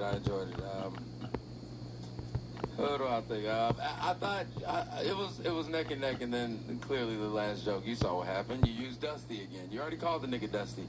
So unfortunately, I definitely wanted to go for you. You're definitely like my dream trailer trash bitch. But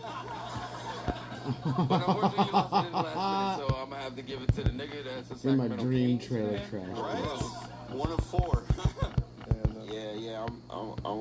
Yeah, it was neck and neck until you kind of fucked up. But he did that last one. What was before? You did. Doesn't matter. It don't matter. Am I your dream white trash whore? No. No. All right. You did good. You did good. You did good. I have 2 still. I'm working on All right, that. let's start with Jeff Ross here. Which one of these The live third Toy one. Story toys do you like? Well, I'll I'm probably kind get it of soon. with the haters in that I feel like I don't. Maybe Kiki blew it at the end, but I feel like maybe it went one joke too long and she had prepared differently. So, of course, she on her feet. I mean, that was the worst thing you could do is repeat it. But other than that, it was like a killer fucking battle. Like the two of you, yeah. Jokes are good. There might be an instant replay moment in Kiki's favor, if you ask me, but otherwise, man, I was dying. We were dying over here. You guys were so good, so evenly matched. I guess thematic jokes. A lot of thematic jokes in both of these. I mean, like Kiki was really making it plain with a lot of her thematic jokes, like letting you know that they were themes, and then Josh was just kind of riffing and going about it with, it was styles make fights, and there's different styles in this one. A lot of technically sound over here, and this guy's just kind of a pro here. So I mean, it really does come down to the last joke. We can admit that last joke because I did let Kiki go a little long. Yeah. So honestly, we could go to an overtime. One more joke. One more joke. I guess we could go overtime. The cops could bust in any second and arrest Josh for lighting the governor's mansion on fire in Pennsylvania. But I do feel like they might have one more joke because they're so fucking awesome. Kiki might have. I don't know. I'd like to see what happens here because I had them super evenly matched until that last The round. last one? Let's do it. Let's just do another one. I fucked up on this one. All right, who went first? You went first. I thought so. All right, perfect. So Kiki, you're up first with this one. This is a joke off. Are we ready? Let's round. You might recognize Josh from the back of your pennies. I'm trying to get that true friend synchronized. That's what I'm trying to get right now. He's kind of like a penny. He's So- copper, can't buy shit, and always buried in a couch.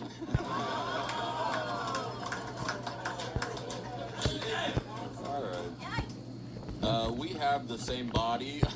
we both look like those worms from Men in Black. Except she's got the bad back, weird hips, metal in her arms, outie belly button, any tits, the whole thing. With all the metal in your body, you look like my favorite superhero, Wolverine. All right. Not worried, dude. Take this whole thing into account, because that was outstanding joke writing. Make it loud for these two one more time, please. Kiki Anderson, Josh Means. This is how you do it. Seth, which one of these robot chickens do you like?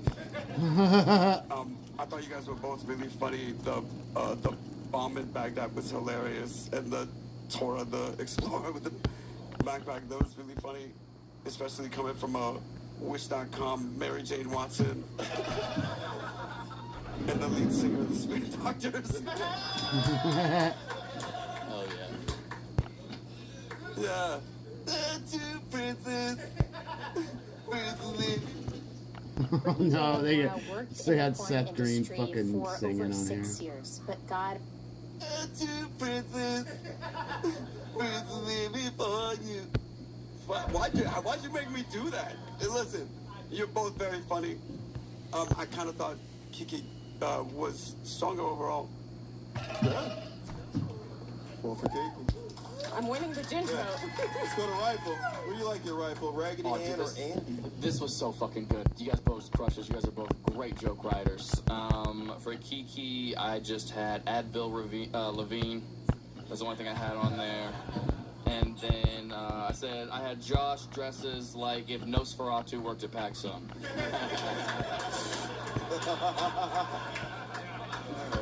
That being said, it's so fucking close. You guys are both incredible. I gotta go chat. Yes, his name is. What I said? Josh, I'm sorry. I read the name about it. Sorry, Josh, I'm sorry. I'm sorry. I read the name above it. Sorry. To be fair, that is what Chad looked like before he got off the heroin. So. This is crazy. All right, let's go to the main boys here. Do you like a minor or a teacher who fucks minors? You guys were fighting like the winner got the last cigarette in the Circle K ashtray. I also love, look, I had the whole thing tied going into overtime because, Josh, you fucked your first joke, Kiki, you fucked your last one. And I was worried that Kiki didn't have one more. And then she channeled her Judaism and went, oh, pennies! So I pulled out the killer. So I think I had it maybe Josh before overtime, but I think all in, I give it to Kiki. Oh, yeah. Oh, man. Yeah, talk about it. The penny or the not dime piece? Oh, boy, this was such a great battle. I barely had any time to write jokes about these two My Name is Earl side characters. Yeah, he didn't get divorced. He seceded from a union. I honestly thought the bump joke was great, but you fucked it up apocalyptically bad. Yeah. The scoliosis joke was great. There's so many great jokes from each of you. The car bomb joke from Kiki. By the way, shave your fucking beard, Josh. There's no way your chin is that bad. What's on your chin? A fucking swastika? Shave your beard. It cannot be that bad. John Wilkes Picture of your little dick. What's under there? I think I have a theory why he does that. So people may book him by mistake because they think he's that guy with cerebral palsy. Oh, Josh Blue. I'm either Josh Blue or Chad. Somebody book me. I'll book you. Thank you. Right here in my Oh, heart. I thought that was Matt still. Never mind. I'll book. I'm just You just fucked up with the one guy that actually would book you up here. It's fine. Because I already tried that shit on Matt earlier, and he's not playing. He knows he's got money, and he's not giving it out to any old hoe anymore. Matt Rife is not buying those Hondas anymore. You heard it from me. You're not getting the Civic out of this guy. You get a mouthful of cum and a goodbye. Holy shit. I am available for bookings. Connor Rife, Matt Rife's younger brother. Younger. I had the same exact take as Keith. I thought that you bombed the first joke and Kiki bombed the last joke. I even thought your overtime jokes were close. I mean, I love the fucking, you guys look like the worms from Men in Black, but I guess my advice is, Josh, practice your elocution because Kiki won this battle. Congratulations. Wow. I gotta say, that was cap. Yeah, I'm gonna call it now. Mistaken that handsome person. Yeah, it is 3:30. We're gonna crash out. I'll see you guys tomorrow. I might be on in the afternoon. I'm gonna be up making muffins and shit, so I gotta go get my water off the oven or off the stove and make my tea. So we'll see you guys tomorrow. We're gonna be grinding some more shit, and yeah, we'll get a bunch of other shit done tomorrow. We got a few things to do, possibly. We'll go back and revisit visit the, what do we got here on this? Hey, I got 3 days to get another 1,000 points to get 2 of those. So, go figure. So, and then we'll go do the port again. Equalizer's going to be doing a hell of a lot. And they're going to be dropping all these so I can repair my shit. And then we can go do 100 waves. I'll just make sure that I fill one of those things up with guns. What do you call it? Yeah, we got 4 days on this thing. Another 4 days on this.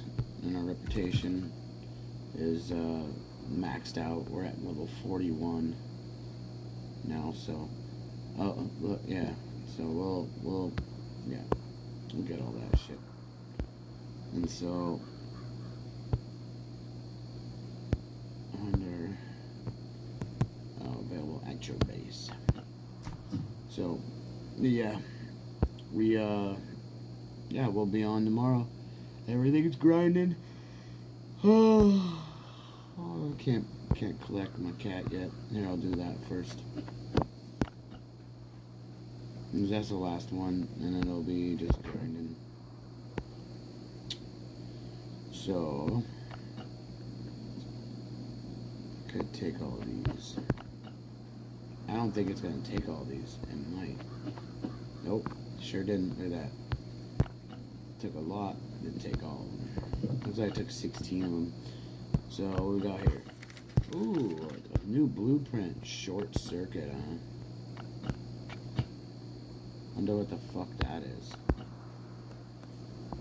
Obviously the drone's not fucking, we can't really do shit for the fucking drone, so. But yeah, we've been on now for 8 hours, so. And took a little bit to do a couple things, but as like cooking food and prepping up those muffin mix, the muffin batter for my muffins for my daughter. So, but yeah, I'll see you guys tomorrow. Probably do something around noon, maybe before that. It all depends on what's going on. I gotta do a little bit of study. I gotta do some math, and yeah, on this stuff. I gotta draw up these motors, and hopefully it'll all come out. I'm doing this thing piece by piece, so it's like a satellite that needs to be assembled in space by robotic arms, by literally the robots that they use to fucking put cars together, but it'll be out in space. So, because literally it has to be out there because it's too big and it won't be able to withstand going through, the atmosphere. So, but yeah, I'm working on something that's fucking pretty huge. So, and I'm pretty sure I'll have it done by the time I'm like 70. So if I'm working right now at age 44, it should be done in about 20 years on it. So, with drawing it up, doing everything, and I have talked to a couple of my buddies at JPL, so I can see so I can get some schematics of the engines that they're using right now, and some of the discontinued ones that weren't, because everything's all combustion. It's not, anytime when we kick anything up into the atmosphere, shit gets kind of fucked up. Gets shaken and fucking everything. So I'm wondering if there needs to be some workshop that is built first and then everything else comes after. So hopefully we can make a work shelf up in space so a lot of this stuff can be assembled, because I'm not going to say it's too big to fucking put on something for weight and whatnot. It probably would not be feasible to make it on Earth instead of up in the space, so or just lower Earth orbit. So everything's all creeping around instead of flung out and shot. So and actually, they might be making something like I'm designing. So that's one of the weird things when you have an idea, like one that literally is off the rails, like that no one else has thought of. There's one other person on the other side of the planet that's having the exact same thing as you go on. So literally, just like Dennis the Menace, if you look up when Dennis the Menace was created, it's like a couple days from one another, and one's in England and one's in the United States in like 1951. It's fucking nuts. So like, pretty crazy. But yeah, the UK one, the one in England that they made had like a black shirt and like a red jumper or something, or red overalls, and then the one in the United States had blue overalls and a yellow shirt and yellow hair. So, and literally it's kind of nuts. But that's the thing about intellect and whatnot, and ideas spreading through consciousness. So literally, if there's another person with the same wavelength frequency that you were thinking that, and like if you're like super deep and you're like on another level, one other person will have the exact same idea, and they will do it. They will initiate it. So the thing is, if you have an idea like that, you initiate it. You make the fucking plans. You file for the patent. That's it.